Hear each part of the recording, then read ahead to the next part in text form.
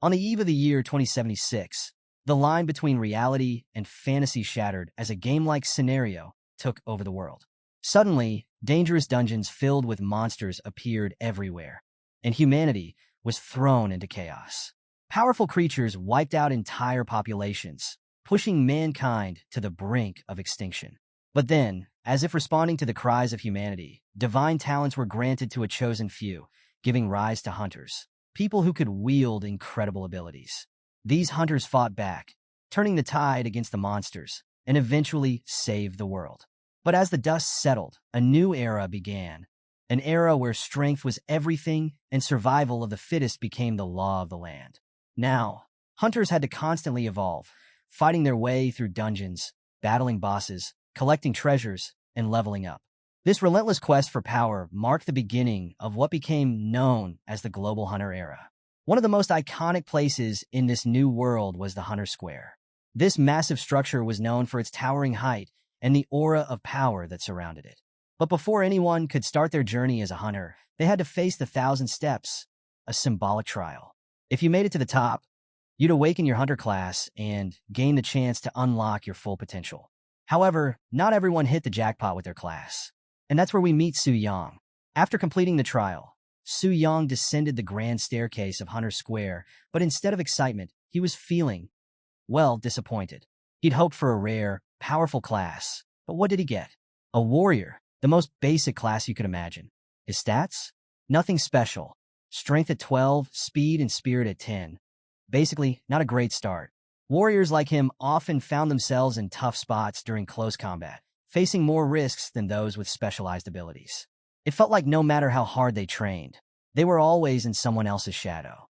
And just when Su Yang was coming to terms with his reality, along comes Wang Fei, a loudmouth looking to stir the pot.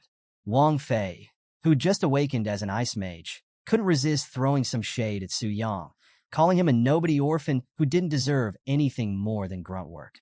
But Su Yang wasn't having it. He clapped his hands, like he was swatting an invisible fly, and hit Wang Fei with a quick, sarcastic clapback. He congratulated him on becoming an ice mage, but with a sly remark about how mages are basically glass cannons, strong in magic but fragile as hell in a real fight. Su Yang even told Wang Fei to run those hands if he really wanted the smoke. But as expected, Wang Fei started spewing weak threats, hiding behind his squad instead of stepping up. Just as the tension was building and it seemed like a brawl was about to break out, the vibe changed fast. One of Wang Fei's group members noticed something that made everyone freeze. The Spirit Hunt Guild's raiding team had arrived. This wasn't just any guild. This was a top-tier powerhouse known all across East Spirit City for its legendary achievements. And leading the group was none other than Zhao Ming, the vice president of the guild.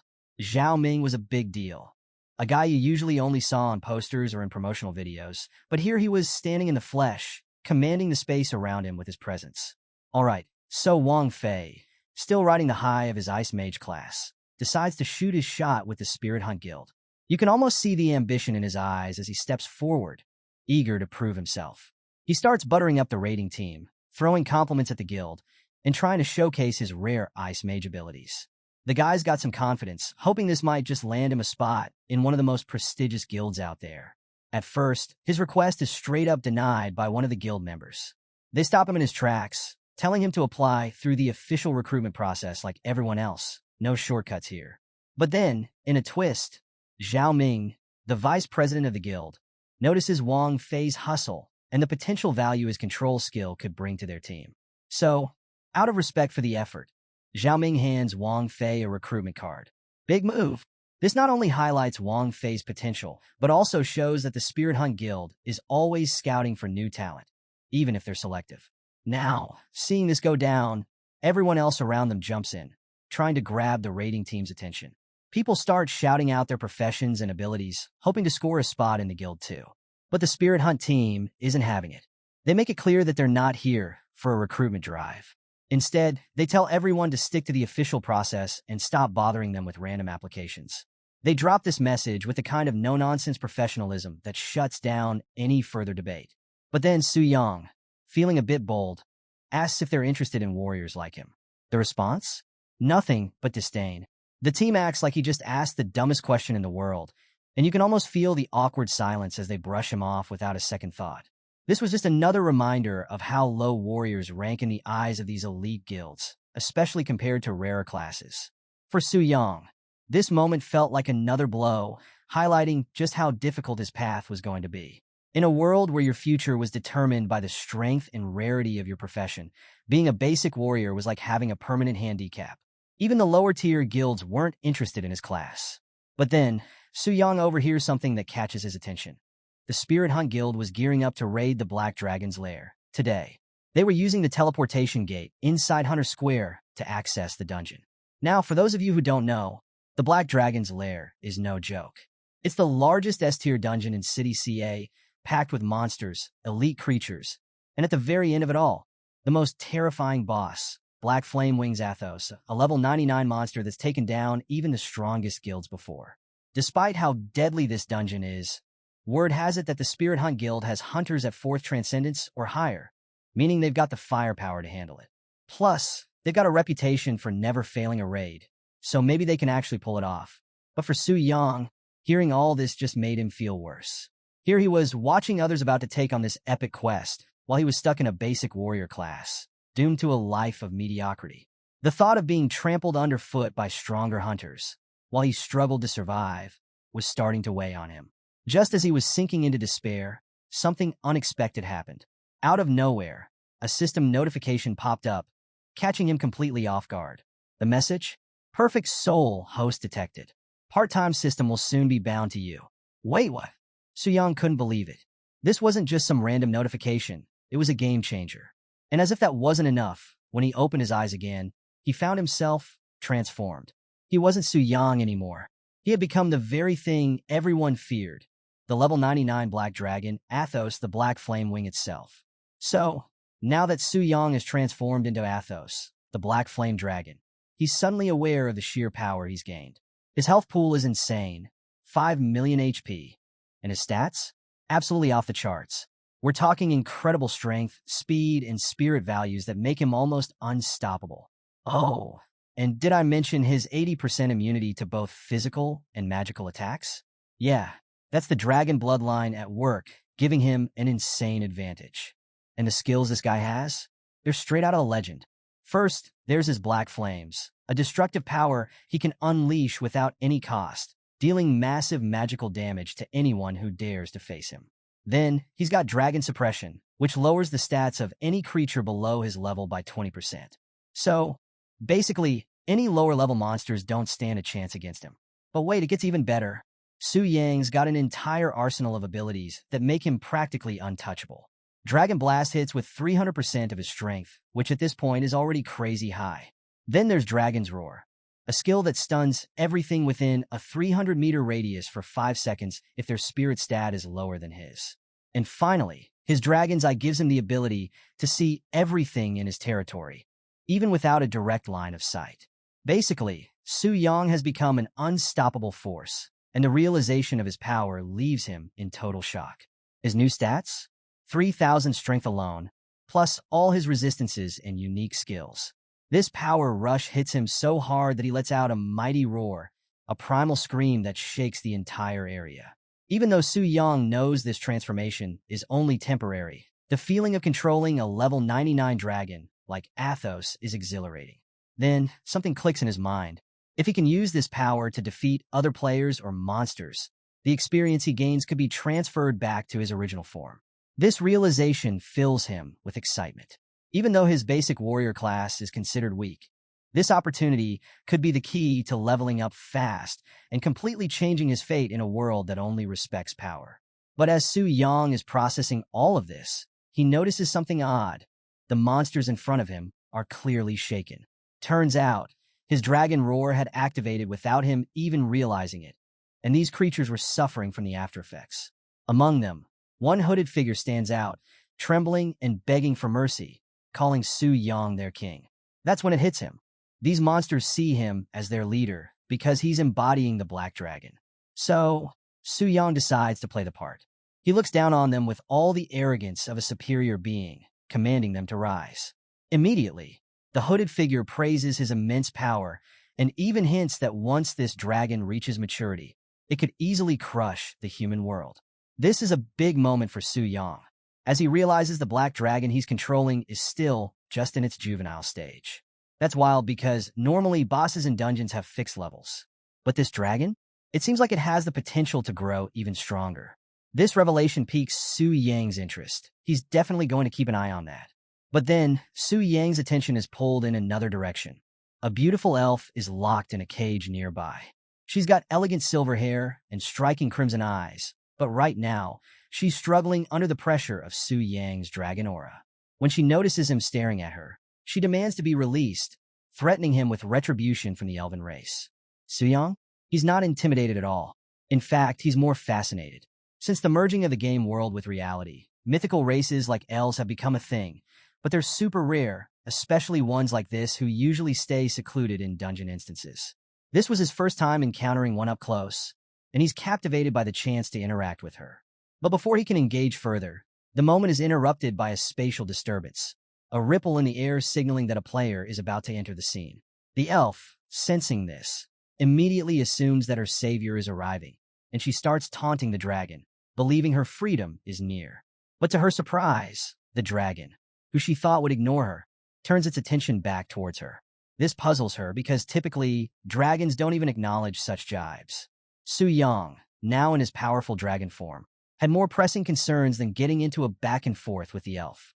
He knew the Spirit Hunt Guild was on its way, and while they had a reputation for being unbeatable, Su Yang wasn't so sure they'd have what it takes to overcome him, not in his current formidable state. Still, he reminded himself to never underestimate an opponent. Overconfidence can lead to defeat, and Su Yang knew the Spirit Hunt Guild wouldn't be coming without a solid plan. To get a better sense of their strategy, Su Yang activated his Dragon's Eye ability, allowing him to scout the guild's movements from a distance. He quickly spotted their main assault team, led by Lei Shan, a level 99 Thunderstorm Master. Alongside him were the guild's elite members: Zhao Ming, a level 95 Storm Archer, Qin Yuan, a level 96 Healing Paladin, and Li Dan, the level 98 Holy Shield Master. All of them were marching toward his lair with one goal in mind: defeat the Black Dragon, Athos, and elevate their guild's status to the 5th stage of transformation. Su Yang couldn't help but respect their boldness, but he was curious how long that confidence would last. Soon enough, the guild's advance was challenged by a swarm of magic wyverns, lesser creatures, but enough to slow down most challengers. Not the Spirit Hunt Guild, though. Lei Shan didn't even flinch. Calmly, he ordered his tanks to lead the charge while the rest of the guild used fire-based attacks to maximize their damage output. In perfect coordination, they wiped out the wyverns effortlessly, barely breaking stride. Watching from his lair, Su Yang was impressed by their skill and teamwork. The guild lived up to its reputation as a formidable force, but he knew these lesser minions weren't enough to slow them down, so it was time to raise the stakes. Su Yang summoned a dragon warrior, a massive, towering beast that sent a wave of awe and apprehension through the guild. Even Lei Shan was caught off guard by the sudden appearance of this behemoth. But the Spirit Hunt Guild wasn't going down that easily.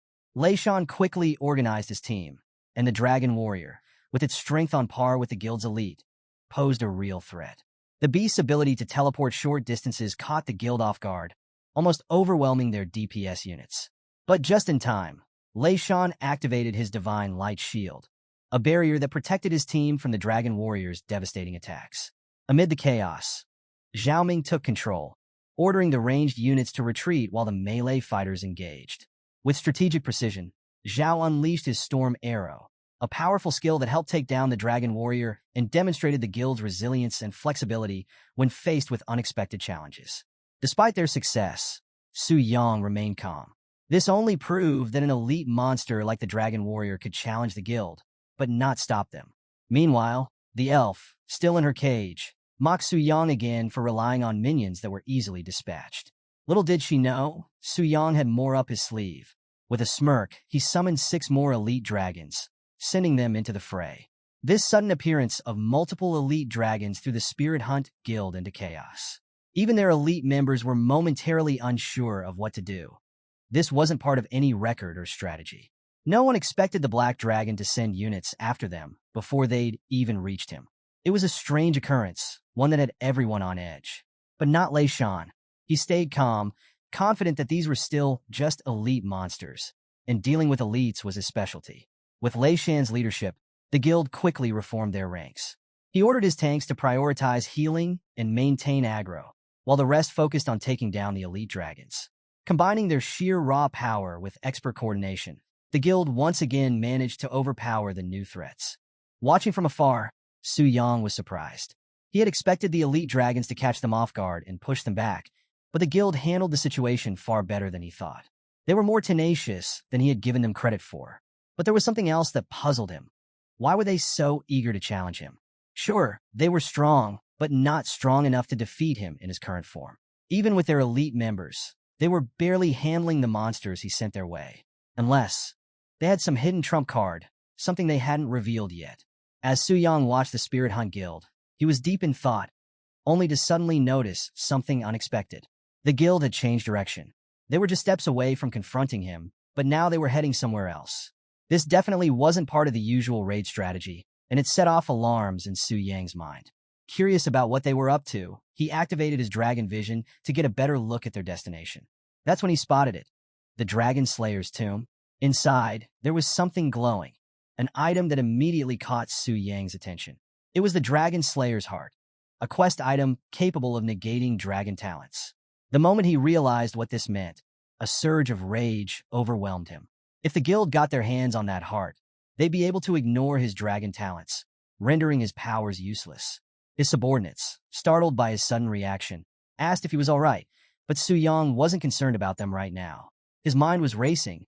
He had seen this kind of thing happen in games before. A near-invincible boss would have its defenses weakened by a key item or mechanic, allowing the players to defeat it.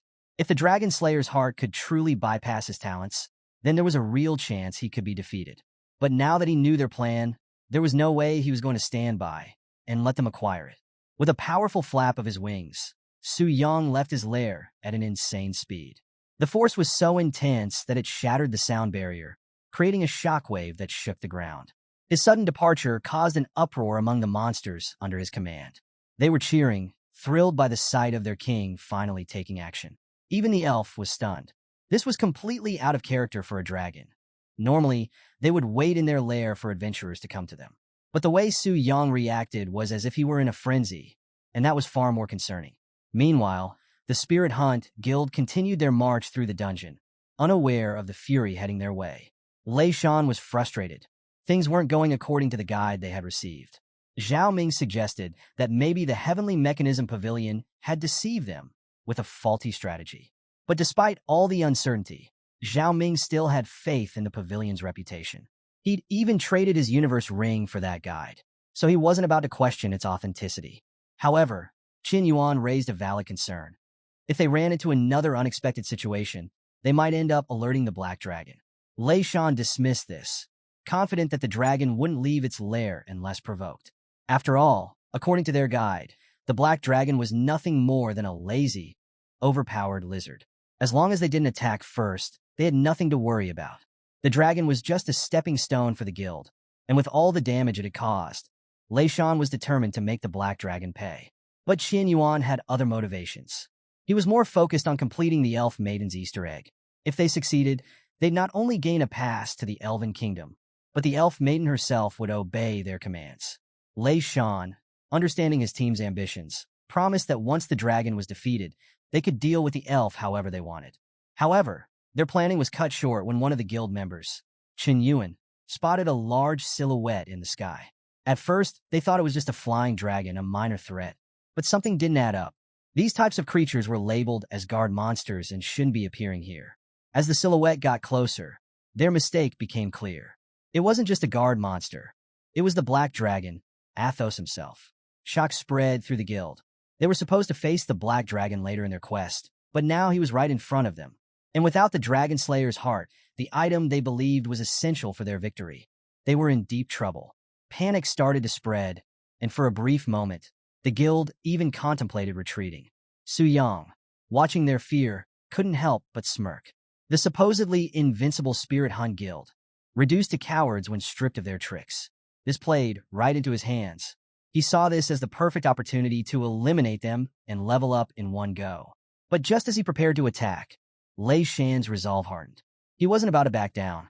As Su Yang readied his devastating attack, Lei Shan acted fast, using his lightning ability to interrupt the dragon's assault. While it wasn't the most powerful strike, it was enough to throw off Su Yang's attack, buying the guild precious time. Lei Shan wasn't about to back down. He unleashed a powerful aura of electricity, signaling to his guild that they were going to confront this black dragon head-on. There was no turning back now. He firmly instructed everyone. Retreat wasn't an option. Lei Shan believed in their strength and reminded them that while the dragon was powerful, so were they. And to motivate them even further, he promised generous rewards, money, equipment, even women, whatever they wanted once they took down the dragon.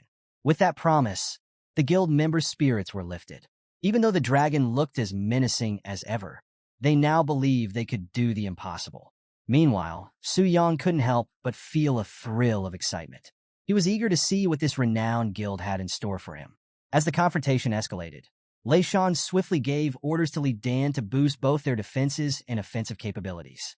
Li Dan activated their strongest defense barrier, while the healers were called to support with mana regeneration, ensuring the team could hold their ground. At the same time, the support classes worked to apply single-target buffs on Lei Shan and Zhao Ming, maximizing their attack potential. According to their strategy, they just needed a small window of opportunity to grab the Dragon Slayer's heart from the tomb.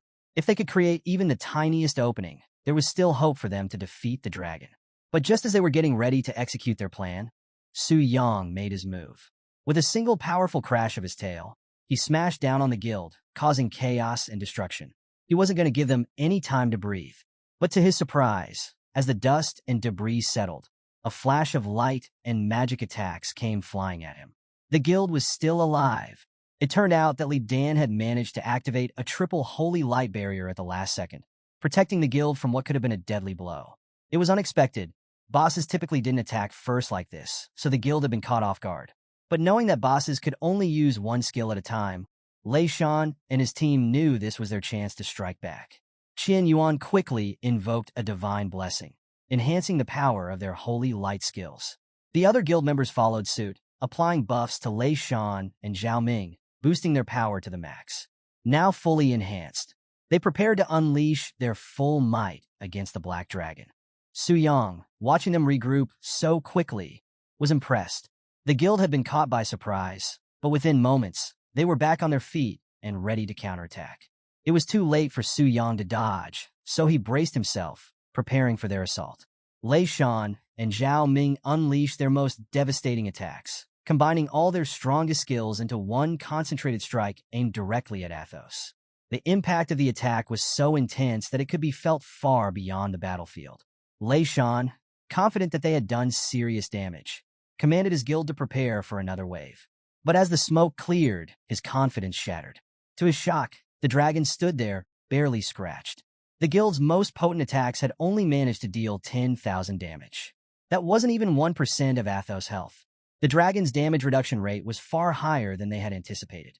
Seeing this, some guild members began to question whether they should retreat. But Lei Shan urged them to stay strong. According to the guide, the dragon wouldn't unleash its ultimate skills until its health dropped below 75%, so they still had a chance to distract it long enough to get the artifact. They continued to fight, hoping for that small chance. But Su Yang was growing impatient. Their tenacity was starting to feel like a swarm of mosquitoes, annoying but ultimately ineffective. Their attacks couldn't touch him, yet they still clung to hope. But Su Yang was done entertaining them. It was time to end this. With a deafening dragon roar, Su Yang unleashed a blast so powerful that the very ground beneath him crumbled. The guild members were overwhelmed by the roar, knocked flat by its devastating power. As the dust settled, only Athos remained, standing tall and proud. The Spirit Hunt Guild, even with all its elite power, had fallen before him. It was clear now, even an A-level guild was no match for him. In the aftermath of Athos's devastating dragon roar, Lei Shan struggled to stay conscious. He couldn't believe it. This was not how things were supposed to go. The guide had let them down again, filling them with false hope and strategies that didn't account for the sheer power of this dragon. Despite everything, Lei Shan's spirit remained unbroken. He urged his guild members to regroup and launch another attack, clinging to the belief that Athos would be vulnerable after unleashing such a powerful skill. But as he surveyed the battlefield, Lei Shan's heart sank. His guild members, the best fighters he had, were already incapacitated, scattered across the ground. Even the strongest among them had been overwhelmed by the dragon's formidable power.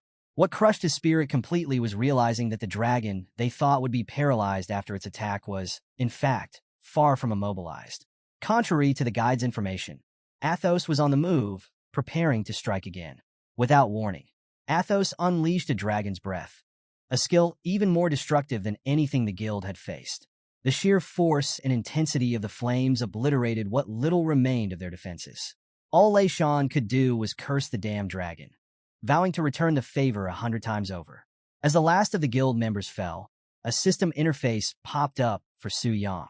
It announced that the intruders had been completely eliminated, and now it was time for the distribution of experience. To Su Yang's surprise, the amount of XP was overwhelming. But then again, he had just wiped out a guild full of high-level players, many ranging from level 80 to 99. The XP was flowing in fast, and Su Yang's level skyrocketed from level 1 to level 20, instantly reaching the level cap of his first transformation. But that wasn't all. He gained so much XP that even after hitting the level cap, his experience overflowed, though 40% was lost due to the cap limit. He still had 430,000 XP stored up, plenty to fuel his next transformation. The realization was thrilling. After his job change, he could potentially shoot all the way up to level 40 of the second transformation in no time. Su Yang couldn't help but feel a surge of excitement. This was beyond anything he'd expected. On top of that, he had accumulated 200 unallocated attribute points, ready to use when he returned to his original form. But before he could even think about that, Su Yang's attention shifted to the battlefield, which was now littered with shimmering lights, a clear sign of equipment drops from the high-level players he had just defeated. Eager to see what he'd earned, Su Yang began collecting the loot, expecting to find some gold-tier gear at best. But to his astonishment, among the items were even higher rarity treasures. There was a diamond-tier longbow, cloud flow boots, a platinum-tier staff, and a flame greatsword. These items exceeded his expectations, especially the longbow, which he immediately recognized as belonging to Zhao Ming, the vice president of the Spirit Hunt Guild. Su Yang couldn't help but chuckle at the thought of Zhao Ming's reaction to losing such a prized item. Although Su Yang was a warrior and couldn't use the longbow or staff, he knew their value on the black market would bring in a substantial profit. Along with the weapons and armor, he found potions and premium skill scrolls, all capable of boosting his abilities. But what really caught his eye was a broken boundless gem. This exceptional item was a game changer. It had the ability to remove level restrictions from equipment, which meant Su Yang could wield gear like the platinum-tier flame greatsword, even though it normally required a minimum level of 79. This weapon wasn't just a perfect match for his warrior class. It also came with incredible attributes, including a flame enchantment that would add fire damage to his attacks and the ability to summon a flame giant, though it had a one-day cooldown. The greatsword was insanely powerful, and Su Yang couldn't wait to use it. Just as he was admiring his loot, the system notified him that he could now return to his original form. Without hesitation, Su Yang triggered the transformation. Light enveloped his massive dragon form, and in the next moment, he found himself back in his human body. To his surprise, he wasn't just back in his old location. The system had conveniently returned him to his house. But none of that mattered as much to Su Yang as one thing.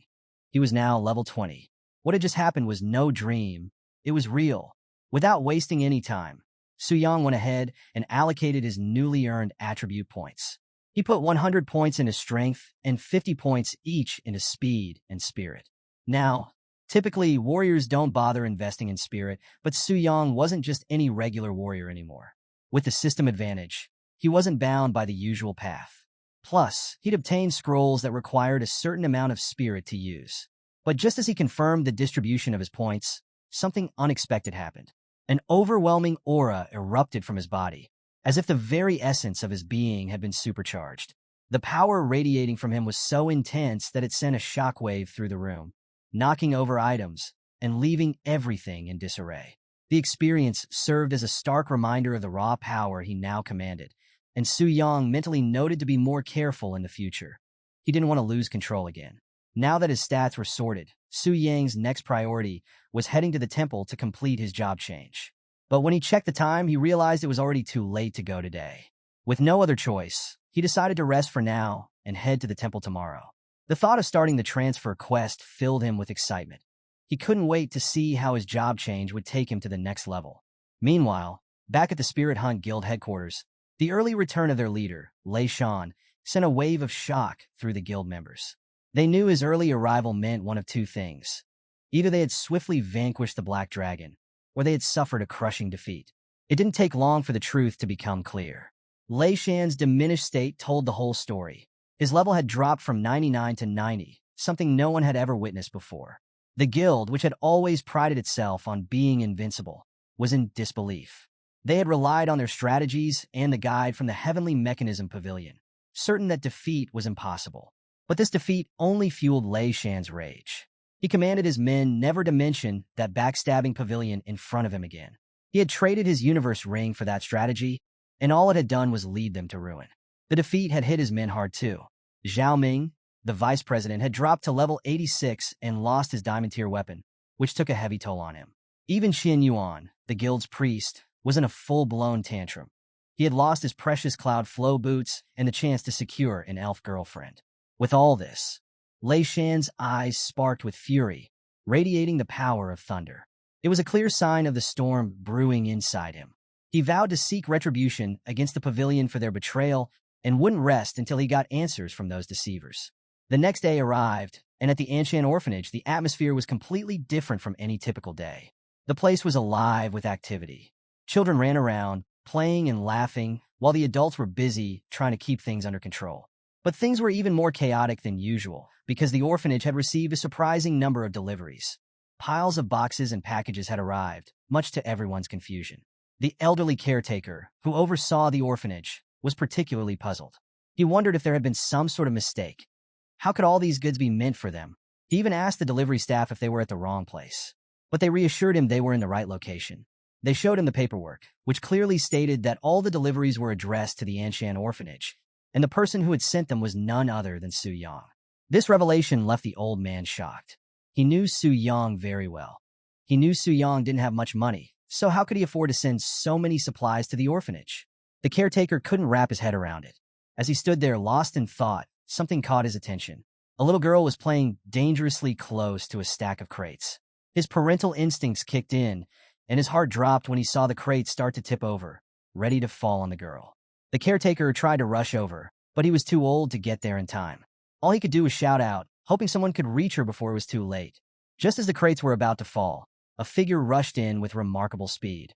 An arm shot out, catching and stabilizing the crates in the nick of time, preventing them from crashing down on the little girl. The rescuer? None other than Su Yang, the same person who had sent all the deliveries. He had arrived just in time to save the day. As soon as the kids recognized him, they rushed toward him, all smiles and excitement. It was clear Su Yang was well loved at the orphanage, and seeing the kids so lively brought him a sense of peace. The old caretaker was equally excited to greet him, and he couldn't help but notice how strong Su Yang had become. Su Yang was holding the heavy crates like they were nothing, a clear sign that he had already received a profession, which made the caretaker proud. Despite his joy, the old man couldn't shake his concern for Su Yang's safety. It was second nature for him to worry about the children he had raised, so he couldn't help but advise Su Yang to remain cautious and prioritize his own well-being. Su Yang offered an awkward smile in response, fully aware that he was now the monster others should be afraid of. Still, he was touched by the caretaker's concern. Growing up as an orphan, Su Yang had always felt fortunate to have someone who cared for him like family. Wanting to ease the old man's worries, Su Yang reassured him, saying there was nothing to fear. After all, the monsters couldn't hurt him, not with the strength he now had. He even mentioned he was heading to the temple to complete his job change, a fact that made the caretaker momentarily relieved. But as Su Yang walked away, the caretaker was left puzzled. Su Yang's mention of monsters and his rapid progression in power, especially since he had only awakened the day before, left the old man with more questions than answers. Shortly after leaving the orphanage, Su Yang made his way to the profession change hall. Upon arrival, he found himself caught up in the whirlwind of rumors circulating the area. The hot topic of the day? The Spirit Hunt Guild had been completely decimated, and it all traced back to a problem with the Heavenly Mechanism Pavilion's branch. Their guide had failed the guild in the worst way possible. Word had it that, in their quest for revenge, the Spirit Hunt Guild had confronted the Heavenly Mechanism Pavilion, sparking a scandal that was now casting a dark shadow over the pavilion's reputation. The Heavenly Mechanism Pavilion, known for its precise and highly respected raid strategies, was now under scrutiny for a mistake that seemed totally out of character for such a prestigious organization. As Su Yang moved through the crowd, absorbing the gossip, he pieced together the key details. The Heavenly Mechanism Pavilion wasn't just any raid group. It was a top-tier organization full of fifth-tier experts. If there really was a flaw in their strategy, it was only a matter of time before they tried to rectify it by coming after him. But instead of feeling worried, Su Yang found himself smiling.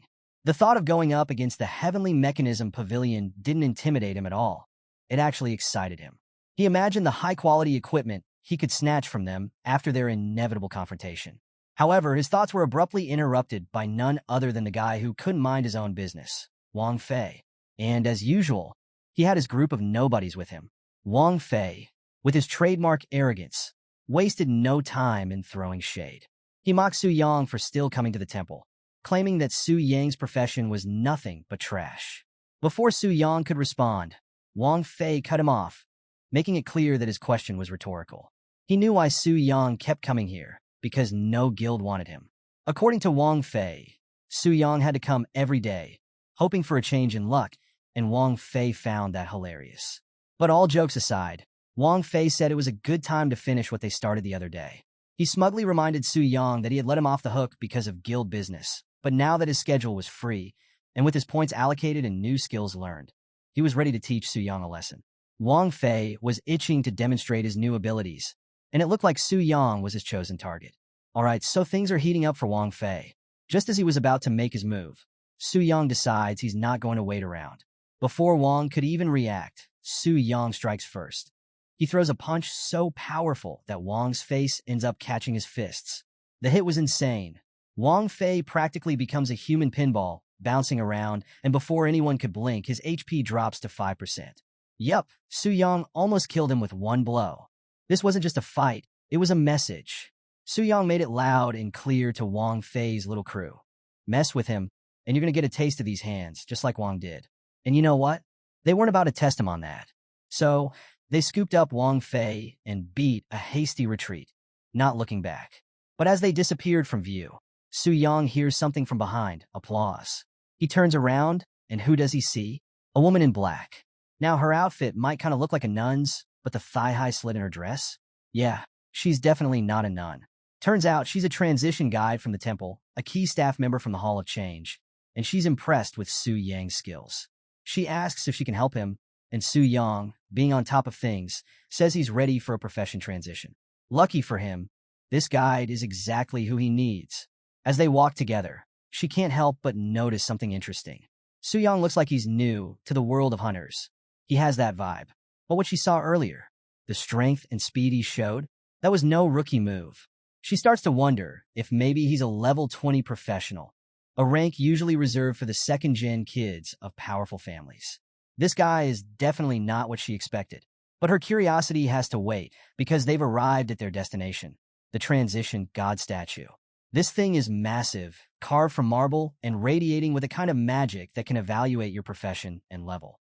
The statue assigns transition tasks based on this, and completing one is the only way to advance as a hunter. Now, these transition tasks? They're no joke. They come in 4 levels of difficulty, each testing your strength and skill. The guide suggests Su Yang try a 3-star task, but Su Yang, being Su Yang, wonders why he shouldn't go for a 4-star. She explains that the 4-star challenges are on a whole other level. Fail one, and you're stuck, unable to transition for life. Not a decision to take lightly. Understanding the risk, Su Yang steps up to the statue. He extends his arm, and a flash of lightning fills the room. The statue is evaluating him. Once it confirms his eligibility, a series of tasks pop up, each more difficult than the last, each with its own rewards. The 1-star task? Easy. Just defeat 10 level 20 sharp-tooth boars, and in return, he could become either a charge warrior or a defense warrior. Simple enough. 2-star? Slightly tougher, but now with the reward of a common grade, 1st-tier warrior skill book. 3-star? Even more intense, but it comes with a superior grade skill book that would make Su Yang even stronger. Then we get to the 4-star task, which is where things start to get real. This one would test him like nothing else, but if he succeeds, Su Yang could become a bloodthirsty warlord. And the reward? A fine grade, 1st-tier warrior skill book. But here's the twist. As Su Yang's looking through these options, something catches his eye. There's a task beyond the 4-star challenge, a 5-star transition task. And this one? It's different. Dark. The background color is ominous, standing out from the rest. So, Su Yang takes a closer look at the 5-star task, and let me tell you, this thing is on a whole different level. The challenge? He has to venture deep into the dangerous Cold Moon Forest, where he needs to take down 100 level 20 ordinary gray wolves, 10 elite savage wolves, and 1 level 20 boss gray wolf. And to make it even crazier, he's not allowed to use any equipment or items he got as gifts or through trades. Yeah, this is beyond overkill. But here's the kicker. The rewards totally justify the insane challenge. If Su Yang pulls this off, he gets a special transition to the path of a demon warrior, plus 100 extra points to his spirit attribute, an epic grade first-tier demon warrior skill, and some exclusive temple benefits. Naturally, this info completely shocks Su Yang, especially since he was originally told the highest challenge available was the 4-star task. Confused, Su Yang turns to the nun and asks what's up with that. She quickly apologizes and explains that the 5-star task wasn't mentioned because, well, it's just that difficult. No one in the entire Hua Kingdom has even attempted this task for years. In fact, both the temple and the country advise people not to go for it. They don't want potential high-level professionals stuck at level 20 forever because they bit off more than they could chew. Su Yang gets the logic behind their advice. This 5-star task isn't just a challenge, it's a life-altering decision. It's asking him to take down a boss-level monster without any outside help or special equipment. The difficulty is so extreme, it's no wonder most people steer clear of it. But even with all that, Su Yang can't help but be tempted. The thought of gaining 100 spirit points, becoming a demon warrior, and unlocking these mysterious temple privileges really has him hooked. And just like that, Su Yang's mind is made up. He's going for the 5-star task. The nun, though? She's doing everything she can to talk him out of it. She really wants him to take the 3-star task instead, but Su Yang? No, he's already decided. He thanks her for the advice, which makes her smile, until the system chimes in, confirming that Su Yang has officially accepted the 5-star challenge. Her shock? Priceless. She can't believe what she's hearing.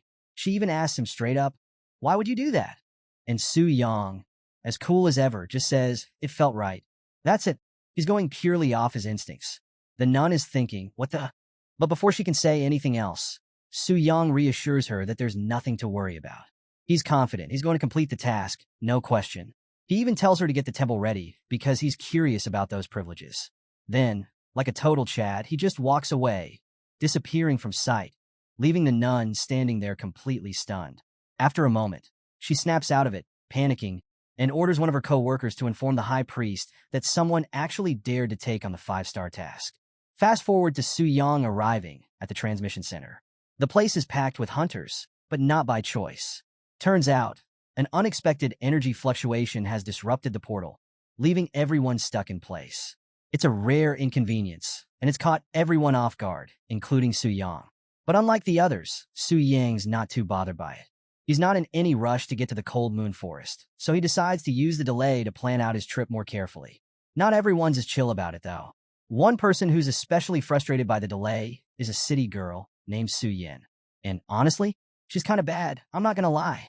But anyway, she's used to the fast pace of city life, so dealing with the inefficiencies of this smaller town is really testing her patience. To make matters worse, she's getting all the wrong attention from the local men, so she warns her sister, Gu Xiaoqian, to stay close and avoid getting separated in the crowd. As Su Yin and her sister, Gu Xiaoqian, stood waiting, something caught Gu Xiaoqian's eye, a familiar figure in the crowd. It was Su Yang, standing calmly in line for the portal, and for some reason, just seeing him there brought a blush to her cheeks. Her heart warmed unexpectedly at the sight. But of course, Su Yin noticed her sister's reaction immediately. Curious, she asked what was up with the sudden interest, which totally flustered Gu Xiaoqian. Trying to downplay it, Gu Xiaoqian explained that Su Yang was just a classmate who had changed professions recently. Nothing more, nothing less. Still, Su Yin found it strange. Why would Su Yang, a supposed novice, be lining up for a portal to the Cold Moon Jungle? That place is no joke. It's a death trap for beginners. Concerned that Su Yang might be rushing into danger without being properly prepared, Gu Xiaoqian felt the urge to warn him. But before either of them could act, the portal resumed operations, and Su Yang was already gone, transported straight into the dangerous jungle. Gu Xiaoqian was left standing there in shock, her mind racing with worry for his safety. Meanwhile, on the other side, Su Yang steps into the cold moon jungle like it's no big deal. The first thing he notices? There are no other hunters around. It's eerily quiet, and that sets off alarm bells in his head. He figures that everyone else must have sensed the danger and bailed, leaving him to handle the jungle's threats alone. And sure enough, a monster attacks him from behind. But Su Yang? He's got that ultra instinct. He dodges like it's nothing, hands down looking like Goku in drip mode, just casually avoiding the strike. When he finally turns to face the creature, he realizes it's one of the targets from his quest, though he didn't expect to run into it so soon. Now, dealing with this monster is tricky under normal circumstances. Most people would rely on special equipment or trade items to take it down. But Su Yang? Nah, he's got something better. He pulls out his long, flaming sword and slices through the beast like butter, overkilling it on purpose just to see the sword at full power. The flames cook the creature right on the spot.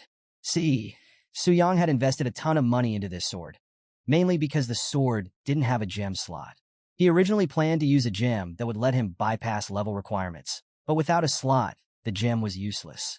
So, he had to buy a high-level drilling stone to carve one in. But luck wasn't on his side. It kept failing over and over again, draining his bank account from 100 million to 60 million. Painful, right? Still, getting to use the sword now felt like a win. Su Yang decided to look on the bright side of things. Plus, he still had Xiao Ming's old longbow. If he could sell that, maybe he'd recover some of his losses, maybe even sell it back to Xiao Ming himself, which he found kind of funny. But financial worries had to wait. Su Yang was suddenly under attack again. Fortunately, he was prepared. He had a silver-level scroll in his possession, and it activated a powerful barrier around him, capable of absorbing up to 50,000 points of damage. The low IQ monsters didn't stand a chance. They kept attacking the barrier over and over, clueless about what they were really up against. Su Yang let them attack, knowing they were playing right into his hands. Then, with a single devastating swing of his sword, he unleashed a fiery whirlwind that swept through the wolves, wiping out 15 of them in one go. Impressive, right? But that was just the beginning. He still needed to kill 100 wolves to complete his quest, and hunting them down one by one would be way too time-consuming. So, Su Yang pulled out a monster attraction stone from his inventory. This rare item, usually dropped by low-level bosses, had the ability to attract both ordinary and elite monsters within a wide radius straight to him. It was the perfect tool to streamline his mission, and Su Yang knew exactly how to use it. Su Yang activated the monster attraction stone by tossing it into the sky, where it shattered, releasing its magic. Almost immediately, the stone's power became clear. Wolves began swarming from every direction, surrounding Su Yang completely. But running away? That was never an option for Su Yang. He was determined to complete his quest in the most decisive way possible.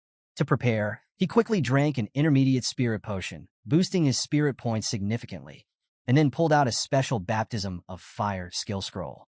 This scroll allowed him to unleash a devastating area of effect fire attack, wrapping him in a massive pillar of flames that incinerated any monster that dared to get too close.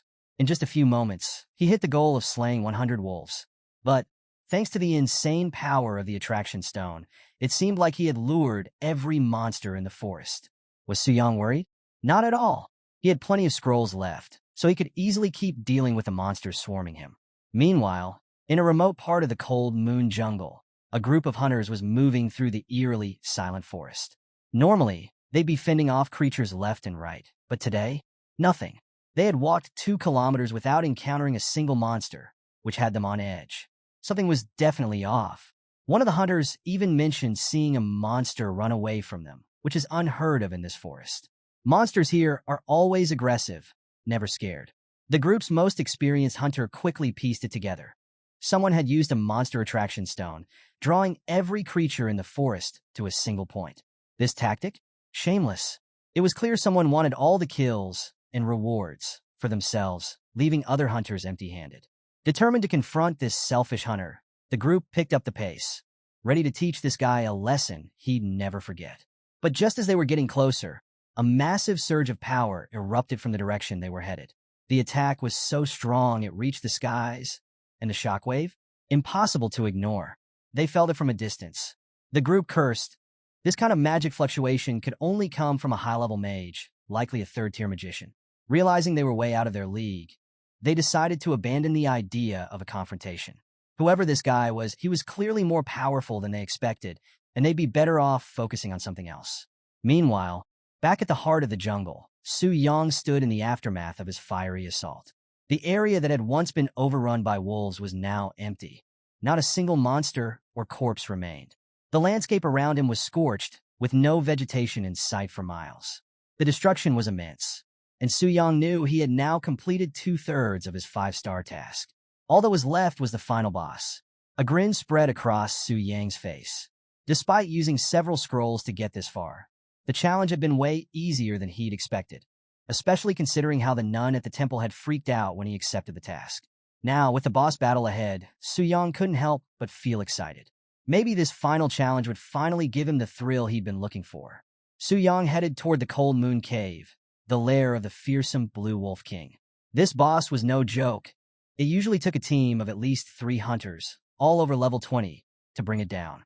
But as Su Yang approached, he wasn't the only one with his sights set on the Wolf King. Nearby, a group of 3 hunters was peeking around the corner, also preparing for the fight. They were a well-rounded team. Zhang, the mage, Li San, the tank, and Zhao Wu, the archer. Each of them played a critical role in the upcoming battle, and they were confident, especially Li San, who had just been given a primary strength concoction by Zhang, allowing him to hold out longer in the fight. Zhao Wu, however, wasn't feeling as confident. He had only just changed professions and hadn't even tested his new skills yet, leaving him unsure of his own strength. But Zhang, motivated by the promise of the Wolf King's core, wasn't having it.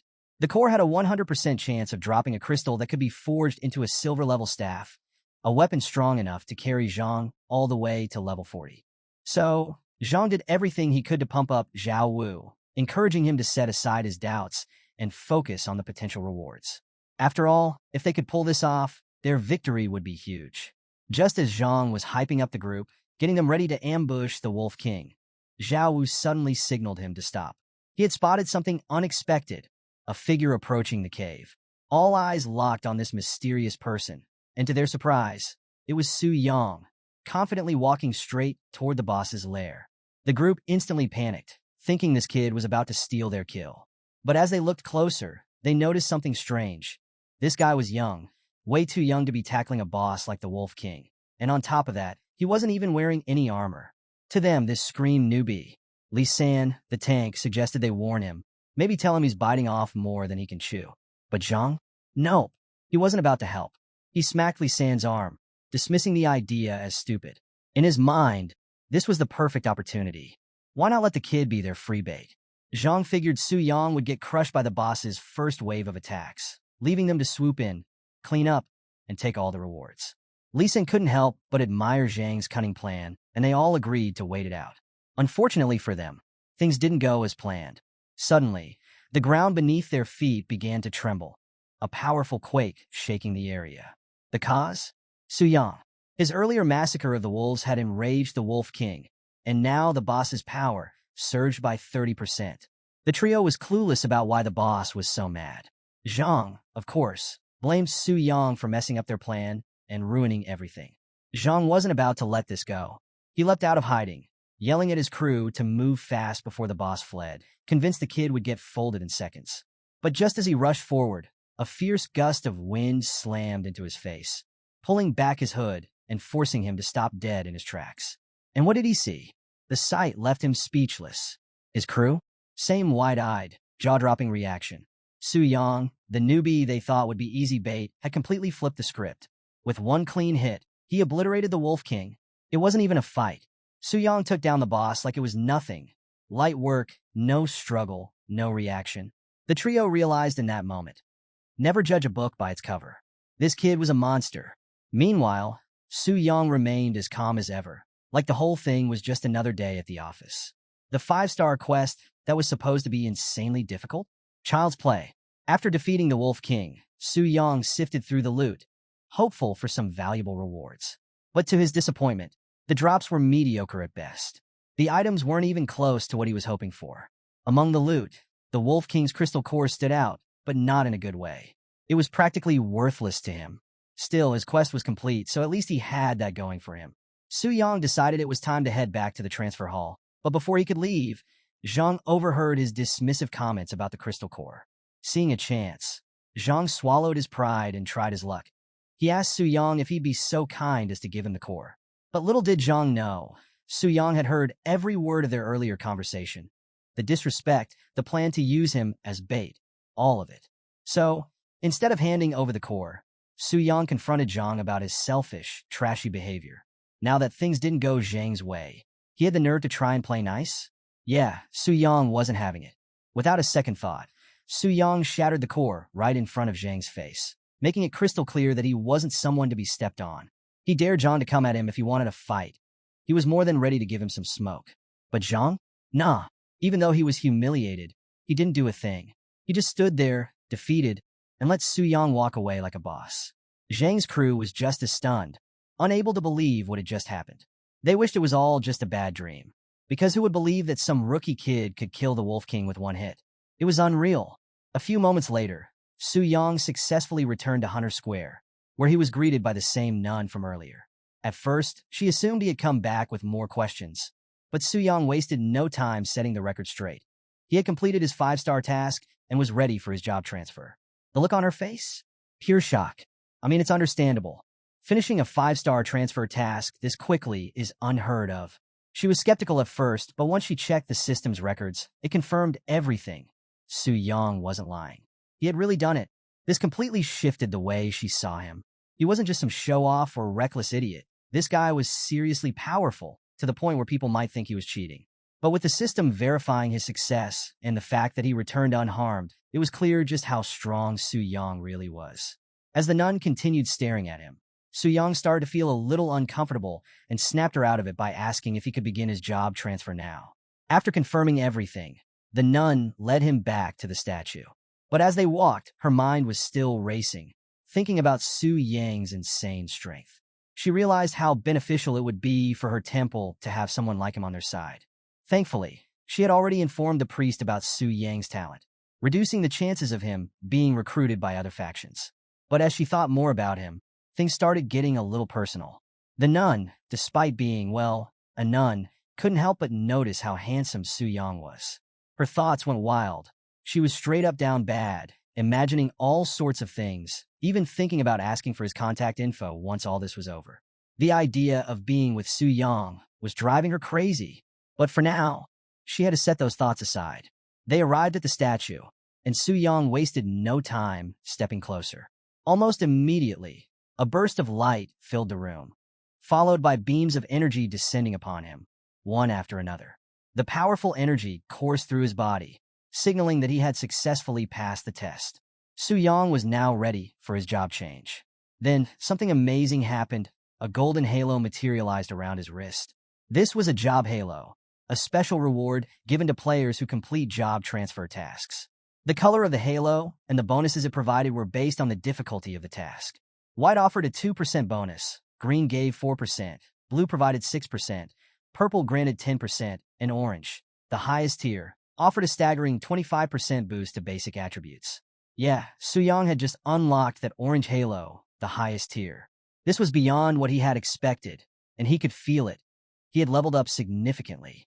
On top of that, Su Yang officially transitioned into the Demon Warrior class, a hybrid class that excelled in both close combat physical skills and a wide range of magic abilities. This transformation made him even more versatile and powerful.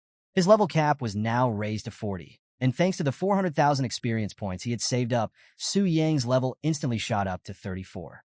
That meant he now had 210 attribute points to allocate.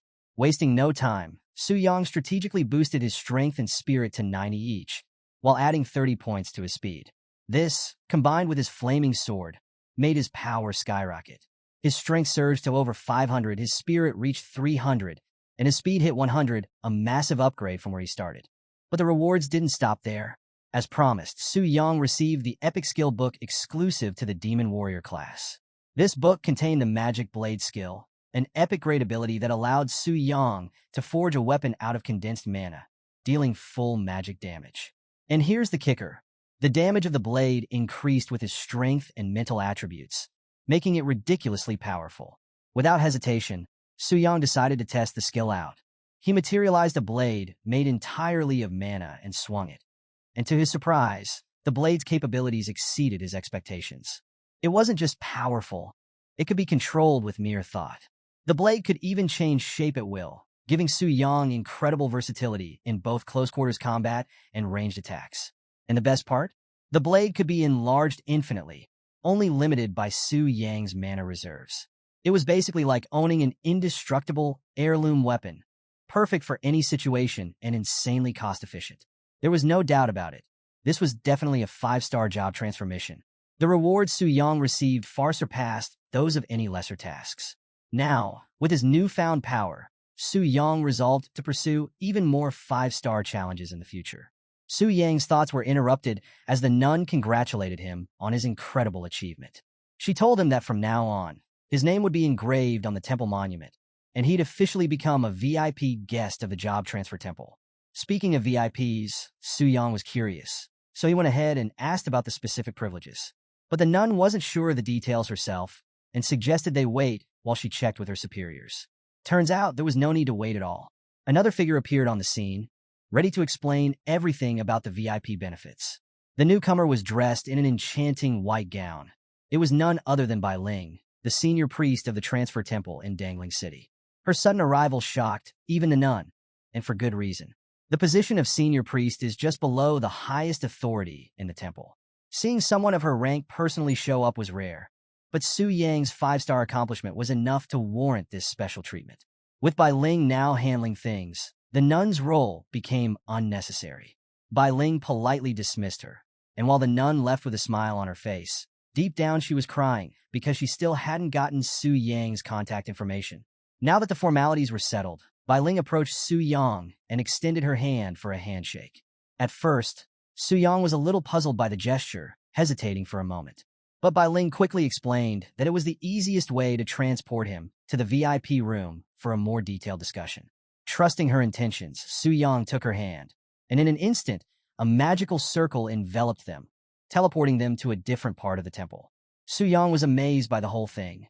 The fact that a senior priest from a third-tier city could use such advanced abilities blew his mind. No wonder people said the strength of the Transfer Temple was unimaginable.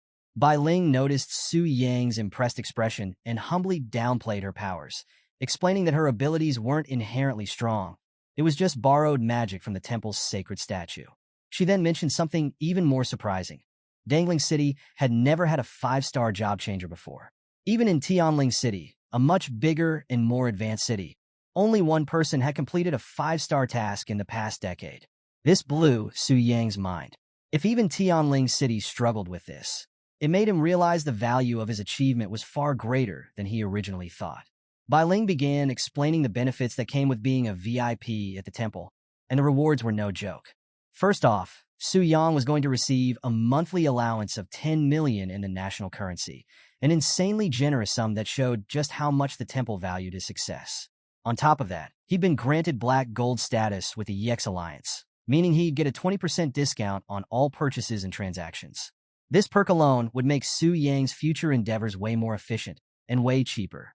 Su Yang was in awe of how seamlessly these privileges were integrated into his ID. Everything was automated, making it super easy for him to access his benefits. But Bai Ling wasn't done yet. She had more surprises in store. She explained that Su Yang's exceptional status also meant he had the opportunity to join any A-level guild within the city. Su Yang, always the solo player, immediately asked if joining a guild was required. Bai Ling reassured him that it wasn't obligatory, but she strongly recommended it. Being in a guild would provide him with resources, support, experience buffs or enhancements, and, most importantly, team protection. It would make his growth and strength skyrocket compared to working alone. Su Yang understood her reasoning. Going solo, especially after taking the spotlight with a 5-star task, would make him a target. While he could handle most hunters of his level, dealing with higher-level ones might be a challenge. Having a guild's backing could prevent him from being hunted down by jealous competitors. Plus, with Su Yang's goals set far beyond Dangling City, it made sense to gather all the help he could get. His ambitions to become a dominant figure across all realms made him smile. With that settled, Su Yang asked Bai Ling about the guilds he could choose from. Bai Ling revealed there were only 2 A-level guilds in Dangling City and recommended the Spirit Hunting Guild as the best option for him. However, Su Yang immediately hesitated. He'd recently had some let's just say, unpleasant encounters with members of that guild. So he wasn't too keen on the idea. Wanting to explore other options, Suyang asked Bai Ling about the second guild. That's when she mentioned the Phantom Cloud Guild. Unlike spirit hunting, Phantom Cloud was known for its strength and discretion, keeping a low profile while still being highly competitive. Without much thought, Suyang chose Phantom Cloud. Anything was better than spirit hunting at this point. Bai Ling was surprised by his choice, but she proceeded to handle the membership formalities for him, making the process seamless. However, just as Suyang was about to leave, Bai Ling dropped a bombshell. Phantom Cloud Guild was composed entirely of women. This caught Suyang completely off guard. He hadn't expected that at all. So, in the bustling city of Tianling, we've got the Phantom Cloud Guild, a top tier, a level guild, and its base? It's more like a luxurious mansion, which makes sense given their high status. Now, here's the catch. The guild is exclusively made up of women. Among them is Lin Yu, a level 85 hunter and leader of the Yu Guild, Phantom Cloud. But honestly, Lin spends most of her time freeloading at the A-rank guild's mansion. She's constantly complaining about how boring things are.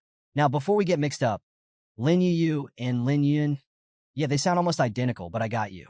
From now on, I'll refer to the black-haired girl as Lin and the brunette as Yun, alright? Anyway, back to the story. Yun, who's a level 99 hunter and the leader of the A-rank Phantom Cloud Guild, overhears Lin's whining and points out the obvious. Lin isn't even in the A-rank guild. She's just freeloading, so she doesn't exactly have the right to complain about the lack of action. Lin, knowing she's in the wrong, doesn't argue. But here's the thing.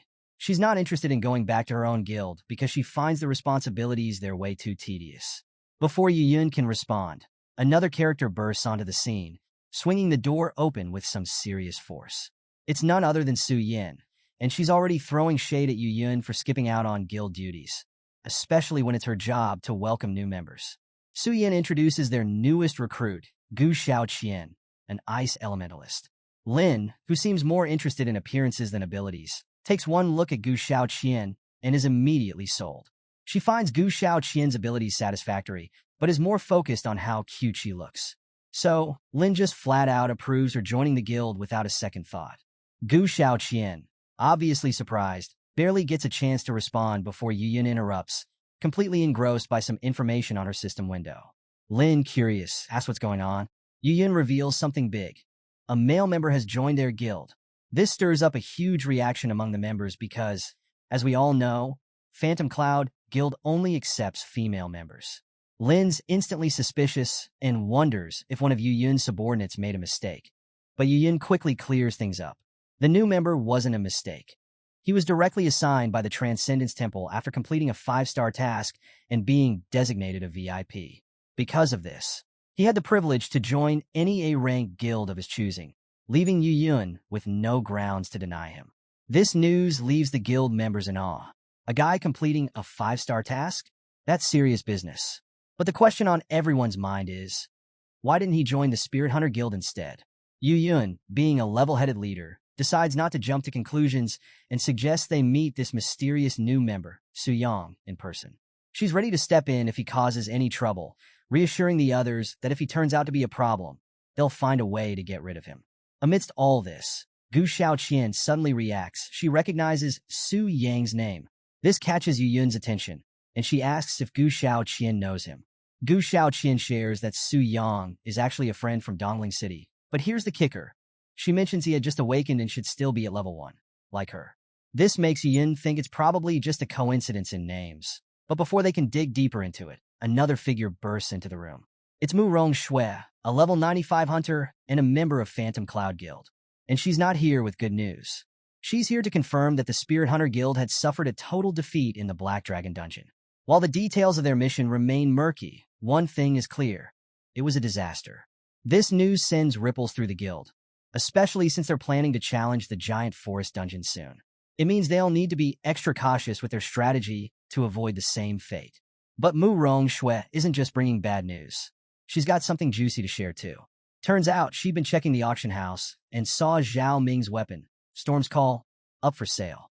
And here's where it gets interesting. There was only one bidder at the time, most likely from the Spirit Hunter Guild.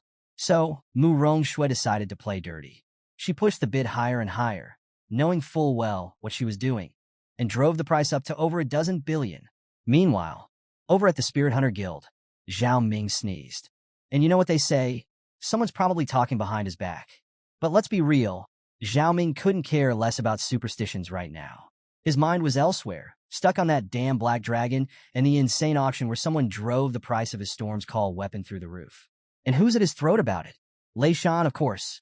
Lei Shan was done with Zhao Ming's whining, especially since the auction had drained them of 14 billion, a massive blow to the guild's funds. To make matters worse, the seller couldn't even be contacted through private message. The news of Zhao Ming's weapon exploding in the auction house had already spread like wildfire, and now their guild was the laughingstock of Tianling City.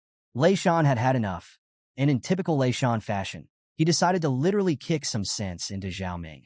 The kick was so brutal that it disintegrated whatever cheeks Zhao Ming had left, leaving him unable to stand. With Zhao Ming out of commission, Lei Shan and Qian Yuan headed to their next meeting, a face-off with the members of the Heavenly Mechanism Pavilion. These guys were not happy. Seated across a long table, they were ready to talk business, especially the white-haired guy leading the charge, Zhou Tai. He's a level 110 hunter, a 5-star bloodthirsty warrior, and the strategy group leader for the Heavenly Mechanism Pavilion. Zhou Tai wasn't messing around. He asked Lei Shan and Qian Yuan straight up if he was hearing things right, because no way were they accusing his team of messing up the strategy for the Black Dragon Fortress raid. Zhou Tai was practically offended. The Heavenly Mechanism Pavilion had cleared that dungeon 5 times. They had summarized and verified every step of their strategy meticulously. So, if something went wrong, it had to be on Lei Shan and his crew, either a skill issue or they didn't follow the plan step by step. Despite the heat in the room, Lei Shan didn't back down. He insisted that their guild was known for being careful and strategic with boss raids. They were once an undefeated guild, after all. Lei Shan assured Zhou Tai that they followed the strategy from start to finish. But here's the kicker. The Black Dragon's behavior was totally off. Its patterns didn't match the strategy that was given to them at all. He made it clear he wasn't questioning the pavilion's professionalism, but something was seriously wrong. He wouldn't sacrifice his entire guild's main force just to blackmail them. But Lei Shan's defense only made Lu Ci, a level 103 shadow assassin, laugh at them. Lu Ci mocked the Spirit Hunter Guild for being utterly useless. They had the strategy handed to them, and yet they got wrecked by a level 99 boss. And now they're blaming it on the Heavenly Mechanisms exploration team? Lu Ci's arrogance was palpable, and the disrespect was real. Lei Shan was not about to let that slide. He glared at Lu Ci, telling him to watch his mouth, but Lu Ci wasn't backing down either. He doubled down, calling them weak and telling them to get good or forfeit. The tension was thick, but before things could escalate any further, Zhou Tai, too old and experienced for this kind of nonsense, stepped in and broke off the brewing fight. Zhou Tai made it clear the Heavenly Mechanism Pavilion was all about integrity. They'd never sell faulty information. To prove it, Zhou Tai offered to send the exploration team back into the Black Dragon Fortress to retrace their steps. If there were any errors in the strategy, the pavilion would take full responsibility and cover all of the Spirit Hunter Guild's losses. But if the strategy was sound, then the problem was on Lei Shan, and the pavilion wouldn't be responsible anymore. It was a solid plan, and the Spirit Hunter Guild agreed. They'd send 4 members from the Heavenly Mechanism strategy team to investigate the dungeon alongside Lei Shan. The other members didn't object, so the deal was set. But just as the meeting was about to wrap up, the room's atmosphere shifted. Dark green mist began to fill the air, and both Lei Shan and Qian Yuan immediately went on high alert, thinking an enemy had arrived. The tension spiked as the ominous figure entered the room. But Zhou Tai, he stayed calm and collected, walking right past Lei Shan and Qian Yuan. He told them to relax before they embarrassed themselves. The man before them wasn't an enemy. He was Chun Luan, a level 115 5-star necromancer from the main headquarters of the Heavenly Mechanism Pavilion. So, Chun Luan was there for a reason. He'd heard about the plan to raid the Black Dragon Fortress and was ticked off that Zhou Tai hadn't informed him, despite specific orders to do so. Zhou Tai immediately apologized, explaining that he didn't want to trouble Master Chen, since this was mostly just a follow-up service by the exploration team. But Chun Luan didn't care about their reasoning. He had already made up his mind to join the raid himself. Why? Because he was obsessed with killing the Black Dragon, and more specifically, with its soul, which he could use to strengthen his treasure. And, yeah, he was a little too excited about it. Chun Luan stuck his tongue out like some kind of pervert, causing everyone in the room to cringe at his bizarre behavior. Despite the awkwardness, he couldn't stop grinning, like a full-on all-might grin, showing off his true personality. To him, whether they cleared the dungeon or got wiped out didn't matter. In fact, if they relied too heavily on strategy and still failed, Chunluan figured they deserved whatever consequences came their way. He was ready to see them pay the price. Meanwhile, Su Yang finally managed to relax, lying in bed later that night. But, of course, his peace was short-lived. His guild's chat channel was blowing up with people talking about him, which only irritated him. Thankfully, he was able to block the notifications and get a moment of peace. Just as he was about to drift off, a notification pinged on his screen. It was an update from the auction house about the Storm's Call weapon he had listed. And guess what? Only 2 bidders were involved, but their back and forth had stretched out over dozens of pages, driving the price up to 14 billion. That's 40% above the weapon's highest average price. Su Yang silently thanked the so-called Ice Witch for pushing the bid so high. Her competition had really inflated the final price. But that wasn't the only perk. As a distinguished member of the EX Alliance's Black Gold tier, Su Yang was exempt from auction house fees. Plus, he received a 5% bonus from the final sale price, making his total earnings a staggering 15 billion. With this kind of cash, Su Yang could finally relax. No more worries about working a part-time job or living the 9 to 5 grind. This newfound wealth? Yeah, it was addictive. The next day, Su Yang woke up early, knowing that he couldn't afford to be complacent. His part-time boss cooldown had reset, and he learned that a new challenge was headed his way. This time, it was the renowned exploration team. These guys were known as dungeon killers, having cleared countless dungeons and created top-tier strategies from their experiences. Many of them were 5-star professionals above level 100, which meant this was related to the Black Dragon Fortress disaster he'd caused recently. And they were only bringing 6 members, which told Su Yang one thing. They were very confident in their abilities. Su Yang wasn't going to hold back. He prepared to give them the toughest fight possible, as the Black Dragon Athos. Fully transformed back into the terrifying Black Dragon, Su Yang surveyed his domain. The elite monsters that had died in the previous battle were resurrected, though that didn't surprise him. After all, the Black Dragon Fortress was a diamond-level secret realm, which could refresh like a game.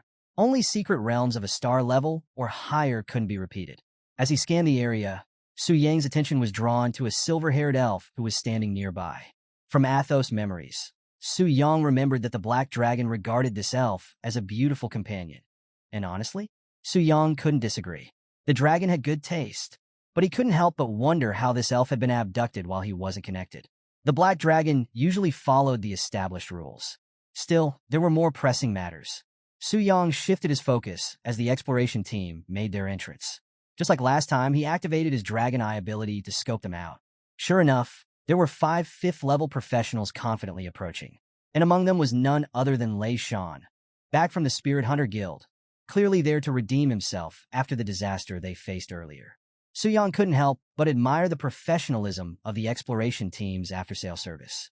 Their combat power was way stronger than Lei Shan's entire guild, which meant they posed a bigger threat this time around. But Su Yang wasn't worried. As long as they didn't seize the Dragon Slayer's heart, they wouldn't be able to inflict serious damage on him. Su Yang wasn't about to take any chances. He knew better than to underestimate 5th-level professionals. They might be predictable on paper, but their adaptability and strength could throw even the best plans off course. So, to test the waters, Su Yang made a tactical move. He ordered his dragon warriors to launch a coordinated assault on the intruders. But there was one dragon warrior he held back, keeping it in reserve for a special purpose he had in mind. Meanwhile, the exploration team had been cutting through the dungeon without breaking a sweat, easily dispatching the monsters they encountered. At this point, they hadn't noticed anything out of the ordinary, which led Lu Xi to start mocking the spirit hunters. He was convinced they were just stirring up trouble for no reason. But the others weren't so quick to jump to conclusions. They reminded Lu Xi that they hadn't even made it halfway through the dungeon yet. The real test would come when they reached the boss. Right on cue, they spotted a massive cloud of dust barreling toward them, an unmistakable sign that something big was heading their way, fast. The killing intent was palpable, and within moments, they realized just how serious the threat was. It wasn't just one enemy, it was a whole army of them, closing in at top speed. Without hesitation, the team braced for battle. Lei Shan seized the moment to point out that this was exactly what had happened to his guild, proving that he wasn't lying about the danger. The only difference? This time, there were even more monsters. Zhou Tai acknowledged the unexpected threat, but remained calm. He confidently declared that this wouldn't be enough to stop their team. True to his word, Zhou Tai quickly issued orders, and his team executed them with precision. Each member used their specialized skills. Shadow Render chipped away at the monster's health. Mountain Barrier blocked and trapped them, and Holy Light Blessing boosted Zhou Tai's strength, making sure his violent strike would deliver the final blow. The monsters fell like dominoes, wiped out efficiently. It was a textbook example of how the pros do it. Even Su Yang, watching from a distance, couldn't deny their expertise. These guys were legit. Their teamwork and coordination were on another level, like something out of a legend, immortals descending to show off their strength. And the mysterious mage in their ranks? He hadn't even lifted a finger yet. Su Yang realized this battle was going to be far more challenging than his encounters with the Spirit Hunter Guild. If he wanted to win, he'd have to get personally involved. So, without missing a beat, Su Yang stretched out his wings and dipped away from the scene, just like he had done before. His minions cheered as he disappeared into the distance, sensing something familiar about this. Of course, they didn't remember. Dungeon reset rules wiped their memories of previous runs. But one entity didn't forget. The elf. The silver-haired elf, who had been watching from her prison, grew increasingly confused. She had seen the black dragon many times before, but this behavior was different, more aggressive than anything she had witnessed since her capture. What had changed? Back with the exploration team, Lei Shan tried to smooth things over by complimenting Zhou Tai's crew, calling them one of the best strategy groups under the Sky Pavilion banner. He also pointed out how the current challenges they were facing differed from what the strategy guides had indicated, reinforcing that he wasn't trying to mislead anyone. Zhou Tai acknowledged Lei Shan's concerns, assuring him that they would investigate any discrepancies once the dungeon was complete. But Master Chen? He was unimpressed, scoffing at Lei Shan's guild pride. To him, the monsters they had encountered so far were nothing but trifles. He derisively questioned how a guild that prided itself on never failing could struggle with such weak enemies. The mockery hit hard, but Lei Shan wasn't one to let disrespect slide. He clapped back, this time speaking in Japanese, urging Master Chen to maintain the decorum expected of a leader. That's when Lei Shan realized he had massively messed up. Master Chen was not like the others he'd faced. This old-timer wasn't planning to hold back his rage, and he was ready to devour Lei Shan on the spot if he kept nagging like a fool. Thankfully, Zhou Tai stepped in just in time, diffusing the situation with a calm smile. He suggested that Master Chen's harsh words were just a joke, though it was clear that wasn't the case. Zhou Tai's intervention wasn't out of kindness, it was smart business. He couldn't let Master Chen lose control because harming Lei Shan would jeopardize future contracts and the team's reputation. Lei Shan was shook, so rattled by the intensity of Master Chen's killing intent that he could barely move. In that moment, he truly believed his life was over. But rather than crush his spirit, this encounter only fueled Lei Shan's desire to see these guys get wrecked by the Black Dragon. And almost as if on cue, the Black Dragon made its dramatic entrance, catching everyone off guard and proving Lei Shan's earlier warnings to be true. Still, this exploration team wasn't about to panic. As a top-tier group of professionals, they couldn't afford to mess around. Zhou Tai quickly rallied his team, coordinating a series of combined abilities to maximize their attack efficiency. They knew the Black Dragon's attack patterns and were confident they could cheese their way through the fight using those mechanics. But things didn't go as planned. Despite their knowledge and well-timed attacks, they realized none of them were dealing any significant damage. This caught them off guard. Meanwhile, Su Yang, in his Black Dragon form, wasn't surprised at all. He knew from the start that his damage reduction talent would make it nearly impossible for them to hurt him. Even so, these guys weren't backing down. They kept trying to chip away at his health, so Su Yang decided to strike back. He launched an attack, but as expected, the hunters dodged it with ease. That was exactly what Su Yang wanted. The initial strike was just a diversion to line up a real attack on their backline, catching the exploration team off guard again. But Zhou Tai was quick on his feet. He jumped into action and protected the backline, stopping Su Yang from wiping out the squishier members of the team. This created an opportunity for Lei Shan, who confidently aimed his most powerful execution skill, a skill that had taken down bosses in Starlight tier dungeons. Lei was sure this would hurt the dragon. Unfortunately for him, reality didn't match his expectations. Lu Ci realized too late that their attacks were barely scratching the Black Dragon, and the boss's damage reduction was no joke. Just as Lu Ci considered retreating, The black dragon's tail hit him with full force, almost killing him on the spot. If it weren't for the barrier master's shield, he'd have been finished. The team rushed to his aid, ensuring he could recover and get back in the fight. But Su Yang wasn't letting up. He was ready to unleash his breath of annihilation, aiming to end this fight right here, right now. The team was shocked. They expected the black dragon to use this ultimate attack only when its HP was below 70%, but it seemed the boss wasn't playing by their rules. Hellish flames engulfed the team, but they managed to survive thanks to their own ultimate skill, Sanctuary, which reduced damage taken by 90% and healed them for 10 seconds. Su Yang wasn't threatened. He saw this as more of a challenge. He knew that Sanctuary was the last defense skill the barrier master had for the day, meaning the next breath of annihilation would finish them off for good. The exploration team, however, was starting to get worried. Some of the members even wondered if the boss had gained intelligence. The way the black dragon was reading their tactics and exploiting their weaknesses didn't feel random. But Zhou Tai wasn't buying it. He told his team to cut the assumptions. This was a diamond tier boss. It wasn't possible for it to suddenly grow a brain and outsmart them. Master Chun, on the other hand, had had enough of these useless trash fumbling around. Growing impatient, he decided to take matters into his own hands. As a high-level necromancer, he called forth one of his most powerful summons, the Bone Dragon Marses. Out of nowhere, a bone dragon appeared to challenge Su Yang. This surprised even Su Yang, as necromancers were rare, and a high-level one could summon creatures as strong as dungeon bosses. The bone dragon looked like it could go toe-to-toe with him. Su Yang decided it was time to test its strength. As expected, the bone dragon wasn't just for show, it was strong. Realizing a hand-to-hand fight would take too long, Su Yang used his wings to push the bone dragon back and create some distance. But Mars's wasn't finished yet. The bone dragon unleashed its own breath attack, and when it collided with Su Yang's, the shockwaves rippled through the dungeon. The exploration team stood in awe of Master Chen's power. His summon could easily hold its own against Athos, the black dragon boss of the dungeon. Su Yang, too, was impressed, but only for a moment. He hadn't gone all out yet. Seeing the bone dragon no longer intrigued him, Su Yang decided to crank things up to maximum power. He unleashed the full force of his breath of annihilation, and hellish flames consumed the bone dragon, leaving behind nothing but charred bones. But just as Su Yang thought it was over, the bone dragon resurrected itself. Instantly, Master Chen's capabilities as a necromancer were no joke. As long as fresh corpses were available, he could resurrect his summon infinitely. The bone dragon, now fully recovered, caught Su Yang off guard. It swept him off his feet, pinning him to the ground and hitting him with a direct breath attack that drained his HP fast.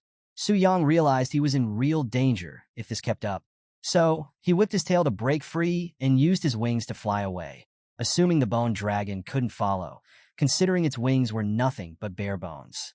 So, the bone dragon couldn't fly, but that didn't mean Master Chun was giving up. He ordered it to attack from a distance, but Su Yang easily dodged the strikes. Su Yang wasn't just dodging for fun, though. He was strategically positioning himself to go after the real target, Master Chun himself. Master Chun quickly realized what was happening and commanded the bone dragon to return and defend him. But Su Yang was way ahead of him. This was all part of the plan. Su Yang didn't actually plan to attack from range. Instead, he used the bone dragon's body like a springboard to launch himself straight at Master Chun. It was a brilliant move, and Chun took the hit head-on like it was some kind of tax he had to pay. Surprisingly, Master Chun still had a decent amount of HP left, a miracle for someone in such a supposedly fragile class. Turns out, the barrier master came in clutch, sharing half the damage among the entire team. Shout out to the real MVP. Without that barrier, half the team would have been obliterated by now. But all of this wasn't for nothing. The team wasn't just getting smacked around for fun. They were buying time for Lu Ci's return, and they had calculated that he should be back any second now. What they didn't calculate, though, was that Su Yang could understand everything they were saying. Realizing what was happening, Su Yang quickly put two and two together. Lu Ci was definitely out there retrieving the Dragon Slayer's heart. But it was too late for the team. Suddenly, clouds of dust appeared, closing the distance fast. The hunters thought it was Lu Ci coming back, which gave them hope. But Su Yang? He wanted them to think exactly that. He'd been playing chess from the start, getting their hopes up just to crush them all over again. And when the figure running toward them finally emerged, it wasn't Lu Ci. It was one of Su Yang's minions, the dragon warrior he had held back earlier. the one who had secured the Dragon Slayer's heart for Su Yang and not anyone else. The sight left everyone, especially Zhou Tai, in disbelief. They had dismissed Su Yang as just another dungeon boss, but now they were watching their entire strategy crumble before their eyes. The creature they thought was just a game boss had shown chilling intelligence, moving them around like pawns in its master plan. And with the heart of the Dragon Slayer now in Su Yang's possession, the group's hope of victory completely evaporated. But things were about to get even crazier. When Su Yang's Black Dragon made contact with the Dragon Slayer's heart, a blinding light surged through his body, and an overwhelmingly powerful aura emanated from him. What the hunters didn't know was that this contact had triggered hidden conditions within the dungeon. The Black Dragon Fortress, previously a Diamond Tier secret realm, was transforming, escalating into a Starlight Tier fortress. This was no longer a regular dungeon. This was now a challenge that could wipe out entire guilds, let alone a small party of hunters. Back at the Temple of Transformation, the senior priest and her accompanying nun were in full panic mode. They felt an unusual surge of spiritual energy radiating from the hidden realm. It was unlike anything they had ever encountered. The senior priest hadn't anticipated this kind of phenomenon, and the sudden, mysterious nature of it left her feeling deeply uneasy. Whatever this was, it could mean massive upheavals in the world.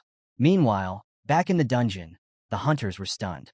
The idea of a hidden realm evolving like this was unheard of, and to make matters worse, even the Black Dragon they were fighting seemed to have leveled up. His entire drip had upgraded, and the hunters knew exactly what was coming next. They were about to get absolutely destroyed. Amidst the chaos, Su Yang was reveling in his newfound strength. The surge of power had boosted him all the way to level 100, advancing him to the early growth stage and significantly increasing his attributes. But the real kicker? Su Yang had unlocked a brand new Starlight Tier skill, Purifying Inferno Prison. This skill was an absolute game-changer. It dealt a ridiculous 1,000% in both magical and physical damage. But that wasn't even the most terrifying part. The skill had a hidden ability. It could prevent hunters from resurrecting if they were killed by it. That meant Su Yang could decide who came back from the dead and who stayed gone forever. In a world where death was usually just a temporary setback, this skill was a game-changer. Su Yang now held the power to make death permanent. Su Yang was left with questions about what had just happened, so he turned to the system for answers. The system clarified that the massive power surge was all because of the Dragon Slayer's heart he had obtained. Su Yang pieced it together. The Black Dragon was originally meant to be at a Starlight level, but the heart had been suppressing its natural power, causing it to function at a reduced capacity. Hence the downgrade. Now that the heart was in his possession, the system recalibrated the difficulty, upgrading it to what it was supposed to be all along. With the dragon now reaching its early growth stage, Su Yang didn't fully understand what that meant yet. But one thing was clear. The hunters? They were no longer a threat to him. As Su Yang processed this revelation, he caught a glimpse of Lu Ci rushing toward him. Lu had returned, ready to report his failure to find the Dragon Slayer's heart. But when he saw the transformed dragon, his face said it all. He was stunned. His mind raced, trying to figure out what had happened. But those thoughts disappeared the moment he saw that the dragon was holding the heart.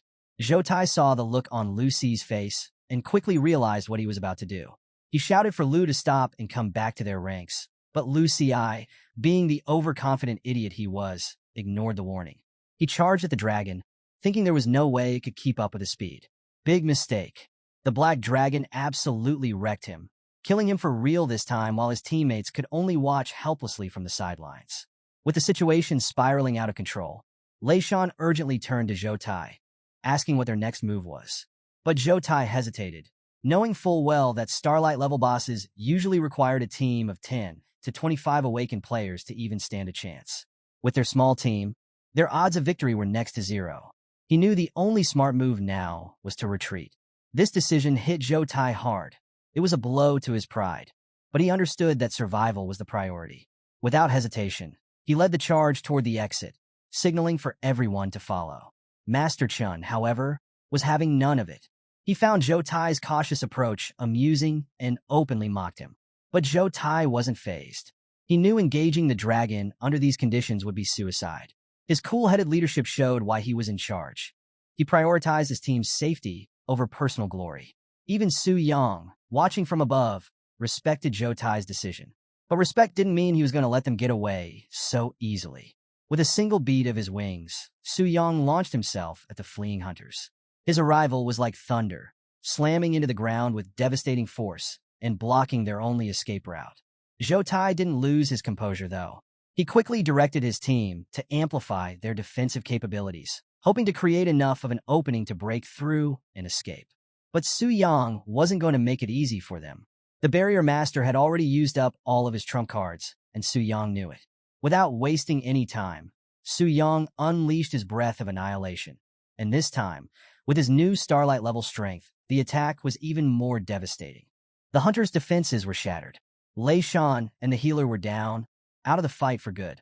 That left only Zhou Tai and the barrier master barely holding on, their health and mana dangerously low. They knew escape was no longer an option.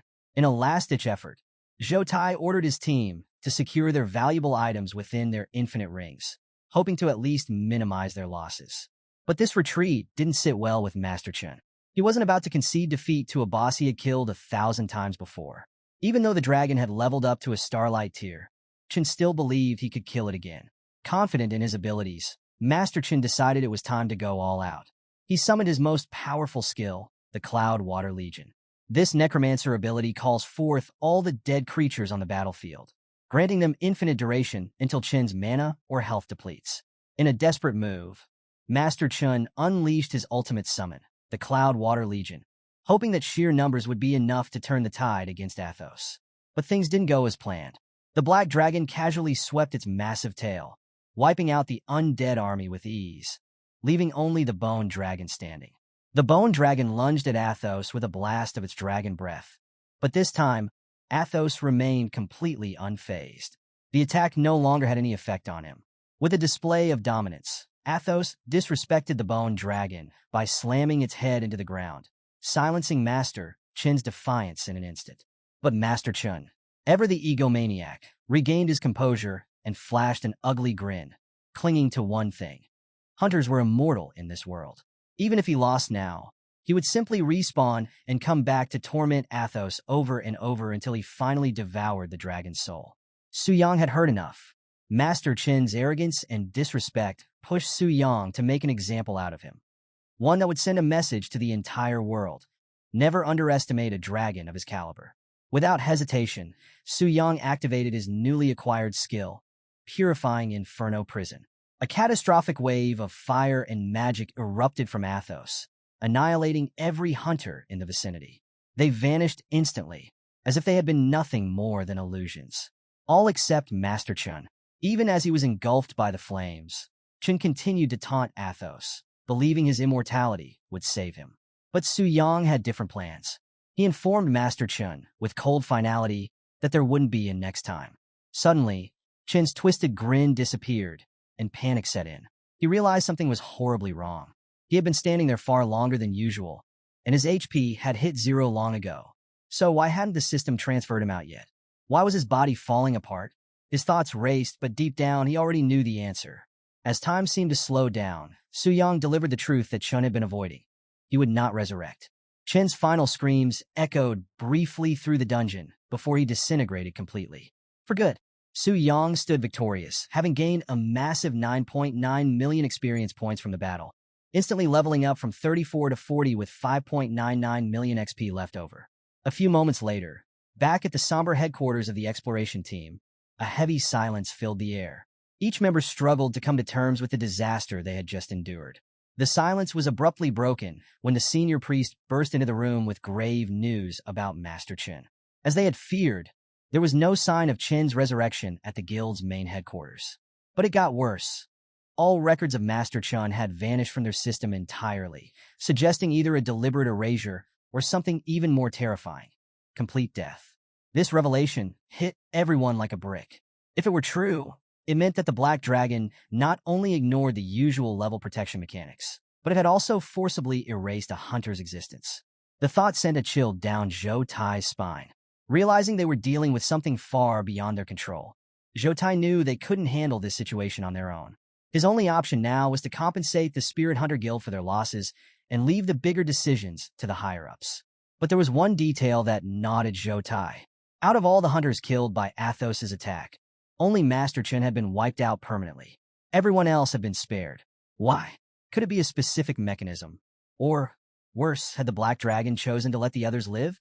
Either way, the implications were terrifying. Meanwhile, back at Su Yang's residence, he was finally taking a much-needed break. The battles had been exhausting, mentally and physically. His opponents from the exploration team had been far stronger than those from the Spirit Hunter Guild, requiring much more effort to defeat. But Su Yang wasn't complaining. His hard work had paid off, proving that the exploration team was worthy of its S-class ranking. Among the loot he acquired from the battle, 2 items stood out in particular. The first was a Starlight tier dagger named Shadow's Bloodthirst. This exceptional weapon not only boosted his stats, but also had 2 unique abilities. The first ability, Shadow's Body, granted Su Yang temporary invisibility and a 50% increase in speed. The second, Compassion Mark, allowed him to mark a target and deliver a stealth attack with a devastating 300% damage boost. Among Su Yang's incredible loot, the second standout item was a legendary skill scroll called 5-Charge Storm Thunderblade. This skill was just as epic as its name, allowing it to charge up to 5 times to unleash a devastating storm of blades. With each charge, the power multiplied, making it a terrifying force to behold. Su Yang couldn't believe his luck. First, he snagged a Diamond tier weapon, and now he was upgrading to a Starlight tier 1. But the best part? Unlike the Call of the Storm, there were no restrictions on using the Shadow's Bloodthirst dagger, so Su Yang could equip it immediately, boosting his combat power on the spot. And as for the 5-Charge Storm Thunderblade skill, it was so strong it could instantly kill a 4th-tier hunter. Plus, it came with 0 usage restrictions, making it the perfect tool for when Su Yang needed to take out his enemies in style. Su Yang was practically buzzing with excitement over these new gains. Now that he had reached level 40, it was time for his second awakening. With all the extra experience he had, it made no sense to wait. The earlier, the better. But before heading off to the transfer temple for his awakening, Su Yang wanted to confirm something. Was Chun Luan, the undead necromancer he defeated, actually dead? So he queried the system.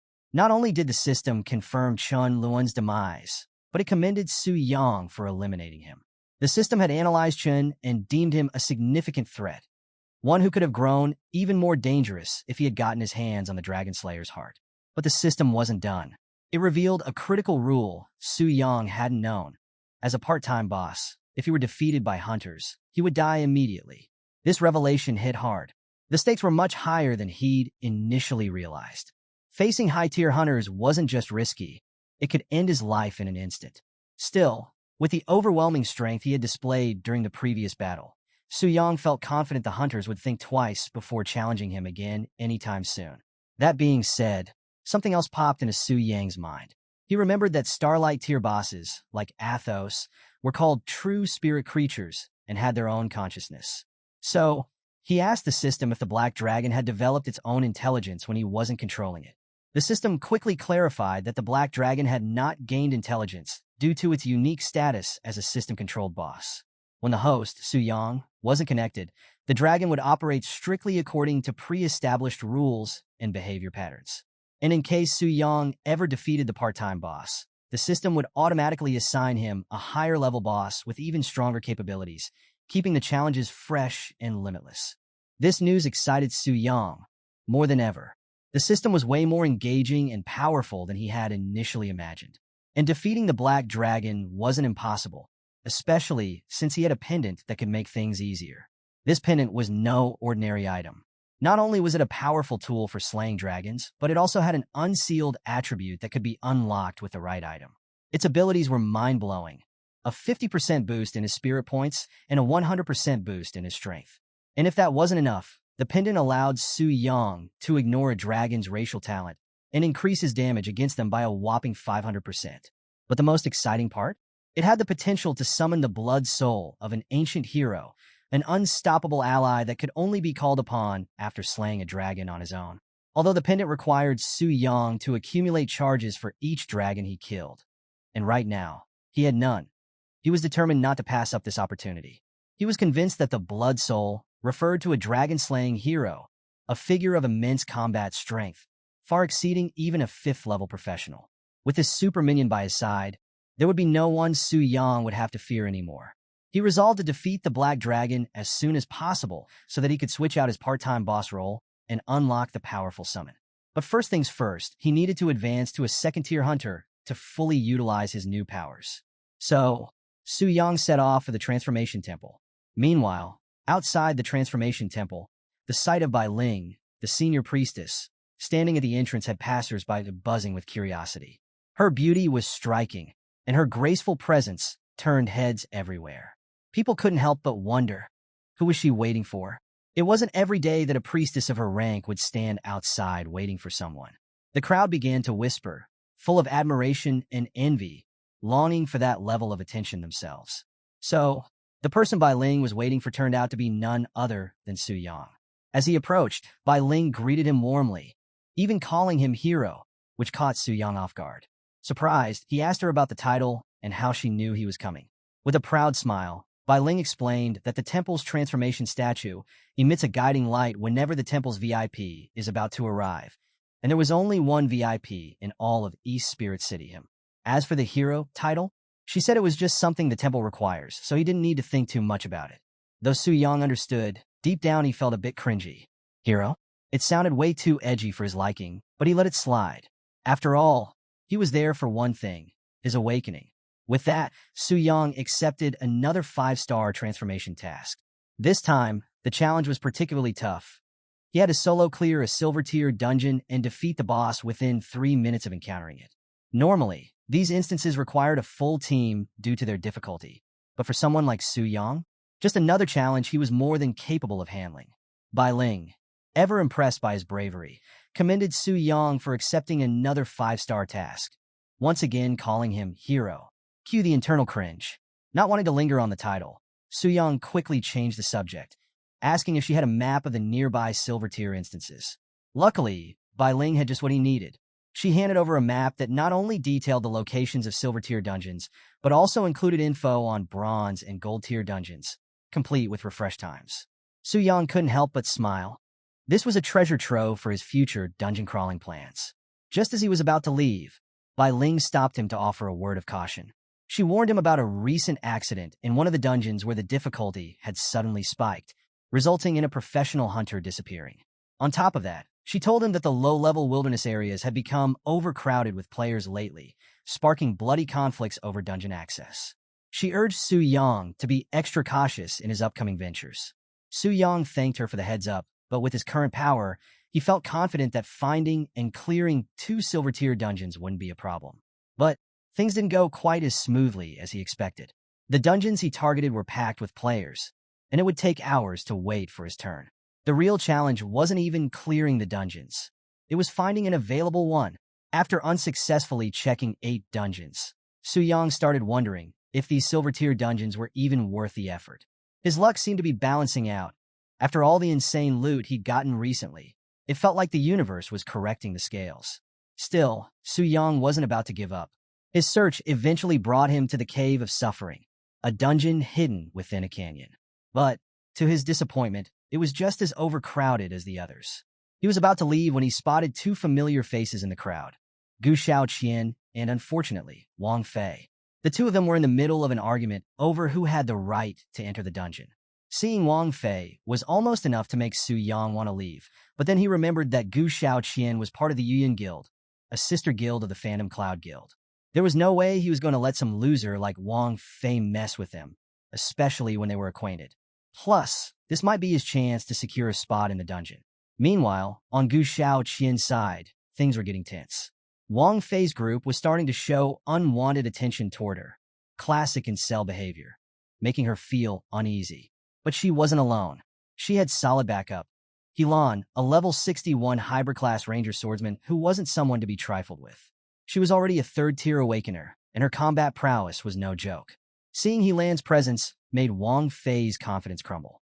He quickly retreated behind one of his allies, a massive, hulking 3rd-tier hunter who looked like he'd been on steroids since birth. But don't let his looks fool you. This guy was a skilled martial artist, and he wasn't afraid to throw hands. Wasting no time, he escalated the situation, warning Helan that if they tried to enter the dungeon now, it would mean a fight. And he didn't stop there.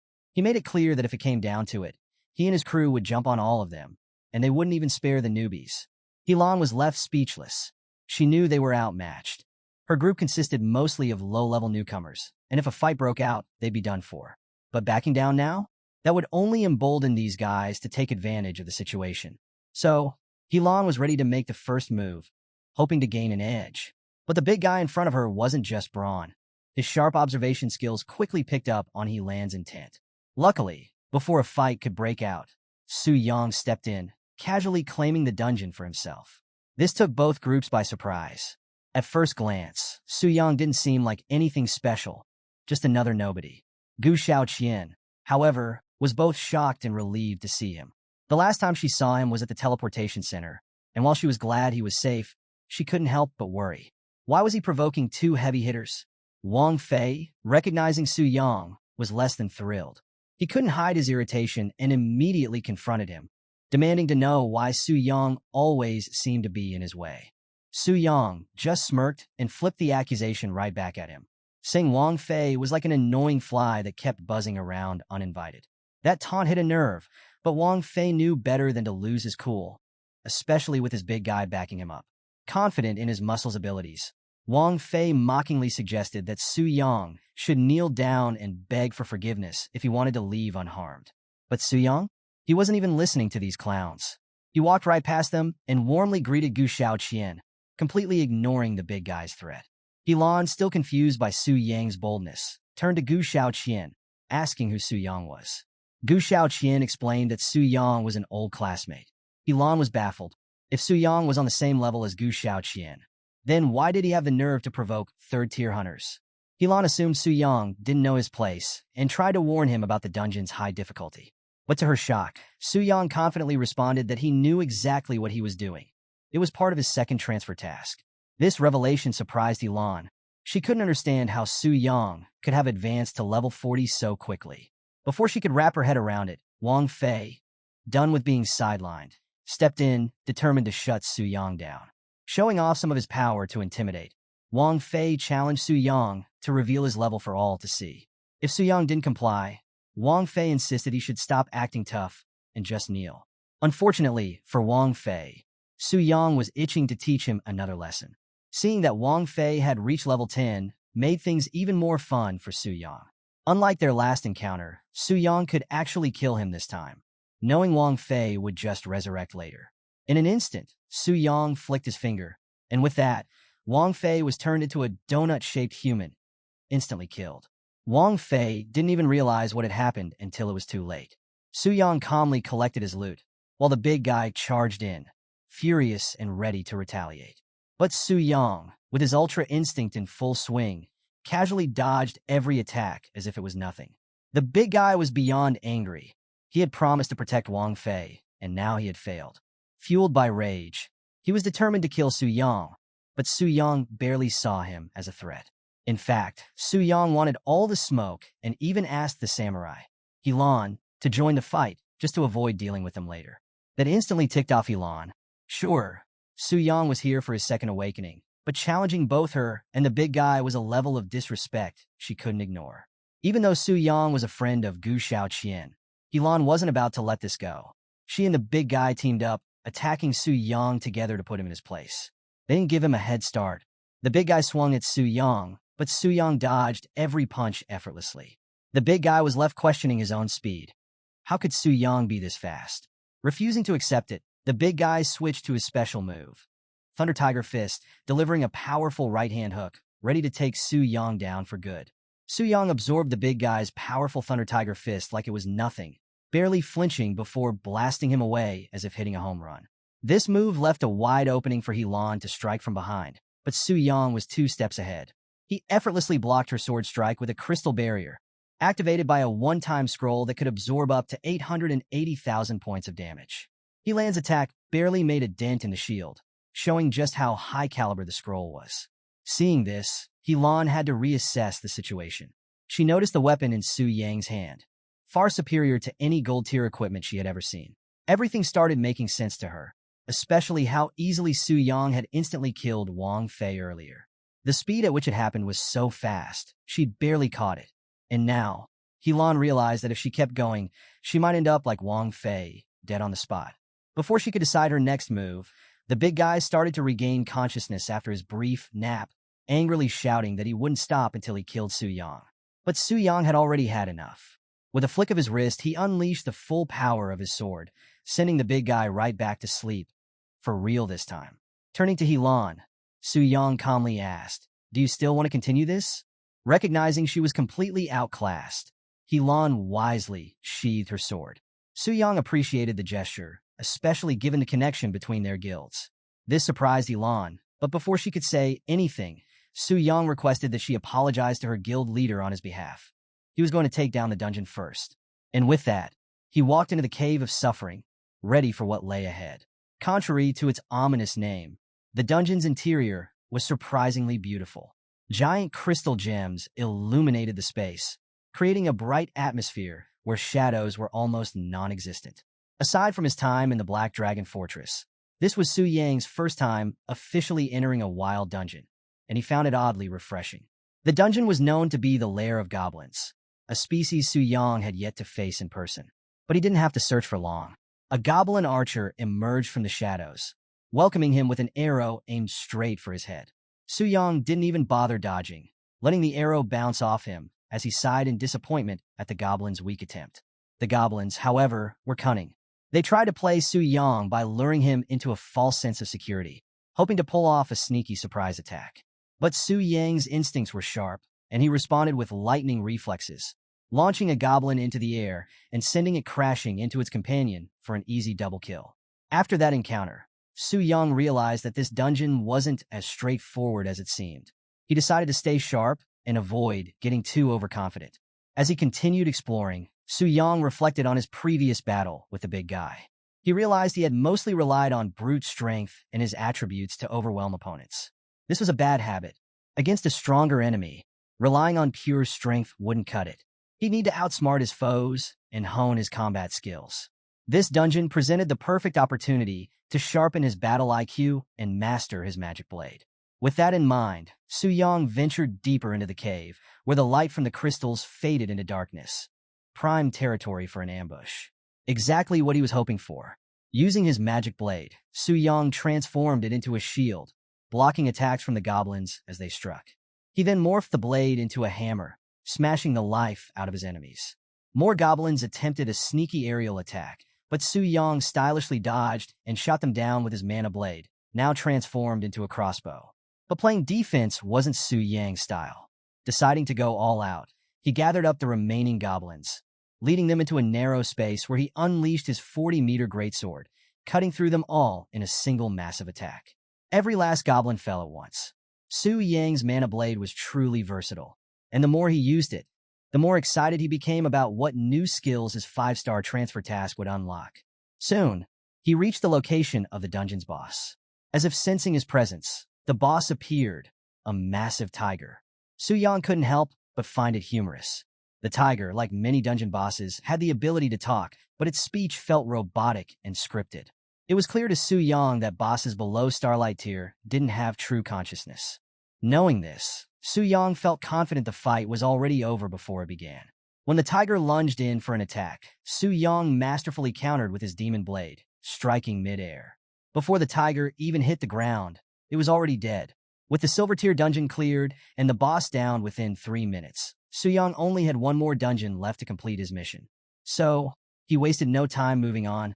As he exited the Cave of Suffering, he noticed other hunters keeping their distance, eyeing him warily. Curious, Su Yang asked what was up.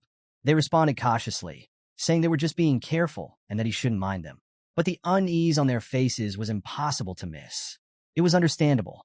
Su Yang had just blown through the notoriously difficult Cave of Suffering in 5 minutes, and that left everyone around wondering what kind of monster he really was. Gu Xiaoqian, in particular, couldn't believe it.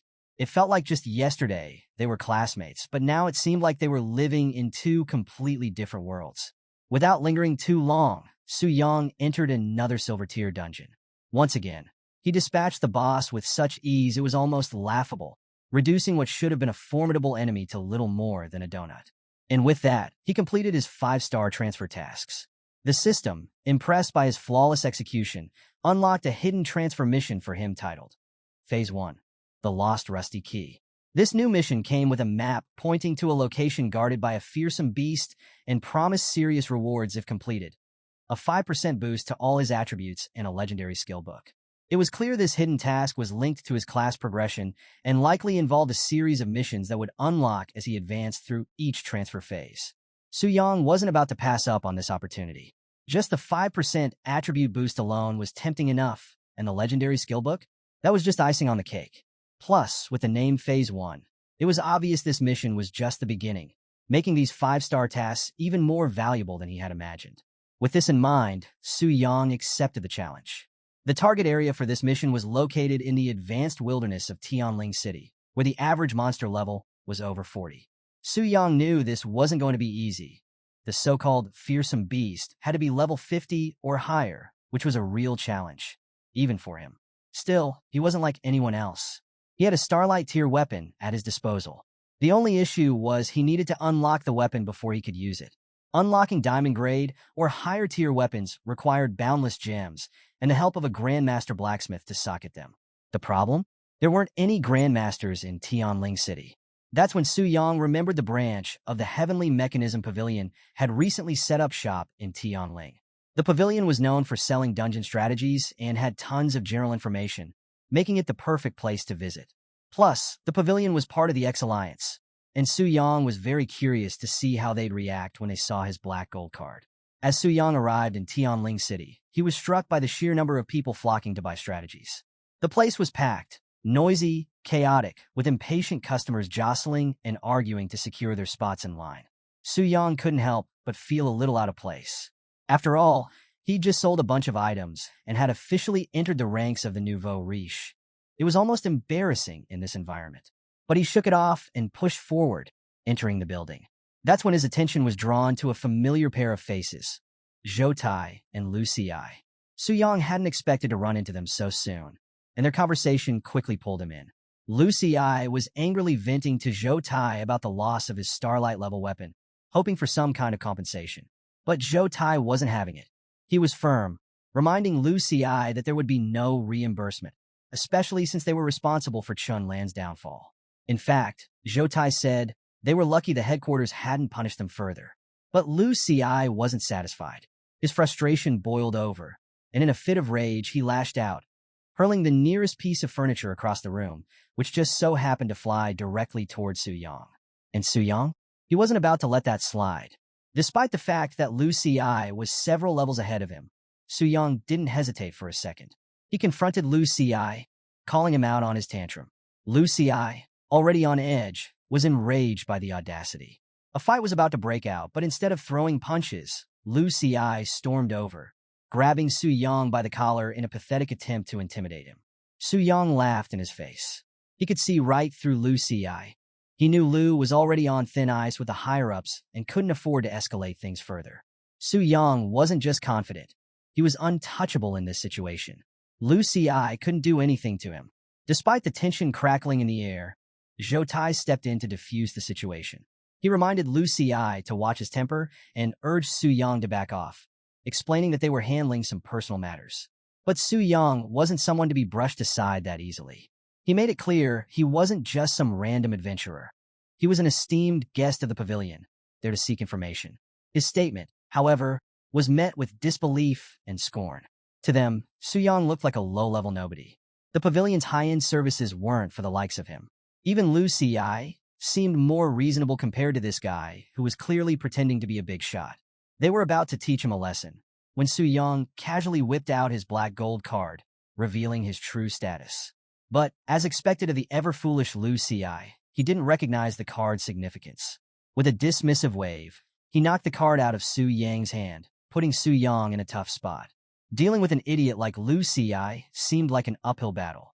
Fortunately, before things escalated further, the level 120 Grand Steward of Tianling City, Jia Yu, arrived just in time. His arrival stunned both Zhou Tai and Lu Xi, as they had been eagerly awaiting his presence. But their warm words of welcome meant little to Jia Yu. He was absolutely furious at the unprofessional behavior displayed by his own people. Without a moment's hesitation, Jia Yu smacked the living daylights out of Lu Xi for his embarrassing oversight. The blow left Lu Xi speechless. His brother-in-law had never treated him this way before, and he was left wondering what he had done to deserve such harsh treatment. But Jia Yu had no time to explain to a fool. Instead, he turned to Su Yang and apologized sincerely for any trouble his subordinates had caused. Su Yang, feeling pretty satisfied by the Grand Steward's apology, decided to let the whole matter slide. With that, Jiayu expressed how impressed he was with Su Yang. Possessing a black gold card from the X-Alliance at such a young age could only mean one thing. Su Yang had completed a 5-star transfer task and earned the coveted VIP status. Su Yang confirmed this, and Jiayu's admiration only grew. He quickly turned to Zhou Tai, ordering him to make sure Su Yang was treated with the utmost respect. Zhou Tai nodded in understanding, while Lu Xi was still trying to process what had just happened. Jiayu then dragged Lu Xi away to have a little talk and discuss their next dungeon raid. This caught Su Yang's attention. Clearly, the Heavenly Mechanism Pavilion was preparing for something big, and Su Yang took it as a sign that he needed to step up his own game. Once Jiayu and Lu Xi left, Zhou Tai returned to Su Yang, his tone now far more respectful. He asked how he could assist Su Yang, prompting Su Yang to lay out his requests. He needed the location of the master-level blacksmith in Tianling City, and he was also looking for boundless gems. The treasure pavilion had run out, and he wanted to stock up just in case. Zhou Tai responded that they could easily provide the information about the blacksmith. As for the boundless gems, they had them in stock, but they were very expensive. Zhou Tai assumed, even with the black gold card, that Su Yang might not be able to afford such high-priced items. Su Yang just smiled, casually flicking his finger to show that money wasn't an issue. Realizing who he was dealing with, Zhou Tai quickly decided to personally handle the retrieval of the gems for Su Yang, asking him to wait for a moment. Su Yang couldn't help but smile. The fact that even the Grand Steward of Tianling City showed him such respect made him even more curious about the power behind the transfer temple. They clearly held more sway than he initially thought. After a short wait, Zhou Tai returned with the items Su Yang needed. Su Yang took the goods, thanked Zhou Tai, and left the establishment, heading straight for the Old Wolf Forge, where the master blacksmith was said to be working. The forge itself was inconspicuous, tucked away from the bustling streets, but that only reinforced Su Yang's decision to trust the information he'd been given. Su Yang's fears started becoming reality faster than expected. Rumors began to swirl about an exploration team preparing to venture into the Black Dragon Sanctuary again. He thought it would take longer, especially after the fear he instilled with his skill, the one that prevented hunters from resurrecting. Apparently, the members of the Heavenly Mechanism Pavilion had more guts than he initially gave them credit for. Still, Su Yang was confident. He figured their preparations would be delayed after what happened to Chen Lun, giving him enough time to grow stronger. But better safe than sorry. It was better to subdue the Black Dragon sooner rather than later to avoid any complications. With that in mind, Su Yang made his way to the Old Wolf Forge. Upon arriving, he was surprised to find other hunters there, Mu Rongshui, whom he'd met before, and a new face in Yu. Recognizing them as guildmates, Su Yang greeted them warmly, like any guildmate would. They quickly realized who he was, but things got weird fast, and Yu turned out to be down bad big time. The moment she saw Su Yang, she was practically drooling, hitting him with all sorts of personal questions like, "Do you have a girlfriend?" Or, "What about an older sister?" Su Yang, normally composed, was too stunned to speak. Thankfully, Mu Rongshui stepped in to bring the situation back to reality, keeping things family-friendly. She turned the conversation around, asking why Su Yang was at the master-level forge. She hinted that someone of his supposed level had no business there, and suggested he head over to the commercial street blacksmith shop instead. That comment made Su Yang sigh. This was the second time today someone had doubted him. He was tired of explaining himself. So, instead of words, Su Yang showed them exactly why he was there, pulling out his Starlight tier gear and a boundless gem. Instant silence. Both women were left speechless, and even the blacksmith himself stopped what he was doing. He hadn't seen a weapon of this caliber in a long time. With all eyes on him, Su Yang handed the weapon over to the master blacksmith, who accepted the challenge eagerly. So motivated by the task, the blacksmith's shirt tore off on its own, as if his muscles needed room to breathe. Proudly, he proclaimed that he would pour his life's work into making sure Su Yang's weapon was enhanced to perfection. And so, the master got to work, hammering away with such intensity that every strike sent sparks flying like shooting stars. It was a magical sight, the kind you'd only see when enhancing a Starlight tier weapon. For Mu Rongshui and Yu, it was a rare and awe-inspiring moment. They had never seen anything like it. But what surprised Mu Rongshui even more was how calm Su Yang seemed, standing there unfazed by the spectacle, as if he had seen it all before. This only deepened the mystery around Su Yang's identity. Mu Rongshue's gaze lingered on him longer than she intended, something you definitely noticed. With a mischievous grin, and you started teasing Mu Rongshue, accusing her of taking a liking to Su Yang. Mu Rongshue was completely flustered by the accusation. Meanwhile, Su Yang was sweating for a completely different reason. It wasn't the heat from the forge. It was the realization that he might have joined the wrong guild. Being the only guy in a guild full of women? Yeah, it was definitely a blessing, but also a serious curse. He felt like their gazes were about to devour him whole, sending a shiver down his spine.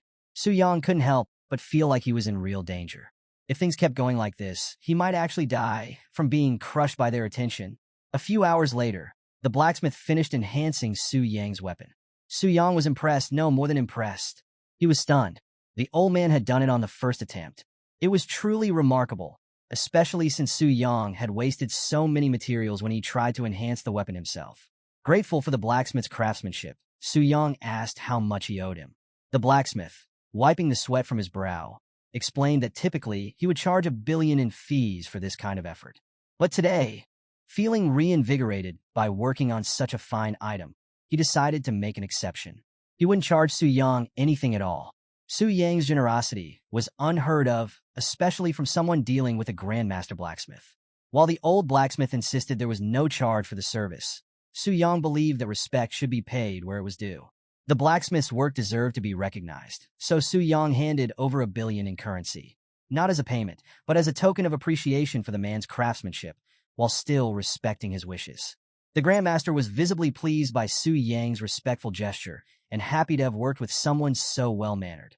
Meanwhile, Yu was having a field day with her fantasies, watching the only male member of their guild casually drop billions like it was nothing. Seeing him turn down a freebie, smiling all the while, was checking off every box in her dream scenario. It wouldn't be a stretch to say she was already half in love with him. Even Mu Rongshue found herself bewildered by Su Yang's actions, wondering if he was the young master of some wealthy family. But Su Yang? He wasn't about to stick around and let things escalate any further. He dipped out of the forge as fast as he could, not wanting to deal with any more attention. A few moments later, Su Yang arrived at the outskirts of Tianling City, near the imposing Wild Spirit mountain range.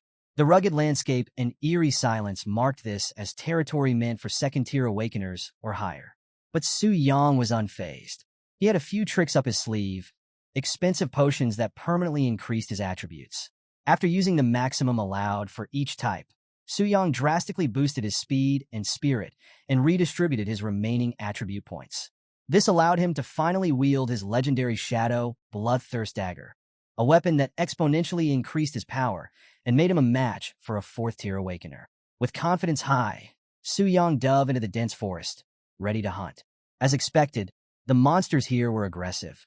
They immediately launched vicious attacks as soon as Su Yang set foot in their territory. But Su Yang was in his element. Before the monsters' attacks could even land, he activated his shadow form, boosting his speed and allowing him to effortlessly dodge before swiftly cutting down the enemies with his Starlight tier weapon, eliminating them with a single blow. But Su Yang wasn't about to waste time grinding through mobs one by one. He had a grander plan in mind. Using his usual method, he unfurled multiple scrolls at once and unleashed a massive AoE attack, obliterating the mobs in one fell swoop. The weaker enemies stood no chance. Su Yang's efficiency was something that could make even the legendary Megan proud. With the lesser mobs cleared, Su Yang set his sights on the cave of the terrifying beast that he needed to defeat to complete his mission. Based on the task description, Su Yang estimated the beast's level to be no less than level 50, and he was curious to see how many hits it would take to bring it down. Surprisingly, the trek through the cave was uneventful. There were no other monsters lurking about, likely because they had hidden away, knowing they'd be easily clapped by Su Yang if they showed themselves. This made Su Yang's path to the boss's lair smooth and easy. When he arrived, the scene was straight out of a nightmare. The lair was filled with treacherous terrain, dotted with spikes and pitfalls. At the center was an elevated rock formation, the resting place of the boss, surrounded by a pool of blood. The sight was intimidating, but what truly caught Su Yang's attention was that aside from the boss's name and level, no other information was visible. This added an extra layer of mystery and challenge. Su Yang realized he'd need a higher-tier skill book for clairvoyance to avoid surprises like this in the future. But for now, he had to rely on his heightened senses and be cautious. Approaching the boss in shadow form to remain undetected, Su Yang positioned himself carefully. He activated Wraith Mark, boosting his damage by 300% and struck the boss hard, taking a significant chunk out of its HP. But it wasn't enough to kill it.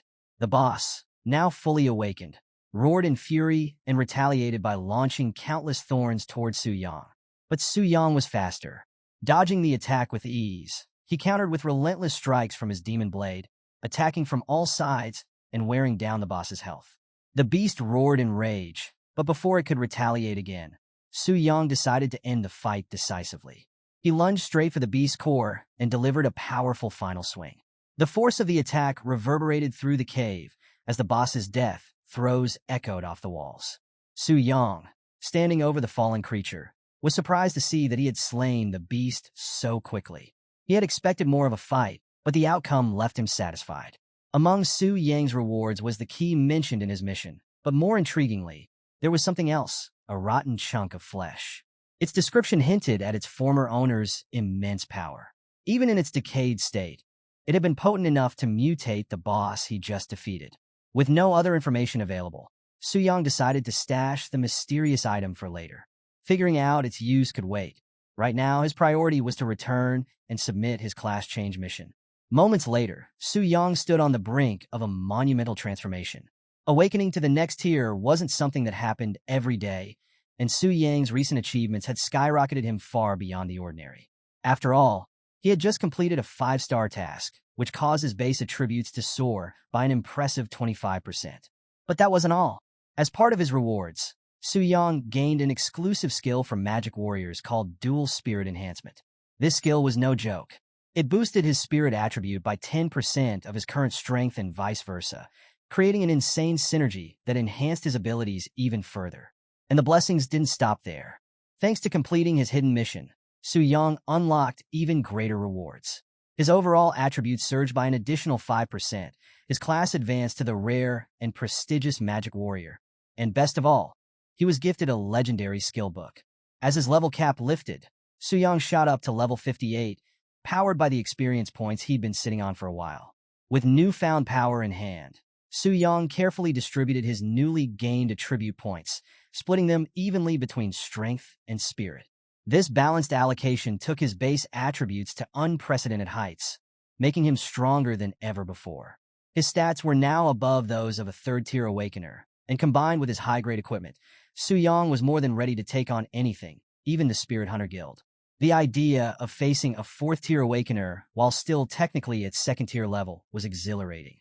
The disrespect that would come with winning a battle like that would be legendary. And if he considered using his new skill, Dual Destruction Blade, which allowed him to merge his Demon Blade with his equipped weapon, there was no doubt in his mind that the strike could obliterate even a Platinum-tier dungeon boss.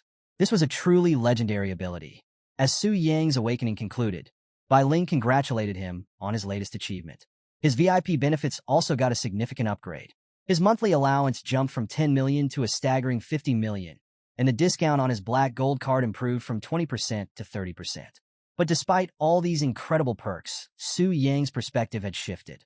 They felt almost ordinary to him now, so he simply gave a casual nod and prepared to continue his grind. Before he left, Bai Ling asked about his next steps. Su Yang, feeling a bit worn out, mentioned he planned to take a break for 2 days. After all, balance between work and rest was important, even for someone like him. But rest didn't mean doing nothing. Su Yang was headed to the Heavenly Mechanism Pavilion to grab a few key items for his next grand mission, slaying the Black Dragon himself. In a strategic meeting, the Grand Steward Jia Yu assigned Zhou the responsibility of leading a secret realm expedition. Confident in their numbers, Jia Yu casually inquired if 30 members of the exploration group would be enough to clear it. Zhou confirmed, believing 30 to be sufficient. However, the Grand Steward reminded him of the special mechanism that prevented resurrection within the realm. Reassuring Zhou, Jia Yu explained that headquarters had prepared a countermeasure in the form of a life jade ring, ensuring their survival. Zhou was impressed by the gesture. Such a precious item, he thought, expressing his gratitude to Jia Yu for the valuable protection. Jia Yu, in his typical nonchalant manner, left the matter in Zhou hands, remarking with some wistfulness that he would love to slay a dragon himself if he weren't so busy. Just as the meeting was wrapping up, a sudden interruption came crashing through the door. A woman of high status stormed into the room, declaring with firm authority that the Black Dragon was not something the exploration team was authorized to handle. Zhou Tai and his companions were immediately on edge, recognizing the presence of the young mistress of the Tianji Pavilion, Luo Linger. With her appearance, the air in the room shifted, and an aide quickly alerted Jiayu. He immediately greeted her with urgency and respect, clearly caught off guard by her unexpected arrival. Luo Linger, however, dismissed the formalities and stressed that she hadn't announced her visit. She warned them to ensure no information about her presence leaked out. Taking charge, Luo Linger asserted her authority, making it clear that from now on, no one was allowed to enter the Black Dragon Fortress without her express permission. Her intention was to personally tame the Black Dragon.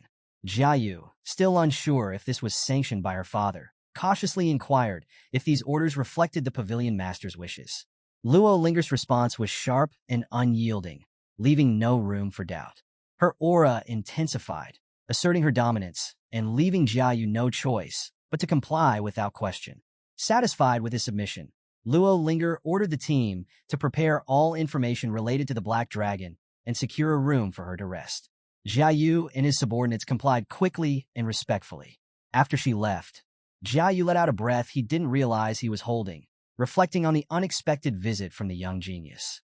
His brother couldn't help but remind him of Luo Linger's position as the daughter of the Pavilion Master and the youngest prodigy of the Global Beast Master Association. Jiayu agreed, acknowledging her incredible talents. The Global Beast Master Association was an elite organization on par with the X-Alliance, dedicated to capturing and taming rare and exotic beasts from all over the world. Dungeon bosses and wild elites alike were targets of their hunts, and Luo Linger was a prominent figure within this prestigious group.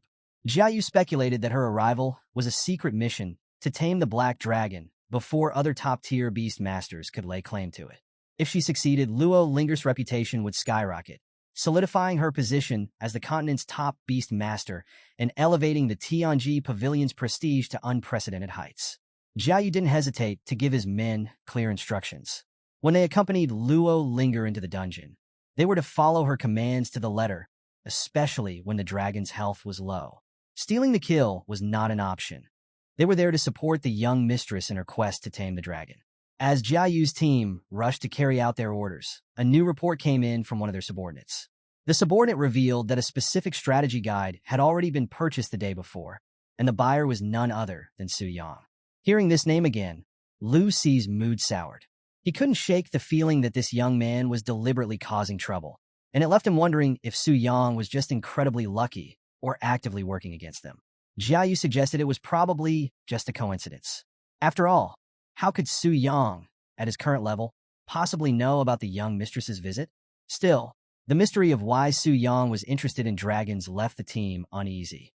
Zhou Tai mulled over the situation, weighing his options. He considered asking Su Yang to return the strategy guide, but was quickly dissuaded by Jiayu. It wasn't wise to offend a VIP of the temple, and besides, there were likely other versions of the dragon information available.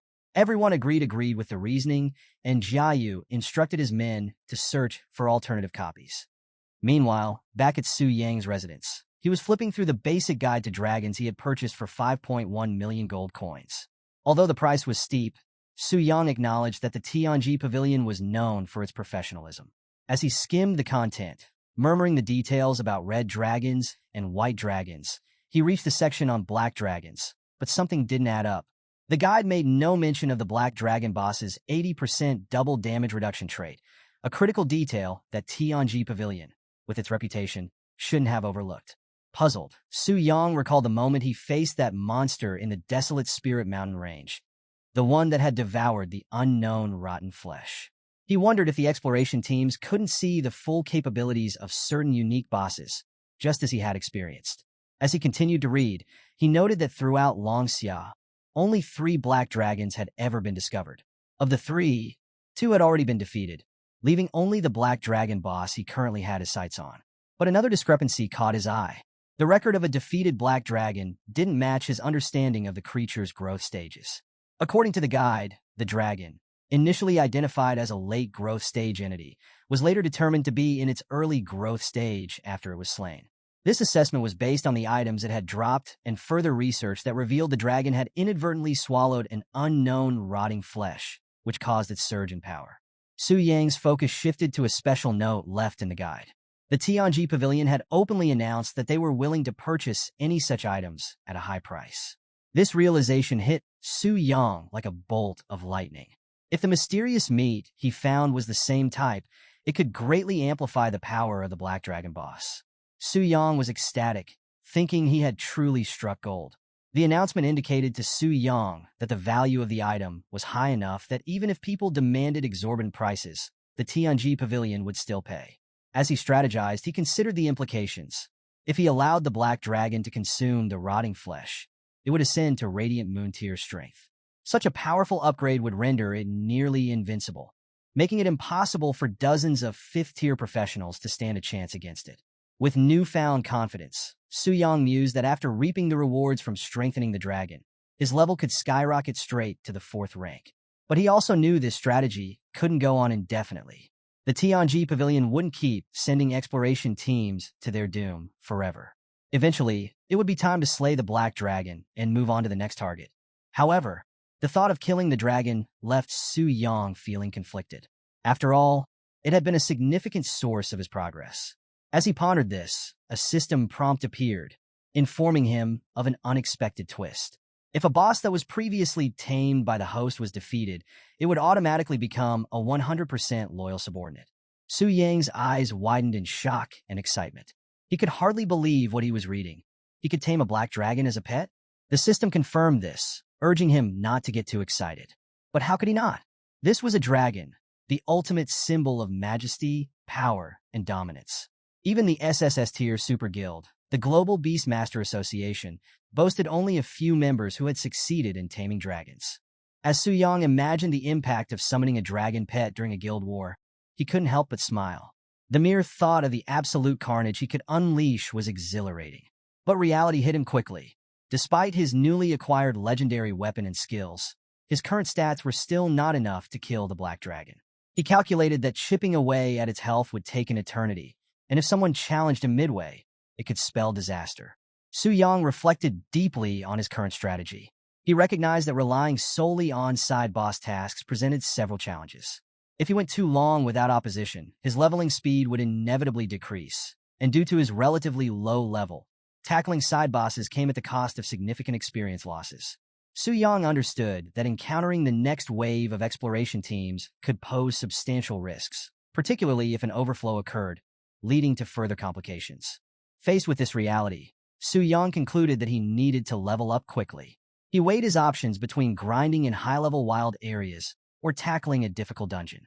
Just as he was mulling over his next move, a message notification from his guild popped up.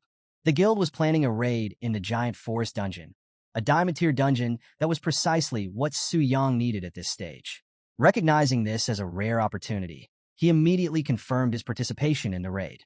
The guild members reacted with excitement to Su Yang's reply, and Yu and Su Yin expressed their enthusiasm openly. Su Yin, in particular, playfully welcomed Su Yang, offering to protect him in the dungeon. The teasing quickly escalated as others poked fun at Su Yan's enthusiasm, suggesting she had ulterior motives for wanting to protect Su Yang. Despite the playful atmosphere, Su Yang stayed focused. Lin Yuyun, concerned about his decision, sent a message cautioning him about the dangers within the giant forest. She reminded him of the dungeon's difficulty, hinting that it might be too dangerous. But Su Yang, brimming with confidence, assured her that he was certain of his decision and declared that he would head to the dungeon ahead of the group, urging them to take their time. The narrative then shifted to the Job Transfer Temple, where Lei Shan, the leader of the Spirit Hunter Guild, was in deep contemplation. His expression was grim, reflecting the struggles of his journey to regain level 99. Lei Shan had recently received a level 5 job change quest, and unfortunately, the necessary materials for this quest were located in the treacherous Giant Forest dungeon. His subordinates couldn't hide their shock upon hearing this. One of them pointed out the massive challenge they faced, highlighting that the Giant Forest had a difficulty level comparable to the Black Dragon Fortress. With their current levels, taking on such a dungeon seemed like an impossible task. The camera panned to various team members.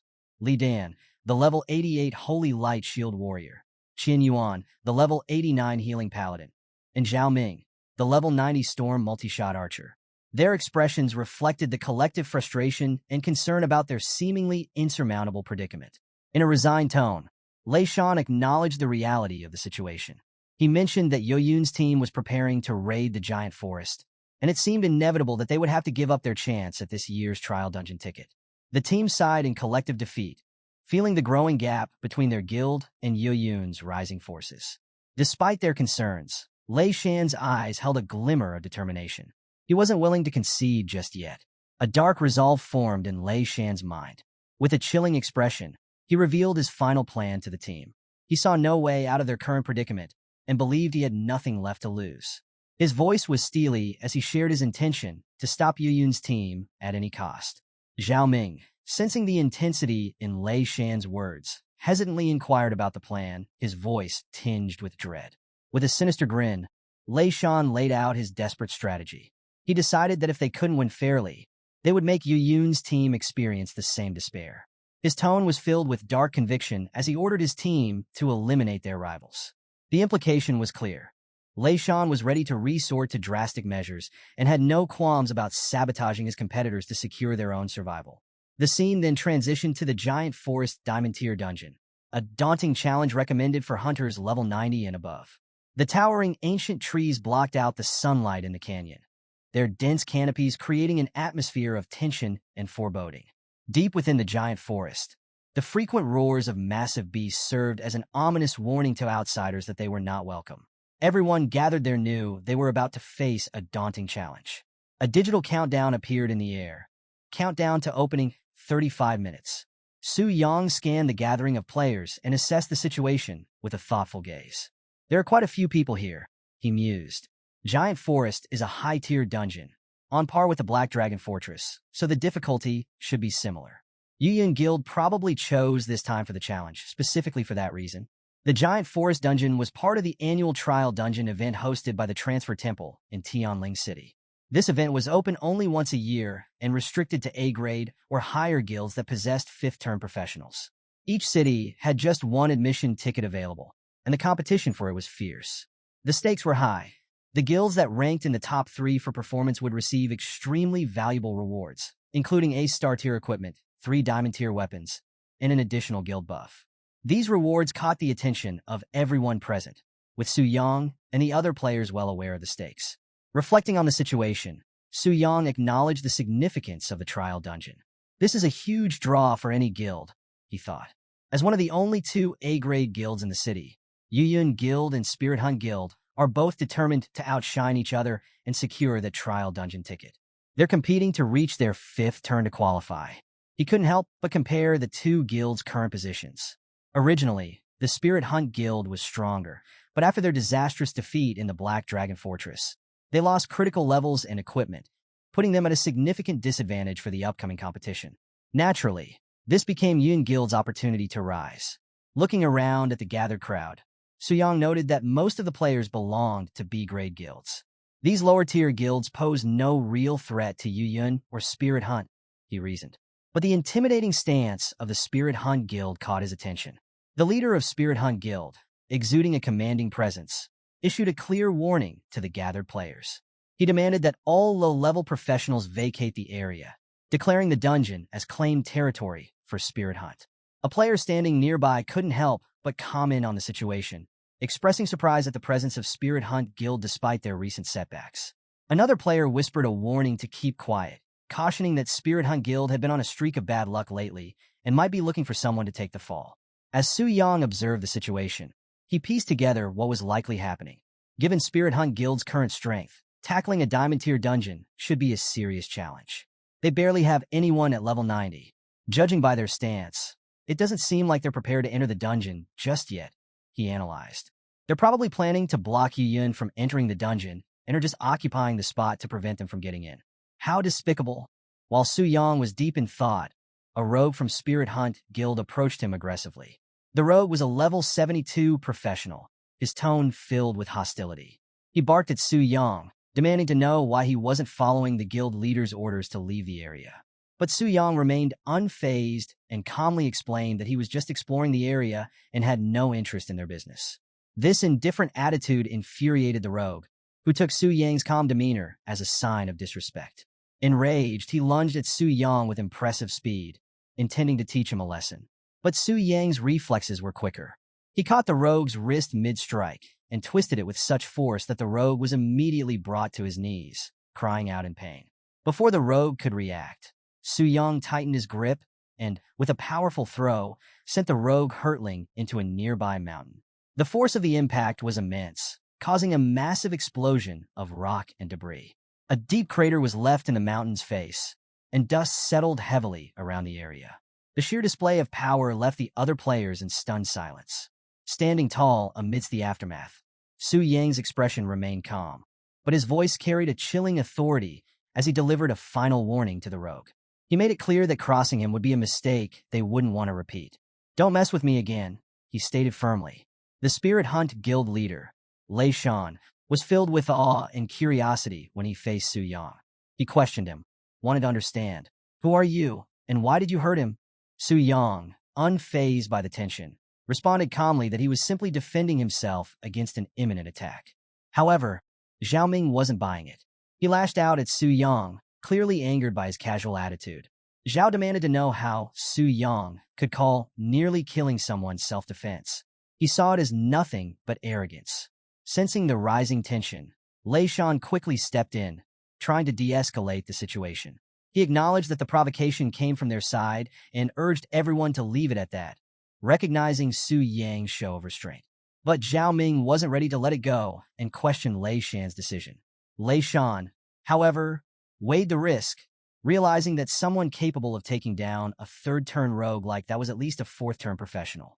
He reminded Zhao Ming that their priority was dealing with Yu Yun, and starting a fight would only create unnecessary complications. However, a hint of suspicion lingered in his voice.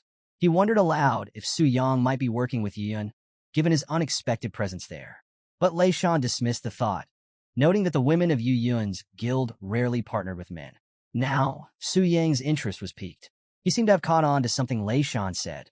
Just then, Lei Shan turned, and sure enough, Lin Yuyun and her team appeared on the scene, exuding confidence and an air of authority. At this point, the tension between the guilds was thick. Lei Shan, with a firm tone, claimed the territory for the Spirit Hunt Guild, insisting that they were there first. But Yuyun wasn't having any of it. She was sharp and unrelenting, pointing out the obvious. The Spirit Hunt Guild had just suffered a complete wipeout, and she knew they didn't have the strength left to tackle a diamond-tier dungeon. Yuyun called them out, accusing them of simply trying to block her guild out of spite. She questioned Lei Shan's motives, wondering if he really wanted to provoke a guild war over such a situation. Lei Shan's sinister grin widened. He made his intentions crystal clear. If they couldn't take on the dungeon, neither could Yu Yun's team. They were determined to keep them out of the giant forest at all costs, even if it meant dragging everyone down with them. That's when one of Yu Yun's guild members, Mu Rongshui, couldn't hold back any longer. She stepped forward, ready for a fight, challenging the Spirit Hunt Guild members for escalating things when their own leader hadn't even given the command to battle. The scene was heating up, and it looked like a full-blown confrontation was inevitable. But just then, Su Yang stepped forward, his presence immediately changing the atmosphere. He questioned Lei Shan's claim that no one would enter the giant forest, almost mocking the guild leader's authority. Su Yang exuded a confidence that threw the Spirit Hunt Guild members off balance.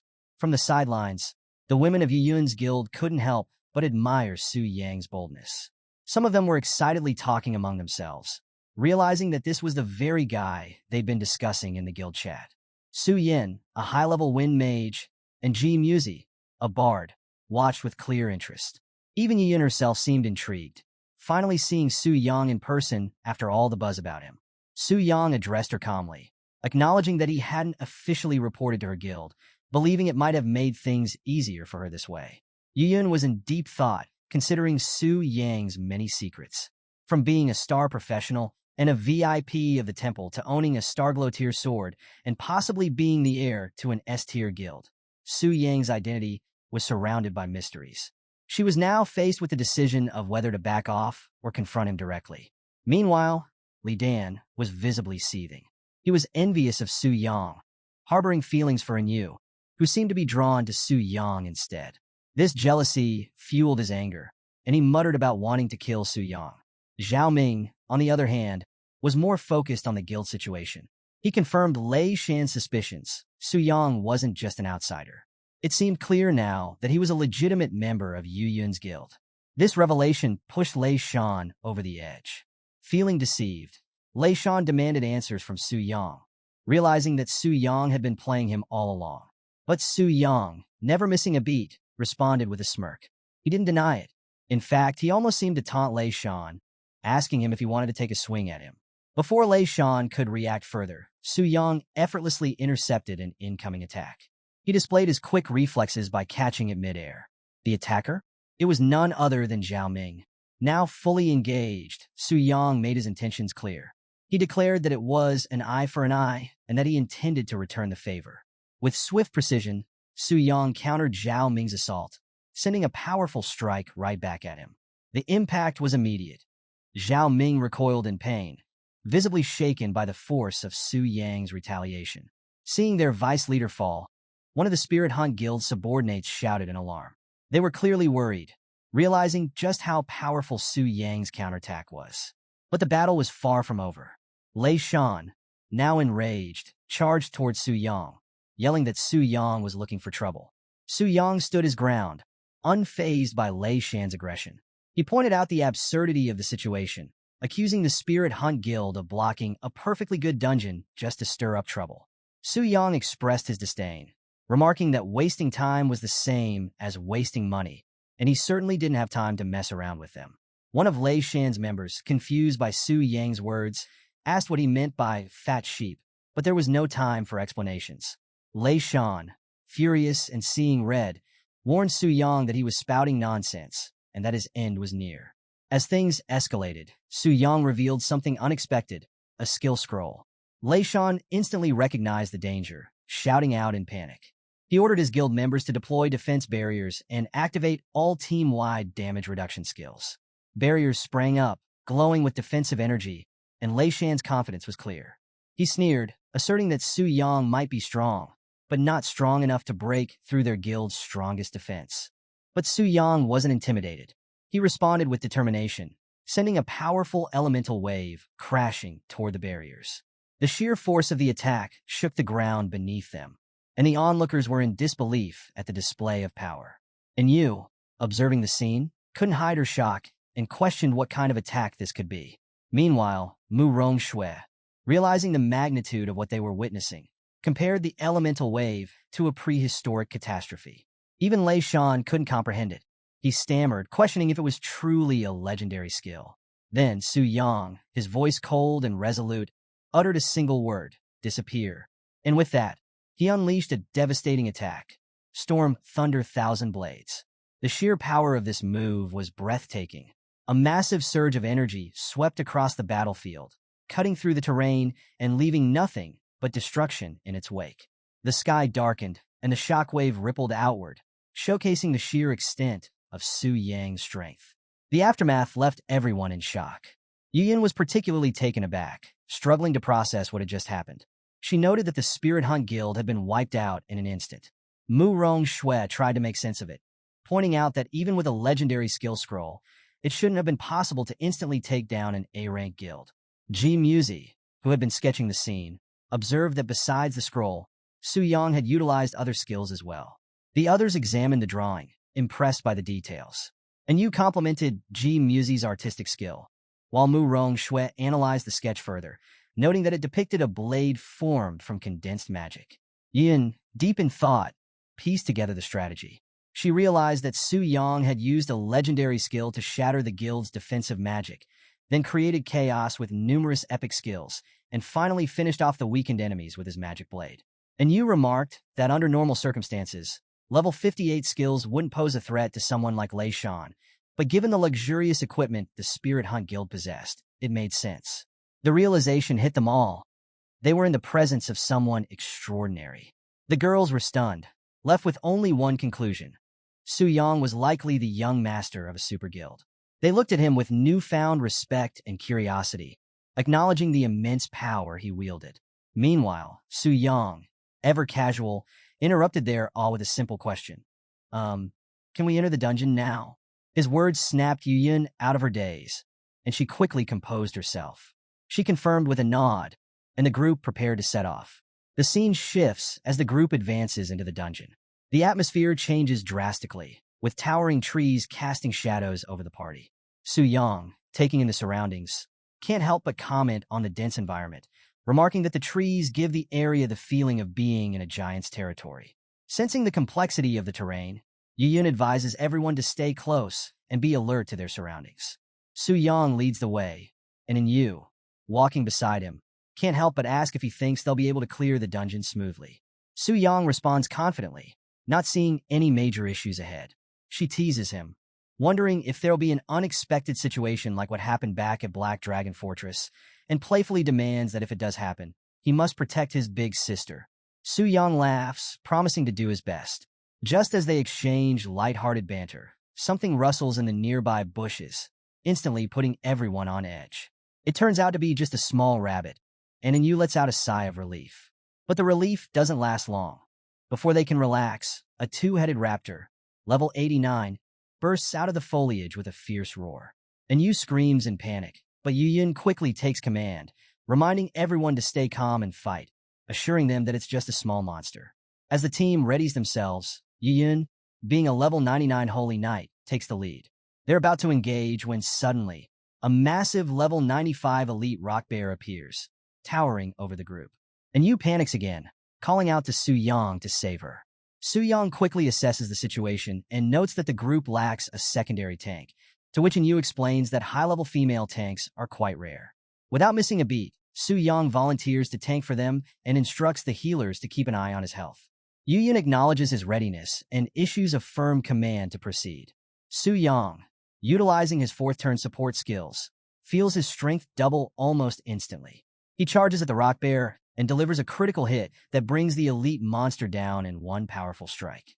Yuyun, impressed by the show of strength, approaches Su Yang and praises him, saying that with him in their team, their chances of success in the dungeon have greatly increased. Su Yang responds humbly, admitting that this is his first time teaming up for a dungeon and that he'll need guidance for coordinating with the group. Yuyun, surprised by his statement, nods and agrees. But she's left wondering to herself if he's been soloing dungeons all along. The more she learns, the harder it becomes to understand Su Yang's identity. As the scene shifts, the team regroups and prepares for their next big challenge. They finally arrive at their destination, the boss chamber. Yuyun announces that they've reached the boss and, feeling a bit nervous, turns to Yu for confirmation. Yu had purchased the strategy from Tianji Pavilion, and Yuyun wants reassurance that it'll work if they stick to it. The boss they're facing is a level 96 deteriorated hybrid giant, a member of the giant race, boasting a formidable HP of 4.5 million. Yuyun, recalling a previous mishap during the Black Dragon dungeon, admits her lingering worries. But Su Yang, radiating unwavering confidence, reassures her, confidently stating that his intuition tells him they won't fail in this dungeon. Yuyun finds his confidence strangely convincing, and although she's not sure why, she decides to trust him. She gathers her courage and rallies the group to charge into battle against the towering giant. Meanwhile, the scene shifts to a different location, where we see Jiayu, the general manager, sitting behind a desk while listening to a report from Zhou Tai. Zhou Tai informs him of the recent conflict between Spirit Hunt Guild and Yuyun outside the giant forest. Intrigued, Jiayu inquires about the outcome, and Zhou Tai responds that the Spirit Hunt Guild was completely wiped out. Jiayu, not entirely surprised, reflects on how desperation can lead to irrational decisions, and concludes that this year's qualification for the trial's secret realm in Tianling City likely belongs to Yuyun. However, Zhou Tai has more to report, hinting at some new developments regarding the Black Dragon secret realm. This catches Jiayu's full attention, and with heightened interest, he presses for details on this unexpected information. Meanwhile, the fight reaches its climax as Yuyun lands a decisive blow on the deteriorated hybrid giant.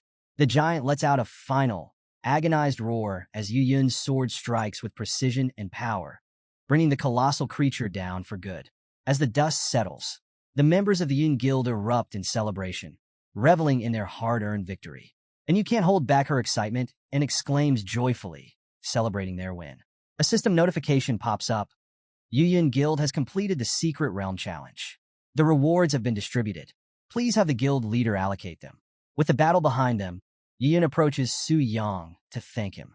She acknowledges that Su Yang could have landed the final blow himself, but he deliberately let her take it. Su Yang, ever modest, downplays his action, explaining that she probably needed the extra benefits from delivering the finishing strike more than he did. Yuyan appreciates his gesture and admits she owes him one. The rest of the team, still buzzing with excitement, begins praising Su Yang's contribution. One member enthusiastically points out that without Su Yang's help, clearing the dungeon wouldn't have been nearly as easy. Su Yang, slightly embarrassed by the praise, tries to downplay it, telling them they're being too flattering. Meanwhile, G Music gleefully announces that they scored 2 platinum-tier items and a diamond-tier 1 from their victory. Seeing the high-value loot, Yuyan offers to help Su Yang choose any equipment he wants.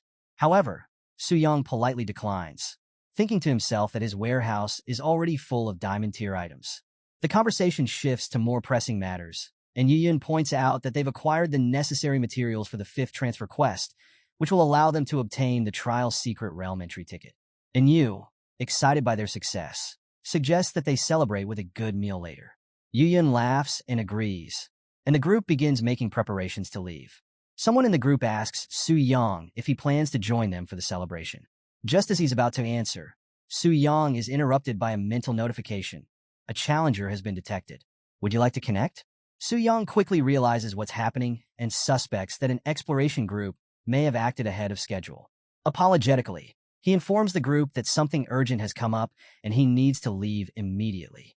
Before they can fully react, Su Yang rushes off, leaving them behind in confusion. The scene transitions to a dark and ominous landscape, where Su Yang now emerges as the powerful black dragon, Athos, shrouded in darkness. The atmosphere grows tense as Su Yang prepares to face a new challenge. He wonders aloud who the challenger is and takes a closer look at the lone figure approaching. The mysterious figure is revealed to be Alcaray Lawrence, a level 140 court magician of the elf race. Alcaray, clad in white robes and radiating an intense aura, surveys the creatures around him with clear disdain. He mutters under his breath about the filthy creatures in his path and decides to test them using his usual method, by summoning elite monsters. At his command, 3 powerful monsters appear: a level 98 Dragon Priest, a level 96 Kobold Chieftain, and a level 95 Dragon Blood Warrior. Alcaray coldly orders them to eliminate all intruders. As the monsters charge forward, Alcaray sneers and dismissively mentions the Black Dragon, Athos, by name, mocking him as nothing more than a juvenile dragon. He declares that a few forbidden spells are enough to kill such trash and readies his own attack.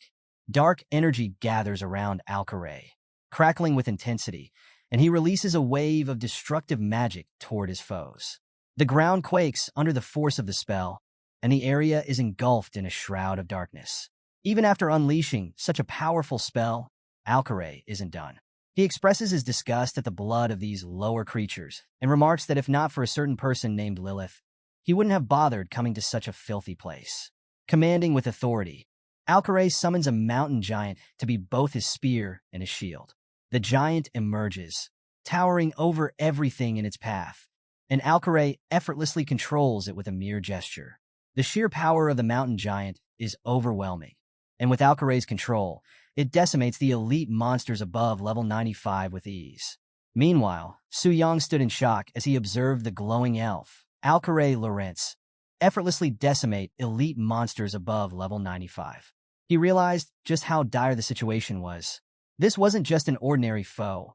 Alcaray was likely a 6th-tier class, a level of power that made Su Yang seriously question their chances in a direct confrontation.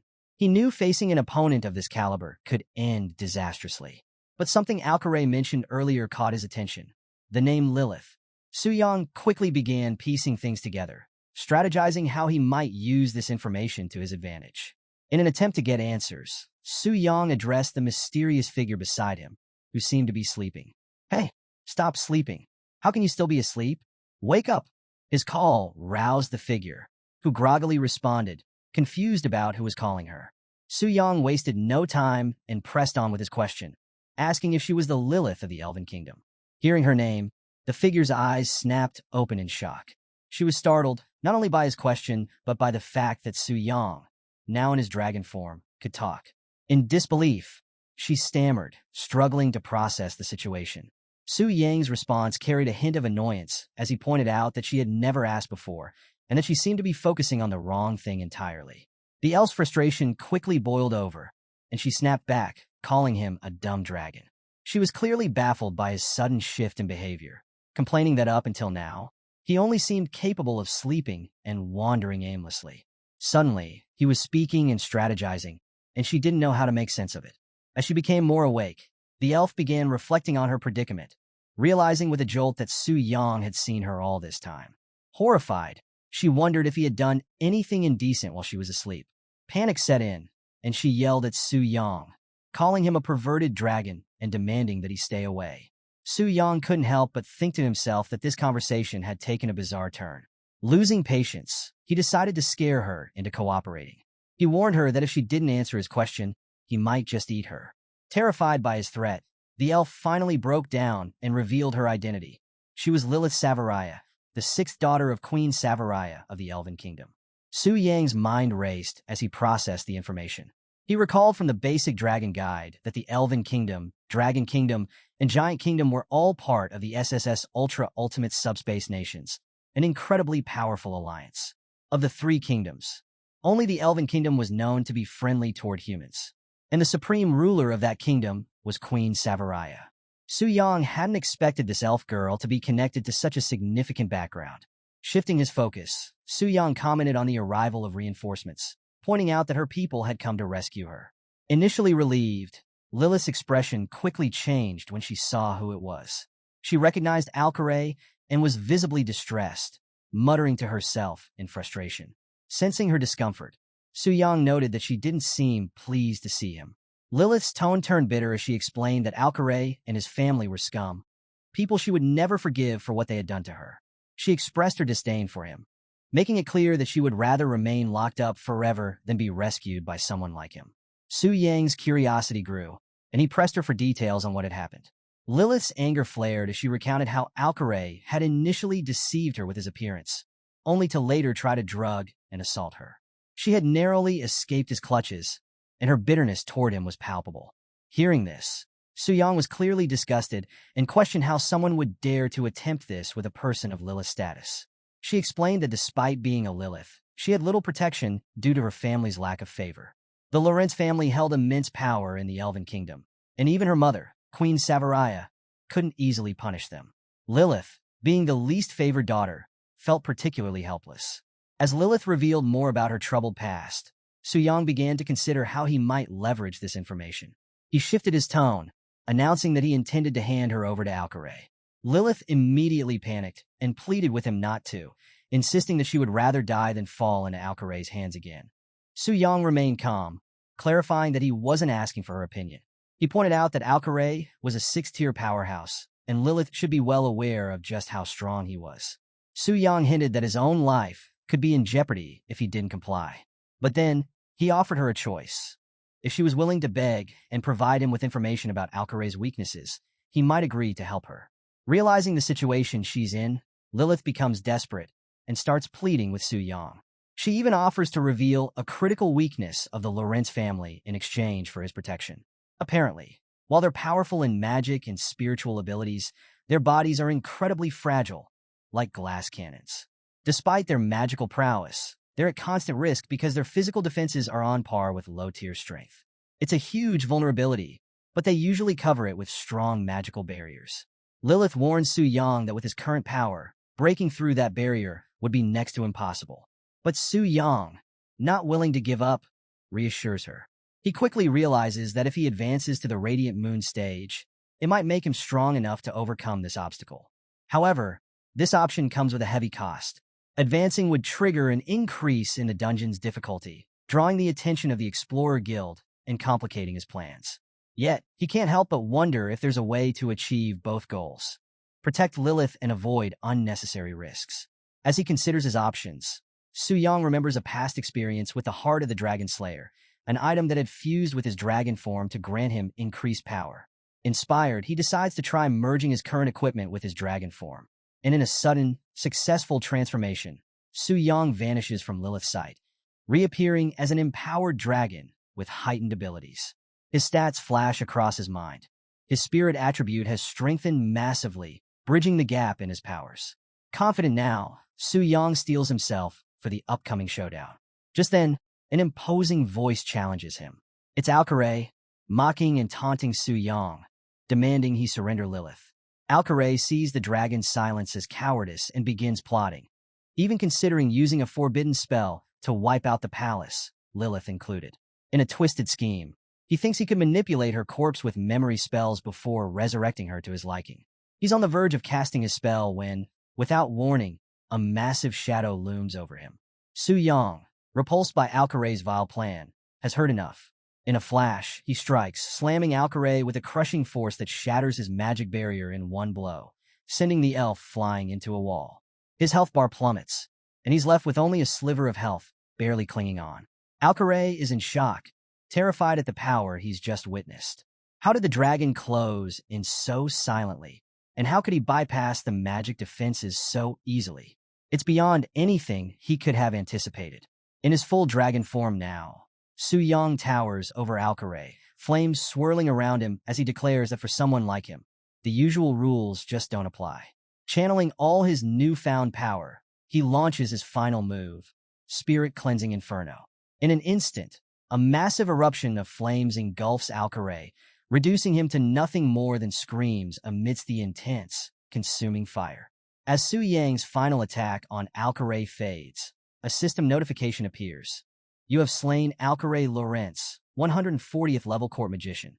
Another notification follows, confirming his success with a staggering 12.1 million experience points gained. With Alcaray's death, Su Yang takes a look around the battlefield, thinking it's time to check out the loot. After all, a high-level target like Alcaray is bound to drop something valuable. Sure enough, Su Yang's inspection reveals some impressive items. Rare spells, legendary artifacts, and potent scrolls. Among them are the First Order Banishment spell, a top-tier spell capable of leveling entire cities, and Thunder of the Nine Worlds, which summons an endless storm that can shift the very skies. There's also a legendary soul summoning stone, which calls forth the elusive Lunar Wolf spirit, a revered guardian of the elves.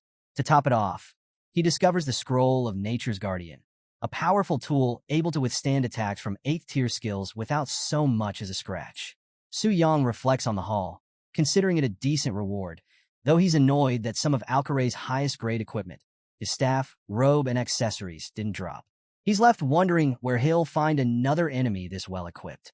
Meanwhile, Lilith, who's been anxiously waiting, is startled by Su Yang's sudden reappearance. She looks around, surprised to see Alcaray is gone, and asks Su Yang where he went. Su Yang explains that he used invisibility to ambush Alcaray, reducing the elf to ashes. Lilith is surprised. After all, she thought only rainbow dragons could use invisibility spells. Now, her curiosity is piqued. This black dragon seems more mysterious and powerful than she imagined. Su Yang, in turn, finds himself curious about Lilith. He remembers that elven royals usually possess great magical power, yet Lilith seems to lack any strength. When he asks why, she explains that it's due to an ancient curse placed on the elven royal family by the Giant King. This curse seals magical abilities and drastically shortens lifespans. In every generation, one royal is chosen to bear its effects. This time, it's Lilith's turn, leaving her overlooked and unvalued among her own people. Hearing this, Su Yang reflects on how, without his own advantage, he might have faced a similar fate, powerless and at the mercy of others. In a way, he realizes he's managed to change both of their fates. Suddenly, Lilith becomes anxious. Seeing Su Yang's thoughtful expression, she fears he might go back on his promise to protect her. But as she watches, Su Yang calms himself and reassures her that she's free now, at least within this realm. She's bewildered, unsure why he's letting her go or what he means by true freedom.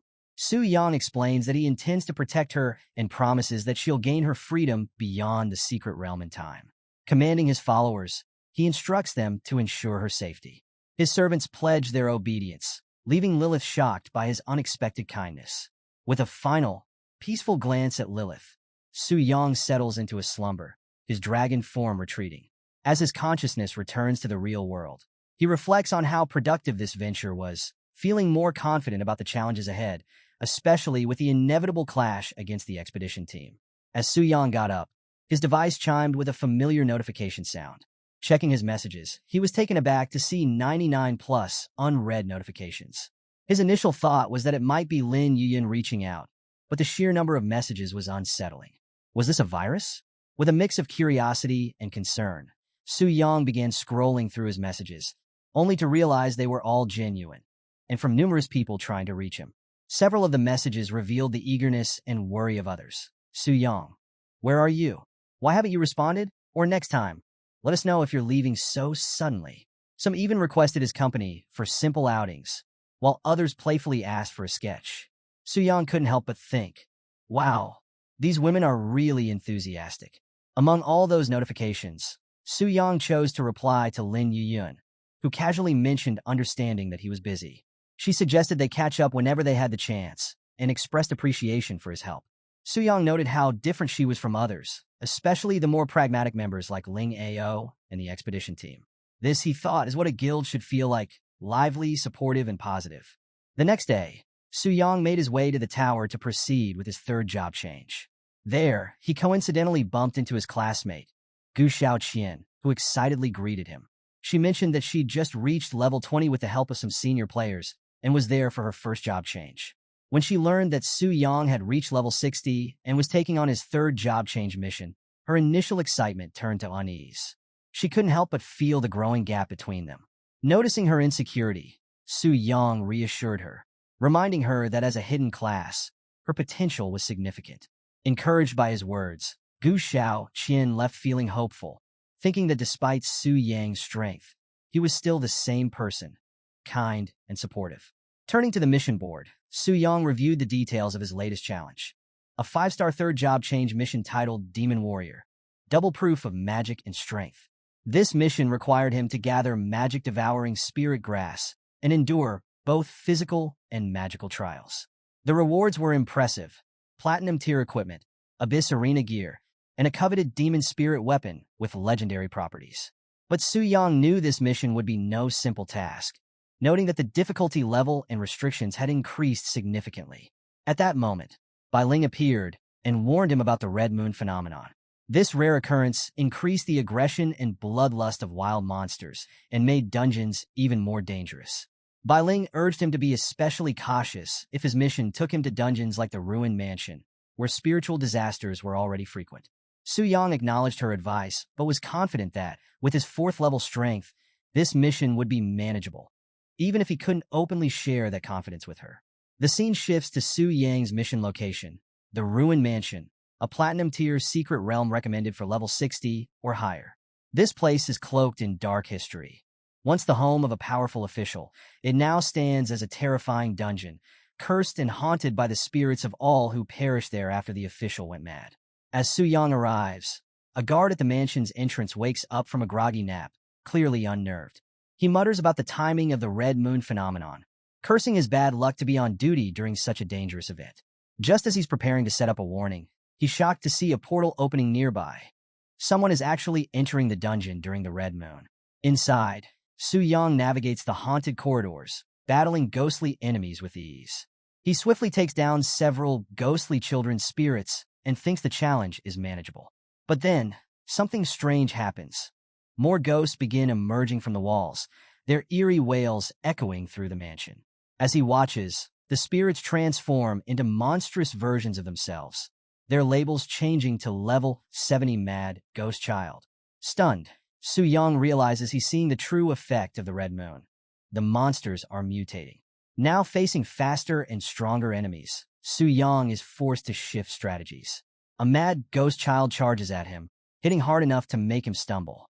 Recognizing the danger, he activates his Demon Blade skill, slicing through the air to create a defensive barrier between himself and the mutated enemies. As he fights, a system notification suddenly appears. Sanity value at 90/100. When the sanity value reaches 0, irreversible madness will ensue. Confused, Su-yang can't help but think this whole scenario feels like something out of a Lovecraftian nightmare. Determined to push through, he activates Demon Blade Sword Rain, unleashing a barrage of powerful energy slashes. While he manages to fend off the attacks, the battle is intense. Su Yang watches his sanity value drop to 60, and with his mana down to only 20%, he realizes he's losing focus. He wonders just how much longer it will take to reach the boss. Finally, after fighting his way through, he encounters a massive, hulking figure emerging from the darkness, a level 82 elite zombie giant. Recognizing the sheer difficulty, Su Yang knows he needs a boost. Reluctantly, he decides to use his legendary summoning stone to call forth the lunar wolf spirit. The powerful beast appears with a fierce growl, making quick work of the zombie giant with one devastating attack. Watching with satisfaction, Su Yang thinks, just as expected from a legendary summon, the power gap in this dungeon is huge. With the lunar wolf spirit now by his side, Su Yang feels a surge of confidence, ready to steamroll through the rest of the dungeon. He navigates deeper, finally locating the entrance to the boss room. Standing before the massive doors, he commands them to open. As they creak open, a haunting voice echoes from within, lamenting in sorrow, "Ancestors, forgive me. I am guilty." Entering the room, Su Yang is greeted by a cutscene revealing the boss's dark backstory. A ghostly figure tormented by guilt, declaring that he has already committed too many murders and is destined to kill again. The boss details flash on the screen. Red Moon Corruption, Devouring Spirit Ghost, boss level 90, race, undead. With a sinister laugh, the boss's aura fills the room, signaling the start of an intense showdown. Su Yang commands the lunar wolf spirit, instructing it not to finish off the boss entirely so he can land the final blow himself.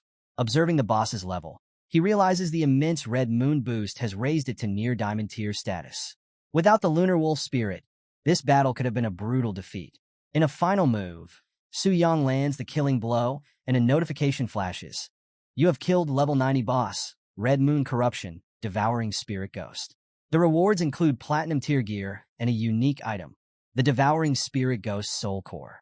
Examining it, Su Yang notes that while platinum tier gear no longer interests him, the Soul Core's 80-point spirit boost might prove useful as a potion ingredient. Satisfied, Su Yang decides to press onward, knowing his next mission site awaits. The scene shifts to the ominous red moon hanging overhead. Standing against its eerie glow, Luo Linger appears, visibly frustrated. She casts an impatient glance toward the ruined mansion in the distance, wondering aloud why those who ventured inside haven't come out yet. Beside her, Lu Ci speculates that there could be a few stragglers hiding or trying to escape, remarking that the ruined mansion under the red moon is too dangerous for ordinary adventurers. Only someone like Luo Linger herself could handle it easily. But growing impatient, Luo Linger cuts him off, demanding direct answers about who is inside and how long they've been there. Zhou Tai hesitates before explaining that, although the raid has been going on for half an hour, no A-level or B-level guilds in Tianling City have claimed responsibility.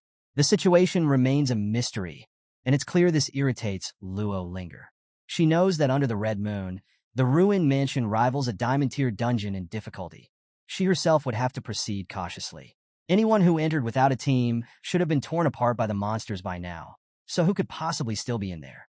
Suddenly, a loud boom breaks her thoughts as the portal at the mansion's entrance activates. Zhou Tai alerts everyone. The portal is reacting. Someone's coming out. Su Yang steps out, looking a bit weary from his intense battle, exhaling as he mentally recovers from the fight. Su Yang quickly notices the crowd waiting for him and recognizes some familiar faces. He wonders if the expedition group has discovered his true identity and set a trap. Zhou Tai, clearly surprised, mutters that it's only Su Yang emerging from the dungeon again. The tension thickens as Su Yang, unfazed, casually comments on the crowd gathered so late at night, questioning why so many people are here for a small platinum-level dungeon. One of the guards, visibly frustrated, retorts that Su Yang should have known better than to enter alone under the Red Moon. Unfazed, Su Yang shrugs, wondering aloud if it's really all that serious. The guard, however, insists that Su Yang's life might have been at risk, and his own job is on the line if something had gone wrong. Before the guard can continue, Luo Linger steps forward, commanding the guard to silence and step back. She then addresses Su Yang, asking if he truly cleared the Red Moon's ruined mansion alone. With casual confidence, Su Yang confirms it, sparking shock and awe among those watching. Impressed yet serious, Luo Linger proposes a deal. Clearing the dungeon solo under the red moon is remarkable, but she wants him to hand over the crystal core dropped by the boss. She tells him to name his price. Su Yang, unbothered, raises an eyebrow and questions why he should hand it over.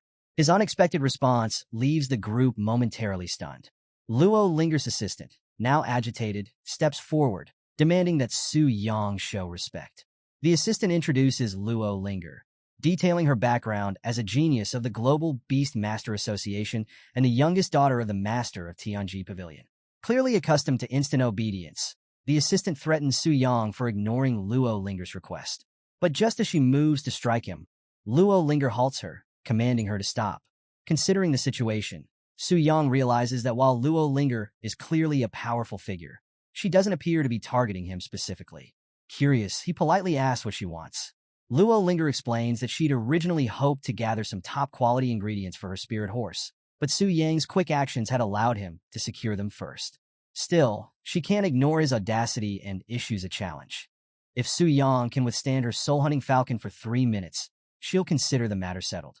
A powerful level 90 beast, the soul-hunting falcon materializes, its presence formidable. Su Yang quickly sizes up the challenge as the falcon dives toward him at incredible speed. He remarks that her approach seems a bit excessive. Lu Xi, watching from the sidelines, mutters that Su Yang has clearly underestimated her power. But Zhou Tai, observing carefully, realizes that if Su Yang managed to solo the Red Moon dungeon, his strength must rival a 4th-tier master's. As the falcon closes in, it unleashes a blade storm attack. Recognizing the danger, Su Yang realizes that he can't simply defend. The falcon's attacks are both swift and long-ranged. Finally, he decides to reveal his true power. Drawing his sword, he activates Dragon's Bloodlust, causing it to glow with intense energy. Lu Xi, shocked by the weapon's power, whispers to himself, wondering if this is indeed that legendary sword. The falcon swoops down, launching a powerful attack, but Su Yang counters with Soul Impact, unleashing a devastating blow. The attack catches the falcon off guard, delivering heavy damage and leaving the crowd in stunned silence. Su Yang smirks, noting that it hasn't even been 3 minutes yet. Furious, Luo Linger accuses him of killing her spirit beast. Calmly, Su Yang reminds her that she only requested he withstand the beast, not that he couldn't fight back. He points out that she might be so used to her authority that she's forgotten basic principles. Internally, he notes that he isn't afraid to face her, even if it comes to forbidden spells. Just as the tension peaks, Zhou Tai steps forward, warning Luo Linger against starting a fight. He explains that Su Yang holds a special status as a VIP at the temple and a gold member of the X-Alliance. The Grand Court had issued orders for all his matters to be handled with care. This revelation surprises Luo Linger, who begins to piece things together. She wonders if Su Yang also completed the 5-star job transfer quest, a feat she'd struggled to achieve despite full support from Tianji Pavilion. With a smirk, Su Yang realizes Luo Linger is also a temple VIP, but only up to the 4th tier. He subtly hints at his higher status, and Luo Linger, annoyed yet intrigued, accepts his challenge and decides to let the matter rest. As she turns to leave, she instructs her group to follow, reminding them that opposing a temple VIP is out of the question. As Su Yang watches them go, he muses that Luo Linger's status as the young lady of Tianji Pavilion may be impressive, but he's determined to surpass it. He glances at his quest log, deciding to move on to the next challenge, the Earth Dragon. Su Yang makes his way toward the Wilderness Mountains, closing in on the lair of the Rock Abyss Earth Dragon. As he approaches, his status panel updates, showing the Earth Dragon is alive and at full health. However, he isn't alone for long. Not far behind, Luo Linger and her entourage arrive at the same location. She surveys the area and seems pleased. No one has attempted to challenge the Earth Dragon yet. Her guards, Zhou Tai and Lu Xi, assure her that they followed her orders to reserve the challenge slot. Sizing up the boss's potential, Luo Linger declares the Earth Dragon, while lower level, is a rare dragon-type boss and perfect for their training session. Just as she's about to lead her group forward, a voice calls out from behind, stopping her in her tracks, who reminds her that others have already claimed the boss. Luo Linger's expression darkens as she turns to face him, while Lu Xi immediately jumps in, berating the guard for letting this line-cutting happen. But the guard, looking uncomfortable, explains that a temple VIP has prioritized the slot, leaving him powerless to override it. Su Yang watches with mild amusement, then dismisses them with a casual demand to step aside and stop delaying his dungeon run. Luo Linger's frustration is evident, her gaze intensifying. Lu Xi mutters under his breath about Su Yang's annoying presence, and Su Yang, unfazed, throws the comment back at him, suggesting that running into them twice must mean they have a plot against him. Annoyed, Luo Linger fires back, insisting she has no interest in targeting him. However, she warns him that just because he holds temple privileges doesn't mean he can do whatever he wants. One failure in his class transfer could spell his end. Su Yang simply smiles, coolly thanking her for her concern, and wondering aloud if she enjoys bullying weaker players.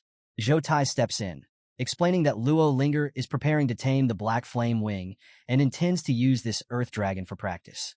Su Yang, however, firmly replies that he has his own reasons for needing the Earth Dragon, as it's a key target in his class transfer mission. Luo Linger, still defiant, tells him to go ahead, but warns that once she tames the Black Flame Wing, even his temple status won't protect him.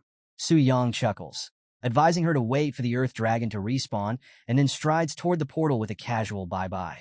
Luo Linger sees as Su Yang disappears, while her assistant mutters about his rudeness. Zhou Tai, still bewildered, questions whether Su Yang truly intends to solo the Earth Dragon. Inside the dimly lit cave, Su Yang approaches the slumbering rock abyss Earth Dragon, mentally preparing himself for the battle. He recalls Luo Linger's goal of taming the Black Dragon and figures that, with her strength and support, she might actually manage it. But there's no time to waste. He knows he needs to keep moving forward if he's to keep up with her pace. As he moves closer, the system identifies the boss, a level 61 wild boss, the Rock Abyss Earth Dragon. Su Yang sizes it up, unimpressed, noting it looks more like a giant lizard than a dragon, especially compared to the Black Flame Wing. Despite being unable to use his Wolf Spirit and Demon Blade skills, Su Yang is confident his Starlight-level weapon will be more than enough. Without hesitation, he launches into action, striking the Earth Dragon with Soul Mark. His attacks connect, but he quickly realizes the Earth Dragon's defenses are formidable. The dragon retaliates with a fierce tail swipe, forcing Su Yang to dodge. He counters with a barrage of strikes, dealing steady damage as he taunts the creature. Bit by bit, the dragon's defenses start to crumble. When the Earth Dragon's health drops to 50%, Su Yang's confidence grows, but just as he's about to push forward, a system alert warns him that the boss has entered Berserk mode. The ground trembles as the dragon charges at him with a terrifying new ferocity, and Su Yang quickly realizes that this dragon charge isn't just powerful, it's also guided, relentlessly homing in on him as he dodges. In need of a strategy, he assesses the cave layout and spots a granite wall nearby. Recognizing it as his only hope, he positions himself behind it, bracing for the dragon's next attack. The Earth Dragon charges, colliding with the wall, and the impact leaves it dazed. The system confirms it. The dragon is stunned and vulnerable, taking 25% more damage. With determination, Su Yang grips his sword and delivers a series of devastating blows. Meanwhile, outside the dungeon, Lu Xi, now uneasy, questions Zhou Tai about whether they should just stand by and wait. Zhou Tai dismisses him, suggesting he take it up with Luo Linger herself. Luo Linger, however, is determined to stay and watch, intrigued to see just how far Su Yang can go. After a grueling battle, Su Yang finally emerges victorious. A system notification appears, displaying his achievement. Su Yang has solo-killed the Rock Abyss Earth Dragon, setting a new record with a time of 20 minutes and 16 seconds. Outside, Luo Linger's group is visibly shocked as they see Su Yang's name at the top of the leaderboard. Lu Xi can barely contain his disbelief, insisting it must be a cheat, but his laughter quickly fades as Su Yang appears, clad in a full set of Rock Abyss Earth Dragon armor. Smirking at their shock, he asks why they're still waiting around. The group falls silent, stunned, until Lu Xi erupts in mocking laughter. Su Yang, noticing the awkward fit of his armor, mentally curses himself for not clearing out his inventory sooner, forcing him to wear the clunky dragon gear. Brushing off Lu Xi's laughter, he challenges them to match his record if they think it's so funny. Luo Linger, determined not to back down, acknowledges his skill, but dismisses the Earth Dragon as a trivial feat compared to her target. Su Yang's gaze sharpens as he steps closer, declaring that he'll tame the Black Dragon before she even has the chance. Luo Linger is momentarily taken aback and fires back, asking if he's serious, challenging his audacity. With unflinching resolve, Su Yang replies, "My name is Su Yang. Not only a VIP at the Transfer Temple, but also the one who will tame the Black Dragon." Su Yang's system chimes in, notifying him of his 5-star job change task completion. He's thrilled when the next stage unlocks. Hidden job change task stage 2, Glory of Blood. As he reads the task details, Su Yang realizes it points to the Sleepy Mountains, home to an underground prison once used as a secret lab for blood-based experiments. Recalling its location near Tianling City, he knows exactly where to go. With excitement, he quickly says goodbye to Luo Linger and sets off, his determination growing stronger as he contemplates the rewards of his transformation. As he leaves, Luo Linger watches him with frustration. Lu Xiai mutters about Su Yang's arrogance, while Zhou Tai turns to her, asking what they should do next. She issues a sharp order. Keep a close watch on Su Yang and report back the moment he begins his next job change phase. The assistant acknowledges, setting off to follow him at a distance. Meanwhile, Su Yang heads for a secluded area, his golden glowing armor indicating that his transformation is complete. He checks the stats on his Rockabis Earth Dragon set and finds it boosts his strength and damage reduction.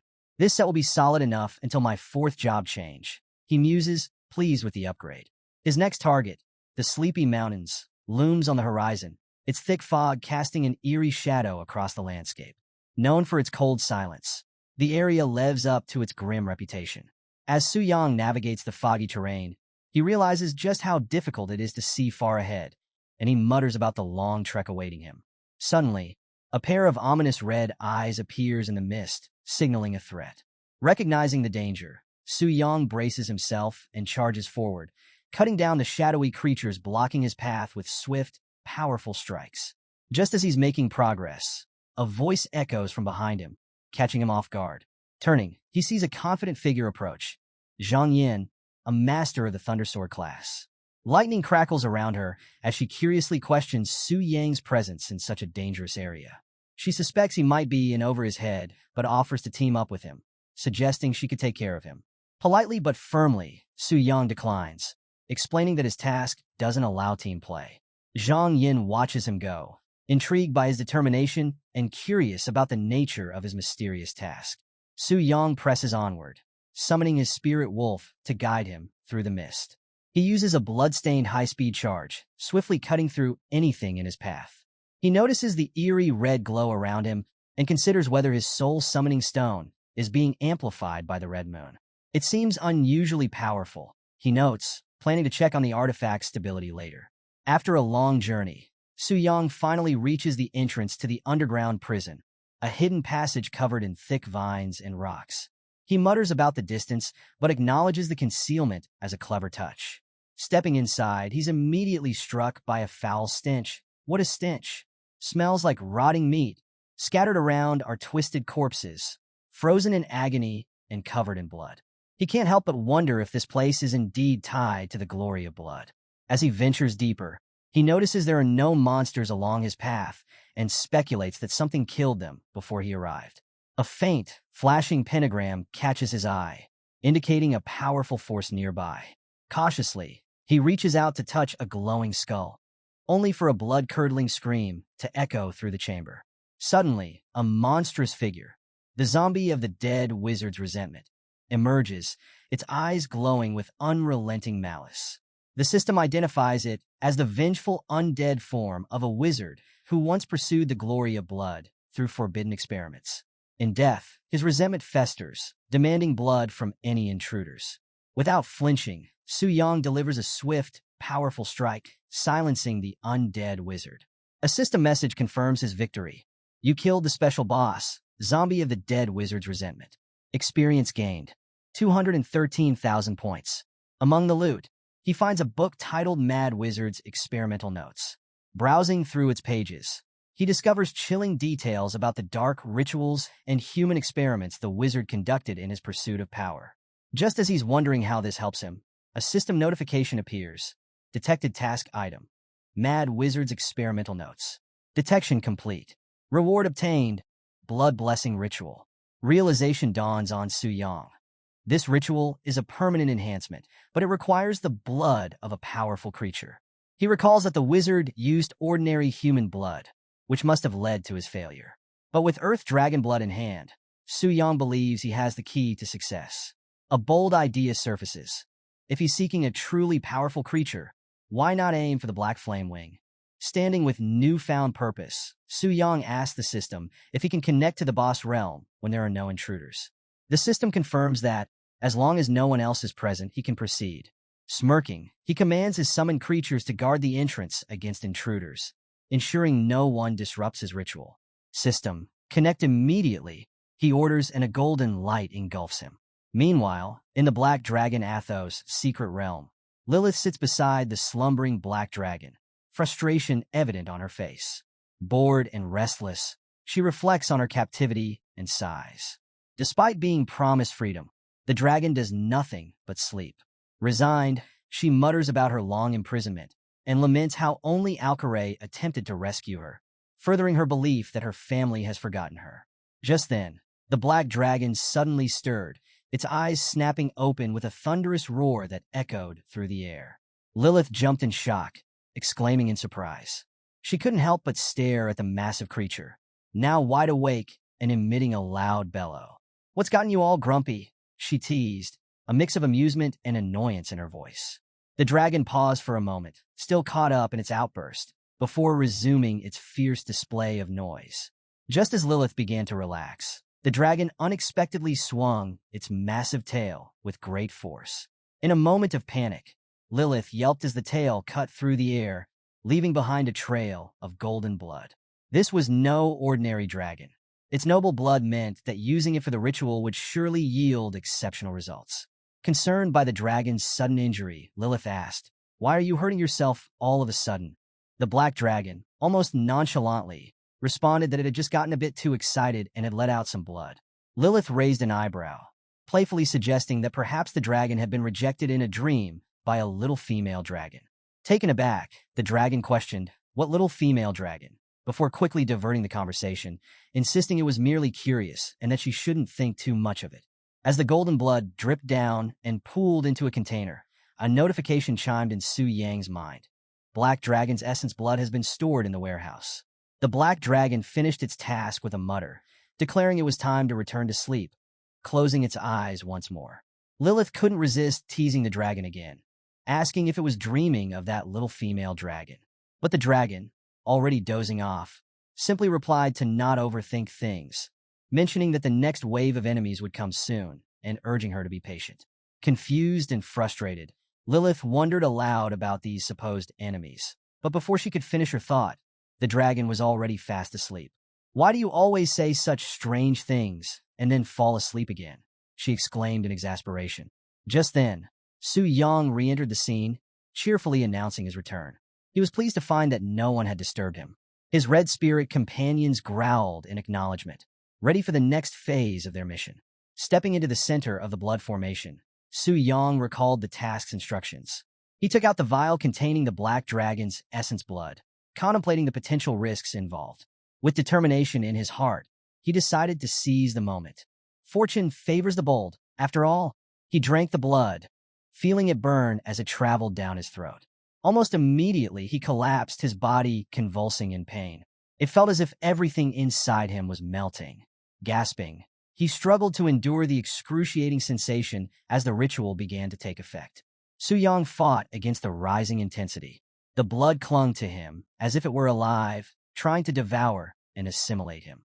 Panic began to creep in as the tendrils of blood wrapped tighter around him, constricting his movements. Despite the instinct to protect his companions, he shouted for them to stay away, insisting this was part of the ritual.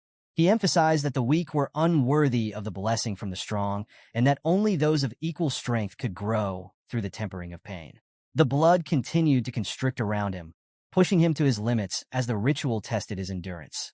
Suddenly, a notification announced, "Chrysalis completed." The blood cocoon surrounding Su Yang began to solidify, encasing him entirely. His spirit companions growled anxiously, sensing the powerful transformation occurring within. As energy surged, the cocoon started to crack, thin lines of power bursting outward with increasing tension. With a final surge, the cocoon shattered, sending shockwaves across the ritual circle. Su Yang muttered, acknowledging that the ritual of the blood blessing was complete. He flexed his hand, feeling an incredible strength coursing through him. It was a transformation beyond anything he had experienced before, even surpassing the boost he received after previous job changes. His confidence soared as he realized he could now rival a 5-tier strong fighter. A system notification popped up, using Black Dragon's essence blood to complete the blood blessing ritual. All properties increased by 50%. New skill unlocked, Perpetual Black Flame. A rare power typically wielded by Black Flame Kings now under your control. In awe of the Black Flame that danced in his hand, Su Yang contemplated the immense power he now possessed. He noted that even the boss had not fled from the Black Dragon's might, and holding this power, he truly grasped how terrifying the dragon was. The natural order dictated that the weak submit to the strong, a truth best understood by the creatures of the wild. With a smirk, he decided it was time to test his newfound abilities.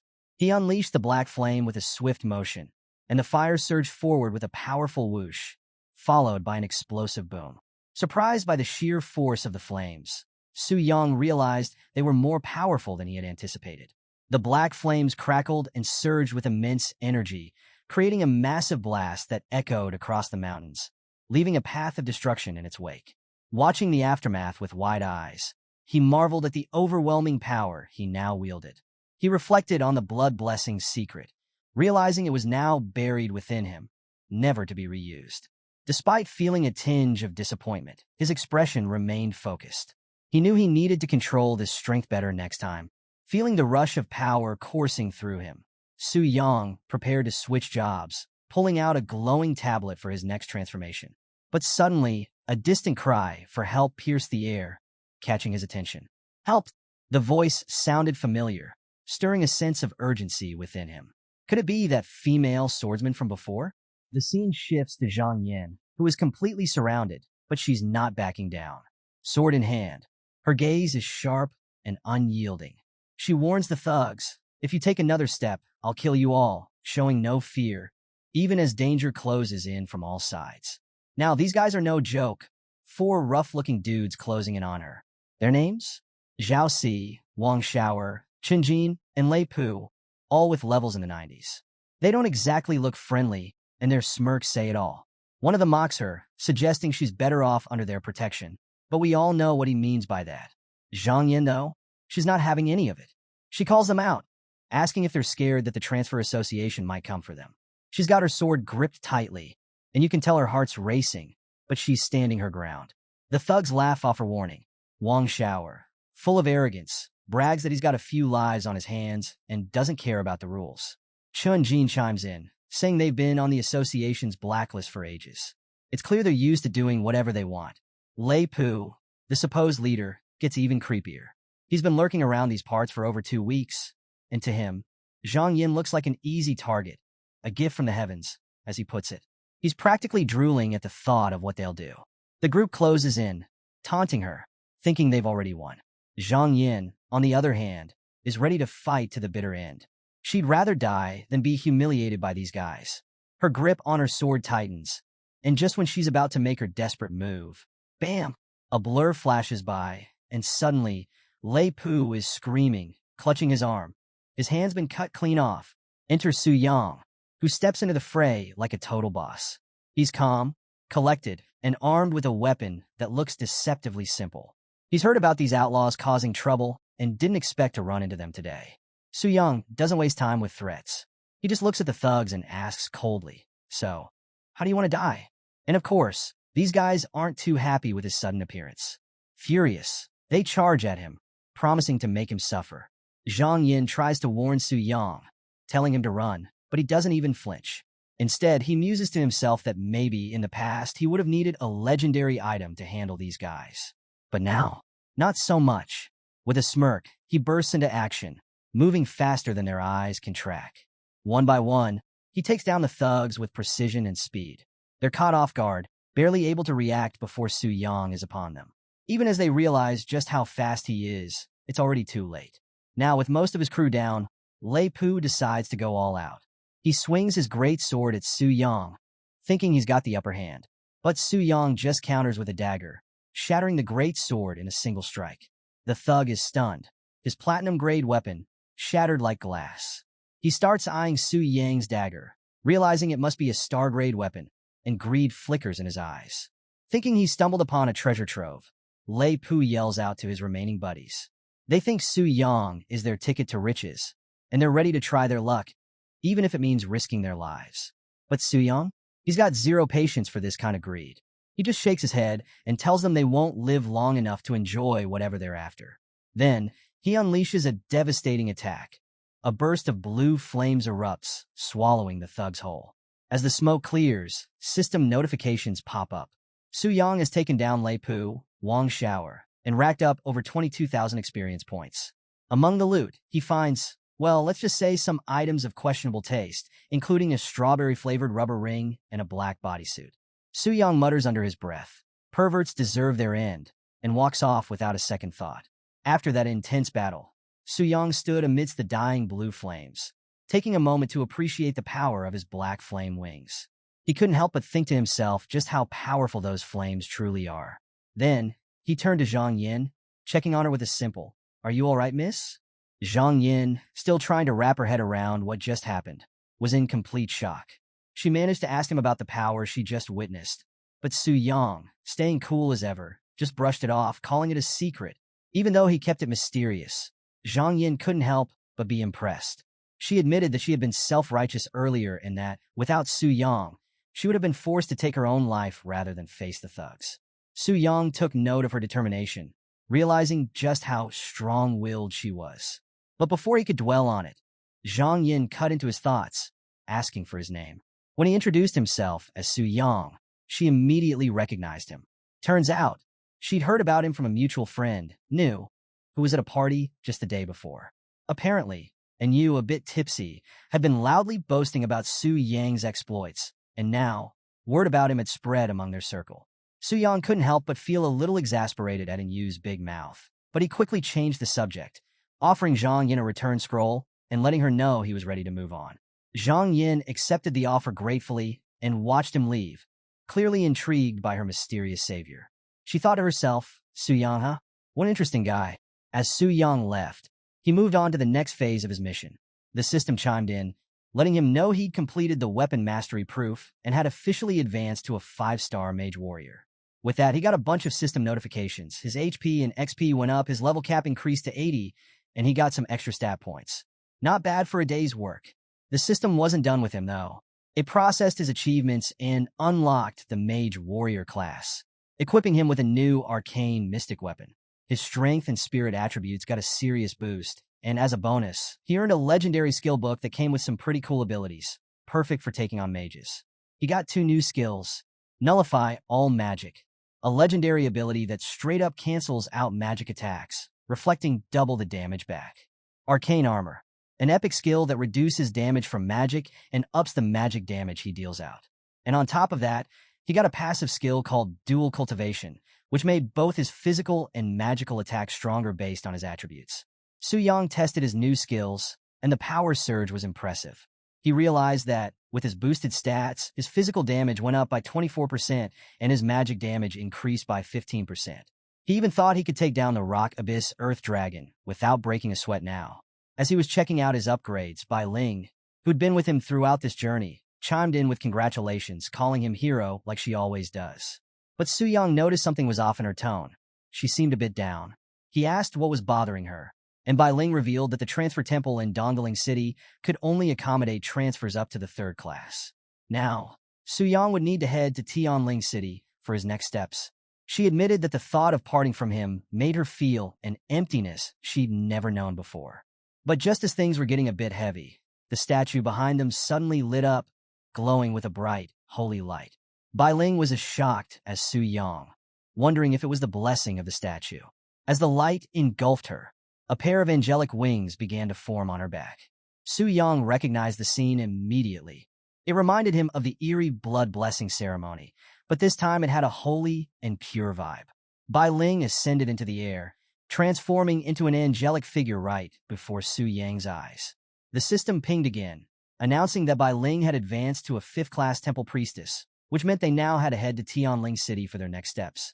Su Yang was surprised at her transformation, asking about her newfound powers, and Bai Ling explained that her advancement path was a little different from other transferees. But the best part? It meant she didn't have to leave his side. She was genuinely happy about that. However, the transformation had taken a toll on her, and she suddenly looked exhausted. Leaning into Su Yang for support, she asked if it was okay for her to rest. Su Yang reassured her, wrapping an arm around her shoulders as they prepared to move forward. With feathers softly drifting around them, he promised her that they'd face whatever came next together. Su Yang and Bai Ling head towards this grand doorway, and you can feel the air around them is thick with mystery.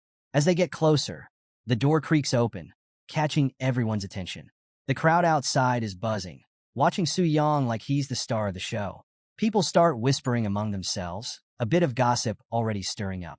One guy, clearly annoyed, grumbles about how much time Su Yang has wasted. Another nudges his buddy, wondering out loud if Su Yang and the priestess might have been up to some training behind closed doors. But Su Yang? He couldn't care less about their speculations. With Bai Ling still in his arms, he strides forward, thinking to himself, what nonsense are they talking about? He tells the crowd to make way for anyone needing a job transfer, his voice strong and commanding. But just when it looks like they'll be on their way, a large man steps up, blocking Su Yang's path. This guy's suspicious and demands to know what Su Yang did to the priestess. Not one to waste time, Su Yang shoots him a cold glare, simply telling him to move aside. The big guy practically freezes up, feeling the intensity of Su Yang's aura. He's sweating bullets, thinking to himself how that one look almost made him lose his nerve. He's got no idea who he's dealing with, but he knows better than to push further. Just then, a young priestess rushes up, calling out to Su Yang. She's all smiles and excitement, explaining that she's just been promoted to the new temple priestess of Dongling City, while Bai Ling is headed to Tianling City. Su Yang congratulates her on the promotion and even jokes about her pay raise, earning him a bit of a blush from the new priestess. She's a little sad about not seeing Su Yang or Bai Ling for a while, but Su Yang reassures her, promising to visit often and maybe even have tea together. Her face lights up at that, and she agrees eagerly, looking like she's holding onto a bit of hope as she watches him walk away, muttering to herself, so, I still have a chance. Su Yang then talks with a temple official, who assures him that they'll take good care of Bai Ling as she adjusts to her new role as the temple priestess of Tianling City. Su Yang acknowledges this, appreciating the arrangement. But in the back of his mind, he's already planning his next move. He knows he'll need to set up a base in Tianling City, thinking about buying a place there and making arrangements for his grandparents to make sure they're comfortable. The scene shifts to Su Yang writing a heartfelt letter in a quiet room. He's letting his grandparents know about his move to Tianling City, assuring them that he's doing well. Along with the letter, he sent some money, hoping they and his siblings can live a little easier. He promises to visit them often, signing the letter with his name. Next, we see Su Yang checking out this luxurious villa. It's got an incredible southeast view, and the realtor is hyping it up, saying it's fully furnished with everything he could need. And the price? A cool 9.8 million. Su Yang likes what he sees, but he's a bit concerned that the place might be too big to manage on his own. The realtor, though, is quick to offer a solution. For just an extra million, Su Yang can get a dedicated maid team to take care of all the day-to-day stuff. The maids themselves welcome him warmly, calling him Master Su Yang with smiles on their faces, and he seems pretty happy with the arrangement. He decides to go for it, telling the realtor to proceed with the paperwork. Su Yang is settling into his new place, enjoying the luxuries that come with his hard-earned success. He's lounging in an outdoor hot spring, completely at ease, thinking to himself how great it feels to have some money in his pocket. Not too long ago, he could only dream of living like this. As he leans back into the warm water, he sighs contentedly, deciding to catch some sleep and check on Bai Ling in the morning. Meanwhile, over at the temple, Bai Ling finally wakes up, a bit disoriented and wondering where she is.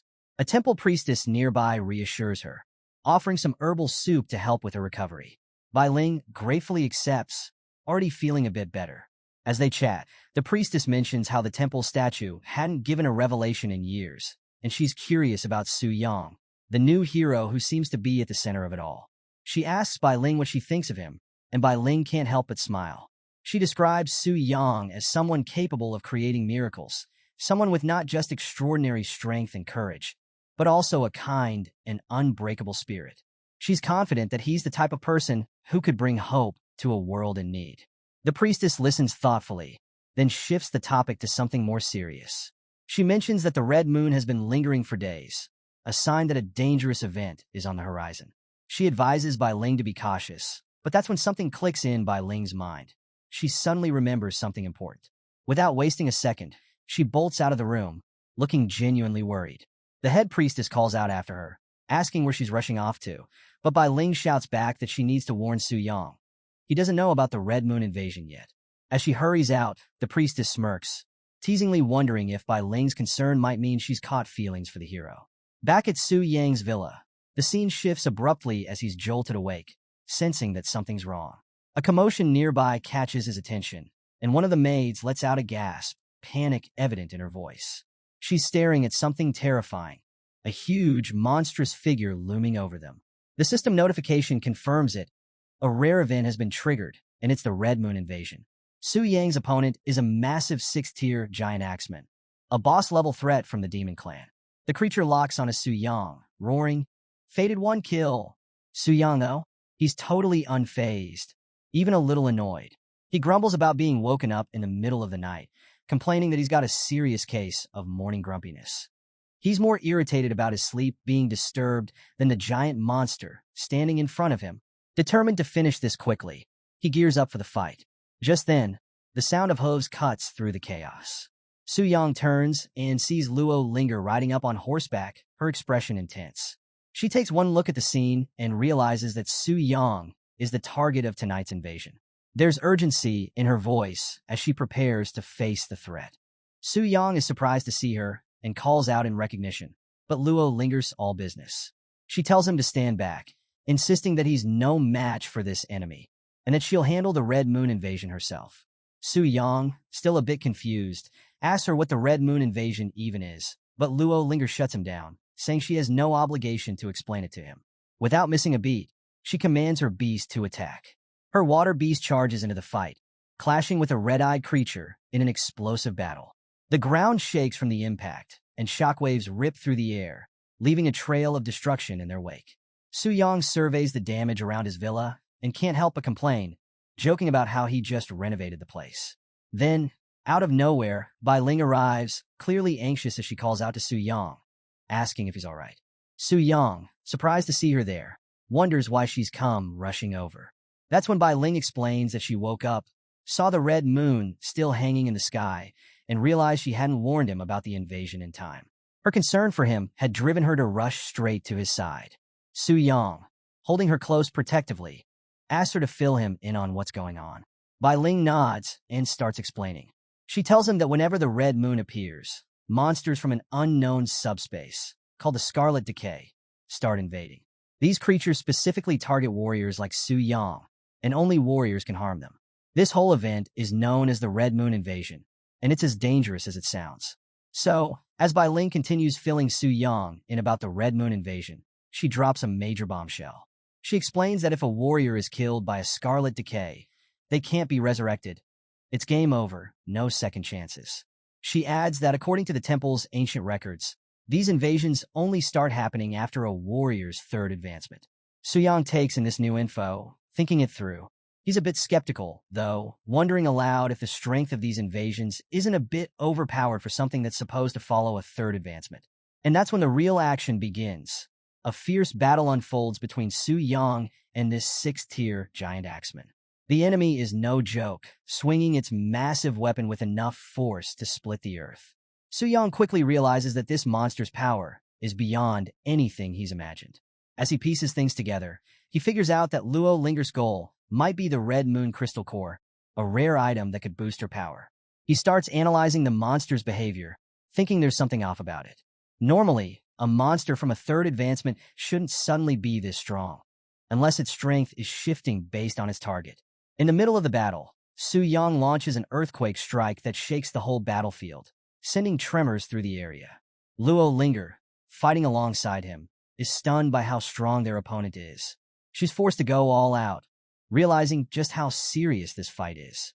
But Su Yang, frustrated with all the collateral damage, yells out for them to stop, worried that the fight will wreck his newly renovated house. He insists that, since the monster is focused on him, he should handle it himself. Luo Linger doesn't argue, but she's definitely not convinced. She warns him that if he ends up in trouble, she's not coming to his rescue. Su Yang, brimming with confidence, tells her to just watch from the sidelines. And then Su Yang goes all in. He activates his shadow body technique, moving so fast he's practically a blur, leaving trails of purple energy behind him. He lands a precise, devastating blow that sends the monster flying, then follows up with his soul mark ability, focusing on the axe-wielding demon. The hit is so powerful that it takes away 60% of the monster's health in one shot. Luo Linger can't believe what she's seeing. She's shocked that Su Yang was able to deal such a massive amount of damage with a single strike. Su Yang, analyzing the situation, figures out that the monster's strength is dynamic. It changes based on who it's fighting. But now that it's focused on him, it's back to being a third advancement level threat. With his extreme dual cultivation blessing, Su Yang knows he can easily crush it, relying purely on his enhanced strength. The battle continues to ramp up, with Su Yang delivering powerful blows that crack the ground beneath them. The monster roars in frustration, its demonic eyes glowing with rage as it enters a frenzy. It charges at Su Yang, bellowing, "Warrior, die!" But Su Yang just stands there, unfazed, a faint glow starting to surround him as he readies his next move. As the beast closes in, Su Yang calmly remarks that it's not quite up to the challenge. He unleashes a massive attack, his power overwhelming the demon. And just like that, the system dings with a confirmation. He's defeated the Scarlet Decay's level 75 limb-grafted axe wielder. Su Yang brushes it off, thinking that maybe this Red Moon invasion isn't such a big deal after all. Bai Ling, who's been watching the whole fight, is clearly impressed. She praises Su Yang for handling the monster so swiftly, calling him truly amazing. Meanwhile, Luo Linger watches from a distance, still skeptical despite the show of strength. She wonders if there's something more ferocious beneath Su Yang's human exterior, and warns him that this fight doesn't count as a real victory in her book. She even hints that she'll make him pay next time. Su Yang, though, isn't too concerned with her words. He's more curious about why Luo Linger always seems to be muttering to herself. But then, his attention shifts back to the glowing red crystal in his hand. He wonders if this is the Red Moon crystal core that Luo Linger's been after. Bai Ling starts to explain, confirming that it's the real deal. But before she can finish her thought, the crystal suddenly lights up with a strange, ominous glow, catching them both by surprise. So, we pick up a Su Yang body had started to change in a crazy way, and he freaked out, shouting, "Oh no, my body," as things got intense. Bai Ling, standing nearby, was equally terrified, calling out his name in panic. When he finally jolts awake, he's still feeling the after effects of whatever just happened. His body is tingling like it's trying to settle back into place. He immediately spots Bai Ling standing beside him, trying to act like everything's fine, but she's got her hand over a strange mark on her neck. Su Yang, still half asleep and confused, asks what's up with the mark. Bai Ling tries to reassure him, saying she's all right and that there's no need to worry. She explains that because of her special temple priestess constitution, she can purify the scarlet contamination by herself, and that it'll clear up in a day or two. Su Yang isn't entirely convinced, though, and he tells her not to push herself too hard, adding that he'd feel terrible if she got hurt because of him. Bai Ling gives him a soft smile, clearly touched by his concern. She calls him her brave hero, and you can see the admiration in her eyes. Now that he's a bit more awake, Su Yang sits up in bed, ready to focus on what's next. That's when Bai Ling suddenly remembers something important. She excitedly tells Su Yang that she hasn't yet explained the perks of his 5-star third advancement. Su Yang, still a bit groggy, just nods and lets her go on. Bai Ling starts rattling off the benefits. And let me tell you, they're impressive. The subsidy he used to get? It's jumped from 50 million to a whopping 1 billion. The numbers practically light up as she says it, and it's clear this is a serious upgrade. On top of that, Su Yang's Alliance shopping discount goes from 5% to 10%, and now he has free access to NES-level guild. Bai Ling makes sure to emphasize how huge this is, showing a visual of a shiny new membership card to drive it home. She mentions that the increase in his subsidy could make him a target for unwanted attention, so he'd better be careful about how he handles it. But the real game changer, as Bai Ling explains, is the opening of the Red Moon Crystal Core exchange shop. Su Yang's ears perk up at this, and he asks what the shop is all about. Bai Ling dives into the details, explaining that the shop is run by the temple and allows him to trade Red Moon crystals for all sorts of powerful items. Everything from rare equipment to specific artifacts. To access the shop, he just has to place his hand on a deity statue, and he'll be able to see what's available for exchange. A visual pops up, showcasing a variety of powerful items and weapons, all with a glowing red moon crystal as the currency. Su Yang's interest is piqued, especially since even someone like Luo Linger seems desperate for these crystals. He checks out the items listed in the exchange shop, and the options are seriously impressive.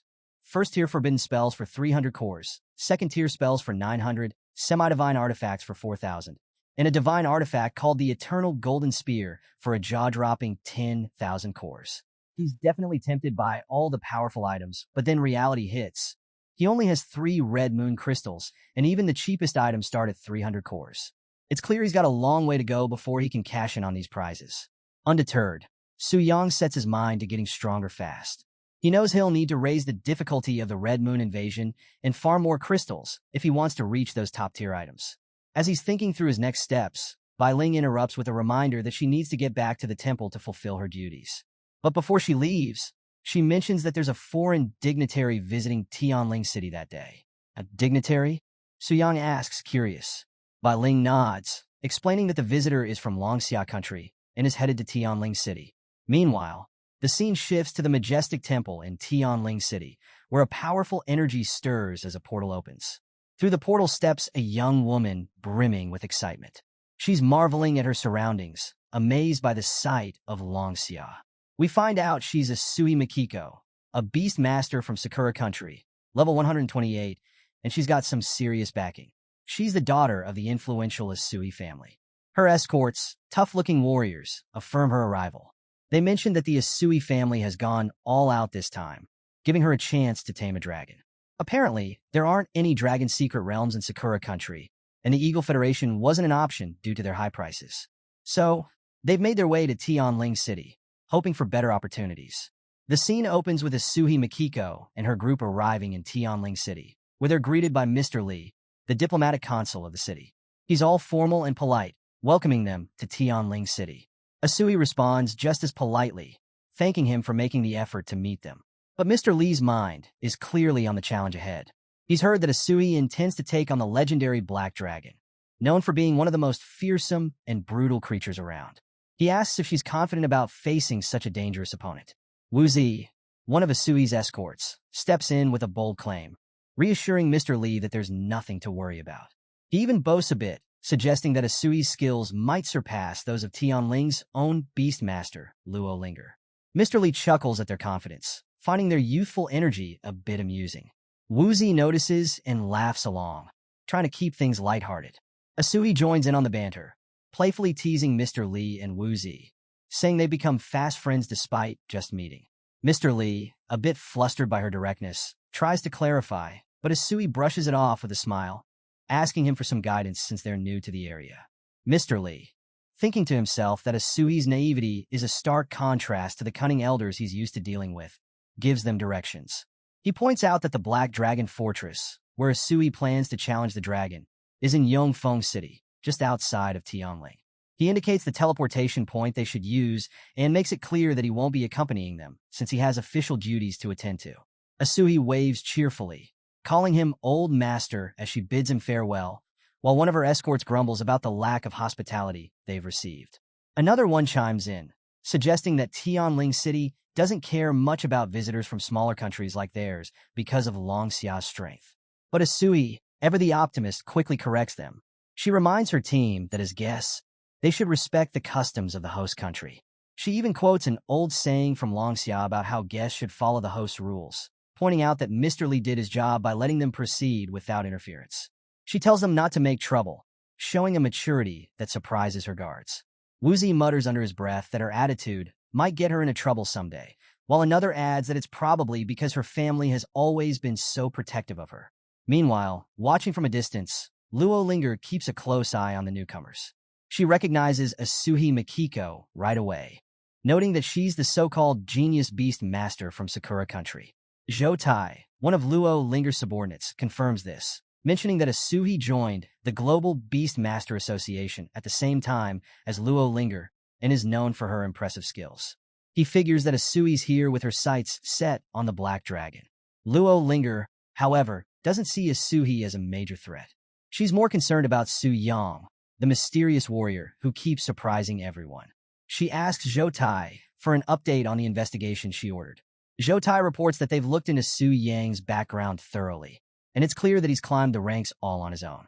Despite being a relatively new warrior, he's gained strength at an unbelievable pace, and the Yu Yun guild he's associated with hasn't played much of a role in his rise. Essentially, he's a lone wolf with no real backing. Luo Linger is taken aback, finding it hard to believe how someone like Su Yang, without support, could make such rapid progress. She's increasingly intrigued by this enigma of a man, and her thoughts race as she considers the possibility of him taming the Black Dragon. She even wonders if she's feeling a little threatened by him despite his recent third advancement. Just then, Wuzi alerts Asuhi that their group is moving on and suggests they head back to prepare for the challenge ahead. As they start making their way, Luo Linger senses something unusual. Zhou Tai, noticing her reaction, asks if they've been discovered despite using a stealth tool to hide their presence. Luo Linger quickly realizes that Asuhi might be more perceptive than she initially thought. This new rival from Sakura country might be a serious contender after all. Without wasting any time, she changes her plans, telling Zhou Tai to gather their people and meet at the entrance of the Black Dragon Fortress in half an hour. They need to be ready for whatever happens next in the secret realm. Zhou Tai, caught off guard by her sudden urgency, immediately follows her orders, knowing that the situation has just taken a serious turn. The scene opens in Su Yang's new luxurious home, where he's overseeing the maids with military-like precision. He's giving orders, telling them to clean specific areas and reinforce the walls, making sure everything is just right. But then, something unexpected pops up, a system prompt. It warns of intruders attempting a challenge in the secret realm, asking if he wants to connect to the boss. Su Yang quickly shifts his focus to the intruders. He confirms the connection, and the serious look on his face says it all. He's gearing up for whatever's coming next. As he prepares to leave, one of the maids hesitantly asks him where he's going, reminding him that the house isn't finished yet. Su Yang waves off her concern, saying he has urgent business to attend to and asking them to take care of the place while he's gone. With that, he connects to the secret realm, and a powerful aura surrounds him as he transforms, ready for battle. The scene shifts, and we get a view of the challenge screen. This time, it's an S-level guild with 24 members, and their leader is none other than Luo Linger. Su Yang's eyes widen as he recognizes her, and lets out a shout, realizing that she's leading the exploration team. Meanwhile, Luo Linger, full of determination, rallies her team, promising big rewards to anyone who helps her tame the Black Dragon. Her confidence is infectious, and she leads her group forward with a fierce resolve.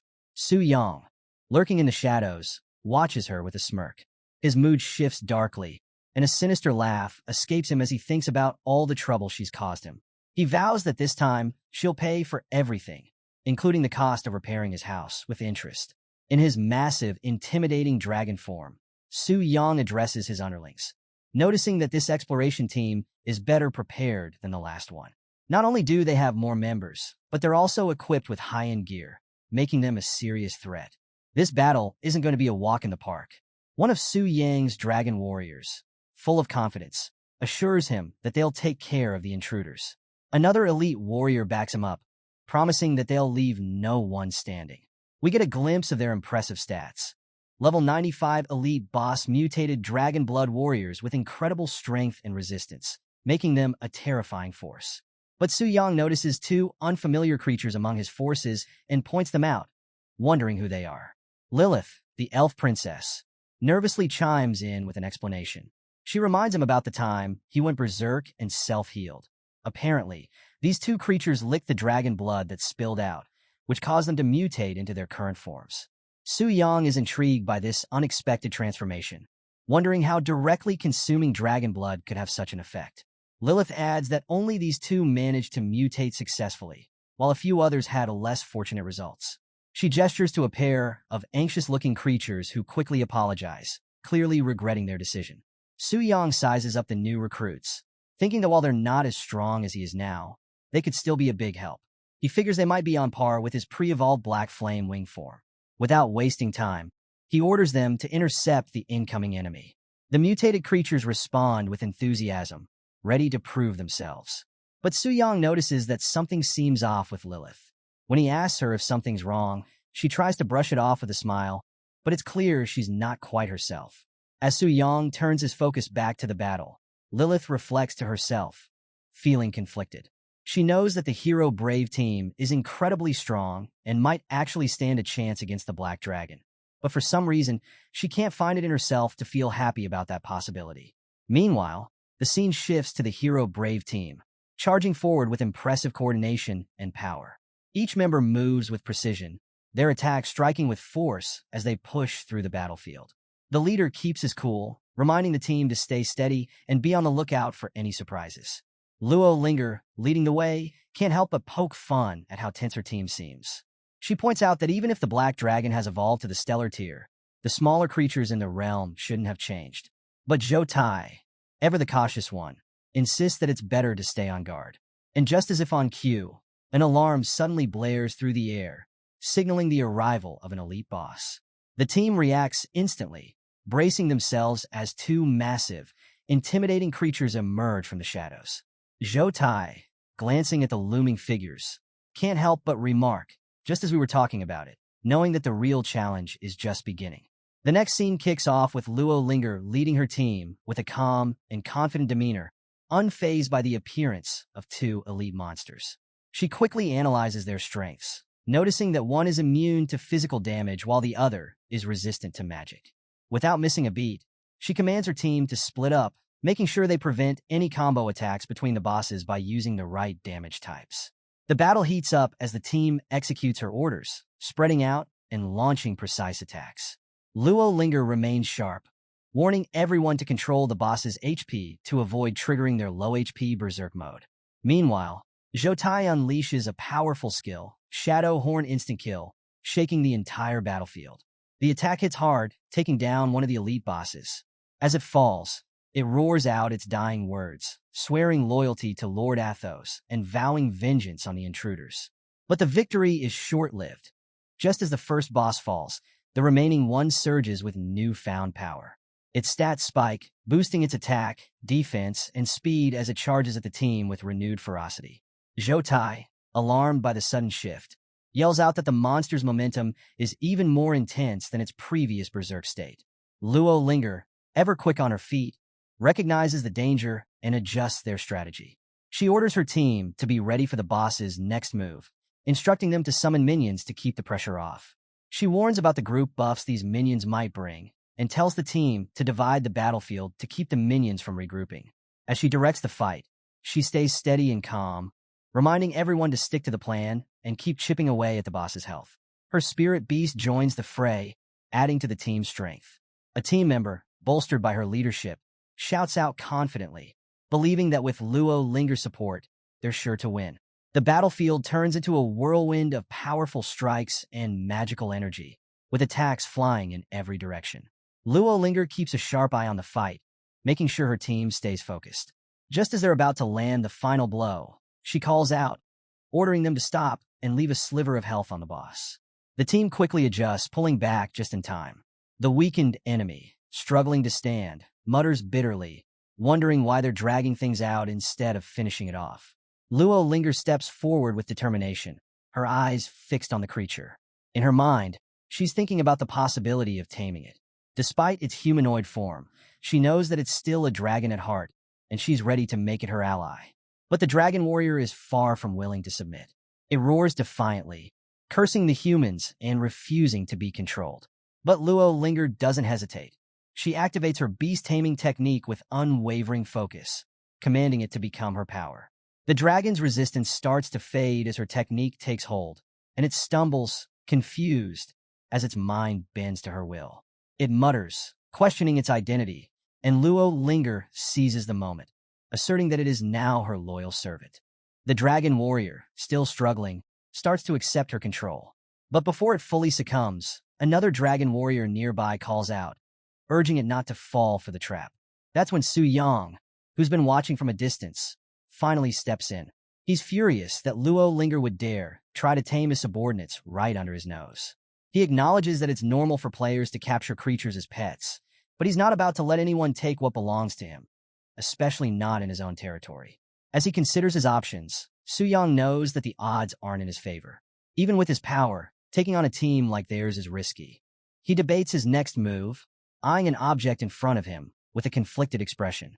Lilith, the elf princess, notices his hesitation and comments on the strange, gross-looking thing he's staring at. When she realizes what he's thinking, she's horrified, insisting that he can't possibly be planning to eat it. But Su Yang, with a resigned look, decides that he doesn't have a choice if he wants to turn the tide. He takes a deep breath and swallows the object, forcing it down despite its revolting texture. Lilith, wide-eyed, asks him how it tastes, and Su Yang's face twists in disgust as he describes it, slimy, with a terrible sewer-like stench. Suddenly, a transformation begins. Su Yang feels a surge of energy coursing through him, and a massive explosion of light erupts from his body, momentarily blinding everyone on the battlefield. The ground trembles beneath them as a brilliant golden beam shoots up into the sky, piercing through the clouds. The display is so intense that it leaves the dragon warriors in awe. One of them, shocked by the sight, wonders aloud if this could be the return of their lord. Another whispers in reverence, calling out, "My king," as they watch the transformation unfold. Luo Linger, shielding her eyes from the bright light, is filled with shock and confusion. She can feel the immense power radiating from the fortress and realizes that something massive is happening. Her expression shifts as she starts to understand what's going on, her eyes widening in disbelief. The entire battlefield falls silent as a massive shadow looms over the horizon. Emerging from the golden light is Su Yang, now fully transformed into a fearsome, fully evolved black dragon. His wings spread wide, casting a dark shadow across the land as he towers over the battlefield. The sheer power radiating from him is almost tangible, sending a shiver through everyone watching. Luo Linger, staring at the newly evolved form, can barely find her voice. She gasps, recognizing the legendary black dragon before her. The system notifications start flashing, announcing the dramatic shift in power. The dungeon boss Black Flame Wing, now known as Black Dragon Athos, has undergone a mutation. As the notifications continue, it becomes clear that the Black Dragon is no longer the same. Its evolution has pushed it to a new tier, level 15 Radiant Moon tier, turning it from a mere threat into a force of nature. Even the secret realm itself has changed, adjusting to match the dragon's newfound strength. The stakes are higher than ever, and the challenge is on a whole new level. With cold determination, Su Yang surveys the battlefield, feeling the rush of his successful transformation. He grins as he declares that his evolution is complete and sets his sights on the intruders. His eyes glint with fierce resolve as he prepares for the next round, knowing it's time to crush anyone who dares to stand in his way. Su Yang, now in his fearsome dragon form, towers over the battlefield, radiating an intimidating aura. His expression is grave as he surveys the scene below. Meanwhile, on the ground, Lu Xi panics, waving his arms frantically. He can hardly believe their luck, ranting about how they just leveled up, only to face a new jump in difficulty. He shouts in frustration, wondering aloud if the whole thing is some kind of cruel joke, even asking where the game masters are when they need them. Zhou Tai, trying to steady the group, tells him to calm down and focus. But the rest of the team isn't doing much better, visibly shaken by the appearance of a Moonlight-ranked boss. They look to Luo Linger for direction, their fear barely contained. One of them nervously asks what they should do now, realizing just how dangerous this opponent is. Luo Linger, trying to maintain her composure, mutters to herself, half in disbelief, half in denial, that there's no way this black dragon could really be Moonlight-ranked. She clings to the hope that the dungeon might be bugged. Above them, the dragon smirks, its massive form igniting with flames as it powers up. Its voice rumbles, mocking their disbelief. Still think it's a bug? Time for a lesson, foolish humans. The taunt sends chills through the team, and Zhou Tai quickly snaps back to action, shouting for everyone to throw up their defenses. Desperation fills the air as the adventurers scramble to cast their protective skills. Mountain Wall, Light Shield, Fire Resist, Earth Protect Us. But despite their efforts, the dragon unleashes a massive fire blast that sweeps across the battlefield, melting through their defenses like they're nothing. Cries of agony ring out as the attack hits, taking down 10 adventurers in one devastating blow. Only 6 remain standing, barely clinging to life. Zhou Tai, recognizing the full power of a Moonlight-ranked boss, is relieved they came prepared. He calls out to the survivors, reminding them to use the Ring of Life's Emerald, an item that grants a one-time full health revive. The battlefield glows as the revives activate, bringing the fallen back to their feet. Su Yang watches from above, impressed by their resilience. He realizes they came fully prepared for a fight like this. Meanwhile, Luo Linger rallies, summoning massive elemental beasts, a bear, a wolf, and a bird, to join the battle. She coordinates a flurry of powerful attacks: meteor rain, thunder strike, heavy blood strike, aimed at the dragon. The sky lights up with the force of their assault, but the dragon remains unyielding, barely flinching under the barrage. Luo Linger's confidence falters as she realizes their attacks aren't making a dent. Her plan to slowly chip away at the dragon's health falls apart in the face of its overwhelming strength. She tries to regroup, but the dragon is already preparing another devastating skill. With their defensive abilities on cooldown, the adventurers scramble, but they don't have time to react. A warrior calls out in desperation, hoping for a miracle, but it's too late. The dragon slams into the earth with a move called Dragon Impact, sending shockwaves through the battlefield that tear through their defenses. The ground shatters beneath the impact, and the team is left in disarray. One of the warriors, Old Jun, is down, and they desperately search for a way to revive him. But Lu Ci quickly shakes his head, realizing there's no hope left. "Forget it," he mutters bitterly. "There's no saving us now. Just prepare to die." Luo Linger, surveying the destruction around her, struggles to comprehend how they're even still alive. One hit had nearly wiped them out entirely. Zhou Tai, seeing the dire situation, turns to her with a grim expression. He urges her to escape, insisting that their only chance is for her to survive and bring back word of what happened. She's furious at the suggestion, clenching her fists in frustration. She refuses to back down, knowing how long she's waited for this opportunity. But Zhou Tai pleads with her, pointing out that the moment the dragon evolved, their chances of victory vanished. He begs her to go, emphasizing that her survival is their only hope of getting the word out. Reluctantly, tears of frustration well up in Luo Linger's eyes. She finally agrees, realizing that he's right. With a pained expression, she turns and speeds off, her mount carrying her toward the distant horizon. She knows she's leaving her team behind to face a certain death, but there's no other choice. As she flees, the dragon's gaze locks onto her retreating form. It growls, amused by her attempt to escape. "Running away?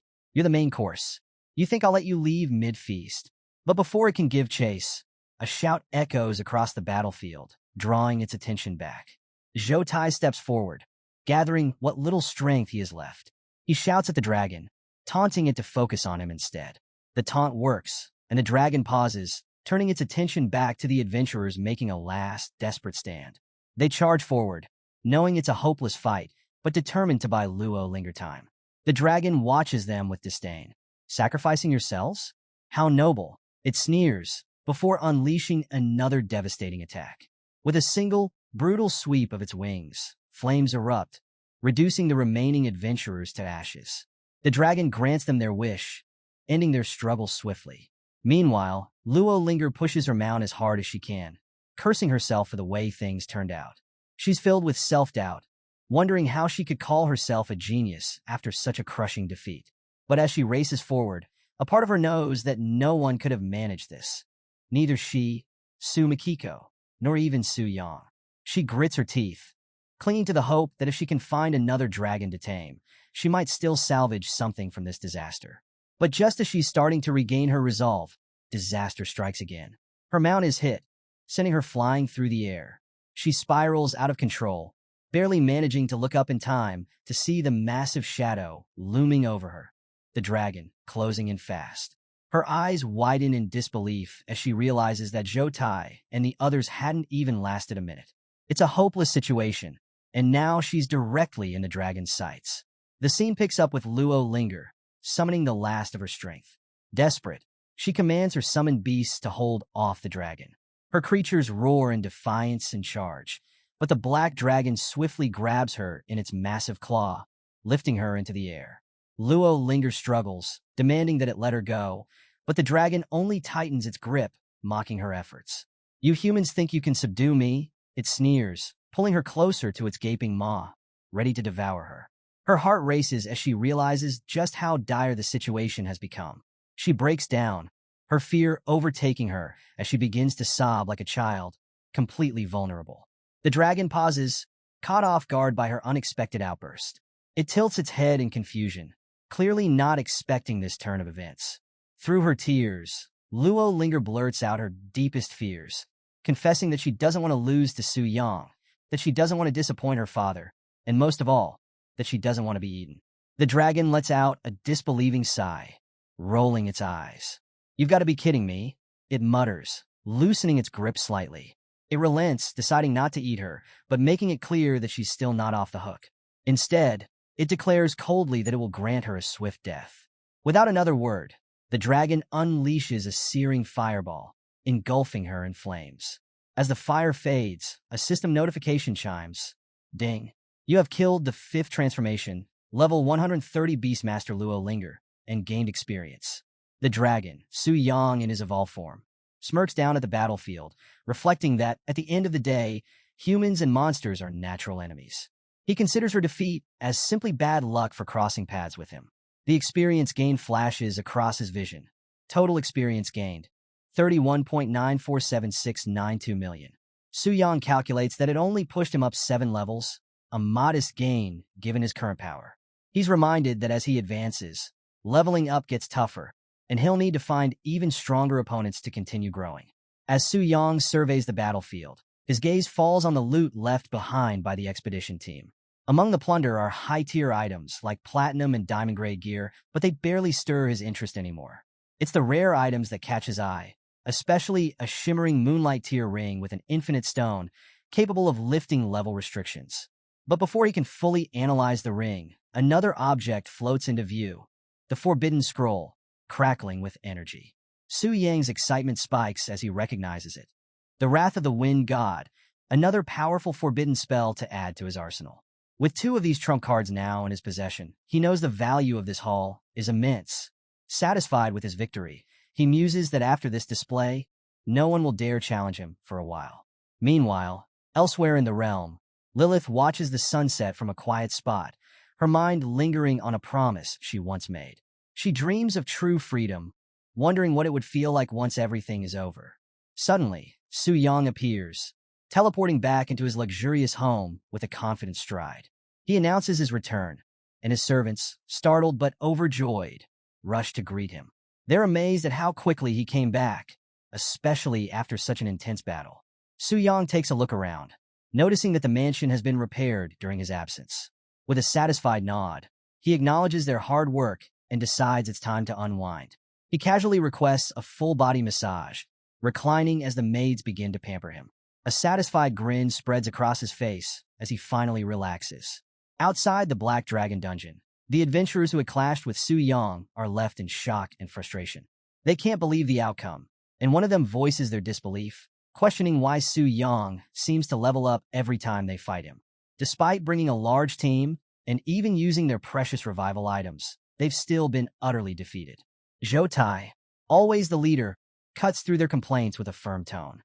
He's focused on more immediate concerns and asks if anyone has seen the young Mississippi. The team members exchange worried glances, realizing that they haven't spotted her since they emerged from the dungeon. A creeping fear enters their minds as they wonder if she suffered the same fate as another leader they once lost, Master Chen. As they search, Zhou Tai hears a faint sound, someone crying. Following the noise, he finds Luo Linger huddled in the shadows, clearly broken by her defeat. He calls out to her softly, "Young miss?"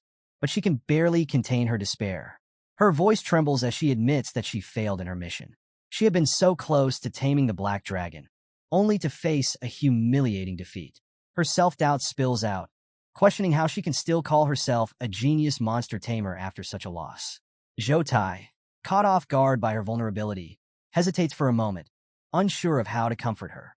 As he approaches, she quickly puts up a defensive front, snapping at him and wiping away her tears. But Zhou Tai, ever the realist, gives her a direct response. He informs her that he's there to report the losses they suffered, but he offers a small gesture of reassurance. He tells her that no one could have predicted the dragon's sudden evolution and that losing to such a powerful foe is nothing to be ashamed of. His words, though simple, give her a spark of hope. She thinks of her rivals, Su Yang and Asuhi Makiko, who are still ahead of her. But despite the defeat, she refuses to give up. Deep down, she's determined to regain her status. If she can find and tame another dragon, she might still prove herself and reclaim her place at the top. Luo lingers, mind races with possibilities. Two dragons fill her thoughts, the powerful red one and the silver, which is on another level. Both are starlight tier. But it's the silver dragon that catches her focus. If she can tame it, she knows it would make her unstoppable, turning her into the most powerful beast master around. Her determination sharpens like a blade, and she finally pulls herself together, giving Zhou Tai an unexpected compliment. She admits she underestimated him, thinking he was all brawn, but realizing now that he has a keen eye. Zhou Tai can't help but laugh, seeing her shift from despair to fierce resolve. With newfound strength, Luo lingers, stands tall, light glowing from her hand as she takes charge. She commands her team with precision, ordering each member to report their losses from the dungeon to Zhou Tai. The adventurers rally around her, grateful for her renewed strength, cheering her on. But just as she regains her focus, a flicker of confusion crosses her face. Who are these new faces among the crowd? That's when a green-clad figure steps forward, Asui Mikiko. She's beaming with recognition, thrilled to finally meet the legendary beast master, Luo Linger, in person. Asui's excitement is infectious. She's eager to size up her rival face-to-face. The tension crackles between them. Luo, keeping her composure, calmly questions Asui's intentions. Asui, ever bright and confident, introduces herself with her usual flair, making it clear that she's here for the same prize, the Black Dragon. Luo, not giving much away, offers a cold but polite farewell before turning on her heel, leaving Asui's outstretched hand hanging awkwardly in the air. The rivalry between them intensifies with that simple gesture. As Luo departs, the onlookers murmur among themselves, frustrated by what they see as rudeness. Some accuse her of taking out her anger after failing to tame the Black Dragon. Tension rises among the adventurers, but Asui quickly steps in to shut down the gossip. Her voice rings out, silencing the crowd as she refocuses them on their mission. There's no time for idle chatter. They need to prepare for the challenge ahead. But just as the group gets ready to move forward, their expressions shift to shock. Ahead of them looms the Black Dragon's fortress, and to their dismay, it's now classified as a Moonlight Tier dungeon, far beyond what they had anticipated. The adventurers are thrown into a panic, scrambling to make sense of how the dungeon's difficulty suddenly skyrocketed. They frantically try to reach their higher-ups, hoping for guidance on how to proceed. Meanwhile, Mr. Lee, fully aware of the unexpected situation, steps in to offer an apology for the unforeseen evolution. He advises the group to rest and await further instructions in Tianling City, assuring them that plans are being adjusted. But as he walks away, Mr. Lee can't shake the feeling that something strange is at play. This evolution wasn't supposed to happen. Could some external force have interfered with the dungeon's balance? The next day, Su Yang makes his way to the portal, its swirling energy reflecting the tense atmosphere. The battlefield is eerily quiet. Tianling City's strongest team has been wiped out, leaving no one else brave enough to challenge what remains. But Su Yang, unfazed and focused, steps forward, ready to face whatever comes next. Surrounded by an aura of dark, ominous energy, his eyes burn with determination as he claims the battlefield as his own. His transformation into the dungeon's boss is complete, and he radiates a power that feels unstoppable. Su Yang knows exactly how this battle will end, with him victorious. As he approaches the fortress, the blood-red sky churns above, casting shadows over the jagged peaks surrounding the Black Dragon's domain. The landscape stretches out before him, vast and empty, but there's no hesitation in his steps. What once was his territory as a boss now welcomes him as a challenger. Overhead, a swarm of dragonlings descends, screeching in a mockingly grand welcome. Su Yang's power surges, dark flames wrapping around his form, and he steps forward with a cold confidence that makes even the skies seem darker. The dragonlings, sensing his power, falter in their flight, unsure of the overwhelming aura they're facing. The air hums with tension as Su Yang's eyes glow, silencing the battlefield. The dragons above circle, sensing a presence that feels both familiar and impossible, the unmistakable aura of Lord Athos. The beasts are thrown into confusion. How could a human possess such ancient power? Yet there's no mistaking it. The black flames that once belonged to Lord Athos now swirl around Su Yang like a cloak of darkness. With authority, Su Yang asserts his dominance, his voice echoing through the air as he sends a chilling message to all who would dare oppose him. Get lost.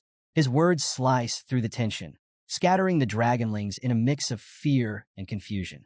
The energy in the air shifts as a ghostly moon spirit wolf materializes beside Su Yang, its presence adding to the eerie atmosphere.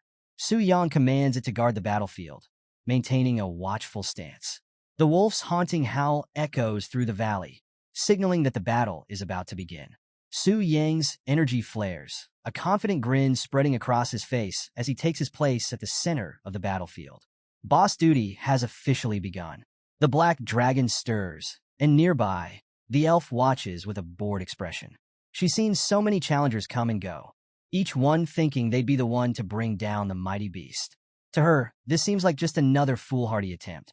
She wonders if any of the promises made by monsters mean anything anymore. But her thoughts are drowned out by the echoing roars of the dragons overhead. Suddenly, the colossal black dragon crashes down onto the battlefield, its presence overwhelming. Even the ghostly moon spirit wolves tremble as they sense something unsettlingly familiar. Could this be their long-lost master? Then, in a shocking move, the dragon raises a massive claw and slams it into its own chest, roaring in pain. It's as if it's hurting itself deliberately, with no regard for the damage. The wolves look on, stunned.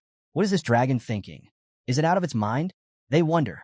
But Su Yang knows better. He figured out before that the dragon's self-inflicted damage bypasses its natural defense mechanisms. He calculates the impact of the move, dropping it to just the right HP threshold to maintain control without damaging the potential loot. 54% HP. That'll work, he thinks before issuing his command with ironclad authority. Black Dragon, obey. Halt your recovery and freeze every monster in this dungeon, Su Yang orders. His words echo through the air, and the dragon complies instantly, the power dynamic shifting in an instant. The moon spirit wolves finally piece it all together. Their master is back, stronger than ever, and now commanding the battlefield with an unyielding calm. With this victory, Su Yang's transformation from a weaker class is complete. He's opened up a new path for himself, one that pushes him to even greater challenges. Energy crackles around him as his power surges, ready to command forces far beyond what he could have imagined before. The Black Flame Wing Athos is on the cusp of rebirth, ready to dominate territories that seemed unreachable just moments ago. But the journey hasn't been easy. Su Yang presses forward, his legs trembling from exhaustion after 2 hours of relentless battle. His hands are numb from countless strikes, his body aching for rest. Even now, the Black Dragon refuses to yield easily. It stands battered and bloodied, but still dangerous. Hanging on with just 19% of its HP, Su Yang gulps down a restorative drink, his mind racing through strategies. His extreme stats and skills got him this far, but the final push is yet to come. As the energy around him intensifies, he steadies his grip on his weapon, knowing he's just a few strikes away from victory. Meanwhile, far off, the elf who had been resting is jolted awake by a deafening roar that shakes the earth. The battle has reached its peak. As the clouds clear and the thick fog lifts, the once intimidating figures of the dragons begin to vanish, one by one. The elf senses a shift in the air. The black dragon's powerful aura, it's gone. Could it be over? And then, silence settles across the battlefield. Su Yang, breathing heavily, looks up at the sky, feeling every ache in his body. It's over, he whispers, relieved but still wary. But even as he catches his breath, the black dragon, in a final act of defiance, gathers its remaining strength. It stands tall one last time, engulfed in blazing energy, a testament to its unyielding nature. For Su Yang, this moment marks the beginning of a new era, one where his power and the world's balance shift forever. With a flurry of system notifications, the battle's conclusion is confirmed. The experience points roll in, 3 times more than anything Su Yang has earned before, pushing him from level 79 to 80.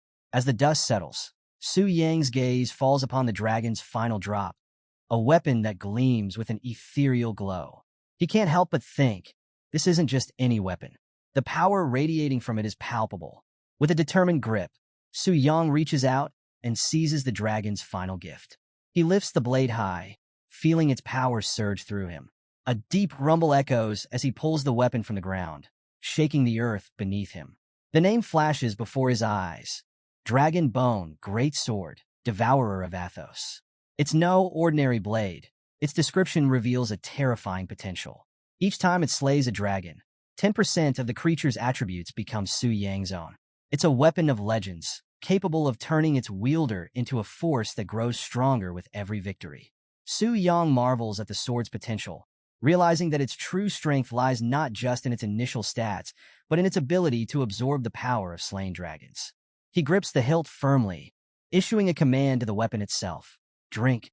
A massive explosion of energy ripples across the desolate battlefield, splitting the ground as the sword releases its power. The destruction is immense, unlike anything he's wielded before. As he takes in the weapon's raw power, Su Yang ponders its origins. So, this black flame wing, it's the descendant of the ancient devourer? No wonder it had such strength, even while still maturing. He realizes that the system chose this weapon specifically for a reason, aligning his path with that of the ancient beast. With the black dragon's heart now in his possession, another notification chimes, confirming the completion of the dragon slayer's heart task. The heart pulses with a deep, ancient energy, and Su Yang feels its effects surge through him, boosting his spirit by 50%, doubling his strength, and granting him the ability to ignore a dragon's natural talents, while delivering 500% more damage. Its true potential lies in a one-time ability to summon ancient heroes through his own blood. He smirks, thinking, I've become a walking boss in my own right. Before he can fully savor the moment, another alert catches his attention. Ding! Boss co-op kill detected, generating a boss minion. Su Yang watches as the colossal form of the black dragon reappears, no longer as an enemy, but as a potential ally. Has his dream of taming this mighty beast finally come true? As power surges around him, the system confirms it. Athos, the once fearsome black dragon, is now his loyal minion. Without wasting a moment, Su Yang climbs onto the dragon's back, feeling the raw power beneath him. They launch into the sky together, soaring back toward the fortress as the red skies rush past. Below, Lilith stands in stunned silence, trying to make sense of what's just happened. The dragonkin have vanished, the black dragon defeated, something she never thought possible. But as she looks up, she sees the silhouette of the mighty dragon, and on its back, the figure of Su Yang.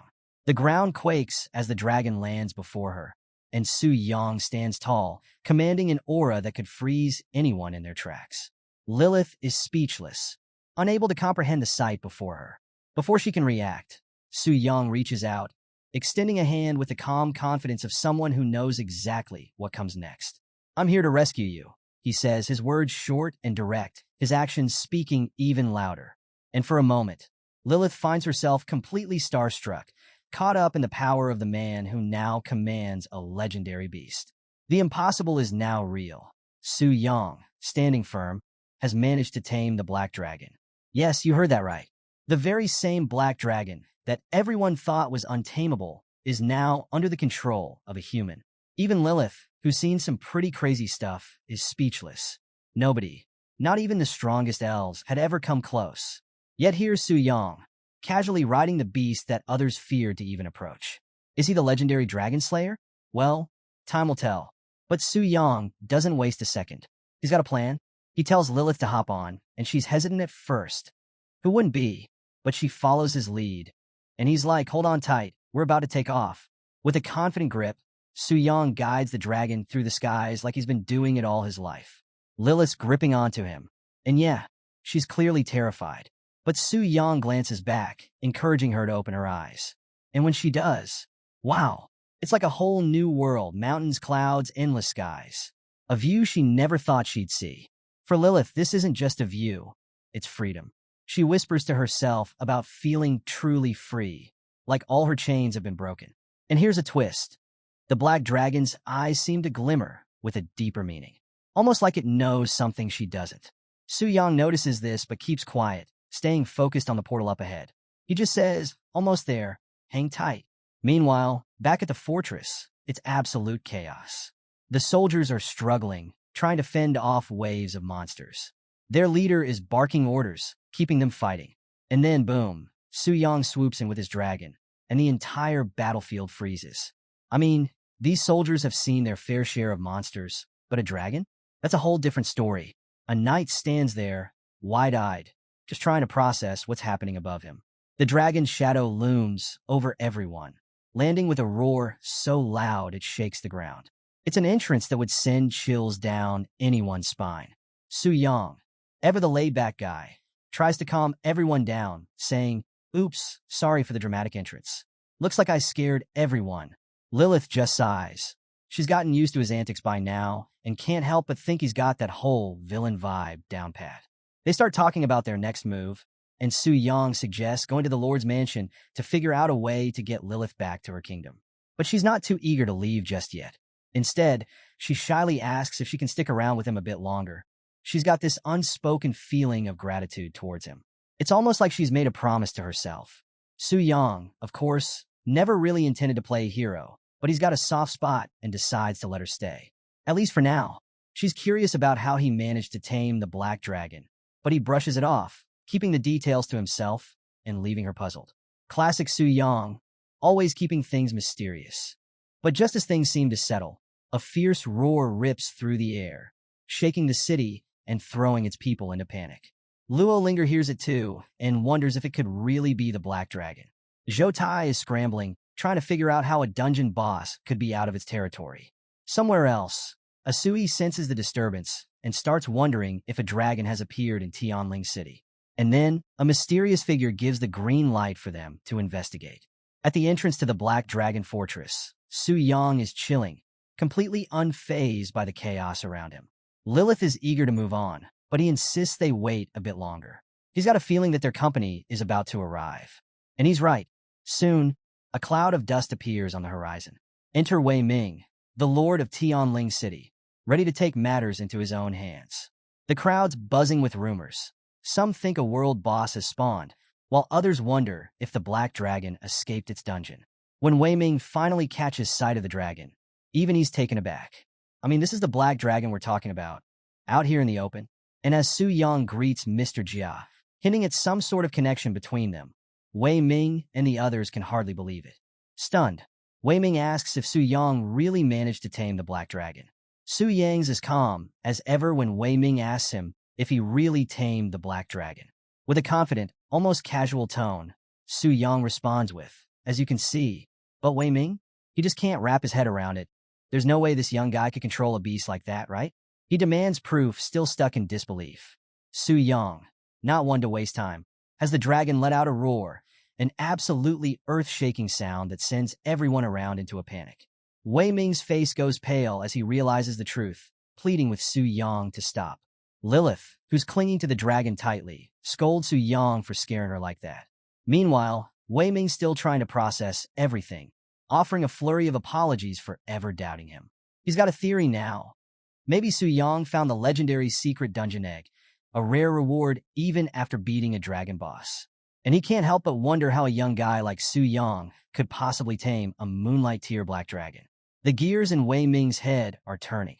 Could Su Yang actually be some kind of powerful deity in disguise? And he's not the only one thinking that. The entire concept of taming a black dragon like this is mind-boggling. Even the Global Beast Tamer Association, filled with elite tamers, only has one dragon tamer on record.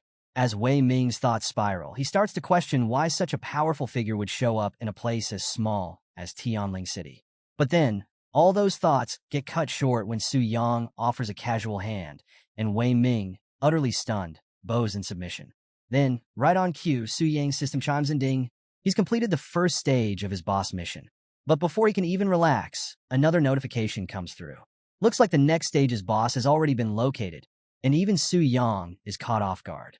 Wei Ming, still nervous and sweating, steps forward again, convinced that Su Yang must be from the Global Beast Tamer Association.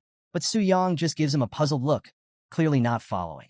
Jiayu, who's been standing nearby, leans in to remind Wei Ming that no important figures have shown up in the city recently, leaving Wei Ming to question if Su Yang's presence might have been a secret. But with no teleportation records to back it up, he dismisses the thought. Then, things take a sudden turn when Asuhi Mikiko makes her entrance, bursting onto the scene with a big, enthusiastic smile. Wei Ming and Jiayu are caught off guard by her sudden appearance, and she quickly introduces herself as a beast tamer from Sakura Country. And yeah, she's super eager to talk to Su Yang, wanted to know all about how he tamed the dragon. Su-yang just stares at her, a bit speechless from her energy. Makiko is all excited, asking Su-yang for tips, but then catches herself. This is supposed to be a secret only shared among beast tamers. But Su-yang drops a bombshell of his own. He straight up tells her that he's not a beast tamer. And just like that, the whole group is stunned. Wei Ming, Jiayu, Asui. They're all left wondering how on earth a guy who isn't even a beast tamer managed to pull off something that's supposed to be impossible. I mean, the Black Dragon is a challenge even for the best tamers out there. And yet here's Su-yang, a total outsider, doing the unthinkable. Su-yang stays cool, though. He just says he's got his own methods and leaves it at that, keeping the details to himself. Then he turns to Wei Ming, asking him to let the citizens know not to panic when they see the Black Dragon flying overhead. Wei Ming's still a bit dazed, but quickly agrees, rushing off to make the announcement. And as he does, he can't help but admire Su-yang's calm demeanor, realizing that true strength often comes without all the flashy arrogance that so many pretend to have. Meanwhile, Asuhi, looking a bit shy now, asks if she can tell her teacher about Su-yang's feat. Her teacher is apparently one of the 9 heads of the Beast Tamer Association, and Asui hints that they might even want to meet Su-yang in person. Wei Ming jumps in, making comparisons between Asui and another talented tamer, Luo Linger, though he notes how different their personalities are. Su-yang listens in, clearly intrigued by all the talk of the association's top brass. But he's got other things on his mind, and he's not too interested in becoming a mentor just yet. Su-yang quickly excuses himself, telling them he has other matters to deal with. With a simple farewell, he hops back onto the Black Dragon and takes off, leaving Asui and Wei Ming standing there, completely stunned. As the dragon takes to the skies again, Wei Ming quickly gets word out to the city, announcing that the Black Dragon boss has been tamed and there's no need to panic when they see it soaring above. As the dragon flies into the city, the sight leaves everyone in awe. Conversations buzz through the streets, with people marveling at the sheer power it must have taken to tame a beast like that. They can't help but wonder, who is this mysterious person who's managed to pull off what nobody else could? So, picture this. A girl's just going about her day, minding her own business, when, boom, Su-yang and his Black Dragon make a dramatic landing right in front of his place. The ground shakes, and the sound is deafening, sending her broom clattering to the ground. She's startled, of course, but Su-yang, ever the smooth operator, apologizes and casually mentions that he's, well, the writer. Recognizing him as her master, she calms down and breathes a sigh of relief. As Su-yang reflects, he realizes he never meant to draw so much attention. But here's the thing. Since he's not a beast tamer, he doesn't have one of those special spaces to store a dragon. So, like it or not, he's got to show off a bit. It's an unintended flex, but hey, sometimes that's just how it goes. Su-yang, ever the gentleman, offers Lilith the chance to pick any room she likes, leaving her in the care of his staff while he gets back to business. Lilith checks out the house, and, honestly, she's pretty impressed. It's clean, it's spacious, and she's feeling like she could really make herself at home here. Su-yang, on the other hand, is relieved. He was worried she might act like a spoiled princess, but Lilith's down-to-earth attitude is a pleasant surprise. With Lilith settled, Su-yang turns his attention to more serious matters. He sits down and calls up the system, and almost instantly, the next boss is revealed, a sovereign of original sin from the demon abyss. And get this, it's ranked at God tier. Yeah, you heard that right. Su-yang's taken aback by the news, realizing that this next challenge is way beyond anything he's faced before. He quickly runs through the ranking system in his mind, remembering how it all works. From the 5th tier onward, every 50 levels marks a new tier. Starlight is the 6th, Moonlight is the 7th, Sunlight is the 8th, and above all of them sits the elusive God tier. Reaching that level isn't easy. You've got to conquer the trial of the gods to even attempt it. Su-yang can't help but marvel at how big of a leap this is. He's come a long way, taming a Starlight tier Black Dragon, but now he's up against something far beyond. He wonders what this new connection to the God tier world will unlock for him. And then it begins. He initiates the summoning process, and suddenly, energy swirls around him, kick-starting his transformation. And then he's face-to-face with the God tier boss from the demon abyss. The thing is massive, its presence is absolutely overwhelming. Su-yang scans its stats, and they're off the charts. This boss has insane strength, blinding speed, and resistances that make it nearly invincible to most attacks. Physical, fire, water, darkness. But there's a silver lining. Light is its one weakness. As Su Yang digs deeper, he learns that this boss controls everything in the demon abyss. But here's the kicker. It can revive its subordinates endlessly, and even worse, it can resurrect itself as long as any demon in the abyss is still alive. It's a total game changer. Su Yang knows that defeating it means wiping out every last demon in the abyss. No small task. He takes in the system's explanation. The demon abyss isn't your typical dungeon. It's a vast rift that connects directly to the human world, similar to the gateways to Lilith's kingdom or the Dragon Kingdom. But while those places have some semblance of peace, the abyss is teeming with danger. It's accessible to adventurers, but it's not for the faint of heart.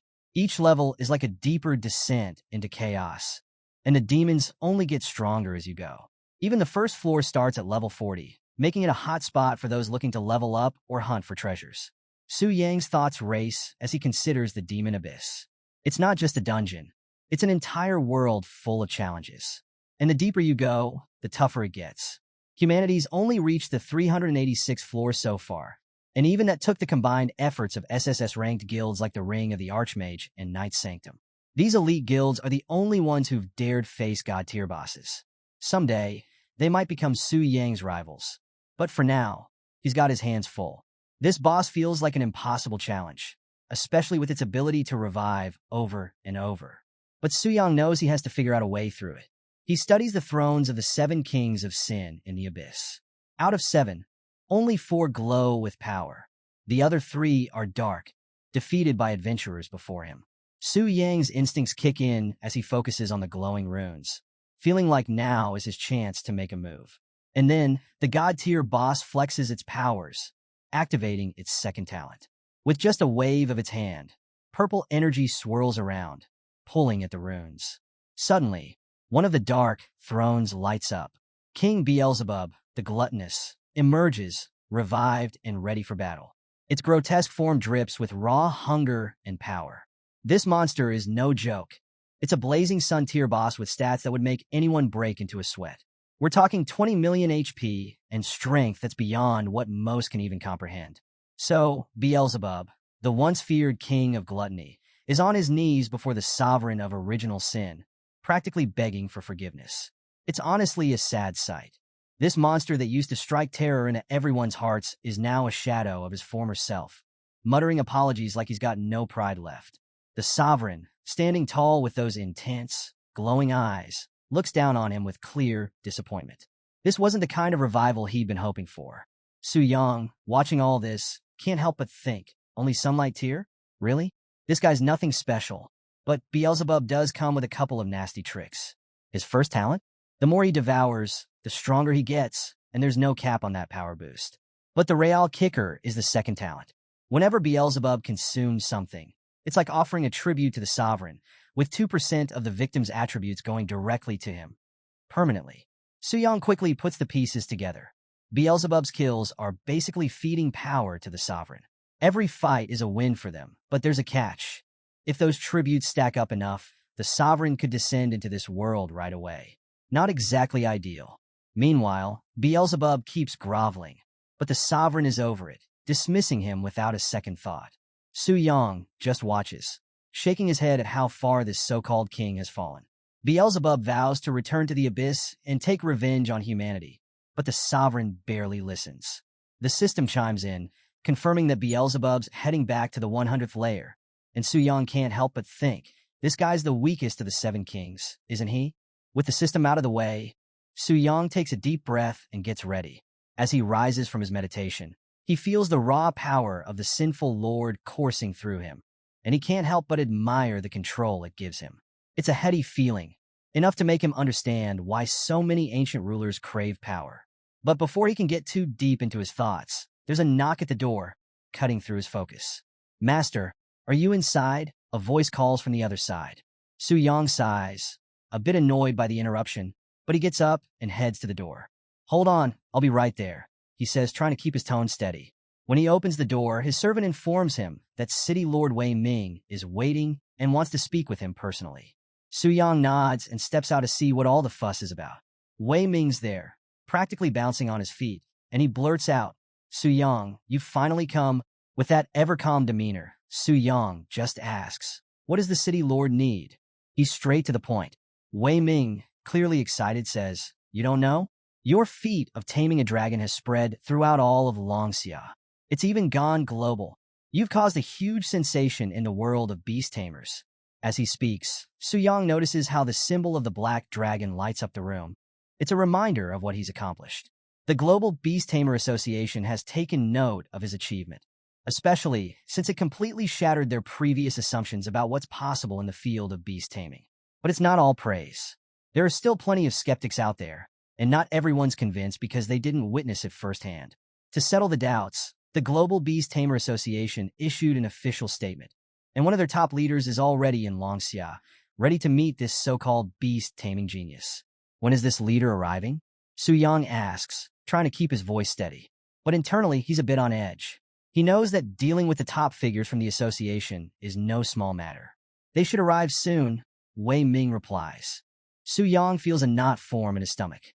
These leaders are serious business, and he knows he'll have to play this carefully. Meanwhile, over at the Tianling City Transport Hub, a crowd starts to gather. There's an air of anticipation, and among the onlookers is a mysterious figure blending into the scene. Instead of taking the VIP route, this person is choosing to walk among the crowd, adding to the tension in the air. The whispers start spreading fast. "Make way! Everyone make way!"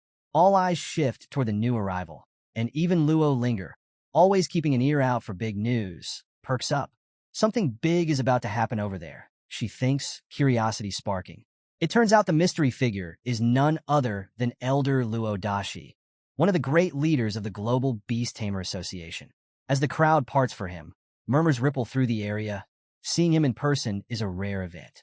Elder Luo Dashi greets everyone with a humble smile, apologizing for the fuss his arrival might have caused. Despite his unassuming manner, his reputation carries weight, and everyone knows that his presence means something major is about to unfold. Elder Luo Dashi quickly becomes the center of attention with his dignified aura, but he's not just there for the spotlight.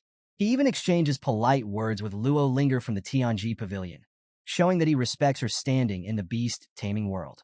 Luo Linger, on the other hand, can't help but feel a bit down.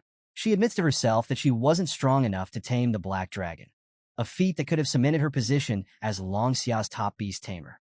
She knows that with Su Yang's recent achievement, her title might slip through her fingers. Elder Luo had some wise words for Luo Linger.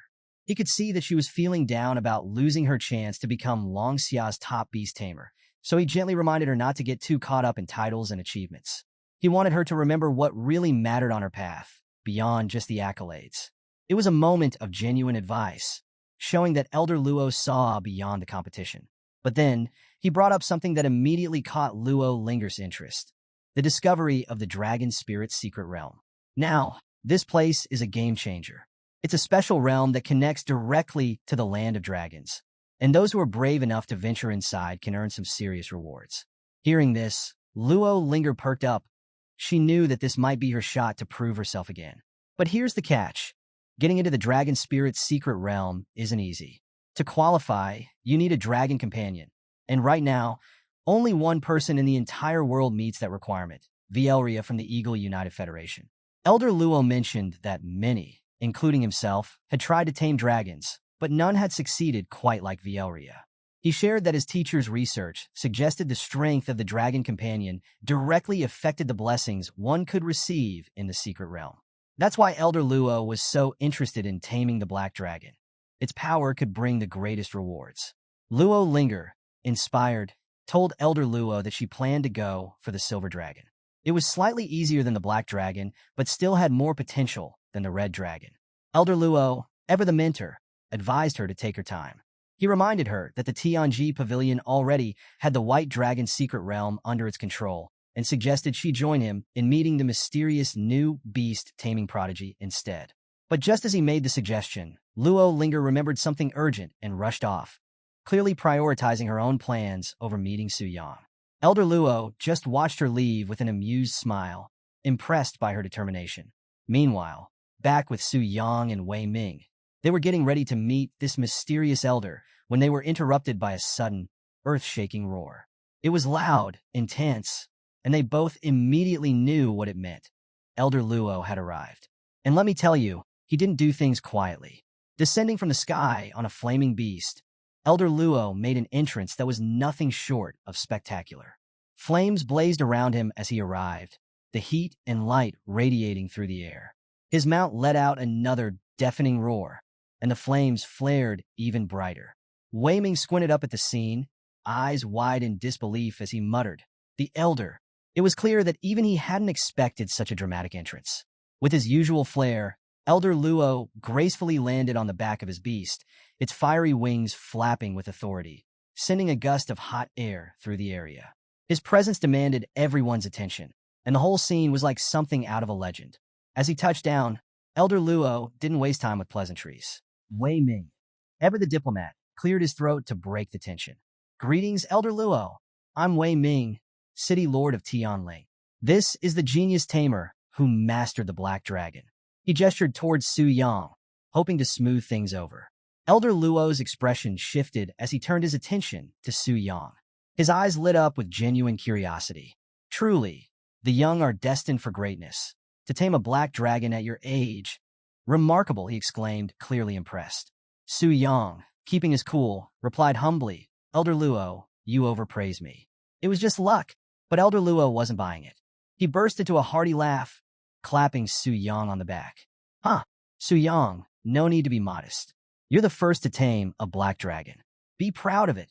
With a nod, he went on to say, "Our association has decided to invite you to join the Global Beast Tamer Association." Now, this definitely piqued Su Yang's interest, and he asked, "When is this happening?" Elder Luo, smiling confidently, replied, "We'd like you to join us." But Su Yang hesitated. He shook his head and said, "Elder Luo, I'm not a beast tamer. I can't join." Elder Luo froze, taken aback. "Wait, what? Not a beast tamer?" he asked, completely floored by this revelation. "That's right," Su Yang replied, staying firm. Elder Luo's eyes widened, and he couldn't hide his shock. "No kidding," he exclaimed, genuinely stunned. He quickly pulled out Su Yang's ID, revealing his level 80 magic spirit weapon warrior status. "See? I'm not joking," Su Yang pointed out, and the disbelief was clear on Elder Luo's face. The elder stared at the ID, his mind struggling to process the fact that Su Yang, who had tamed one of the most powerful dragons around, wasn't even technically a beast tamer. Elder Luo quickly connects with the other elders from the Global Beast Taming Association, and messages start flying between them. He informs them that he's met the person who tamed the Black Dragon. The chat lights up instantly. Elder Zhao Kun jumps in questioning, "Why hesitate? Did he agree to join?" Elder Trump is more confident, stating, "Come on, we're the strongest beast taming organization. Why would he refuse us?" And Elder William Smith offers his congratulations to Long Xia, celebrating the arrival of another potential genius in their ranks. Even Vielria, one of the core members, chimes in, expressing excitement that someone else had finally managed to tame a dragon. But Elder Luo throws cold water on their enthusiasm. There's one problem. He's not a beast tamer. He's a warrior class professional. That revelation leaves them all stunned. Elder Luo sighs as he stares at the message screen, thinking to himself, "I knew it would turn out like this." That's when President Carolina of the Siberian Northern Plains steps in with a suggestion. How about offering him honorary membership? Would that work? The idea quickly gains traction, with 9 members giving it a thumbs up. Back in Tianling City, Elder Luo stands before Su Yang, his expression warm, but with that calculating edge.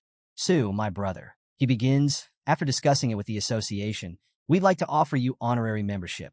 You get access to all the association's benefits." Su Yang gives a faint smile, but his eyes stay sharp. "There's no such thing as a free lunch. What exactly do you need from me?"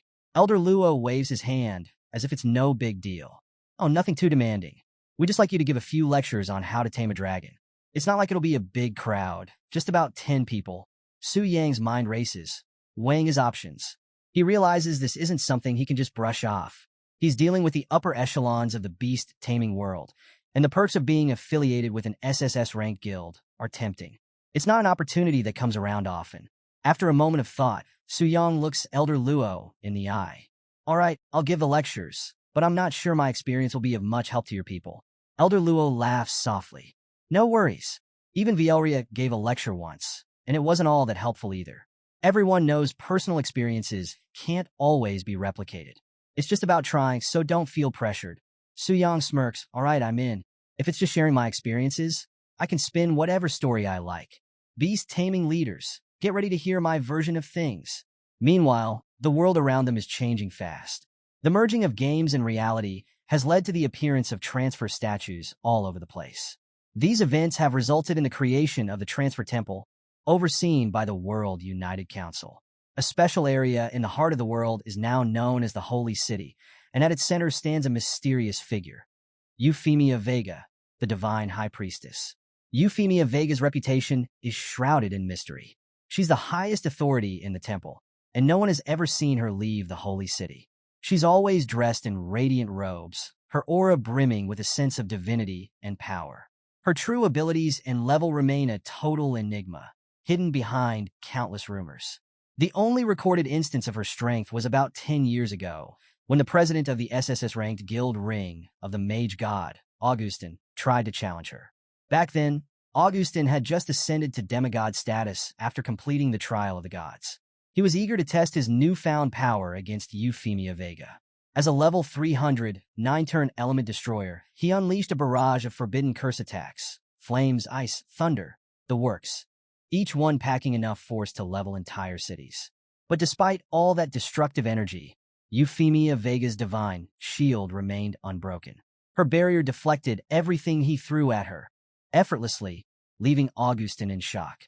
He couldn't even scratch her defenses, and the outcome was clear. No one could challenge the might of the Divine High Priestess.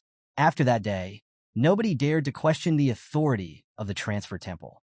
Now, fast forward to the present. Euphemia Vega stands in her sacred chamber within the Holy City, her face hidden behind a golden mask that only adds to her aura of mystery. An alert has been raised. Something serious is brewing in the demon abyss, which has been dormant for ages.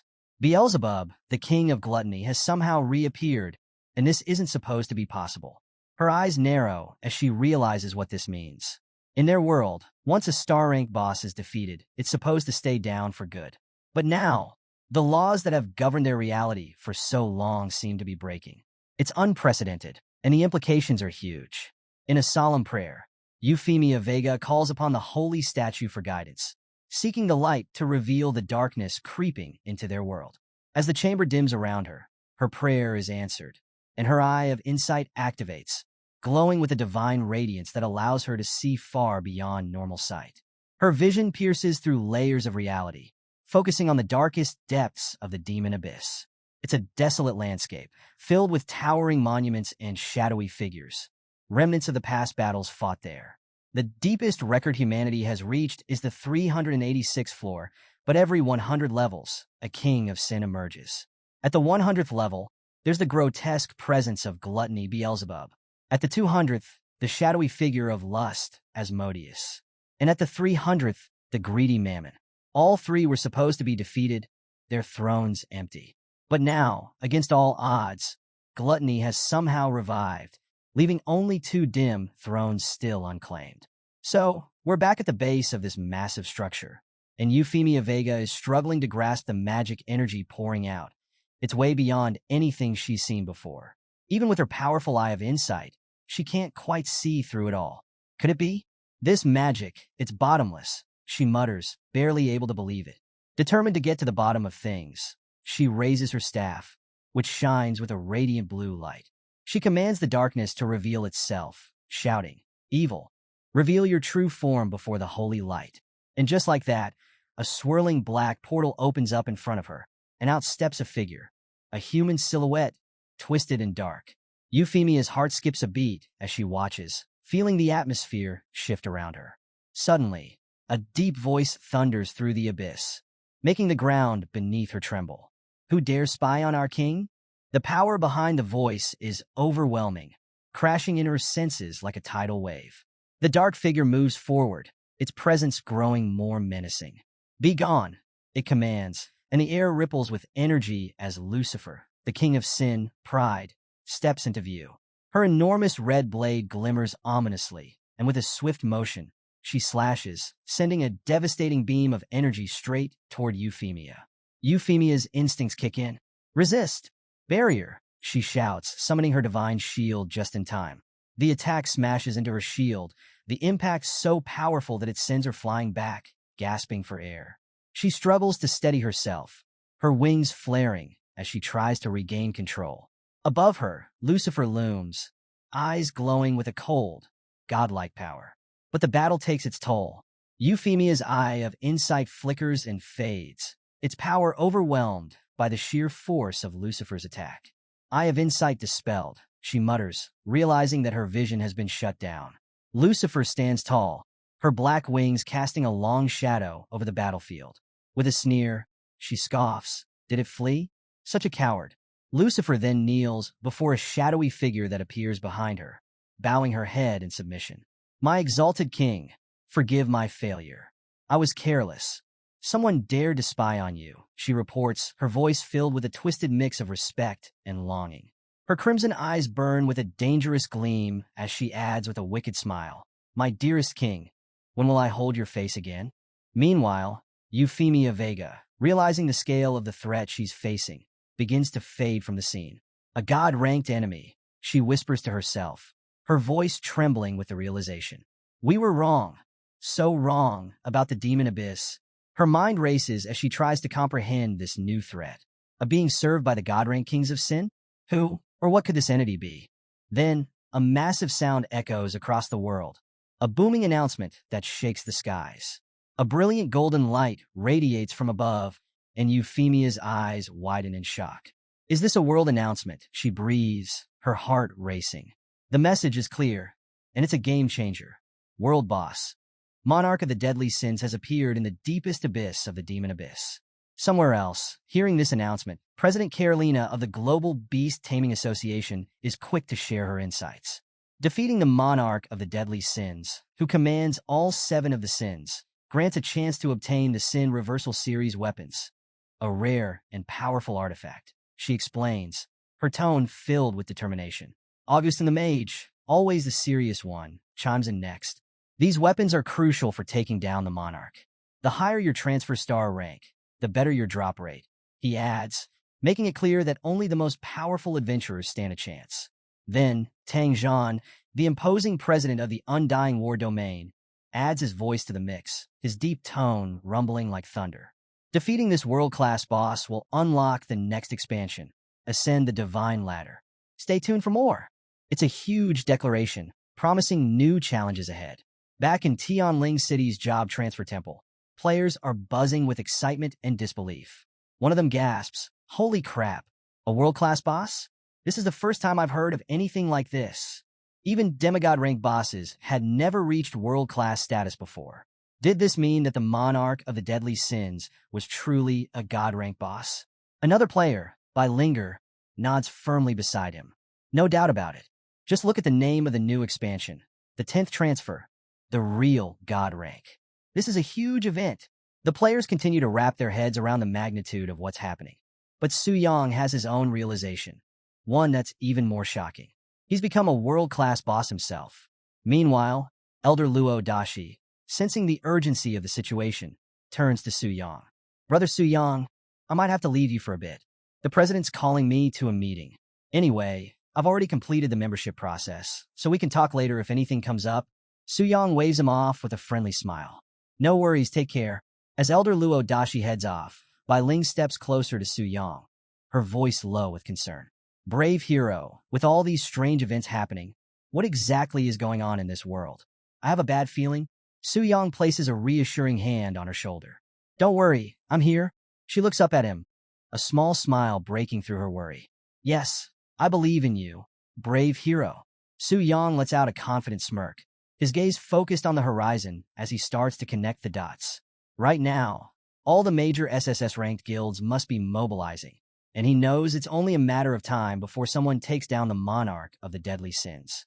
But before that happens, he's got his own preparations to make.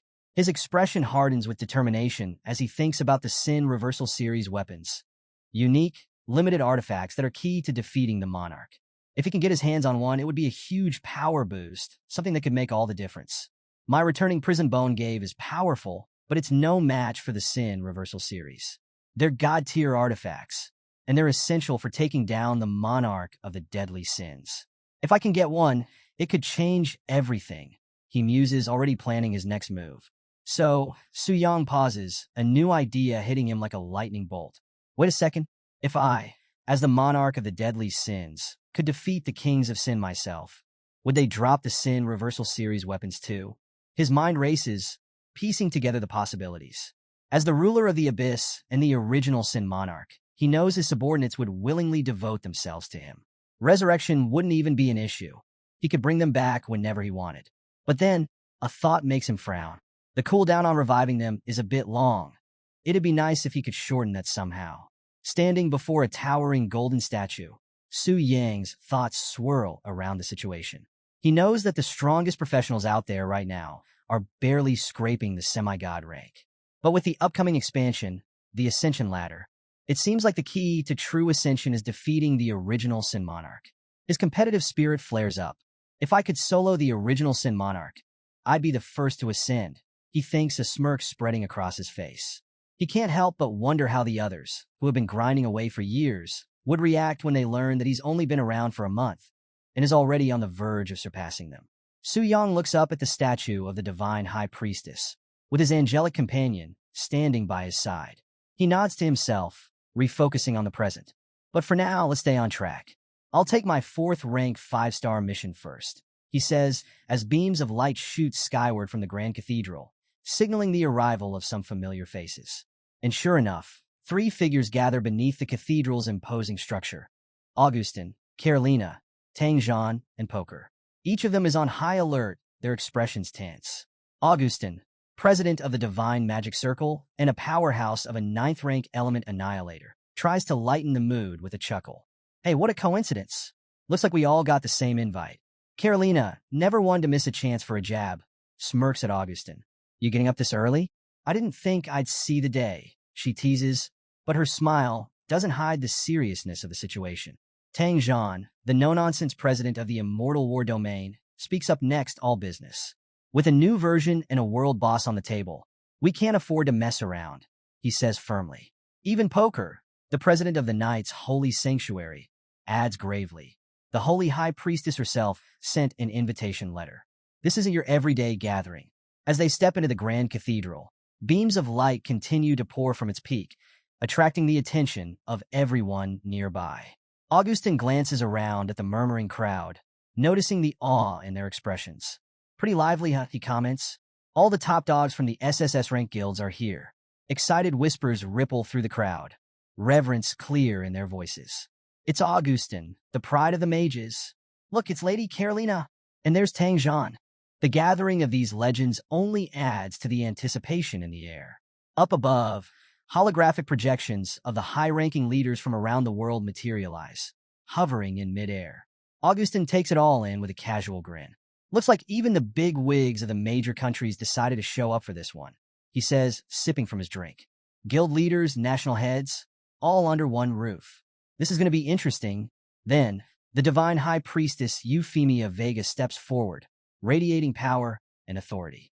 Her voice rings out clearly, addressing the gathered leaders. Thank you all for responding to the temple summons. I'm sure you already know why we've gathered here. Her tone hardens as she continues. The original Sin King, Gluttony, Beelzebub, has resurrected.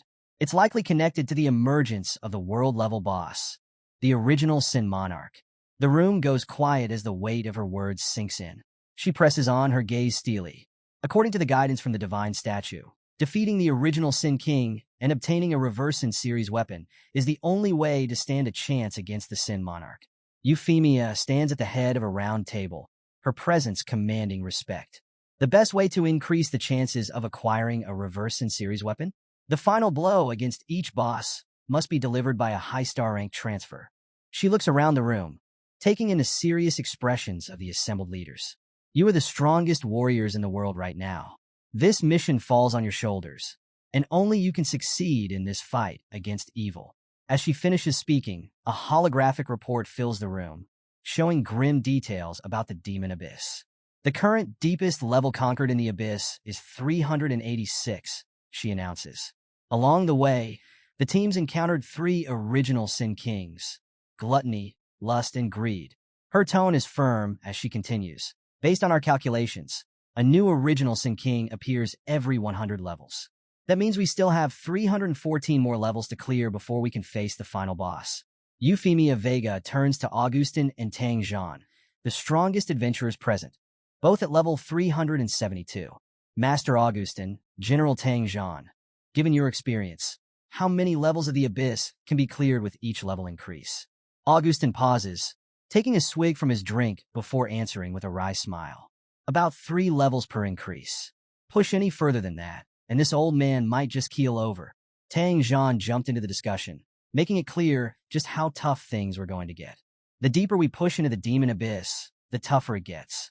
Even with our power, we can't just breeze through multiple levels at once, he explained, his face serious. Euphemia Vega nodded, clearly feeling the weight of the challenge ahead. You'll need to level up at least 100 times to reach level 700. It's not going to be quick or easy, she admitted, her eyes reflecting just how long and grueling this journey would be. Then Poker, the Judgment Condemner, stepped in, his tone strategic. Look, when we defeat an original Sin King, the experience boost can level up the whole team. If we could manipulate this, reviving the Sin Kings and defeating them over and over, we might speed up our leveling and increase the drop rate for those Sin reversal weapons, he proposed. It was a risky plan, but the potential rewards were huge, and everyone knew it. Euphemia Vega shifted the focus to the crucial question. How do we handle the distribution of the reverse Sin series weapons? Poker cut through any fluff, reminding the room that these weapons weren't just rare loot. They were essential to taking down the original Sin Monarch and reaching the next stage of power, Ascension itself. Master Augustin, never one to back down, leaned in with a challenging tone. So, who's brave enough to try and claim one of those weapons first? He wasn't just asking. He was testing the room, seeing who would step forward. Another warrior couldn't help but comment on the boldness of those speaking out today. It was rare to see everyone being so upfront. But Poker, cool and composed, reminded them why they were really here. Let's not lose sight of what's at stake. These weapons are the key to defeating the Sin Monarch, and that means they're the key to our ascension. The tension in the room spiked, but then Euphemia Vega brought down her staff with a commanding strike, sending a shockwave through the chamber. It was a clear sign to focus. She urged everyone to be patient.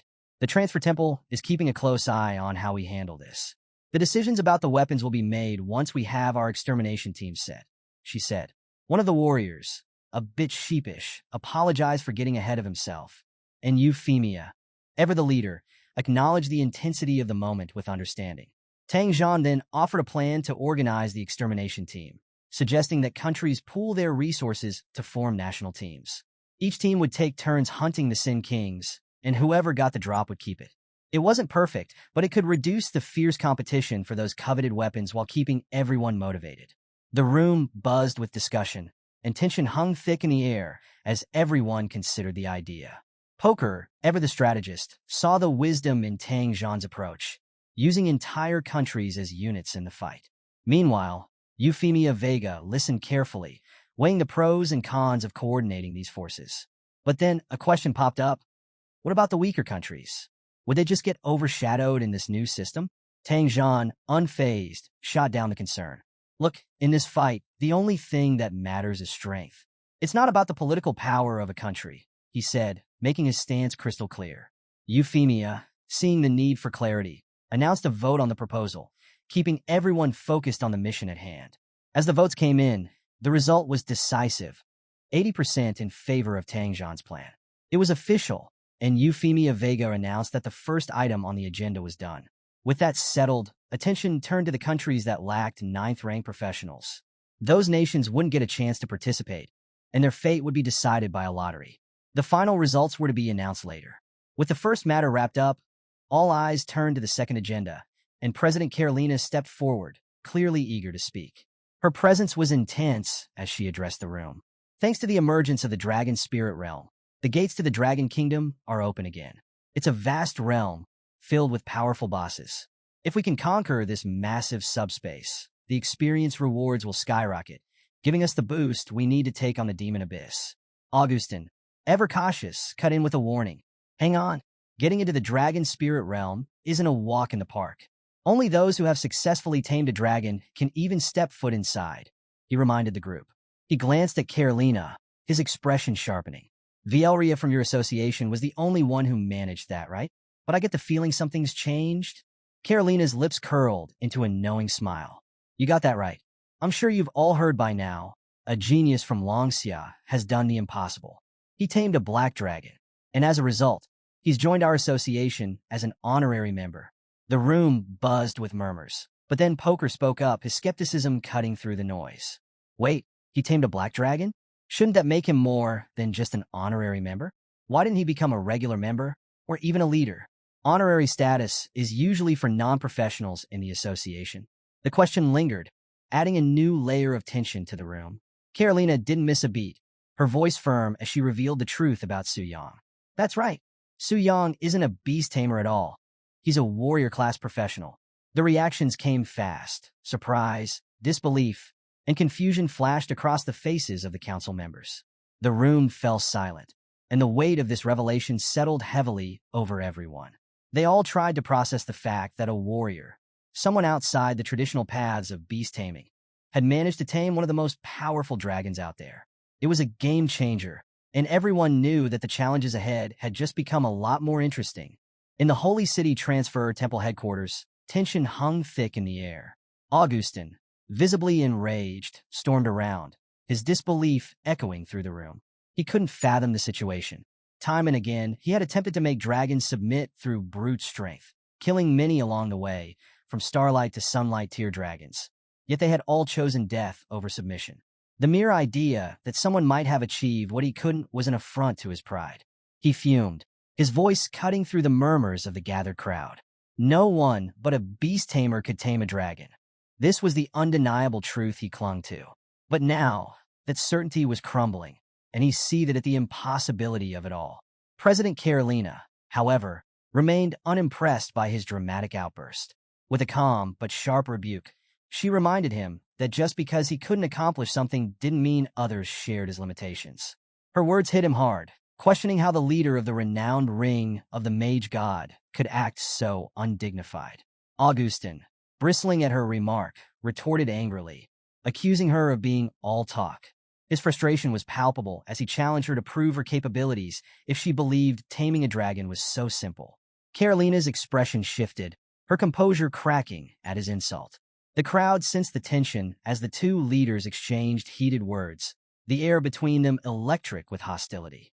Amid the escalating dispute, Poker, a voice of reason, tried to restore order. He reminded them of the many eyes watching, their whispers a mix of awe and disbelief. The crowd buzzed with incredulity over the news. A young warrior, without the skills of a beast tamer, had reportedly managed to tame a dragon. Such a feat seemed implausible, even for seasoned 8th and 9th tier professionals.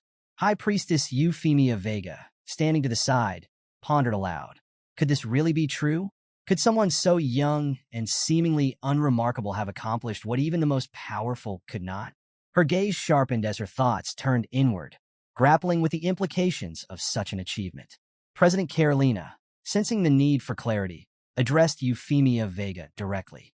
She revealed that the association had already completed the young warrior's membership registration before the meeting had even begun. The High Priestess wasted no time accessing his profile. Her expression shifted as she read his details. Su Yang was indeed a warrior, but only at his 3rd transformation. How could someone of his level achieve the impossible?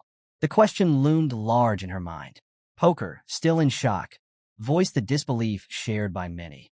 Su Yang, with only 3 transformations, had bested the Black Flame Wing? The sheer audacity of such a claim left him questioning everything he thought he knew. Tang Zhan, another prominent figure, echoed the sentiment. How could such a prodigy arise from Longxia without any prior notice? The revelation left him both stunned and skeptical. Carolina, ever the visionary, addressed the gathering with determination. She spoke of inviting Su Yang to share his methods and experiences, hopeful that his insights might shed light on taming dragons without traditional beast tamer skills. Her words carried weight as she hinted at a potential paradigm shift, one where anyone, not just beast tamers, could tame mythical beasts. The idea ignited a flurry of speculation among the crowd. The notion spread like wildfire. If dragons could be tamed by anyone, could it mean a future where such creatures were no longer the exclusive domain of beast tamers? For some, the idea was exhilarating. For others, it was almost too much to believe. Poker, however, raised a practical concern. If taming dragons became accessible to all, the dragon spirit's secret realm would no longer remain the exclusive territory of the Global Beast Tamer Association. Was Carolina prepared for such a monumental shift? She responded resolutely. Her vision extended beyond the confines of the association's influence. For her, the prospect of making beast taming universal far outweighed any territorial concerns. Augustin, ever the opportunist, saw this as his chance. With a sly grin, he declared his intention to head straight to Longxia to find this Suyang. Promising to trade powerful forbidden curses in exchange for Suyang's secrets, he made it clear he wasn't above leveraging his position to get what he wanted. Meanwhile, far from the heated debates and intrigue of the headquarters, Suyang sneezed loudly, causing Bailing to chuckle. She handed him a tissue, playfully musing about how even high-level professionals weren't immune to mundane illnesses. Suyang, however, was already engrossed in his next task. The mission ahead was formidable, a diamond-tier challenge in the frozen city. He read the task description with a smirk, unbothered by its difficulty. It was a solo mission, requiring him to infiltrate the palace and defeat the Ice Witch, whose fearsome powers were the stuff of legend. The rewards were tantalizing. An increase in his strength and spirit, a legendary demon spirit, a mystical weapon, and an active skill book. To most, the task would have been overwhelming, but Suyang saw it as just another challenge to conquer. Mounting his black dragon, he exuded confidence, ready to take on whatever lay ahead. With a powerful leap, the dragon soared into the skies, leaving behind a trail of awestruck onlookers. In the icy depths of the frozen city dungeon, a group of adventurers struggled against the cold and the relentless power of the Ice Witch. Their complaints echoed through the frigid halls as they lamented their misfortune. The dungeon was brutal, sapping their strength and resolve. The Ice Witch, with her impenetrable armor and devastating attacks, had brought them to their knees. Just as despair threatened to overwhelm them, the massive eye of a black dragon opened, its ferocious gaze locking onto the group. Panic set in, their fear palpable, until Suyang's calm but confident voice cut through the tension. He assured them their challenge was over. It was now his turn. Relieved beyond words, the adventurers scrambled to clear the path, their awe evident as they deferred to him. The adventurers stood frozen in awe as Suyang strode forward, his black dragon Athos looming imposingly behind him. One of them, barely able to contain his shock, whispered to the others. The man's voice quivered with a mix of fear and excitement as he recognized Suyang from the citywide announcement about taming the black dragon. Seeing him in person, confidently advancing through the dungeon, was almost too much to process. He marveled at the spectacle, unable to believe that Suyang was planning to solo the dungeon, a feat unthinkable to most. The icy wind howled through the cavernous dungeon as Suyang pressed on, undeterred by the bitter cold. Suddenly, the silence shattered with a thunderous roar, announcing the arrival of a massive Bigfoot snow monster, its level towering at 92. Accompanying it were smaller, equally menacing snow monsters at level 89. The pack charged toward him, their icy breaths frosting the air, but Athos let out a deafening roar that sent them scattering in terror. The dungeon's natural predators cowered before the overwhelming aura of the black dragon and its master. Suyang stepped closer, his gaze steady and unyielding. The once fearsome Bigfoot snow monster now trembled before him, paralyzed by the sheer dominance he exuded. Suyang's thoughts flickered briefly with amusement. Even in this dungeon, the pressure he exerted as a high-level warrior left lower-tier monsters utterly helpless. With a casual wave of his hand, he decided they weren't worth his time. He dismissed the creatures, commanding Athos to move straight toward the dungeon boss. Athos, eager for a challenge, unleashed a searing torrent of fire. The explosion rocked the dungeon, melting snow and shattering the surrounding ice with raw power. From the chaos emerged the enraged Ice Witch, her piercing voice echoing through the cavern as she demanded to know who dared destroy her palace. But before she could finish her threat, Athos slammed the ground with enough force to cut her off mid-sentence. Suyang regarded the Ice Witch with cold indifference. Her rage and bravado melted away as she realized her folly. This wasn't a fight she could win. Her scream of horror was cut short as the system announced Suyang's victory. The Ice Witch lay defeated, and the challenge was complete. As the remnants of flames licked the dungeon walls, Suyang surveyed the destruction with mild disappointment. The battle had been far too easy, offering little in terms of excitement. He sighed, dismissing the ice, which is just another stepping stone. The fourth transformation, he mused, was never meant to be difficult. Perhaps the challenges awaiting him at the legendary stage would finally test his limits. Outside the dungeon, a ripple of excitement spread among the gathered adventurers. News of someone challenging the ice which had stirred disbelief. But their skepticism quickly turned into awe as word spread of Su Yang's involvement. A small group of adventurers debated whether to wait for the dungeon's cooldown, holding on to the faint hope that the challenger might fail. Among the onlookers were Mu Rongshui and her friend Yu, both from Su Yang's guild. They overheard the chatter and quickly pieced together who the challenger was. Yu, eager to catch a glimpse of the man behind the legend, insisted they stay. She speculated that meeting someone like Su Yang could open unimaginable opportunities. Mu Rongshui, feigning disinterest, reluctantly agreed, though her curiosity was evident. Meanwhile, Augustin stood nearby, seemingly lost in his own world. His wistful expression and idle musings about the cold weather betrayed a slight tipsiness, a stark contrast to the stoic Tang Zhan standing beside him. Despite the biting cold, Tang Zhan remained unfazed, his attention fixed on the dungeon entrance. Suddenly, a roar erupted from within, signaling the boss's exit. Excitement rippled through the crowd as Athos emerged, its massive frame radiating power. And Yu couldn't contain her awe, marveling at the dragon's commanding presence. She mused aloud about the type of person capable of controlling such a creature, envisioning a handsome, elite guild member. Her dreamy admiration only intensified as Su Yang stepped forward, his casual demeanor captivating everyone present.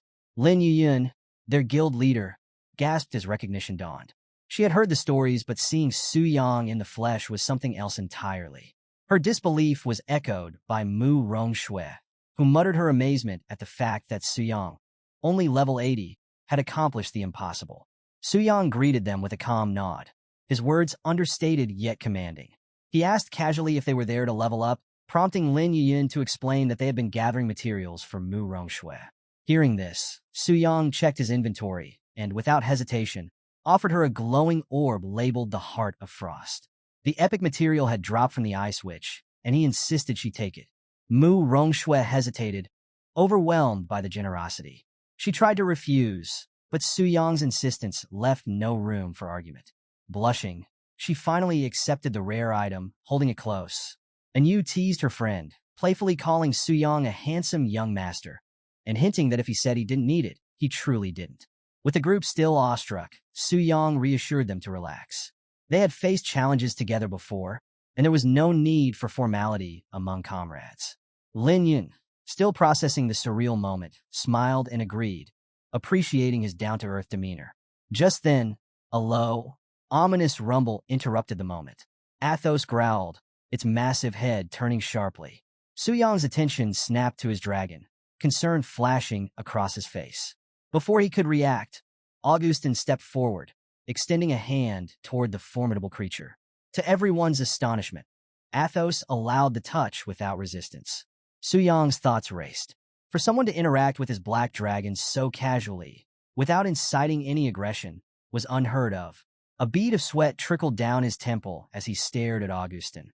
The old man chuckled, brushing it off as a simple gesture, but Su Yang couldn't shake the unease building within him. Just who was this man? Amidst the snowy mountains, Su Yang stood with his companions, the icy wind swirling around them. As the figures of Augustin and Tang Zhan approached, and Yu wrinkled her nose, grimacing at the unmistakable smell of alcohol wafting through the air.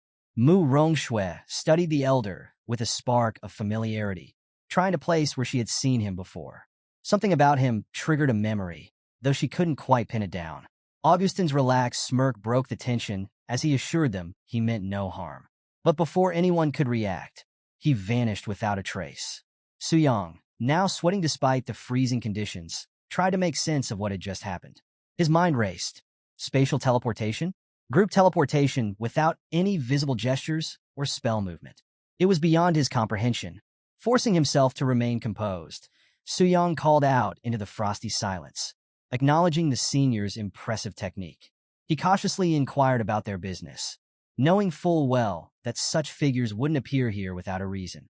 When the silence broke and the names were spoken, The weight of their identities landed on Su Yang like a hammer blow. Augustin, president of the Ring of the Mage God, and Tang Zhan, president of the Undying War Domain. Both were leaders of the most powerful SSS tier guilds in the realm. Su Yang's mind spun. What could two legends possibly want with someone like him?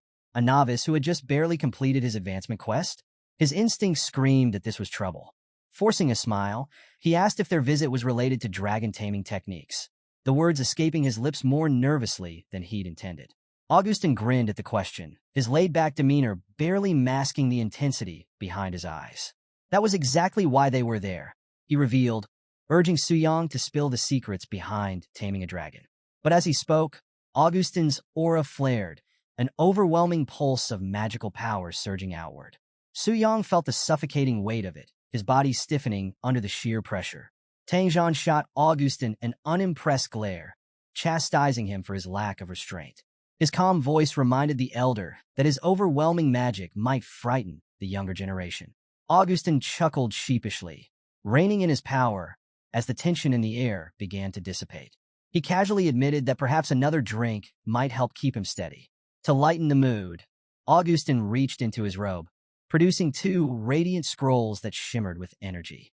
He offered them to Su Yang, declaring that they were forbidden spell scrolls. In exchange, he wanted the young warrior's dragon-taming insights. Su Yang's heart raced. Forbidden spell scrolls, immensely powerful but single-use items, were treasures anyone would covet. Yet, he couldn't help but feel there was more to this offer than met the eye. Su Yang quickly realized the stakes. These were top-tier professionals, and if they suspected he was bluffing, the consequences could be dire. His mind raced as he weighed his options. With no room for error, he decided to gamble.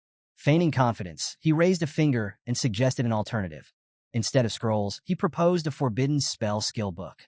Augustin's humor faded as he studied Su Yang with suspicion. Why would a warrior need a spell book? He questioned Su Yang's intentions, hinting that the young man might be bending the rules. Tang Zhan, however, intervened, explaining that warriors who blended physical combat with magic weren't unheard of. Su Yang seized the opportunity, claiming that his profession, Mystic Spirit Warrior, allowed him to wield magic alongside his combat abilities. Satisfied, Augustin produced a gleaming spell book. It contained the Tier 2 forbidden spell, Thunder Destruction Technique. He handed it to Su Yang, cautioning that such power required immense mental strength and higher rankings to use effectively. While the Forbidden Scrolls offered immediate boosts, this skill book demanded mastery over time. Su Yang nodded, accepting the book with a calm exterior while internally calculating its potential. This spell could obliterate even higher-tier enemies, making it a valuable asset for future challenges. But Su Yang wasn't done. Keeping his bluff alive, he reminded Augustin of the inherent risks in dragon taming. Even the Global Beast Taming Association had experienced its share of failures. Augustin waved the concern aside, his confidence unshaken. With a gesture, he commanded a sound barrier to be set up, ensuring their discussion would remain private. Within the glowing barrier, Su Yang began recounting his experience taming the black dragon. He spoke with conviction, carefully weaving a mix of truth and fabrication. Augustin listened intently, nodding thoughtfully as Su Yang elaborated on the strategies and intricacies involved. By the end of the explanation, Augustin appeared satisfied, declaring his intention to find a dragon sanctuary and put Su Yang's insights to the test. He radiated a renewed confidence. Tang Zhan, more skeptical at first, eventually acknowledged the depth of Su Yang's knowledge. He admitted that Su Yang's understanding of the Black Dragon Fortress was too detailed to dismiss. As a gesture of respect, he tossed a warrior skill book towards Su Yang. The book contained Absolute Destruction Fist, a Tier 2 ultimate technique that was Tang Zhan's signature move. Su Yang accepted it, overwhelmed by the sheer generosity of the gift. As the discussion neared its end, Tang Zhan shared a critical piece of information. He explained that taming a dragon granted access to the dragon spirit's secret realm, a hidden domain accessible only to dragon masters. Currently, only Su Yang and Valeria held that prestigious title. With time, others might join their ranks, but Su Yang's guidance could be pivotal in shaping this new era. Su Yang nodded, maintaining his calm facade. Inside, his mind was already scheming. The dragon spirit's secret realm was a treasure trove of rewards, its value tied directly to the rarity of the dragons tamed. To maximize his gains, he would need to acquire more dragons. But as he stood there, surrounded by legends who believed his every word, one thought lingered. His bluff had worked, for now. But how long could he keep up the act? Standing amidst the snowy mountains, Su Yang faced Tang Zhan, whose expression had turned serious. Tang Zhan explained the latest developments. After the recent world-level boss event, the Demon Abyss now offered boosted experience and increased drop rates. It wasn't merely an opportunity for gains, though. It was a calculated move. The officials were forming a team of the most talented young professionals to train there. Tang Zhan praised Su Yang's track record, noting that completing 5-star difficulty advancement quests demonstrated unparalleled talent. He declared Su Yang more than qualified to join. Su Yang nodded in acknowledgement, but his sharp instincts left him uneasy. Something didn't sit right. He asked why the training was focused solely on the Demon Abyss when other options existed. The answer didn't seem tied purely to the boosted benefits. Tang Zhan's gaze sharpened, impressed by Su Yang's insight. He brought up the Red Moon invasion, asking if Su Yang had encountered it during his third advancement. Su Yang confirmed he had experienced it once, prompting Tang Zhan to explain its grim significance. Despite the game's centuries-long history, no one truly understood the Red Moon or its origins. Even the enigmatic Profession Change Temple avoided clarifying its purpose. What was clear, however, was its lethal intent. The higher one's advancement and the more stars completed, the greater the likelihood of encountering the Red Moon. Those killed by the Scarlet Decay during these invasions faced permanent death, a fate no resurrection spell or mechanic could undo. Tang Zhan's voice grew grim as he continued. The Red Moon appeared to target the most talented individuals, seemingly intent on erasing them from existence. It was a threat that could no longer be ignored. The Demon Abyss, he revealed, was the closest environment to mimicking the conditions of a Scarlet Decay attack. Training there would prepare warriors to face this growing danger. Even the Profession Change Temple had taken measures, creating a store for exchanging rare items for Red Moon crystals and assigning temple priests to purify contamination from warriors. Su Yang's thoughts raced as he processed this information. Was there an even deeper purpose behind these events? He didn't have enough pieces to solve the puzzle, but his instincts warned him there was more at play. As they prepared to part ways, Tang Zhan reminded him of the upcoming Demon Abyss assembly before bidding farewell. Su Yang watched him leave, the weight of the conversation settling over him. Left alone, Su Yang reflected on the encounters of the day. The overwhelming strength of legends like Tang Zhan and Augustin left him feeling small, a stark reminder of the gap he still needed to bridge. The thought of taming the Black Dragon had once filled him with pride, but now it felt like a small step in a much larger journey. Clenching his fist, he resolved to grow stronger.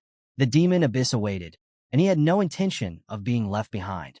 Back at the Transfer Temple, Su Yang submitted his completed quest. The nearby statue suddenly activated, confirming his progress. A radiant fire enveloped him as the system acknowledged his accomplishment. The fourth advancement, a 5-star quest, was 100% complete. Power surged through him as his stats and abilities received significant boosts. The system rewarded him generously. Increased base attributes, a new level cap of 100, and a legendary skill book tailored for Mystic Spirit Warriors. Su Yang's stats reflected his progress. Strength, 7,692. Speed, 2,646. Mental, 3,907. Examining the new legendary skill book, Su Yang couldn't help but feel a flicker of excitement. The skill, Mystic Spirit, allowed him to summon a combat spirit with half his attributes and switch places with it at will. This feature, dubbed Kingside Castling, was as tactical as it was powerful. Yet, even as he admired the new ability, a deeper hunger gnawed at him. It wasn't enough. Witnessing true top-tier strength had ignited a fire within him, a craving for power beyond what he currently held. Bailing, standing nearby, noticed his pensive expression. She congratulated him on his advancement, but noted his lack of enthusiasm. Su Yang brushed off her concern with a smile, concealing the storm of ambition swirling in his mind. He had plans to execute, and hesitation wasn't an option. Later, in the depths of the Demon Abyss, Su Yang stood before a pulsating summoning circle. The dark energy radiating from it was palpable, a sinister promise of the power that awaited. With calm authority, he activated the circle, summoning a towering figure cloaked in wrathful energy. Wrathful Samel, the Sin Monarch of Wrath. The demon materialized, bowing low before him, its deep, rumbling voice addressing him as the Supreme Lord. Su Yang's response was chilling. Without hesitation, he commanded Samuel's death, declaring that the demon should return to the abyss of darkness. Samuel froze, disbelief and defiance flashing across his features. The demon's roar of anger echoed through the abyss, shaking the ground beneath them. Samuel struggled to comprehend the judgment, his pride and fury clashing with his loyalty. As the demon raged, Su Yang observed him with detached curiosity. Samuel's power was undeniable, a true king of original sin. His abilities, especially the life-draining offering of the wrathful king, made him a devastating force of nature. Yet Su Yang's gaze remained cold, his thoughts unwavering. Sacrificing such a formidable ally was necessary for his greater plan. Samuel, though enraged, finally spoke, his voice a mix of defiance and resignation. He declared that if his master wished for his death, he would accept it without question. But his anger, born from being discarded without defeat, remained unyielding. Samuel's fist slammed into the ground, the impact reverberating like a physical manifestation of his fury. Su Yang watched the display, pondering the nature of wrath. It was a force that resisted even in submission, a raw, untamed emotion. Finally, Samuel calmed, his tone shifting to one of contemplation. He understood that Su Yang's command wasn't rooted in punishment, but in necessity. Su Yang met his gaze, his voice resolute as he promised Samuel a grand return in the future. For now, the demon would return to the deepest darkness, offering his power to further Su Yang's ascent. The air was heavy with tension as wrathful Samuel, the Sin Monarch of Wrath, bowed low before Su Yang. His voice resonated with unwavering loyalty, accepting his fate with dignity. He understood that his sacrifice was not a punishment, but a necessary step in serving a greater purpose. With a calm yet resolute tone, Samuel declared his readiness to embrace death and dedicate himself to the abyss, vowing to await his master's call for the day of his return. Su Yang, now fully embodying his role as the Sin Monarch, summoned a massive, ominous weapon into his grasp. The blade pulsed with a deadly red glow, its energy radiating a chilling finality. The air grew colder as he uttered the chilling command. Very well. The blade descended with a terrifying whoosh, slamming into Samuel's chest and unleashing devastating shockwaves through the void. The impact obliterated Samuel's form with brutal precision, his essence dissolving into pure darkness as a final offering to the abyss. Even in his final moments, Samuel's voice resonated with reverence, praising the power of the supreme monarch and proclaiming his eternal loyalty. As his form faded, Samuel's last words echoed through the void, a testament to his devotion. With unwavering loyalty, I will follow your will. Far away, on the 100th floor of the demon abyss, Beelzebub, the king of gluttony, sensed the disturbance. His instincts flared, and his once dormant corpse trembled with an ominous pulse. A dark unease crept into his voice as he muttered in disbelief. No one had dared to challenge the kings of original sin in ages. How could wrathful Samuel have fallen? A terrifying realization struck him, a thought too unspeakable to voice fully. Could it truly have been the supreme monarch himself who dealt the killing blow? Back in the deepest abyss, Su Yang, now the Sin Monarch, stood amidst the fading echoes of his deed. A system notification rang out, affirming the magnitude of his actions. You have killed the king of original sin, Samuel. Experience gained, plus 13.4 billion. Level up, level 85 to 100 achieved. Overflow experience, 13 billion. 7.8 billion experience points wasted due to overflow. An absurd surge of power coursed through Su Yang as he absorbed the colossal experience gain. The sheer magnitude of the overflow stung, a reminder of the monumental nature of this kill. Despite the wasted experience, the remaining reserves left him exhilarated. This is more than enough for my 5th job change quest, he mused, the thrill of leveling up eclipsing even his triumph over the Black Dragon. His voice brimmed with anticipation as he announced the next step. All right, now it's time for today's main event. Let's see what good items Samuel left behind. As the loot materialized, each item pulsed with raw, potent energy. Su Yang examined the treasures with a commanding presence, a smirk tugging at his lips. These were no ordinary rewards. They were artifacts befitting the defeat of a demigod-tier boss. Loot details. The flesh of the king of original sin permanently boosts health by a staggering 10 million HP. The broken heart of the king of original sin grants a permanent increase of 10,000 strength points. The demon Wrathful Samel Horn, a rare forging material capable of creating legendary artifacts. The demon source of the king of original sin, a shimmering vial offering immunity to demonic erosion for 400 layers. As Suyang absorbed the implications, his eyes widened. 10 million health? 10,000 strength points? These enhancements were nothing short of game-changing. Comparing them to his current stats, 2,127 strength and 53,175 health, he realized these boosts would amplify his power exponentially. The thought of such strength filled him with exhilaration. With these stats, even top-tier challengers would crumble before him. This is next level, Suyang marveled, envisioning himself crushing foes with ease.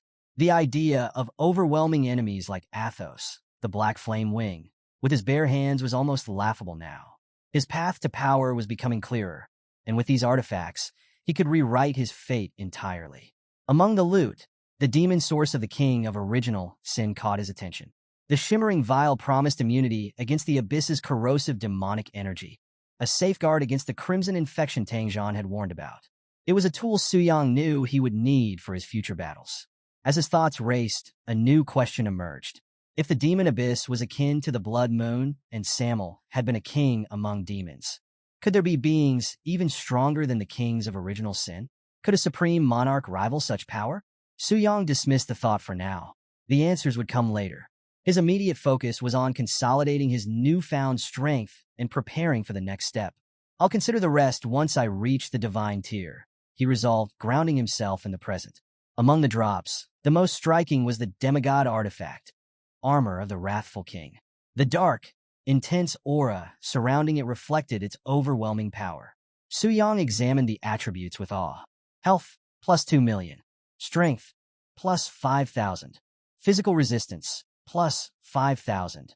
Toughness, plus 35%. The armor came with two powerful effects. Passive effect, desire for destruction. Attributes increased for every 1,000 enemies slain, lasting until the end of battle. Active effect, Wrathful Berserker. Sacrifices 70% of health for a 200% attribute boost, lasting 10 minutes. Suyang marveled at the unrestricted nature of the armor's power. A demigod artifact with no penalties, it was almost too good to be true. Yet, as he reveled in the find, a pang of disappointment struck him. Only the armor had dropped. There were no inverse weapons. Just this one piece, he muttered, shaking his head. Luck, even for him, wasn't always guaranteed. Still, the rewards were monumental. As he finished reviewing his gains, Suyang issued a final command, his voice calm, yet resolute. System disconnect. Just as Suyang was about to disconnect from the system, a sudden notification flashed across the screen, catching him off guard. The system informed him that there were unconfirmed special drops. Startled, Suyang froze for a moment. Special drops? That feature wasn't supposed to exist in this world. Curiosity ignited, and he leaned forward, selecting the option to reveal the mysterious item. The screen transformed dramatically, bathing his chamber in an ominous light as an artifact materialized before him. Inverse Sin, Punishment of Wrath.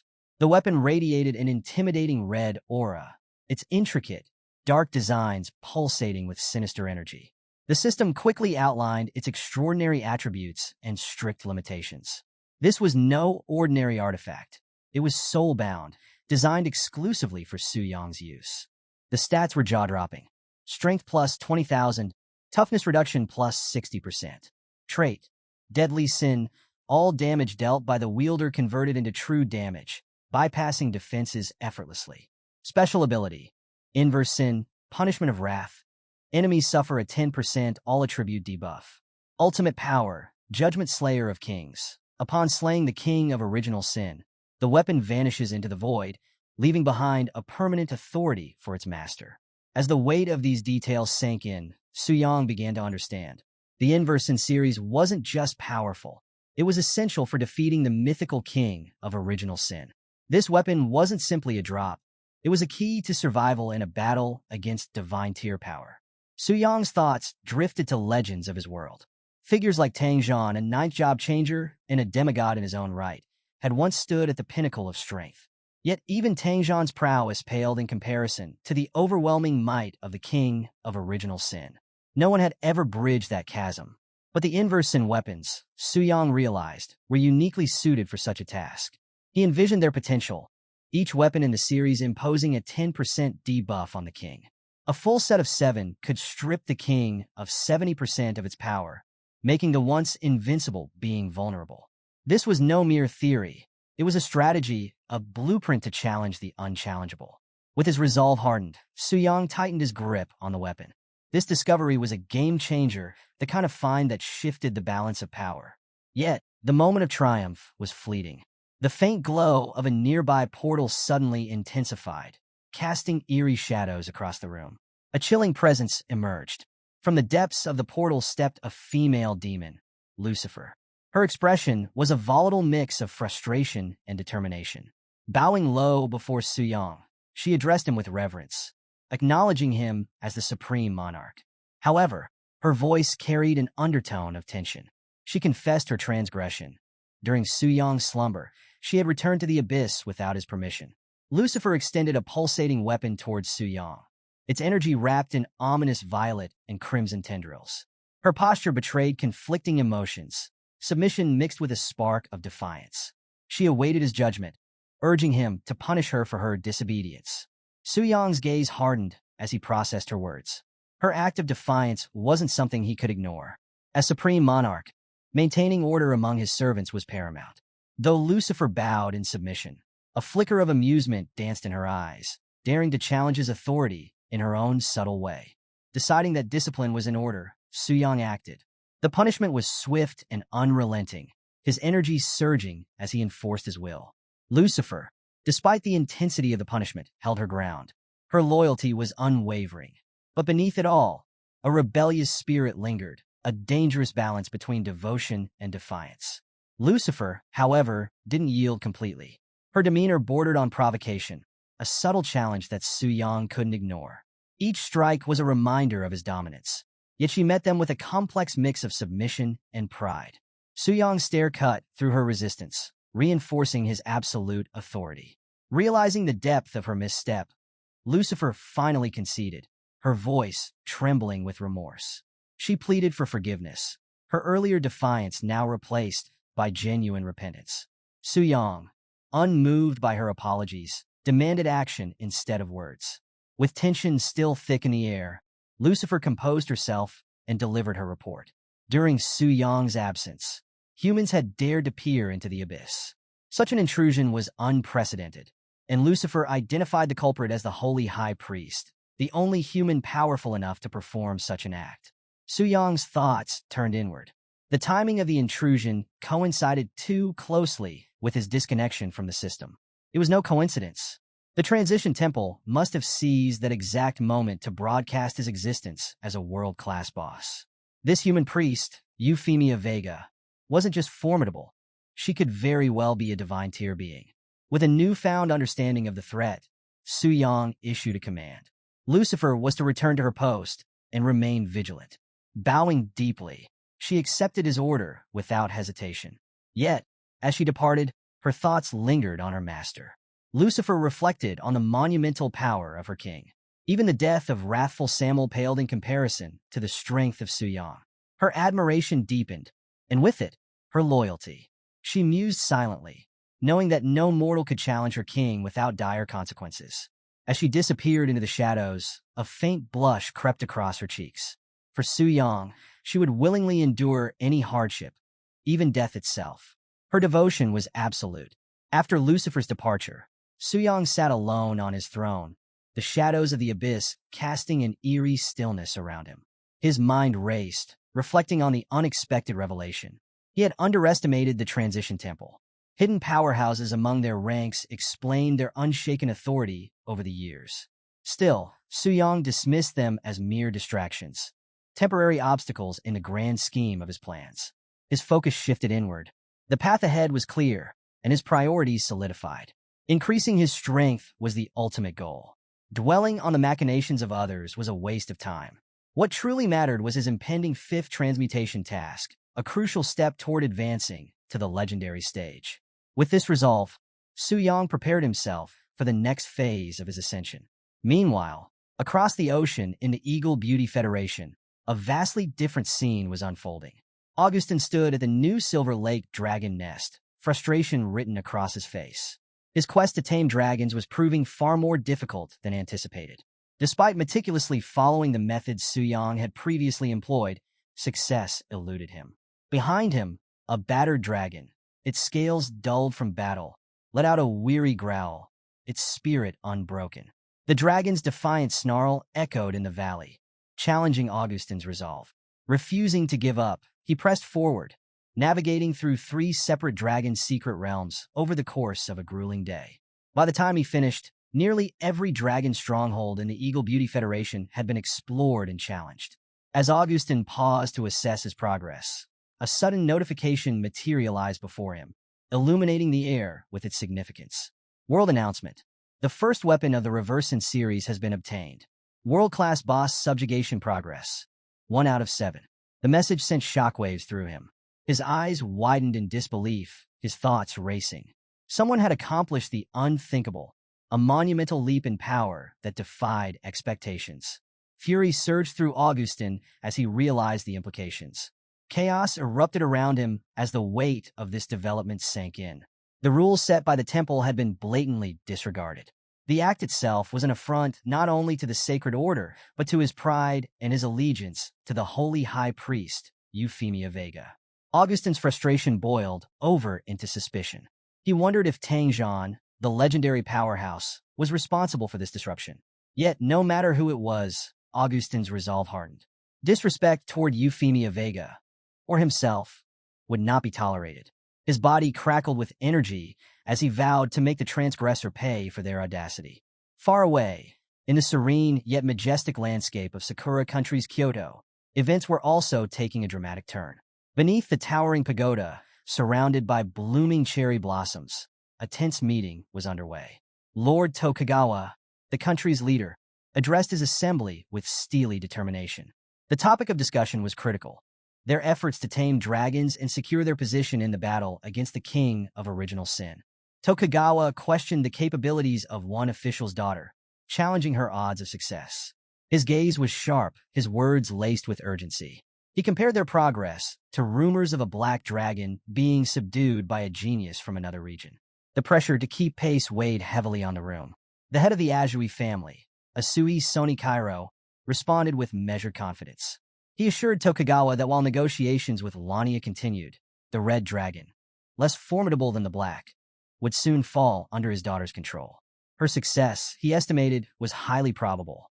Tokugawa, satisfied with the answer, turned his attention to a more pressing matter. With his commanding presence, he declared that this was Sakura Country's chance to be the first to challenge the king of original sin. This opportunity could not be wasted.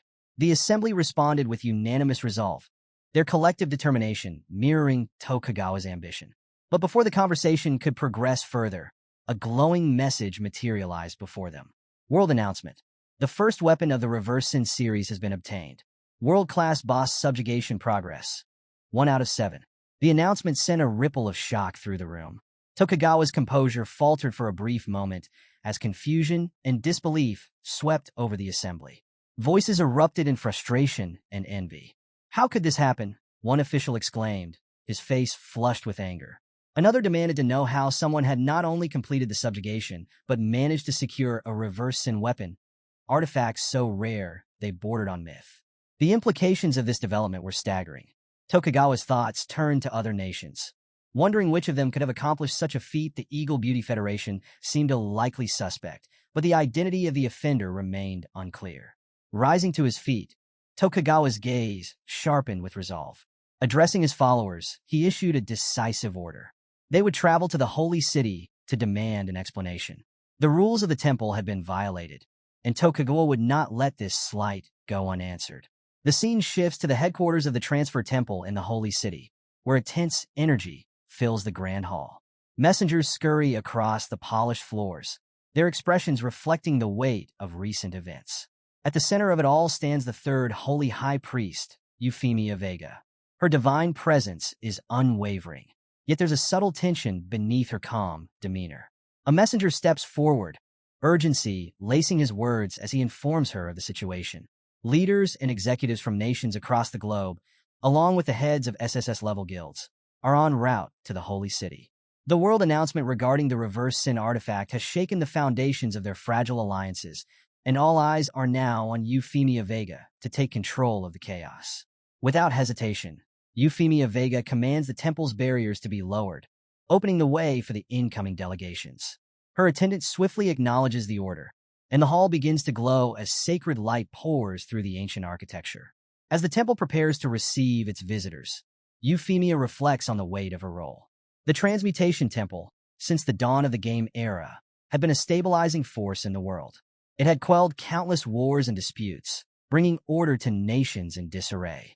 Yet, the betrayal signaled by the recent artifact theft threatened to undo decades of delicate peace. If this incident spiraled into full-blown conflict, the consequences would be catastrophic, weakening the Transmuter's collective power during a time of looming, undefined threats. In the temple's roundtable hall, the leaders of nations and guilds assemble, their voices heavy with frustration. Lord Tokugawa of Sakura Country stands to address Euphemia Vega. His tone is sharp, his words filled with indignation. It was under her leadership, he reminds the gathering, that a consensus had been reached. Sakura Country would lead the charge against the king of original sin in 3 days. Now, that opportunity had been stolen by someone acting outside the agreed-upon rules. Tokugawa's frustration deepens as he accuses the unknown thief of robbing Sakura Country not only of its divine artifact, but also of its honor. His demand for justice echoes through the hall, his fiery rhetoric pushing the tension to a boiling point. The guild leaders, representing some of the most powerful organizations in the world, remain silent, their faces unreadable as they await Euphemia Vega's response. She rises, her commanding presence filling the room as she speaks with calm authority. The theft, she explains, is more than just a violation of the temple's rules. It is a provocation against every nation and a direct challenge to the authority of the Transmutation Temple itself. Despite the betrayal, Euphemia offers a chance for redemption. Her words carry the weight of divine judgment as she declares that the temple, along with the allied nations, will pardon the sinner if the artifact is returned willingly. She makes this vow in the name of the sacred statue, her outstretched hand glowing with holy light. It is an offer of mercy, but one laced with a subtle warning. As the room absorbs her words, Euphemia raises her staff high, unleashing a radiant surge of light that bathes the hall in an overwhelming glow. Her voice resonates with divine authority as she invokes the guidance of the sacred statue. Under its watchful gaze, she proclaims, "No deception can go unnoticed. If anyone dares to lie, the holy light itself will vanish before them." The room falls silent as the leaders and guild heads look around, their expressions tense. The brilliance of the light is almost blinding, making it impossible for anyone to determine if the statue's judgment is targeting someone. Whispers ripple through the crowd as the tension thickens. One observer squints through the light, asking aloud if any signs of deception have been detected. Another, shielding his eyes, remarks on the overwhelming brightness, noting that nothing seems amiss. President Carolina scoffs, her voice cutting through the murmurs as she suggests that the guilty party may be too afraid to show themselves. Tangzhan, standing nearby, speaks quietly but with pointed intent. He notes that there remains one person who hasn't yet undergone the temple's polygraph test. His words shift the atmosphere instantly, drawing curious and suspicious glances from the crowd. Augustin, sensing the rising tension, turns sharply to Tangzhan. His tone is accusatory as he questions the implication. Was Tangzhan suggesting that Euphemia Vega herself was somehow involved? Before the discussion can escalate, the room shifts. All eyes fall on Euphemia Vega as her divine aura intensifies. "It was my mistake not to include myself in the lie detection spell," she admitted, her tone steady but firm, like a professor announcing a pop quiz. "Given the situation, it's only natural that suspicion would fall on me." The weight of her words settled heavily on the crowd, but Euphemia didn't stop there. Her radiance intensified, now practically blinding, and the entire room seemed to quake under the sheer force of her presence. A few in the audience groaned in discomfort, while one brave soul whispered under their breath, "For the love of mana, somebody dim that flashlight." Q. Augustine, coughing into his hand to break the awkwardness, He plastered on a strained smile and stepped forward.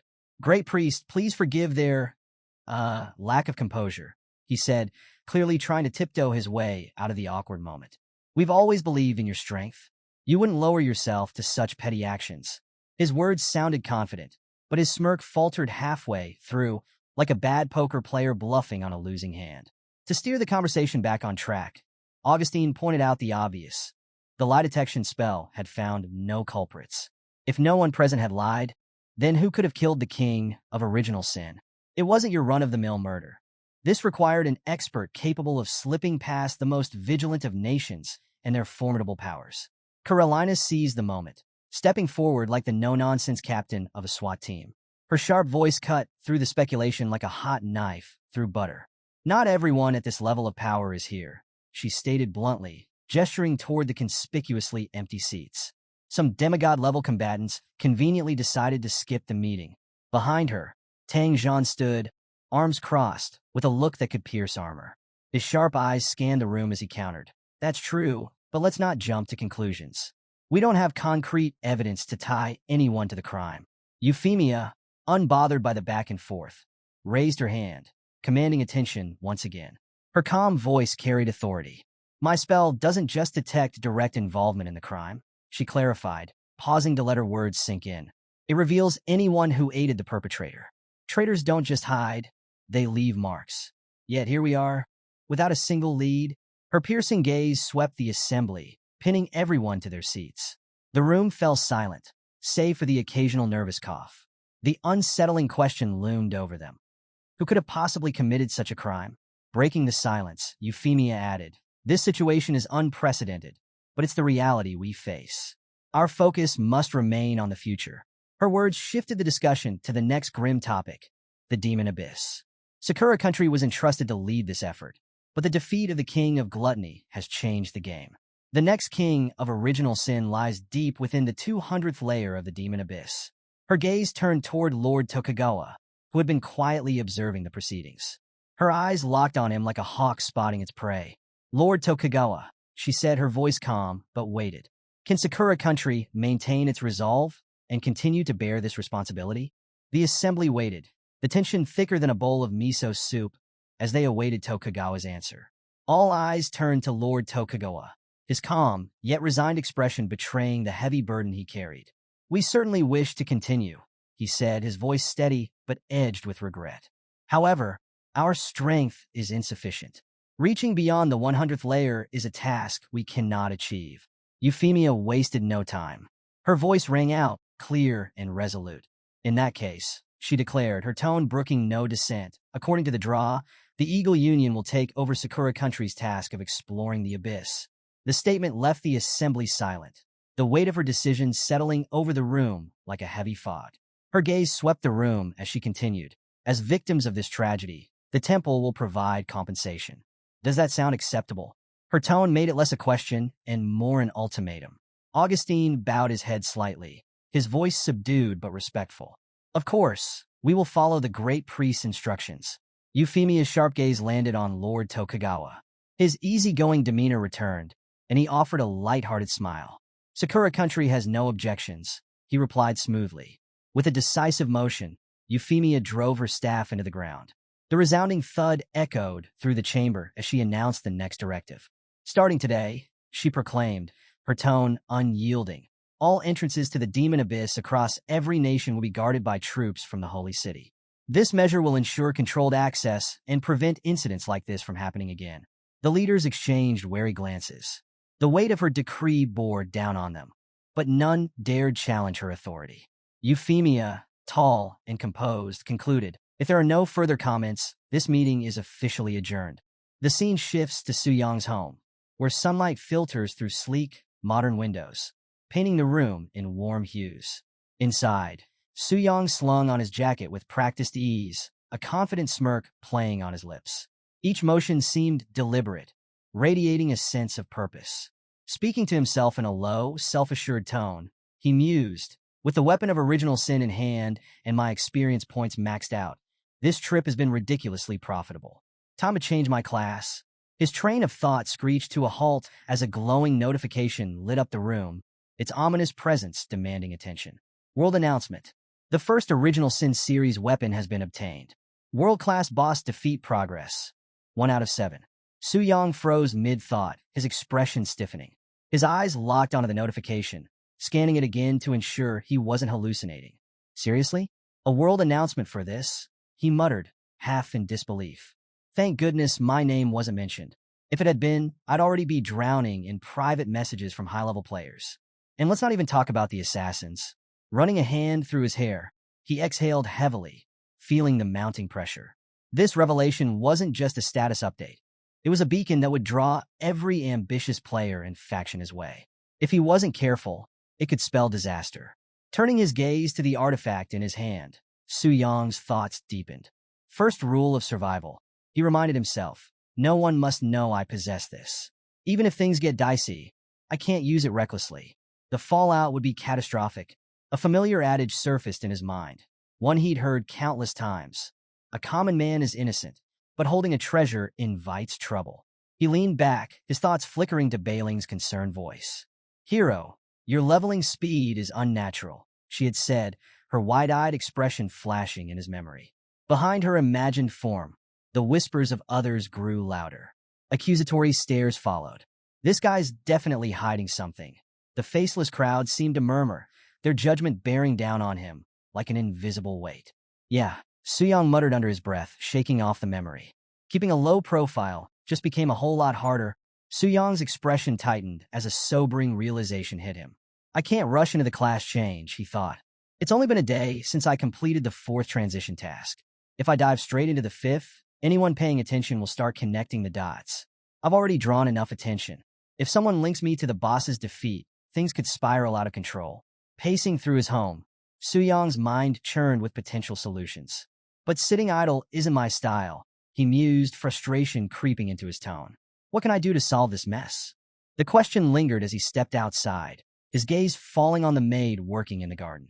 She greeted him with enthusiastic energy, hands deep in a massive bowl of soapy water. She was diligently scrubbing an enormous pile of laundry, her cheerful tone a stark contrast to the mundane nature of her task. Su-Yang nodded in acknowledgement, a small gesture that lit up her face as though he'd just declared her a national hero. As he watched her focus on such a tedious chore, Su-Yang couldn't help but reflect. Once he had been a man struggling to get by. Now, he stood here, commanding respect and reverence he wasn't sure he deserved. It was a strange feeling. I'm pretty sure we have a washing machine, don't we? Su-Yang asked, tilting his head slightly. Why are you still hand-washing? That's a lot of effort. And it could hurt your hands. The maid froze for a moment, her cheeks turning a deep shade of red. Her thoughts whirled in a chaotic storm. Master is so close to me. He's worried about my hands. Is this a dream? Fighting the urge to squeal in delight, she quickly regained her composure, though her voice carried a hint of pride. Well, the washing machine is convenient, she admitted, but I prefer hand-washing. I can focus on stubborn stains and make sure every piece is perfectly clean. Seeing everyone in spotless clothes makes me feel fulfilled. Her sincerity shone through, but her resolve cracked the moment she realized how close Su-Yang still was. Overwhelmed, she mumbled something incoherent and fled, her face burning with embarrassment. Su-Yang watched her retreating figure, one eyebrow slightly raised. Then, he chuckled softly, a faint smile tugging at the corners of his lips. I see, he muttered, turning his gaze to the rippling water in the washing bowl. For a moment, he saw his reflection, caught in a rare moment of quiet introspection. Cleaning away the dirt, Su-Yang mused aloud. Then a sudden idea struck him, and his eyes sparkled with inspiration. Just like in those gangster movies where they clean money. Maybe I could do the same with experience points. Find the right farming spot, stay there for a bit, and voila, turn black EXP into clean, white EXP. As the spark of a plan began to take shape in his mind, a faint voice floated back from the direction the maid had fled. You don't think I'm strange, do you? No, right? She muttered, her voice barely audible as she peeked over her shoulder. Su-Yang barely registered the maid's retreat as his thoughts shifted to the pressing decision at hand. 2 potential destinations played out in his mind. The Dragon Spirit's secret realm, a pristine sanctuary shrouded in mystery, and the infamous Demon Abyss, a chaotic crucible of danger and opportunity. He weighed his options carefully. The Dragon Spirit's secret realm remains largely unexplored. Entry is restricted to those who possess a giant dragon. If I claim to have gained experience there, no one would question me. The exclusivity of the realm was its greatest strength. After all, only I and that genius beast master from the Eagle Union can currently enter. His gaze hardened as he turned his thoughts to the Demon Abyss. On the other hand, the Demon Abyss has been open for a while. Tang Zhan even plans to train young talents there. The more people involved, the messier it gets. Stroking his chin, he concluded, it's safer to choose the Dragon Spirit's secret realm. With his decision made, Su Yang's strategy began to form. If I can keep the number of entrants to the realm as small as possible before it officially opens, that would work even more in my favor. His mind shifted to potential competitors who might qualify to enter before the opening. Faces surfaced. Luo Linger, a fearsome talent, and another beast master genius from a rival nation. Both were formidable adversaries, but Su Yang's confidence remained unshaken. That said, I don't need to deal with them directly, he mused, a sly smile creeping onto his face. His mind conjured a vivid image of himself, surrounded by majestic dragon spirits, their powers swirling around him like a cyclone. The thought only strengthened his resolve. Maybe I should just transform into a giant dragon hunter and take out all the existing giant dragons ahead of time, he suggested, his tone calm yet decisive. The simplicity of the plan amused him. With the idea solidifying, Su Yang addressed his system. Help me check the current information on the existing giant dragon secret realms in Longxia. A soft glow illuminated the holographic interface before him. Bailing's voice chimed in, crisp and efficient. Sure, hero. Please wait a moment. The screen flickered to life, revealing a detailed map marked with vibrant regions. A fierce red dragon, surrounded by roaring flames, materialized on the display as Bailing began her explanation. Hero, here's the information on the giant dragon secret realms currently in Longxia. In the southwest region near Jua City, you'll find the Silver Dragon secret realm. In the northern region near Anling City, there's the Red Dragon secret realm. Both are classified as Starry Radiance tier. Su Yang's sharp mind processed the information instantly. His voice, steady and resolute, broke the silence. All right, please make a reservation for the Silver Dragon secret realm. Bailing hesitated briefly before adding, okay, but there's something unusual. The top 50 reservations for the Silver Dragon secret realm are all from the Tianji Pavilion. A faint smirk tugged at Su Yang's lips as he pieced the puzzle together. As I expected, knowing Luo Linger's personality, if she fails to tame the black dragon here, she'll definitely try to capture another giant dragon. His expression sharpened, the gears in his mind turning. The fact that all these reservations are from the Tianji Pavilion must be to create an opportunity for her. His smirk deepened as his thoughts crystallized. Unfortunately, she's walking straight into my line of fire again. I can only silently mourn her poor luck for a second or less. Su Yang shifted his focus, his tone firm and commanding. Bailing, doesn't the Temple VIP have absolute priority for secret realms? Bailing's response was prompt, her voice carrying a hint of reassurance. That's correct. As long as the hero makes a reservation, no one can take precedence over you, unless they're a higher-tier 5-star class changer. She paused briefly, her tone softening with hesitation. However, could this create tension with the Tianji Pavilion? Su Yang's reply was immediate, his confidence unwavering. No problem. Just go ahead and make the reservation. Understood, Bailing said with a nod. Su Yang's relaxed demeanor radiated self-assurance. The Tianji Pavilion? What is there to fear? He thought, his mind briefly recounting his elevated status. Before, my position as a Temple VIP alone made people like Jia Yu tread carefully. Now, I'm not only the tamer of the Black Dragon, but also an honorary member of the Global Beast Master Association. With so many titles stacked, even if they borrowed courage 100 times over, the Tianji Pavilion wouldn't dare make a move. His gaze shifted to the two objects floating before him, encased in swirling violet light. One was a pulsating mass of raw flesh, its dark surface rippling as though alive. Fury Samuel's flesh, the remains of the original Sin King. The other was a shattered crimson heart, radiating an ominous, unrelenting aura. Fury Samuel's shattered heart. Su Yang reached out toward the artifacts, his expression unreadable. And don't forget, I still have my trump card. The room dimmed, the air growing heavy with quiet intensity. His stats lingered in his thoughts. Over 10 million HP, nearly 30,000 in strength. Unless they send a 7-star class changer, The Tianji Pavilion doesn't stand a chance. The declaration echoed in his mind, brimming with defiance. A dangerous grin spread across Su Yang's face, his eyes glinting ominously in the low light. A quiet, deliberate laugh escaped his lips as he glanced back at the floating artifacts. A few fools in my way, he mused, his voice low and confident. I'll deal with them, and while I'm at it, I'll slay all the dragons. His eyes flicked back to the flesh and heart before him, his grin turning wry as a new thought surfaced. Now the real question, how am I supposed to eat these? I can't just swallow them whole, right? The absurdity of the idea made him chuckle. Tilting his head, his gaze sharpened as inspiration struck. What if I process them a bit? Frying, stir-frying. Maybe even turn them into a dessert? His imagination took over, conjuring plates of exaggerated delicacies. Stir-fried furious meat, its glistening surface sizzling with heat. Fried furious heart, perfectly golden and crisp, served with a small dish of ominous dipping sauce. And finally, the piece de resistance. A furious sundae, its swirling purple texture both menacing and weirdly appetizing. But the whimsical fantasy was short-lived. Su Yang shook his head, snapping back to reality. No, he muttered. I don't have any cooking skills, and letting someone else handle this? Too risky. What if the information leaks? His tone grew sharper, irritation creeping into his thoughts. Maybe I could roast them with black flames? But if something goes wrong, I could destroy the whole thing. That'd be a disaster. Slouching slightly, he sighed deeply, the absurdity of his overthinking reflected in his narrowed eyes.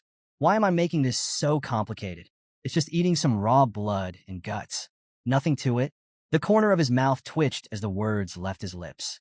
He leaned back, resigned to his culinary dilemma, the pulsating artifacts still floating before him like a dark, taunting riddle.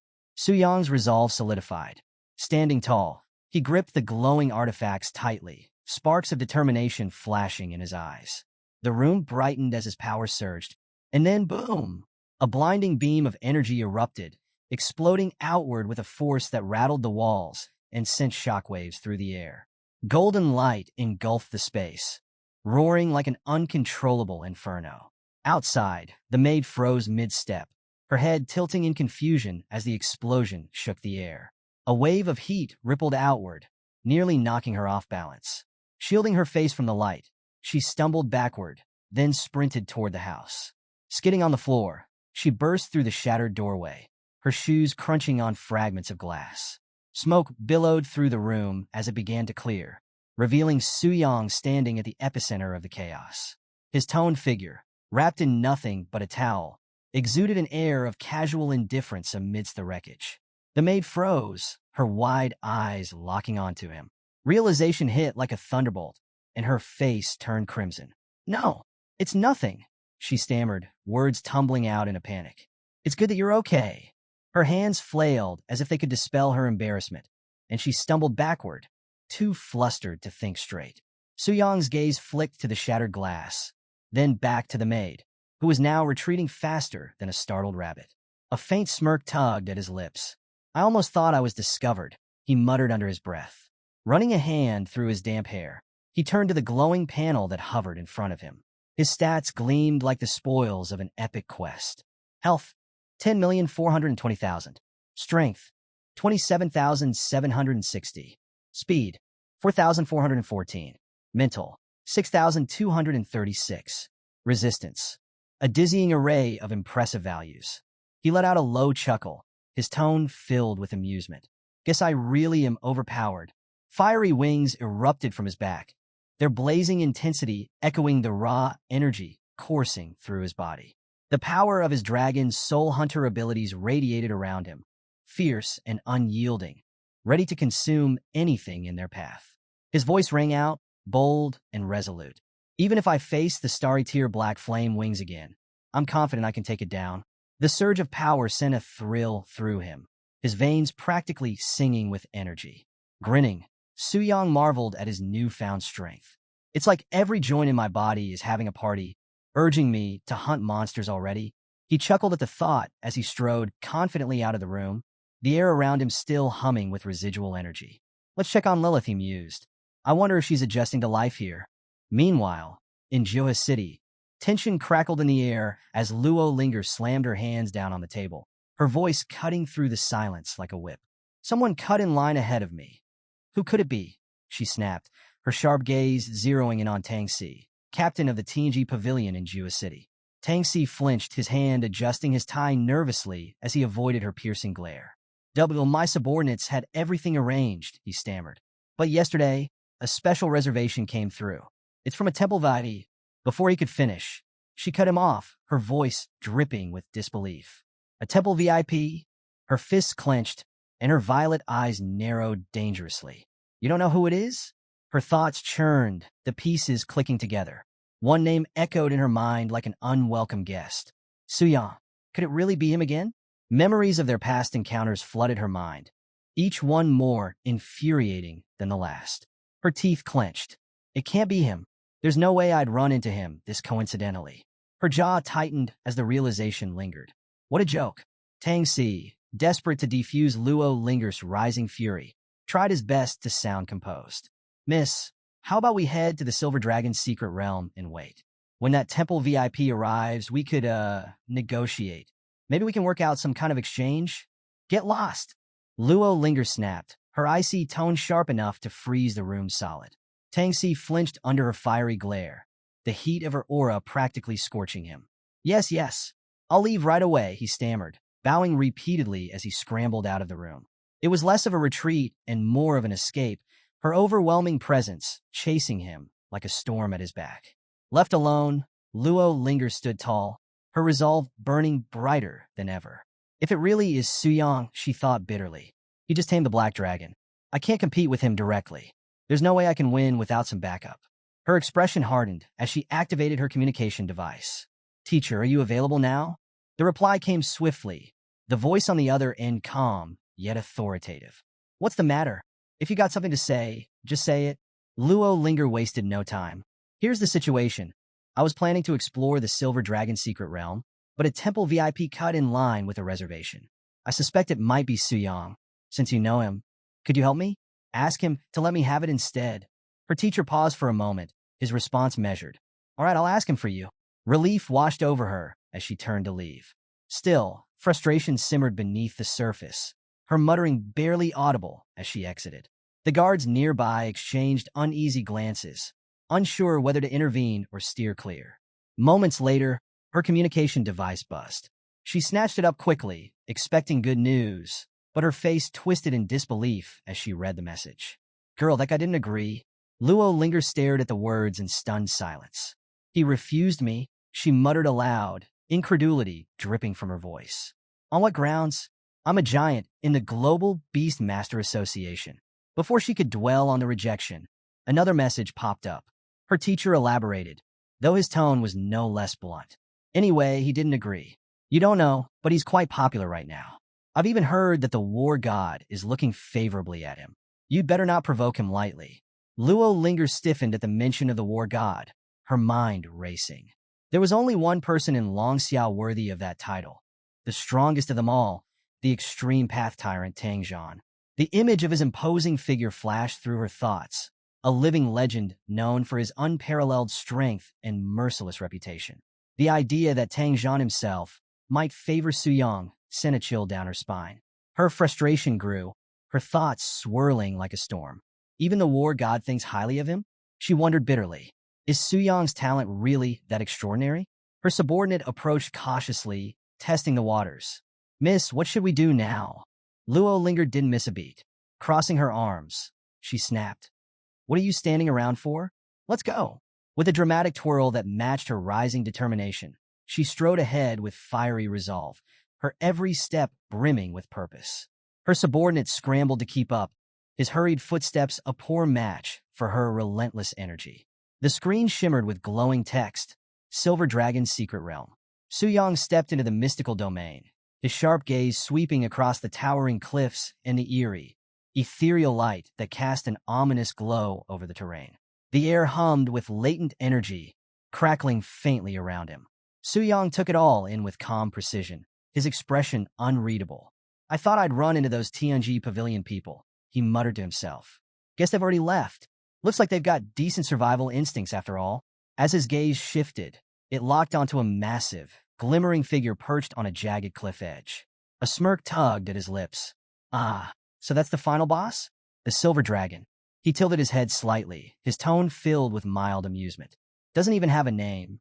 No special bloodline. Just a run-of-the-mill dragon.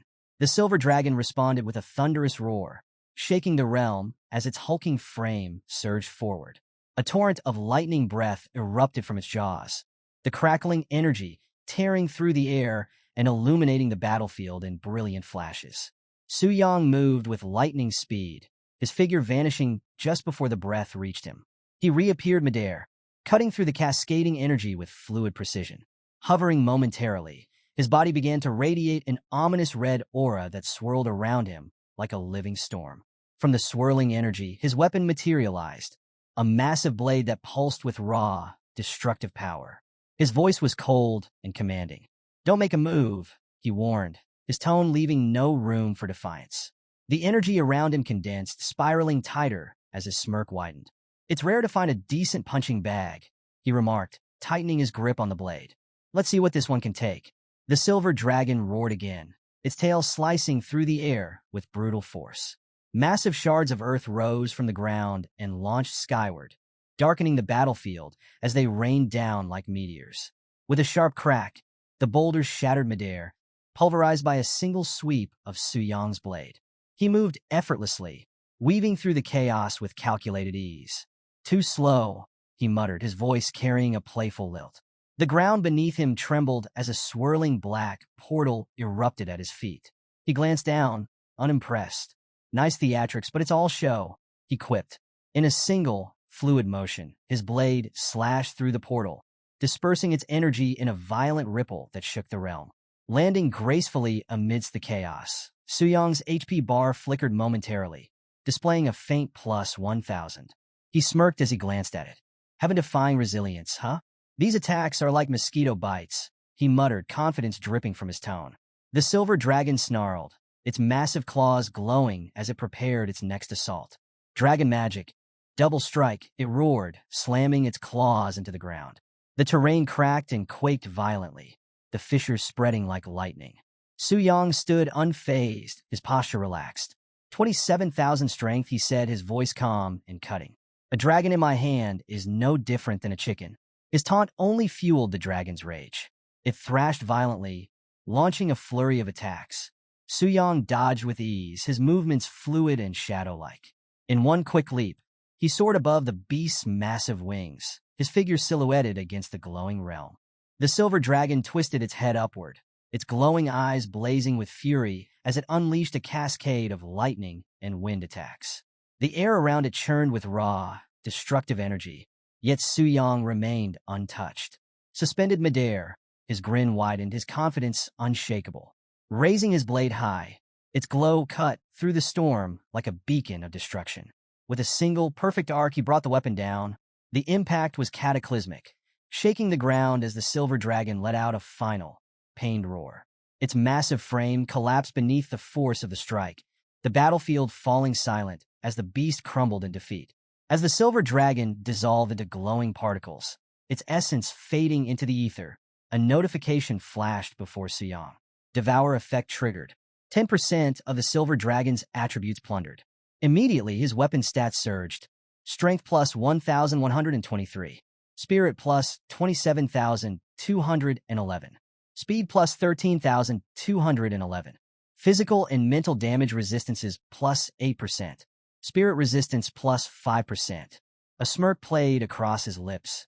The silver dragon excelled in magic, he mused, but it didn't even get a chance to cast a spell. His gaze shifted to the blade in his hand. A glowing mark had appeared on its surface, pulsating faintly. Ambition flickered in his eyes. If I kill other dragons, will their marks appear too? The thought fueled his desire, and he gripped the enhanced blade tighter. What happens when the marks are fully filled? He muttered. The question lingered in his mind as he raised the sword, its energy pulsating ominously. A wicked grin spread across his face. "Time to eat."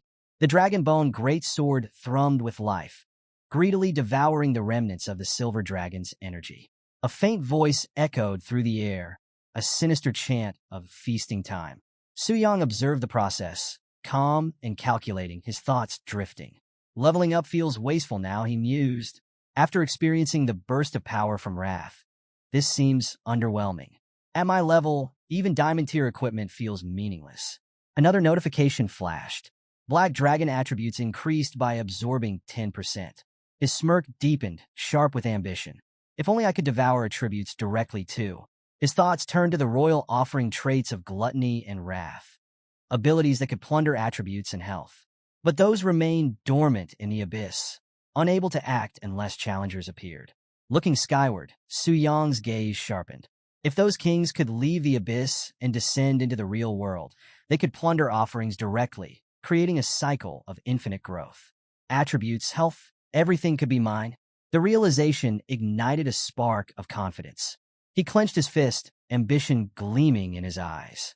As long as I can summon the king of original sin into the real world, have it plunder offerings for me, and collect all 7 weapons of the Reverse Sin series, I'll be unstoppable, he muttered, his tone steady and resolute. The vision of becoming an unstoppable force, capable of solo-killing world-class bosses and driving the next expansion, filled his thoughts. A dark aura spread around him like a shadow, and his voice carried a chilling resolve. Offering me royal tribute isn't just a duty, it's their honor. But as his imagination soared, the smirk on his face faltered.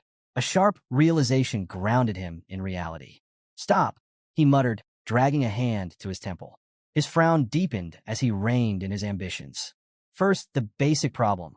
How do I bring the king of original sin out of the abyss? He thought.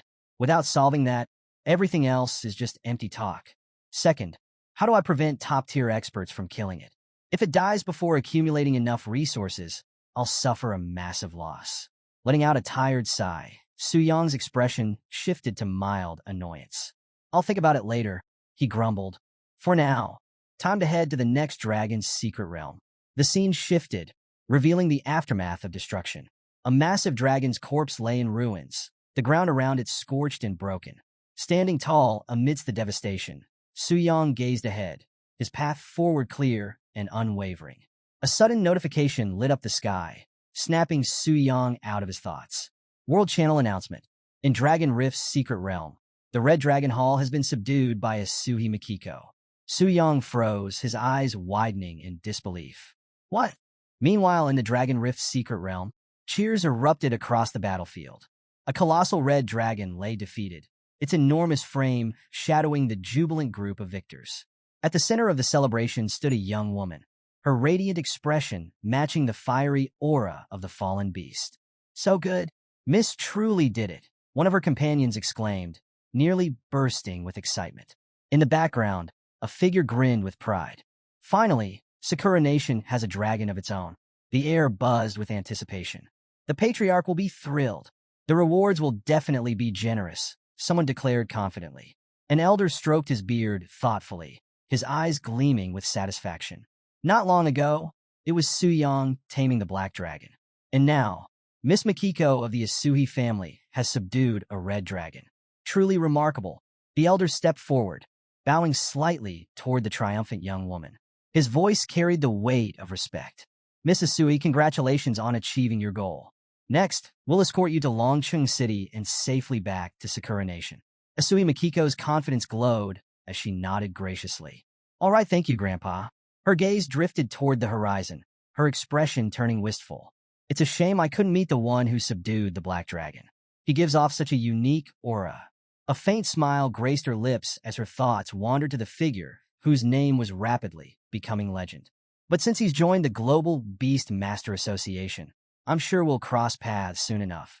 Elsewhere, in another corner of the world, Luo Linger's frustration boiled over as she stared at the notification. Disbelief etched into her features. How is this possible? She muttered, her voice cracking with exasperation. She stomped her foot, shaking the floor beneath her. Su Yang was already hard enough to deal with, but now even Asui Makiko is ahead of me. She fumed, her pride bruised by the growing gulf between herself and her rivals. She turned her attention to the buzzing world chat, scanning the growing excitement. Yamamoto Taro, my student, Asui Makiko, has successfully subdued the red dragon. Zhao Kun, your student? That dragon should have been mine. William Smith, congratulations. Looks like we've suddenly got 2 new dragon tamers. President Carolina, unlikely. Augustine already confirmed they couldn't replicate Su Yang's method. Villia, 2 more tamers? Excellent. We'll have more people to share insights with. Luo Linger's fists tightened as she read the exchanges, her frustration deepening. Everyone's talking about a Sui Makiko now. What's left for me? She muttered, despair creeping into her voice. Her subordinates exchanged uneasy glances, unsure how to respond. Miss, this could be troublesome, one ventured cautiously. From a distance, Su Yang observed the notifications, letting out a faint sigh.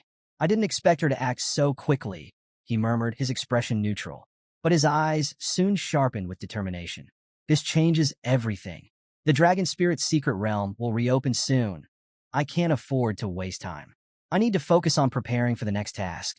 His focus shifted as a glowing projection materialized before him, displaying a council of formidable figures engaged in a heated discussion. Report. The Demon Abyss Crusade Army has been officially announced. After Wrath's defeat, the Crusaders have grown cautious. Their assault won't be long in coming. Beelzebub won't be able to stop them. He's a weakling, a placeholder at best. A sly smile crept across Su Yang's face, his confidence undeterred by the grim report. So, my apologies, Gluttony King, he murmured, his tone laced with amusement. Before anyone else claims you, I'll take your death as my offering. His gaze flicked upward, his eyes glinting with calculated ambition. On the 100th floor of the Demon Abyss, the Gluttony King, Beelzebub, leaned back on his grotesque throne, an air of mild boredom on his face. So boring, he muttered, slumping further into his seat. Why hasn't anyone come to challenge me yet? His crimson eyes glinted as his thoughts swirled. Maybe it's for the best, he concluded with a faint, crooked smirk. A sudden flash of memory struck him like a blow to the chest. The air crackled with chaos as a wild, unhinged grin tore across Carolina's face. From the shadows emerged wolves, dozens of them, their glowing red eyes filled with malice, teeth bared as if ready to devour him whole. His chest tightened at the memory, the paralyzing fear still fresh. He could still feel the weight of helplessness, unable to move as the beast lunged. No chance to fight, no chance to escape.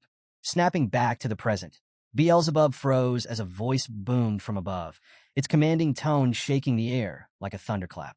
Heed my call and return to the depths of darkness. The words pierced through him. His breath hitched, his chest tightened, and a sense of dread clawed at his mind. The memory of Samuel's fate was all too fresh. Summoned by the original Sin Monarch and granted death. A bitter thought crept in. Could it be my turn? Beelzebub's head lowered, his massive shoulders slumping under the weight of resignation.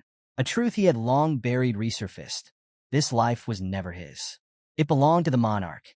Better to face death by his will than to fall to those wretched humans.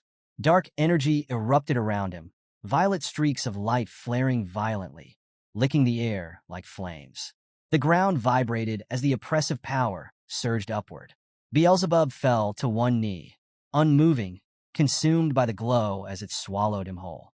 On the final floor of the Demon Abyss, the original Sin Monarch, now fully possessed by Su Yang, loomed over the abyssal throne. His towering figure radiated crimson energy streaked with flashes of violet light, the raw aura of power pulsating around him. A sharp, blinding flash split the darkness, heralding Beelzebub's arrival. Beelzebub materialized before the monarch, his massive frame trembling under the weight of the summoning. Falling to his knees, he bowed low, teeth clenched as he forced out a weak breath. Your loyal servant Beelzebub answers your call, he intoned. Su Yang's commanding voice rang out, cold and unyielding. Gluttony, by the authority of this monarch, I summon you to death.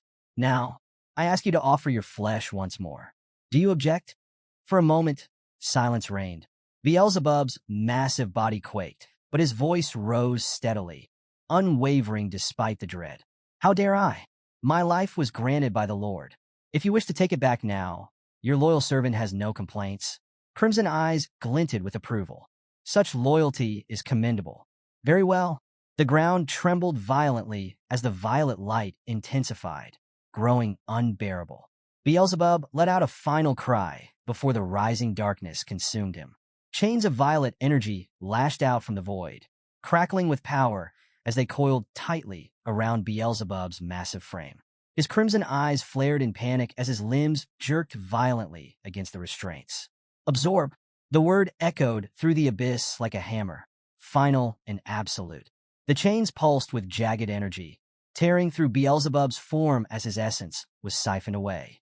His body trembled violently, his mouth stretched open in a silent scream. A notification flashed. Ding! You have slain the king of original sin, Gluttony Beelzebub. Experience gained, 3.7 billion. Overflow stored, 2.22 billion. Beelzebub's colossal body collapsed, his essence stripped away entirely. Violet light erupted in violent arcs, scattering his remains into fragmented pieces. What was left of his form crumbled into dust, leaving only silence in the aftermath. Items acquired.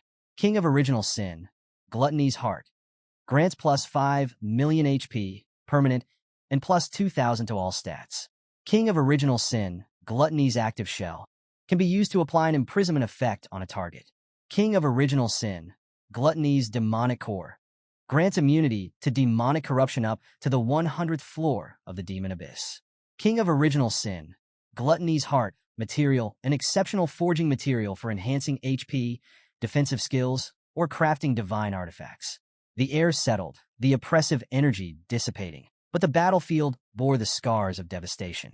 Writhing tendrils of darkness crept outward from the ground, twisting skyward as though marking the place of Beelzebub's fall. Within the depths of the abyss, the eerie quiet was broken by Su Yang's voice, calm yet tinged with surprise. I thought Beelzebub, who hadn't fully evolved through devouring, would drop less valuable items compared to a higher-ranked king like Samuel. He paused, his gaze lingering on the glowing loot before him. But it seems there's barely a difference. Such high value. A smirk spread across his face, tinged with smug satisfaction. My luck is just too good. This isn't something the goddess of luck could explain. It's like I've kidnapped her to be my wife. His gaze shifted to a glowing chest labeled Special Drops. With a flick of his hand, the ethereal barrier around it shattered, sending fragments of light scattering through the chamber. Let's see what treasure this is. A deafening boom shattered the silence. Golden light burst forth, slamming into the ground with enough force to send shockwaves rippling through the air. Su Yang's cape billowed violently in the energy surge, his expression twisting into a mix of awe and disbelief. Hovering midair was a radiant artifact, its divine presence overwhelming. Sin Reversal, Gluttony's Punishment. The weapon pulsed with energy, its shimmering surface engraved with intricate patterns that seemed to hum with untold power. Violet and crimson streaks danced across its blade, filling the chamber with an oppressive aura. Su Yang's eyes darted across the glowing text that appeared before him, locking onto its most remarkable traits. Tier, Demigod. Unique, limited soul imprint. Bound to the soul of the individual who slayed Beelzebub. Cannot be dropped, traded, or gifted. Usable only by the soul-bound wielder. Attributes. HP. Plus 50%.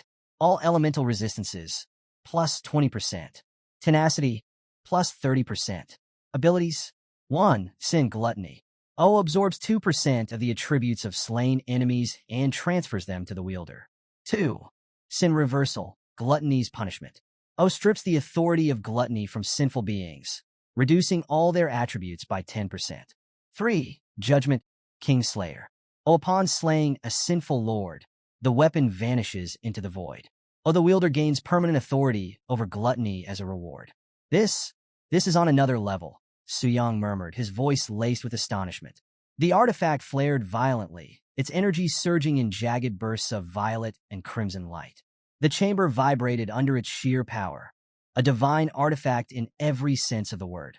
But Su Yang's initial excitement gave way to mild irritation as the requirements flashed before him. Demigod tier required to equip. She clicked his tongue bitterly. I'm still too far behind. Without the right level, it's completely useless for now.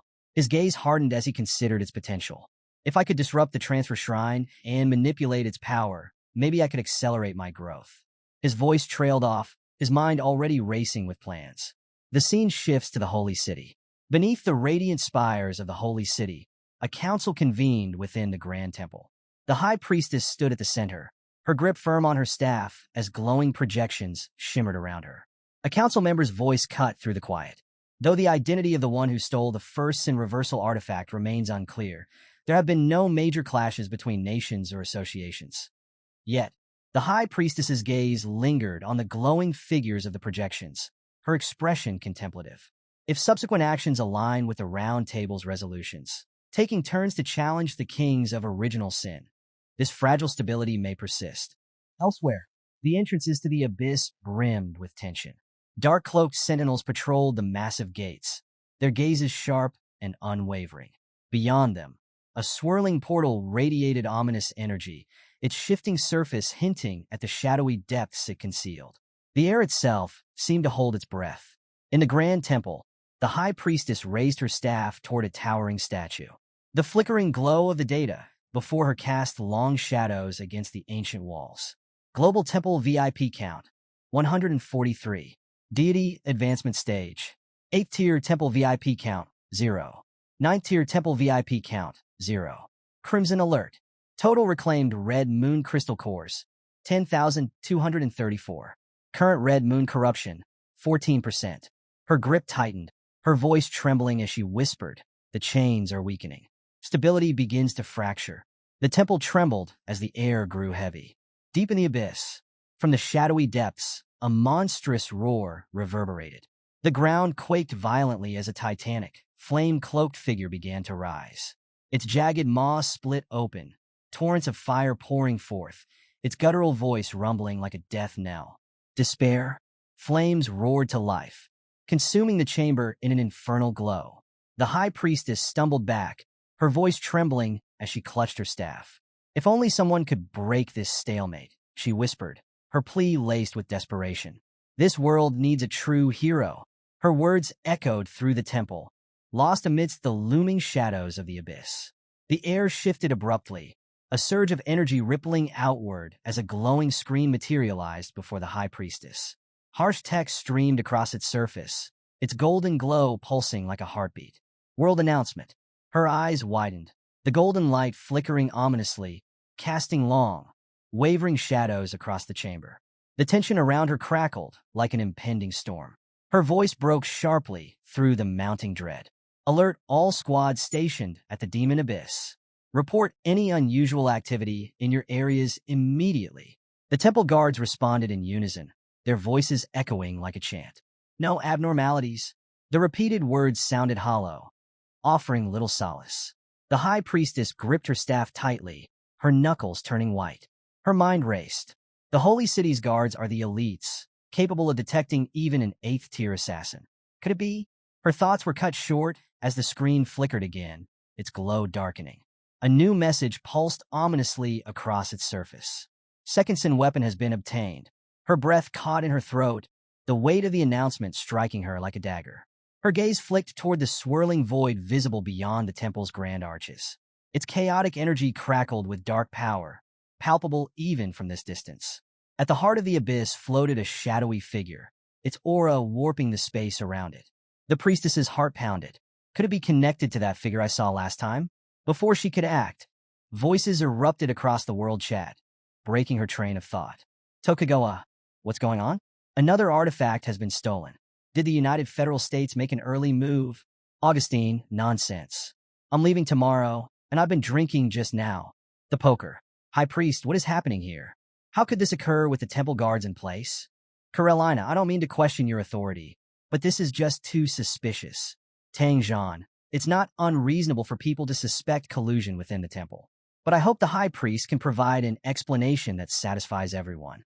The tension in the chamber thickened as all eyes turned to the high priest. Her gaze remained steady, her expression calm and resolute. "You are free to have your doubts," she began, her tone even and measured, "but please maintain basic reasoning. The Transfer Temple has never interfered in any competition since its inception. I myself have never left the Holy City." She paused, her voice cutting through the growing unease. If the Transfer Temple truly intended to interfere, why would it do so covertly?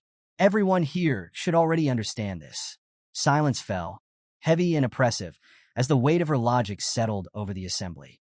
The priestess lowered her head slightly, her brow furrowing in thought. "I do trust the high priest in my heart," she reflected, "but I can't figure this out. If all other possibilities are ruled out, could the remaining one also be wrong?" A chilling realization began to gnaw at her resolve. The only path forward was clear. The answers lay in the abyss. She raised her head, her voice ringing with determination. At this point, I propose abandoning the decision made during the meeting. We must form a united raid team, composed of the strongest members from each guild, and launch an abyss raid immediately. Does anyone object? Her words carried the weight of unshakable resolve. She raised her staff high, catching the golden light that poured down from the temple ceiling. Her piercing gaze swept the chamber. A beat of silence. No objections, came the unified response. Her declaration echoed like a commandment. The temple's light grew brighter, cascading over the assembled leaders like a divine decree. She thrust her staff skyward, her voice unwavering. Then let's begin assembling the team at once. This time, we absolutely cannot allow another reverse sin artifact to fall into the hands of thieves. The room erupted into motion, but her gaze lingered on the abyss beyond, its dark energies pulsing ominously. This time, she vowed silently, we will not fail. Deep within the shadows of the abyss, Seong, now the original Sin Monarch, stood amidst the void, his crimson eyes glowing ominously. The oppressive darkness coiled around him like a living thing, shifting and pulsating with his presence. Speaking of which, he murmured, his tone measured and cold, there should be a world announcement again, right? With the second artifact stolen, those Abyss Raiders are bound to take this seriously. A wicked grin split his face, sharp and foreboding. Worst case scenario? They'll charge in as early as tomorrow. The air quaked faintly, a prelude to the storm brewing within the abyss. The demon abyss stretched endlessly, layer upon layer of shadowed platforms spiraling into the depths. A vast, eerie map materialized, marked with ominous red crosses on certain floors. 100, 200, 300, and 400. The demon abyss spans 700 floors. Suyong's voice echoed through the dark. Every 100 floors lies a king of sin. He stepped forward, his gaze piercing through the void. Gluttony and wrath have already fallen to me, yet lust and greed remain dormant. A pause lingered as his thoughts turned toward the advancing raiders. This means they can push straight to the 500th floor. The image of the abyss shifted, revealing the looming 500th floor, shrouded in darkness. The visual cracked and shattered like glass, but the tension it carried lingered. But all of that follows the system, Suyong continued, his voice cutting through the void like a blade.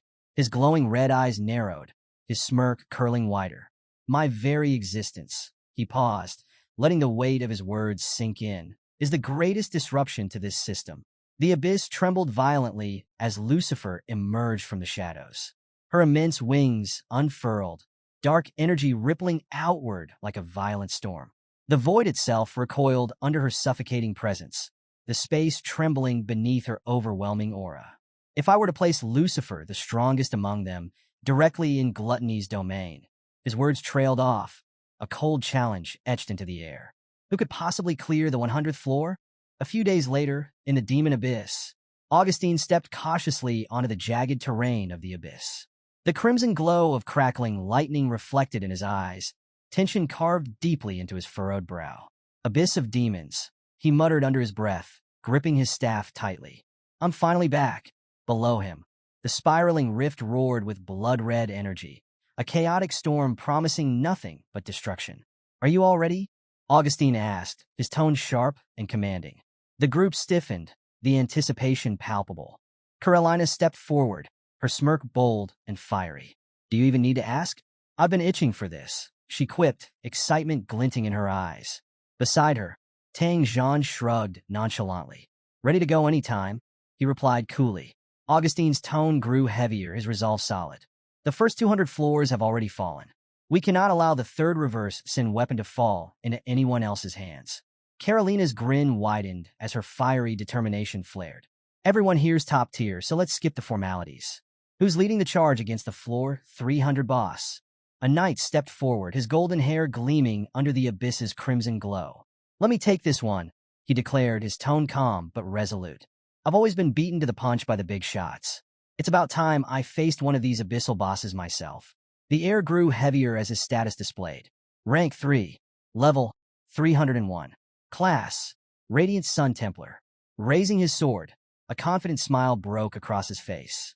All right, Let's see what you've got. Let's go. Tang Zhan shouted, his aura igniting with fierce determination. Break through all barriers. Augustine followed, bracing for the chaos ahead. Magic and steel clashed violently as spells erupted, their light illuminating the darkness. Rocks shattered, and the dense air trembled with the force of their attacks. The team moved in perfect sync, their focus unyielding as they charged deeper into the abyss. The group came to a halt, their breaths heavy, eyes fixed ahead. We're almost at the 100th floor, Gluttony's domain, Carolina announced, her voice tense with anticipation. Before them, the grotesque maw of the 100th floor domain loomed, pulsating with a sinister crimson glow. It twisted and churned like a living void, an ominous gateway into chaos itself. Since there aren't any guard bosses left, let's charge through in one go, a voice called out, determination cutting through the tense silence. The group braced themselves, but unbeknownst to them, deep within the domain, a dark figure stirred. Shadows writhed like serpents, coiling around her form. Blood-red energy crackled through the void, her piercing gaze radiating malice. Lucifer, the king of original sin, pride, stood with an aura that suffocated everything in her presence. Her crimson eyes glimmered coldly, and her disdainful voice echoed, dripping with venom. Finally, you've arrived. The air thickened instantly, a palpable dread creeping into the chamber, as if the abyss itself responded to her words. Enemy units detected ahead, Radiant Sun Templar muttered, his tone tense as his gaze swept the area. The group stiffened, their unease rippling outward. Carolina's voice cut sharply through the silence. More enemies? But Gluttony is supposed to be dead. No, Tang Zhan murmured, his tone grim. That's not the Gluttony King. From the shadows, Lucifer stepped forward, her overwhelming power radiating like a suffocating wave. The mere sight of her sent chills through the team. Foolish ants, she sneered, her cold voice mocking. Daring to step into my domain of despair. Do you appreciate your death? A system notification blared across their shared interface. System notification. Boss, Lucifer. Race, demon. Level, details, unknown. The group's breath hitched as the ominous notification settled over them. Before anyone could react, Radiant Sun Templar's defiant grin cut through the tension. So, the 100th floor boss went for a makeover with a female skin? Interesting. With a burst of radiant light, he launched himself forward, his blade blazing with holy energy. Wait, don't act recklessly, Poker shouted, his voice drowned out by the deafening clash of power. The battlefield erupted into chaos, the air vibrating with violent energy. Suddenly, everything stopped. A single, lightning-fast strike illuminated the darkness, silencing the battle in an instant. The ground quaked under the force, and a system notification shattered the air like a death knell. System notification. Your teammate, Mike, Radiant Sun Templar, has been killed by Boss Lucifer. The chilling declaration hung in the air, cutting through the stunned silence. Lucifer's crimson gaze narrowed, malice radiating from her as the remnants of her attack crackled ominously around her. The group shouted in disbelief. One strike?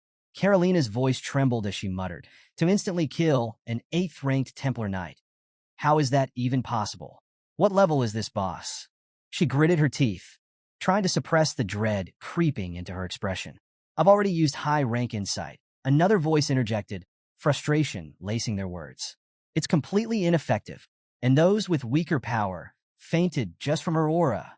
The realization settled over the group like a shroud. Lucifer was unlike anything they had ever encountered. The oppressive tension was broken by a determined voice. Let me try. A magician stepped forward, her eyes blazing with resolve. Power surged around her as she activated a forbidden spell, Record of True Delight. A radiant burst of multicolored light exploded outward, bathing the battlefield in blinding brilliance. Skill description. Allows the user to inspect detailed information of a target regardless of level disparity. Cooldown, 24 hours. As the light faded, the spell locked onto Lucifer, unveiling the monstrous truth behind her power. Boss profile. King of Original Sin. Pride Lucifer, divine rank. Description. Lucifer stands as the leader of the kings of original sin, embodying the sin of pride, the most dominant among the 7 deadly sins. Level, 400. Attributes. Strength, 452,121.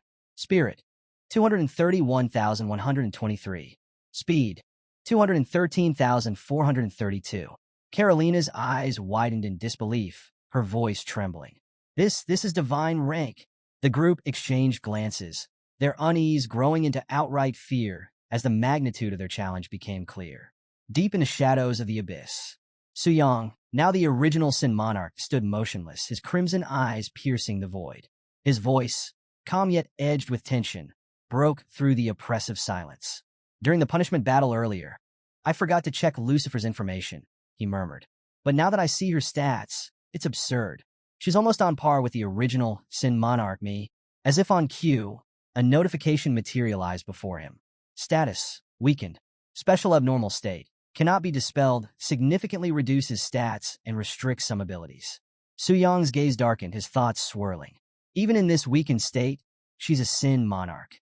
If this is her power at half strength, how invincible must she be at full capacity? Let's see her talents next, he muttered, narrowing his eyes. Gluttony and wrath were already ridiculous, but pride might break the scale. Talent abilities. Pride. Lucifer views any existence she considers a weaker being with utter disdain. This pride manifests as complete immunity to all forms of damage from weaker foes. Weaker being. Defined as any entity whose total base stats are lower than Lucifer's, regardless of rank. Oh, note. Individuals who successfully defeat a king of original sin earn Lucifer's recognition and will no longer be considered a weaker being. Offering of the King of Pride. Anyone slain by Lucifer is marked with the soul mark, subjugated loser. This mark grants her the ability to issue one unconditional command to the defeated individual, cementing her dominance over them. Suyang's jaw tightened, his disbelief palpable. What the hell? This is way too overpowered. His thoughts spiraled. Anyone below her level or stats can't even scratch her. That's practically invincibility. And considering this world, there isn't a single divine rank professional alive. He grimaced, his mind racing. If it weren't for that one person who defeated a king of original sin before, Lucifer might as well be untouchable.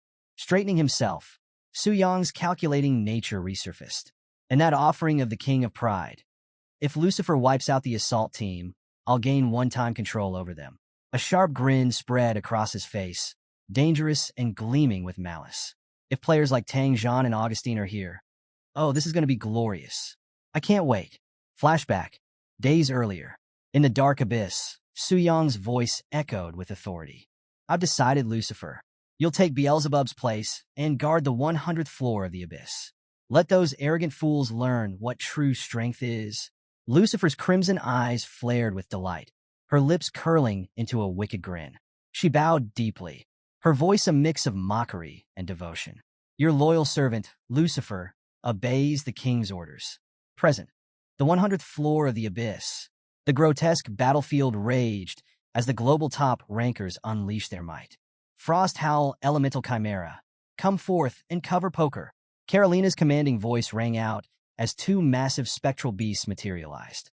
Frost radiated from their hulking forms, their icy breath chilling the air as they lunged forward, claws tearing into the void. Beside them, Poker charged forward, his blazing red cloak trailing behind like a streak of fire. Ultimate Tyrant Mode, Tang Zhan roared, his body enlarging as raw power coursed through him. His muscles bulged, each step shaking the battlefield as he prepared to unleash his might. Everyone, no holding back. Augustine's voice boomed, steady and commanding. His staff radiated chaotic energy as he channeled a powerful incantation. Flames and lightning erupted in tandem, their destructive forces ripping through the battlefield. Ultimate Destruction Fist.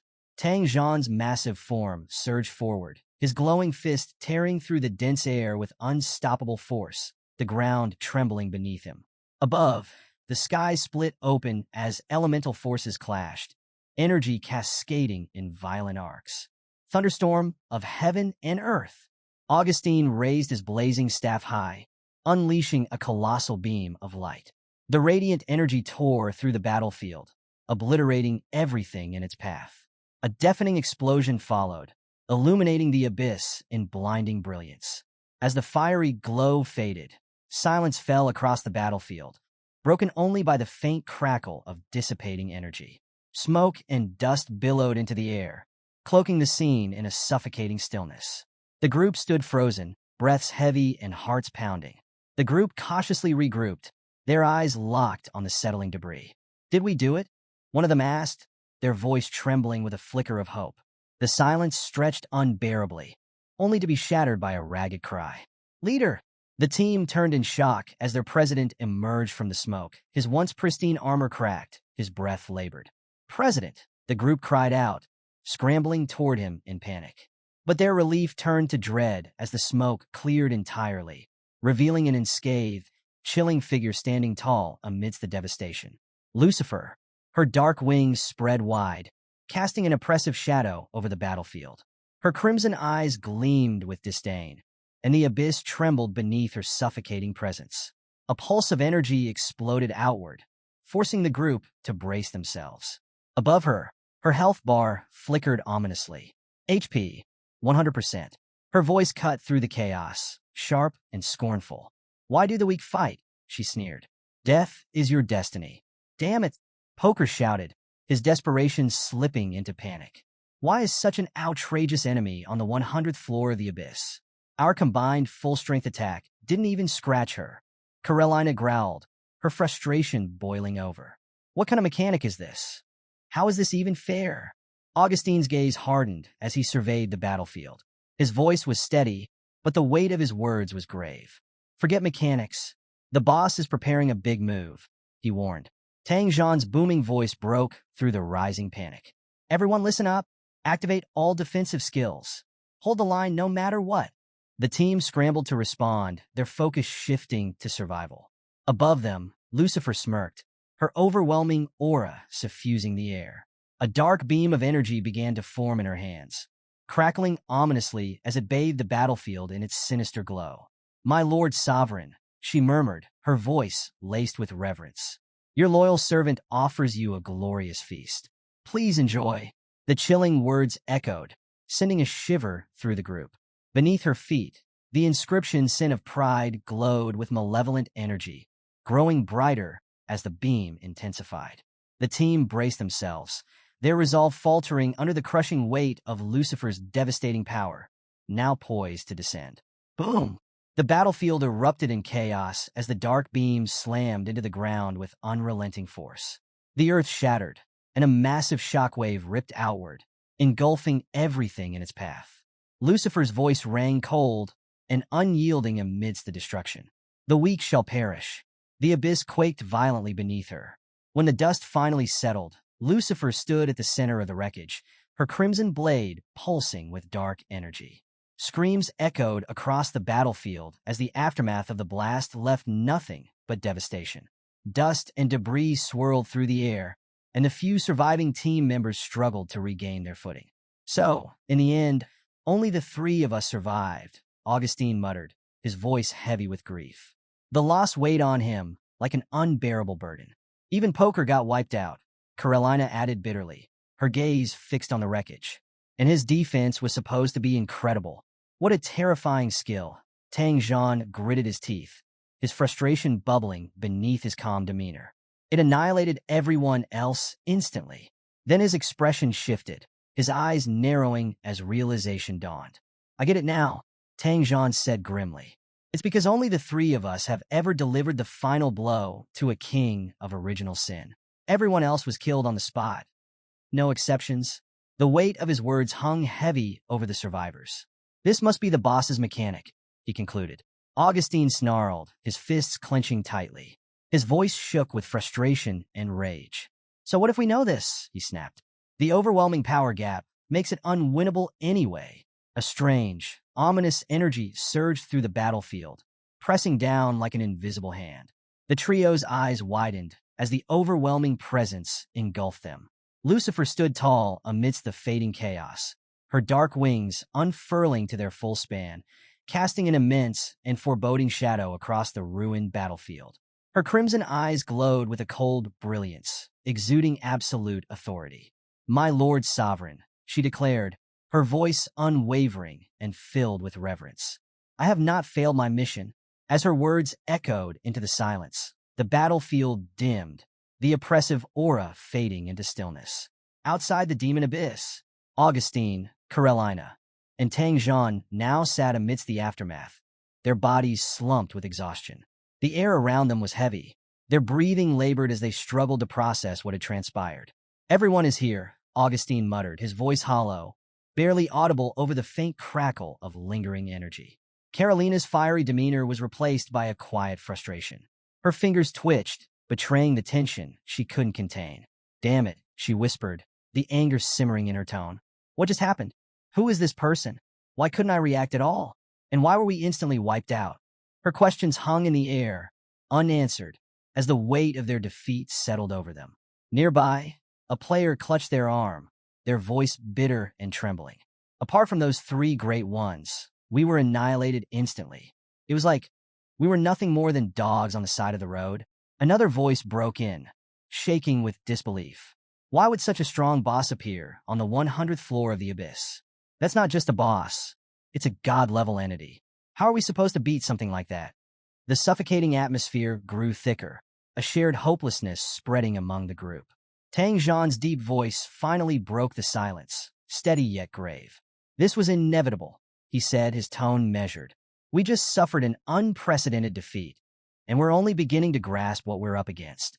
Poker stepped forward, his voice calm, but heavy with resignation. "The moment she swung her sword, I knew it. We didn't stand a chance. With our current strength, this dungeon is unwinnable." Carolina lowered her gaze, her voice barely audible as despair tinged her words. "But without defeating her, we'll never obtain the weapon of rebellion. Worse, we'll never face the original Sin Lord or access the expansion pack. Steps of Ascension to Divinity."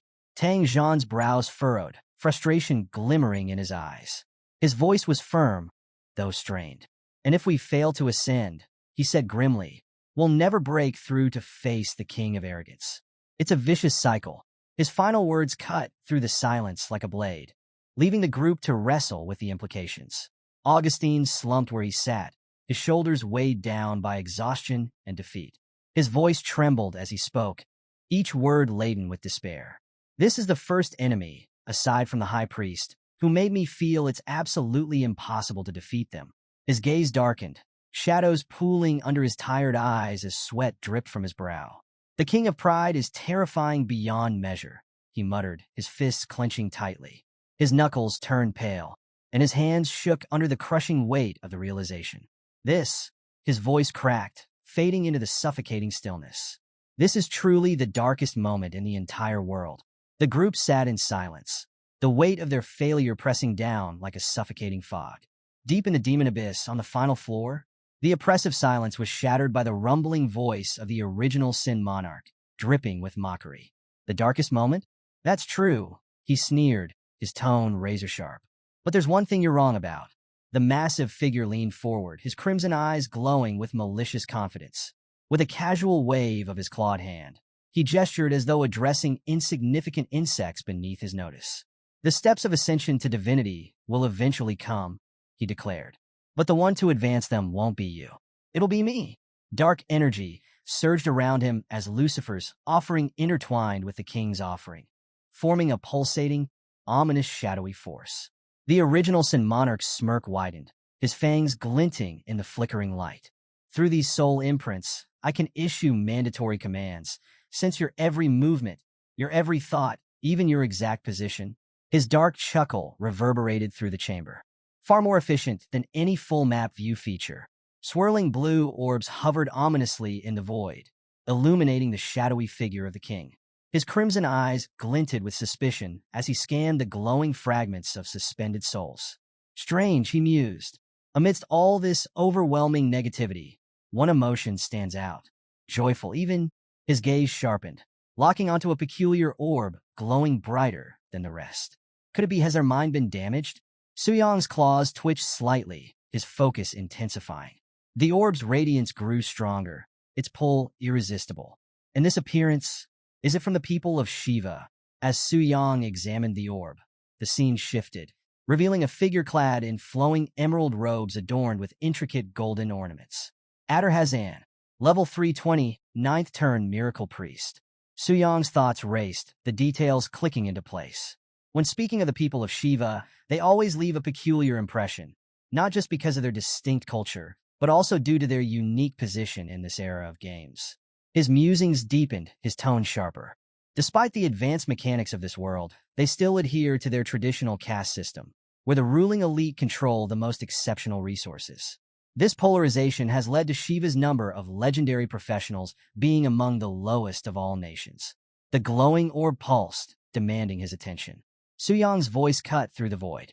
To suffer such a devastating defeat and yet find someone in high spirits. How intriguing. Let's see what he's really thinking. The scene shifted again, focusing on Adder Hazan. He stood calmly amidst the ruined battlefield, his masked face shadowed, yet exuding a commanding presence. His emerald robes flowed faintly in the tainted breeze, untouched by the devastation surrounding him. Adder's smirk widened, smooth and laced with satisfaction. I didn't expect even the best teams in the world to collapse like this, he muttered, his voice a mix of amusement and calculation. Tilting his masked face slightly, a sly grin formed beneath the veil. Wonderful. Excellent. He turned his focus inward, his tone dripping with calculated malice. With a significant decline in the strength of elite professionals and the halt of global mission progress, both Xia and the American Union will face severe setbacks. He surveyed the field of devastation, confidence radiating from his every motion. And this will give Shiva the opportunity it needs. A chance to surpass Xia and the American Union. Adder's piercing gaze lifted, his resolve unshaken as his mind turned toward his goal. The chance to become the world's next superpower. In his mind's eye, the shadow of the ancient devourer loomed. A towering, crimson-horned figure shrouded in a storm of ominous energy. Its glowing eyes narrowed with suspicion as if assessing Adder's worth. Adder muttered to himself, his voice resolute. So long as we obtain the legacy of the ancient devourer. The words hung in the air, carrying a weight of ambition and dread. Deep in the demon abyss, Suyang's crimson eyes flashed as a realization struck. The ancient devourer, he murmured, his voice low but sharp. A flicker of memory surfaced, tugging at the edges of his consciousness. I've heard that name before. Oh, right, it's in the description of the Dragon Bone Sword. The scene shifted to a glowing void where the Dragon Bone Sword hovered, emanating an eerie, blood-red glow. Dragon Bone Sword, Devourer Athos. Bearing the name Athos, descendant of the ancient devourer. In the end, he walked toward the grave of death. The sword of bones, the soul of blood. The corpses do not decay, and the devouring never ends. Suyang's voice trembled slightly as he spoke to himself. Yes, according to this description, the Black Dragon AOS was the descendant of the ancient devourer. At the time, I thought it was just a simple backstory. I didn't expect it to actually exist.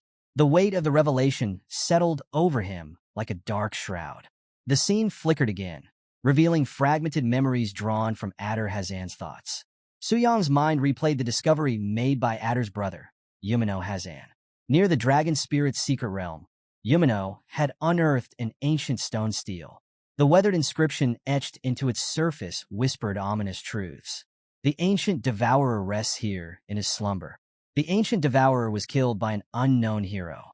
Dragons and spirits crowned him simultaneously, celebrating the demise of that dreadful shadow. But the hero, he was betrayed. His body was buried, his soul lingering here, waiting for someone to finish his vengeance. Suyang's thoughts raced. It's astonishing to learn that the ancient devourer could instill fear in both spirits and dragons, two races imbued with divine power. Just how strong must this ancient devourer have been? Meanwhile, outside the demon abyss, Adder Hazan stood silently, his face concealed beneath a turban adorned with a skull motif. Only his piercing eyes gleamed, reflecting a dangerous anticipation. The world doesn't know this secret, he murmured, his voice rich with intrigue. Only we brothers do. His muffled laughter escaped through the fabric covering his face. While the armies clash above, if my nephew Bijin can enter the dragon spirit's secret realm, the legacy will be ours. His eyes gleamed as he observed the distant figures of Augustine, Karelina, and Tangzhan. At that point, even if we face god-ranked enemies, they won't stand a chance against us. A sly grin formed beneath his mask. It's a golden opportunity, he muttered. Adder's thoughts shifted, imagining the battered figures of Asuhi, Suyang, and Vielria lying unconscious in the dragon spirit's secret realm. His cruel smirk deepened as he whispered to himself, Let's start with you so-called geniuses. His voice dripped with malice. After all, the dragon spirit's secret realm is a different dimension, isolated from the real world. If you die here a few more times, you'll truly die. A sinister chuckle escaped his lips as he stepped forward, the air thickening with tension. Back in the abyss, Suyong's smirk widened as he absorbed the depths of Adder's thoughts. Let me warn you for a second, Adder Hazan. Suyong sneered, his voice a mix of mockery and disdain. After all, who would have thought your inner thoughts would be overheard? His grin sharpened, as cutting as the blade of a knife. Then, how can I thank you for telling me all this? His tone darkened, filled with a predatory edge. Bijin, a 7th-rank beast trainer. With my current power, it shouldn't take much effort to kill him. A cruel gleam shone in Suyong's eyes, his thoughts cold and calculated. Oh, I almost forgot, he murmured, his voice dropping to a low, rumbling growl. Lucifer, what are you doing now? The swirling orb of energy in Suyong's hand glowed brighter, pulsating with malevolent power. Within it, the faint echo of Lucifer's sinister presence stirred, her aura suffusing the chamber like a looming shadow. Suspended in a void of swirling violet light, Lucifer stood motionless, arms crossed, her figure silhouetted against the pulsating glow. She had remained in this position for so long that Suyong, observing her through the orb, murmured to himself, "Isn't she tired? Or perhaps at God level, such trivial concerns no longer exist." His musings were interrupted as Lucifer's lips curled into a sly smile, her crimson eyes snapping open with a glint of mischief. Her voice, rich with amusement, sliced through the silence. Playing this laid-back style. Surely the Lord enjoys watching me pretend to remain silent, she murmured, her tone dripping with playful sarcasm. Ah, I can't endure the sound of such excitement. You're too modest, my lord. Suyong felt a pang of secondhand embarrassment. Cringe, he thought, before cutting through her monologue with a sharp command. Lucifer, come to me. Her response was immediate, her expression lighting up with an eerie glee. Her movements were fluid and hypnotic as she descended toward him, her presence growing more suffocating with each step. Standing before her lord, Lucifer lowered herself reverently before Suyong, her voice dropping into a soft, honeyed purr. My lord, I wonder, have my actions pleased you? Suyong gazed down at her, his towering form radiating an imposing authority. His deep voice resonated. You have wiped out all the enemies and done an excellent job, Lucifer. So, I've decided to reward you. Lucifer's expression shifted to one of bliss, her lips curling into a sly smile. Lowering her head further, she spoke with a blend of adoration and anticipation. As long as I have pleased you, I am utterly satisfied. How could I dare accept your grace so easily? Suyong raised his colossal hand, his fingers curling as an orb of swirling crimson energy began to form above his palm. The glow intensified, pulsating with ominous power. This is a gift from your lord, and you have no right to refuse it, he declared, his booming voice leaving no room for hesitation. The crimson energy surged forward, twisting into a spiraling torrent as it hurtled toward Lucifer. Her sharp crimson eyes widened, her breath catching as the raw power pierced her core. The energy coursed through her body like molten fire, spreading with an intoxicating intensity. Main injection. Essence. The words echoed with ritualistic weight, reverberating through the void. Lucifer gasped, her body convulsing under the surge of power. Her trembling voice broke the silence. It feels so good, so refreshing, she exclaimed, her voice tinged with awe. Her body quaked with power, her claws clasping together as she lowered her head. Yet, her tone grew desperate. My lord, I want more. May I have more?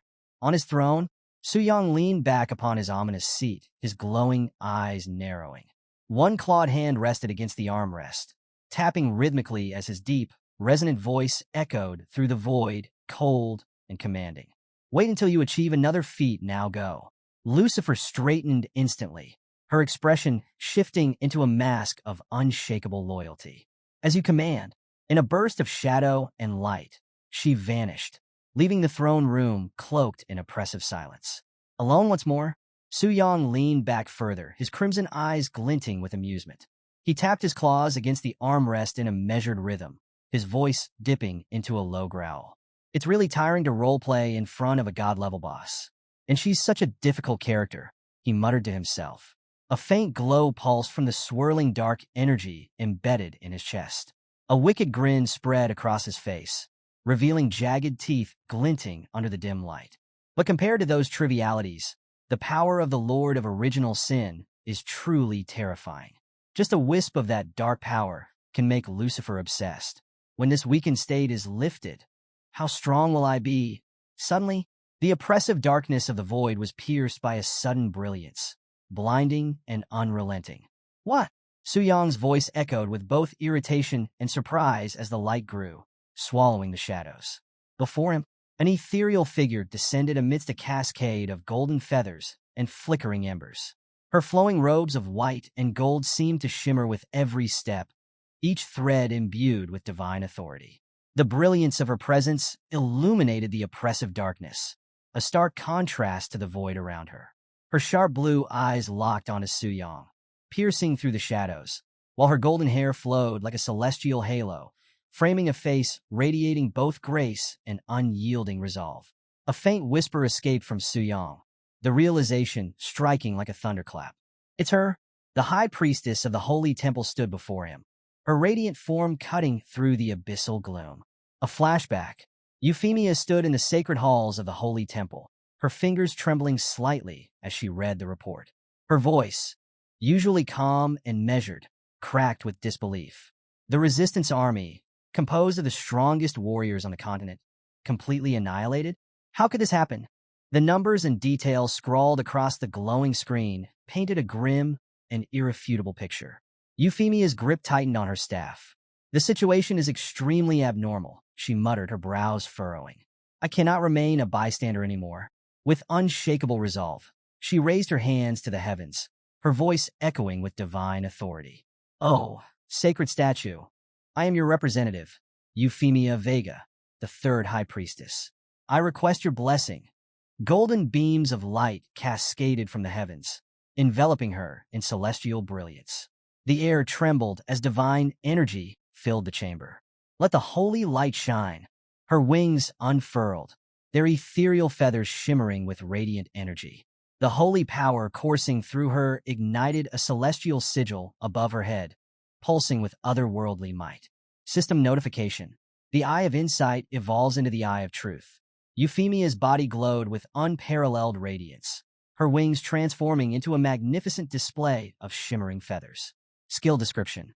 The ultimate form of the Eye of Insight, enhanced by the sacred statue's power, contains the essence of the holy stars, capable of perceiving all truths in the world. Back in the present, Euphemia hovered high in the vast, shadowed hall of the demon abyss. Beams of holy light radiated from her form, descending like celestial fire, pushing back the suffocating darkness around her. Her voice rang out, steady and resolute. What is this terrifying dark power? Are you the Lord of the Abyss? Suyang leaned forward on his throne, his skeletal grin widening beneath his tattered cloak. His crimson eyes glowed menacingly, a stark contrast to her radiant presence. His claws rested casually on the armrests of his throne, but the oppressive weight of his aura bore down on her like a storm. What brings the high priestess of the holy temple to the very depths of this absolute darkness? His voice reverberated through the cavern, mocking yet commanding. Euphemia's eyes narrowed. She could feel the oppressive force of his presence pressing against her very soul. Despite the suffocating atmosphere, her tone remained steady, unwavering. You know me, she stated, her sharp gaze locked onto his. Of course, Suyang replied, his voice laced with cruel amusement. I am fully aware of your so-called resistance force, and your desperate attempts to attack the demon abyss to complete your global mission. He gestured lazily with a clawed hand, his disdain for her efforts clear. Those cowards were all eliminated by Lucifer's hand. Is that why you've come here? To see the depths of your failure firsthand? He rose from his throne, his towering figure looming in the oppressive shadows. With each step forward, the air around him distorted, bending under the weight of his aura. Then tell me, High Priestess, he growled, his voice sharp and commanding. How should I welcome you? In the abyss. Euphemia's blazing sapphire eyes betrayed her determination, even as unease churned within her. Her grip tightened on her staff as she observed the towering demon, his skeletal grin stretching impossibly wide. The last time I used the Eye of Insight, he appeared to be sleeping, she thought, her heart pounding. I didn't expect he'd awaken this time. Is this the cause of the abyss's sudden changes? She tried to peer deeper into the essence of his overwhelming power, her divine senses straining to unravel its mystery.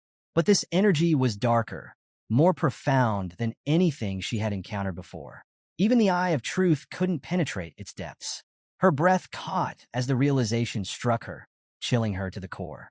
He is certainly a being above the level of gods, she murmured, her voice steady despite the storm swirling within her. Her wings shimmered with celestial light, feathers glowing as divine energy surged. I need to retreat and regroup with the resistance force to devise a plan. With a graceful motion, Euphemia raised her staff high. The air rippled as divine energy crackled, bending reality itself. A space-time rift began to form behind her, warping the darkness with brilliant light. Suyong's crimson eyes narrowed, his lazy grin curling with disdain. Space-time rift? He drawled, his voice cutting through the tension. Do you think you can enter and leave this place as you please? He flicked his wrist, and dark energy erupted from his hand, spiraling toward her with suffocating force. Euphemia's wings flared wide, celestial light bursting forth as she propelled herself upward, narrowly evading the malevolent blast. But to her dismay, the darkness twisted and surged, lashing out like living tendrils. They coiled around her, freezing her in place. Her wings trembled under the strain, her fingers gripping her staff tightly as she fought against the oppressive force. From his throne, Suyong leaned forward, crimson eyes gleaming with malice. I wonder what equipment will drop upon killing the strongest human high priestess, he mused, his massive clawed hand rising. A vortex of energy coiled into existence, crackling with malicious intent. But alas, experience points will be wasted again. He thrust the energy forward, the cavern quaking under its might. But just as the blast reached her, Euphemia's figure vanished, dissolving into thin air. Suyong froze for a moment, his grin replaced with irritation.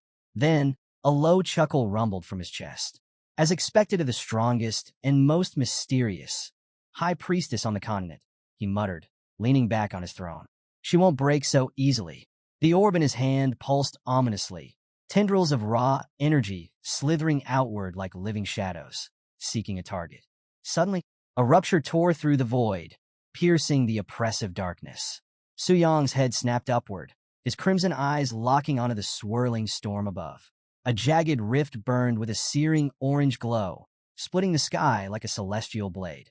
Back in the holy temple, Euphemia crashed onto the marble floor, her breath ragged, golden hair disheveled.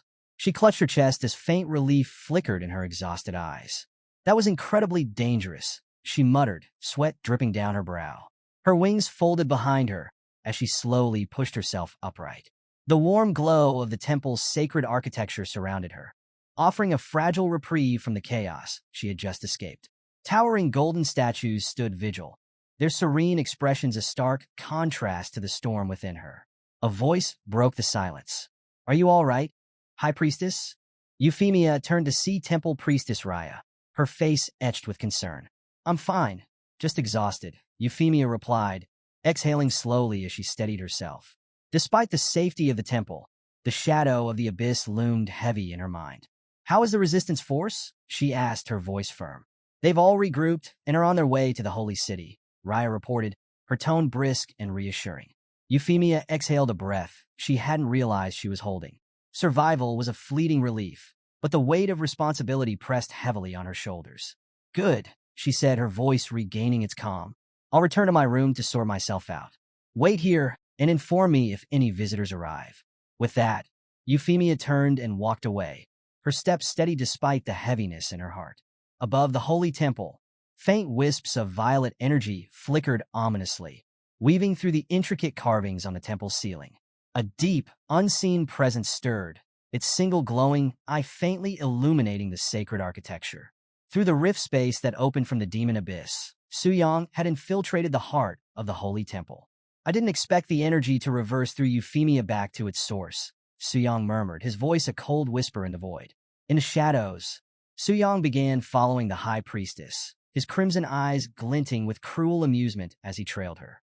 The high priestess, Euphemia, he mused mockingly. A figure I've only read about in textbooks and news reports. She's never left the holy city. But now, it's clear, she didn't choose to stay. She couldn't. With her power, she might have rivaled Lucifer herself. He chuckled softly at the thought, his mind envisioning Euphemia bound by Lucifer's overwhelming strength. If the high priestess had fallen, Suyang mused, her soul could have been repurposed, inscribed with my sigils. A perfect puppet. Such potential, wasted. Yet what intrigued him more was the realization that the original Sin Monarch's dark power had successfully infiltrated the real world undetected. Is this the capability of the transformation statue? His gaze drifted to the colossal sacred statue before him, its imposing figure looming at the heart of the temple. The sacred statue hub? Suyang's thoughts raced. Currently, all global professions are recorded by the sacred statues. And if nothing unexpected happens, this statue before me is the central hub of all sacred statues worldwide.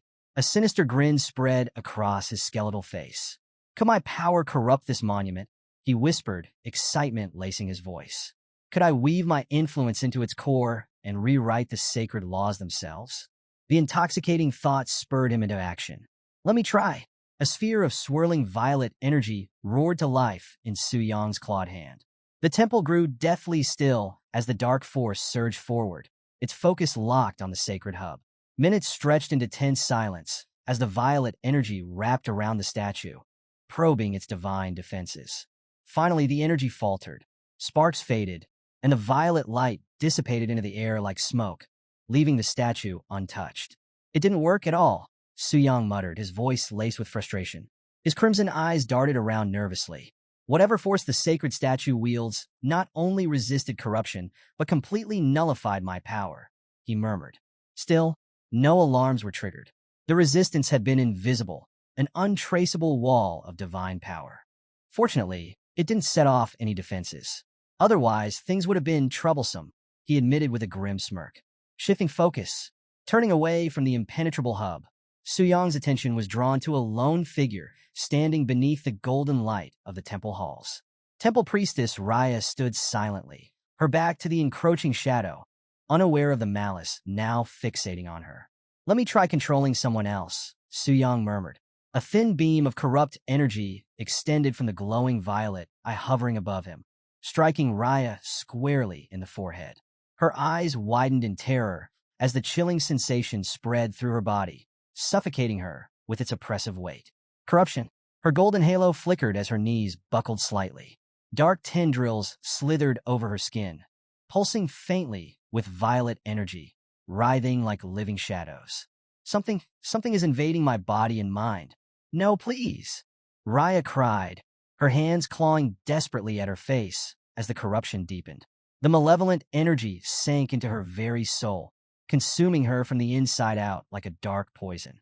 Her once pure aura, a beacon of divine light, twisted into something unrecognizable. Shadows swirled around her as sharp horns sprouted from her head and bat-like wings unfurled from her back. Transformation complete. A status window flashed before Suyang. Name: Temple Priestess Raya. Race: Demon Succubus. Class: Demon Priestess. Level: 130.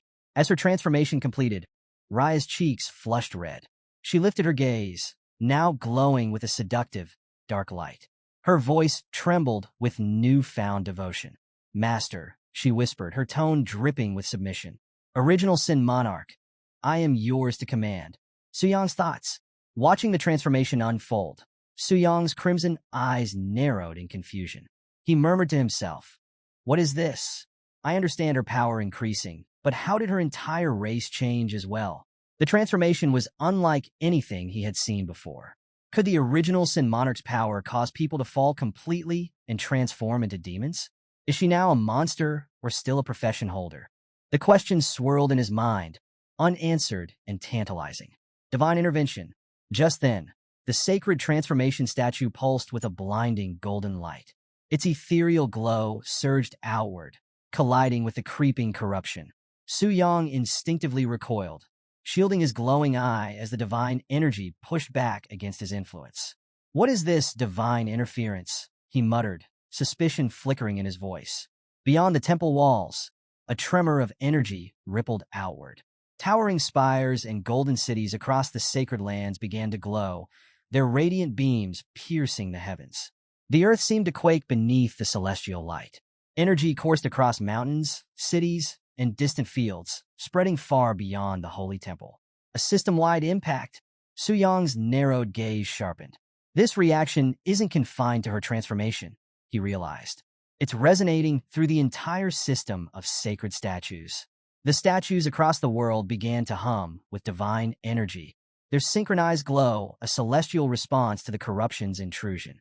Suddenly, the system blared a global announcement. Global announcement. Version update. Alliances and factions. The intervention of the original Sin Monarch has created a ripple across the realms, influencing the global system. This unprecedented event has triggered a version update, introducing new alliances, factions, and world mechanics. Key update details. 1. Demon faction unlocked. The Lord of Sin's power has affected profession holders, resulting in the rise of the first demon priestess. This marks the unlocking of the demon faction as a playable group. 2. Transformation rules. Profession holders entering the demon abyss who are fully consumed by demonic power, 100%, will no longer lose their minds. Instead, they will transform into members of the demon faction. 3. Demon priestess advancement. Members of the demon faction can rank up through the demon priestess, serving as the faction's primary guide. 4. Faction limit. The current maximum rank for the demon faction is royal rank. 5. Hostility rules. Mutual killings between members of different factions will no longer trigger interference from the global system. New features and areas. 1. New area unlocked. Demon Abyss and Demon City are now accessible as major zones. 2. New landmark. The demon statue has been introduced, a monument symbolizing demonic power. 3. Global mission introduced. Mission title, Dominion. Objective. Prevent humans from killing the Lord of Sin before he recovers from his weakened state. Global path divergence. The world's fate now hangs in the balance. The outcome of the global mission will determine which path the world follows. 1. Human faction victory. New content. Stairway to the gods. Result. Humans will slay the ruler embodying sin and construct the stairway to the gods through their own strength. 2. Demon faction victory. New content. Eternal Night Dominion. Result. The Lord of Sin will descend, merging the demon abyss with reality and ushering in the era of eternal night. 3. Alliance path. Outcome. A bridge will form between the human world and the demon kingdom, enabling coexistence. System notification. Please make your choice. Within the Transformation Temple, a group of players huddled beneath the glow of the announcement interface, their faces a blend of disbelief and unease. The announcement of a new faction. The Demon Camp, someone murmured, their tone heavy with apprehension. The shimmering blue light of the interface cast long shadows on the walls, giving their uncertainty a tangible presence. What does this mean for us? Another asked, their voice trembling with tension. The room erupted into speculative murmurs. This isn't just an expansion, one figure noted grimly. This hints at a massive shift in power. But at what cost? What happens to those who join? A player shook their head in disdain, their conviction cutting through the noise. No one could truly want to become a demon, who would trade their humanity for power. I don't want anything like that. Their words hung in the air, but unease seeped into the group like an invisible fog. The demon camp wasn't just a choice. It was a temptation, its consequences vast and unknowable. A silent observer. In the corner of the room, a pink-haired guild member stood silently, their expression inscrutable. Their mere presence stirred unease among those nearby, their intentions impossible to discern. Perhaps, someone speculated hesitantly, those drawn to the demon camp are already teetering on the edge. Maybe they see it as pity for the corrupted, a way to save them from becoming monsters, or worse. But the words sounded hollow, a flimsy attempt at comfort in the face of growing dread. A private conversation. Elsewhere, two figures conversed away from the gathering. One leaned against a wooden railing, their dark expression contemplative. This goes far beyond us, said Director Jia, their tone heavy with foreboding. It's not something we can handle alone.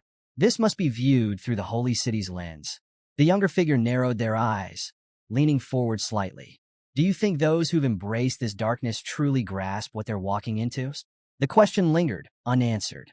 If this gains traction, it could become the worst-case scenario, they added, their voice low and resolute. Director Jia's reply was quieter, almost to themselves. I hope it doesn't. If this demon faction rises unchecked, the Holy City's mission will never see completion.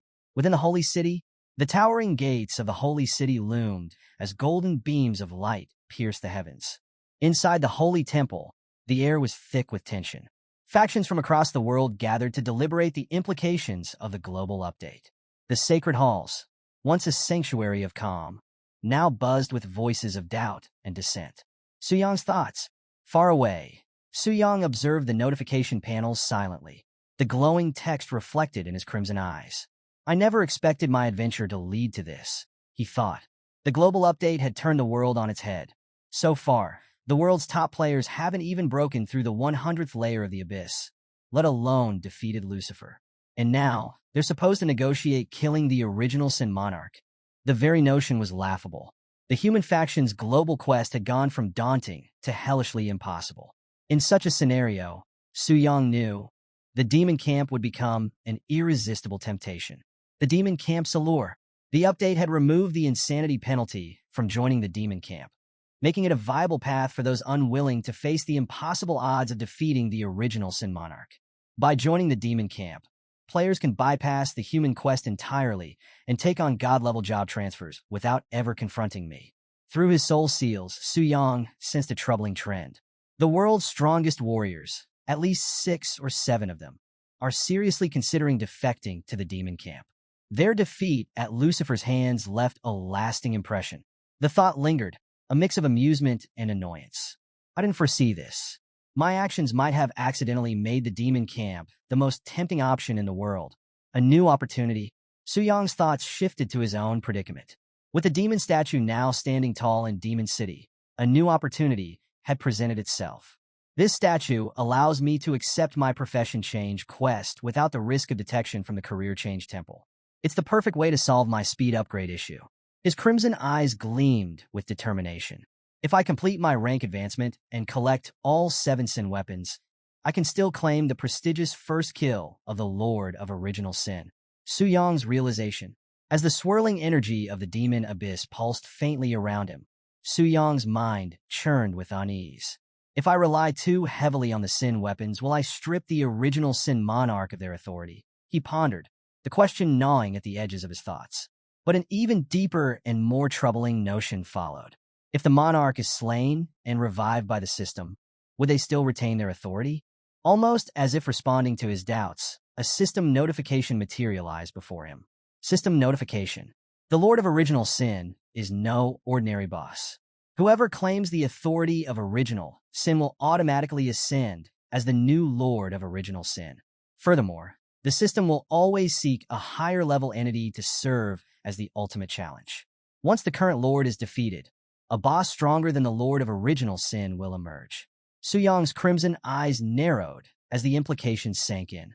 A boss stronger than the Lord of Original Sin? The very idea felt impossible, defying the limits of power and authority. What kind of being could exist beyond the pinnacle of sin? His claws tapped rhythmically against the jagged stone of his throne as his thoughts deepened. If such a being exists, could I be walking straight into its trap? In the holy temple, High Priestess Euphemia stood silently in the radiant halls, her sharp gaze scanning her surroundings. Her momentary reprieve was shattered when she caught sight of Raya, now transformed into a demon priestess.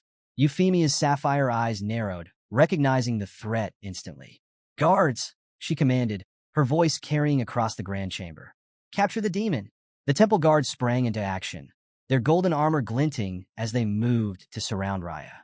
Suyang acts. Deep within the shadows, Suyang sensed Euphemia's detection. He moved swiftly, grabbing Raya by the arm. "Stay close," he murmured, his voice calm but firm. Euphemia, quick to react, raised her hand, her sacred staff glowing with divine energy. Holy beam! A brilliant ray of light erupted from her staff, tearing through the space where Suyang and Raya had stood. The explosion left smoke and debris in its wake, shaking the sacred temple to its foundations. As the dust settled, neither the demon priestess nor Suyang's energy signature could be found. The guards hesitated, their movements unsure. One of them shouted, "Search the area. They might still be hiding." But Euphemia raised a hand, her tone calm, yet resolute. "There is no need. They are gone." The guards exchanged uncertain glances before retreating at her command. Left alone in the chamber, Euphemia's composed exterior faltered. A bead of sweat slid down her cheek as dread crept into her heart. "That power," she muttered, her voice barely audible. Could it have been the Lord of Original Sin? Her breath hitched as she realized the gravity of her mistake. Had her actions inadvertently drawn the Lord to the Holy Temple? The weight of her oversight pressed heavily on her shoulders. The Lord's cunning and strength were undeniable, and the shadow of their presence now loomed over the holy city. "This isn't over," she whispered, her grip tightening on her staff. Back in the demon abyss, far beneath the surface, on the lowest floor of the demon abyss, Suyang emerged in the colossal form of the original Sin Monarch.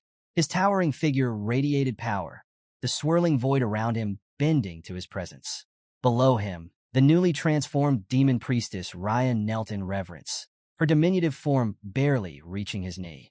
Her trembling voice betrayed her awe. "My lord," she whispered, her tone filled with devotion. But Suyang remained silent, his burning gaze fixed on the horizon. Moments later, he felt a shift in the abyss. The air crackled with energy as a new location revealed itself in the distance. A sinister city loomed on the horizon, radiating an eerie green glow. Lightning crackled across jagged spires, illuminating grotesque statues and towering structures. Suyang's eyes narrowed. The demon city, so it's real, he thought, recalling the mention of the city in the global update announcement. Within the demon city, deep within the city's twisted depths, a group of newly transformed demons examined their monstrous forms. One demon stumbled, their grotesque body towering awkwardly. "What is this?" they exclaimed, their voice filled with horror. Another demon scoffed, their jagged claws flexing as they sneered. "At least I don't look as ridiculous as you," they said mockingly. A third demon let out a sardonic laugh, their tone dripping with cruel amusement. "You should be grateful," they sneered.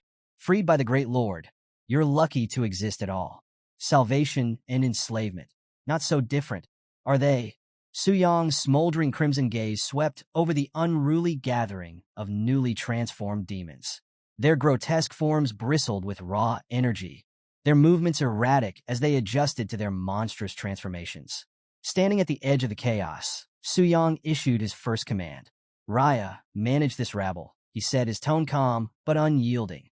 Without hesitation, the demon priestess spread her bat-like wings and soared toward the horde, her voice ringing out with authority as she began rallying the unruly masses. Building order from chaos. From his vantage point, Suyang observed critically. Their transformations are raw. The power is there, but so is their volatility, he mused. Managing such chaos with only one priestess is a gamble. Suyang leaned back on his shadowy throne, his clawed fingers tapping rhythmically against the armrest. Power requires structure. Chaos needs hierarchy. If the holy city relies on a high priest, the demon city will need its counterpart, a great demon priest. The summoning darkness coiled around the throne as Suyang prepared an ancient summoning ritual. The air grew heavy, crackling with raw energy. His deep voice resonated through the chamber. "Envy, answer my command." The shadows parted, and the energy reached a crescendo as a regal figure materialized before him. With fiery crimson hair cascading like a torrent of power, piercing eyes gleaming with cunning, and a sly smile that hinted at her ambitions, the king of envy, Livia, emerged. She knelt before the towering monarch, her mind racing with thoughts of glory.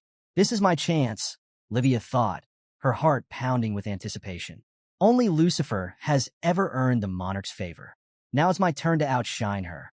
Suyang's gaze locked onto her, his voice carrying the weight of absolute authority. "Envy," he began, "I appoint you as the first great demon priestess. Rule over the demon priests and manage the demon temple. Use this power only for my benefit."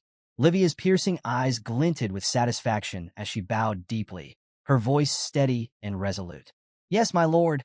Without hesitation, Livia departed to fulfill her role, her crimson hair trailing behind her like a comet of ambition. The blueprint. Turning his attention to the sprawling blueprint laid out before him, Suyang's gaze hardened. The map resembled a strategic game board, marking key locations and objectives for the demon faction. Our progress is far from complete, he said, his tone sharp and commanding. We must move faster. Dedicate yourselves fully to the cause. Livia's rise. Below, Livia emerged as a commanding presence among the horde of demons. Her fiery charisma and sharp intellect inspired immediate loyalty, and her piercing gaze demanded obedience. The new recruits fell silent as she addressed them, her voice steady yet dangerous. Discipline is essential, she declared, her smirk carrying an edge of warning. Loyalty without order will lead to ruin. The other priestesses watched in awe as Livia effortlessly rallied the recruits, her authority unquestioned. Her words cut through the chaos like a blade, transforming the horde into a semblance of order. The system's message. Just then, a system window materialized before Livia, its glowing text casting an eerie light across her face.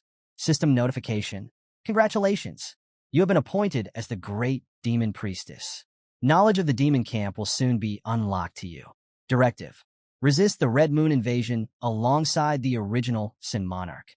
For a moment, Livia stood motionless, the weight of her new responsibilities pressing down on her. The directive was clear and chilling. Her sharp mind processed the magnitude of her task. Not only would she lead the demon priests, but she would also play a pivotal role in defending the demon camp from an apocalyptic threat.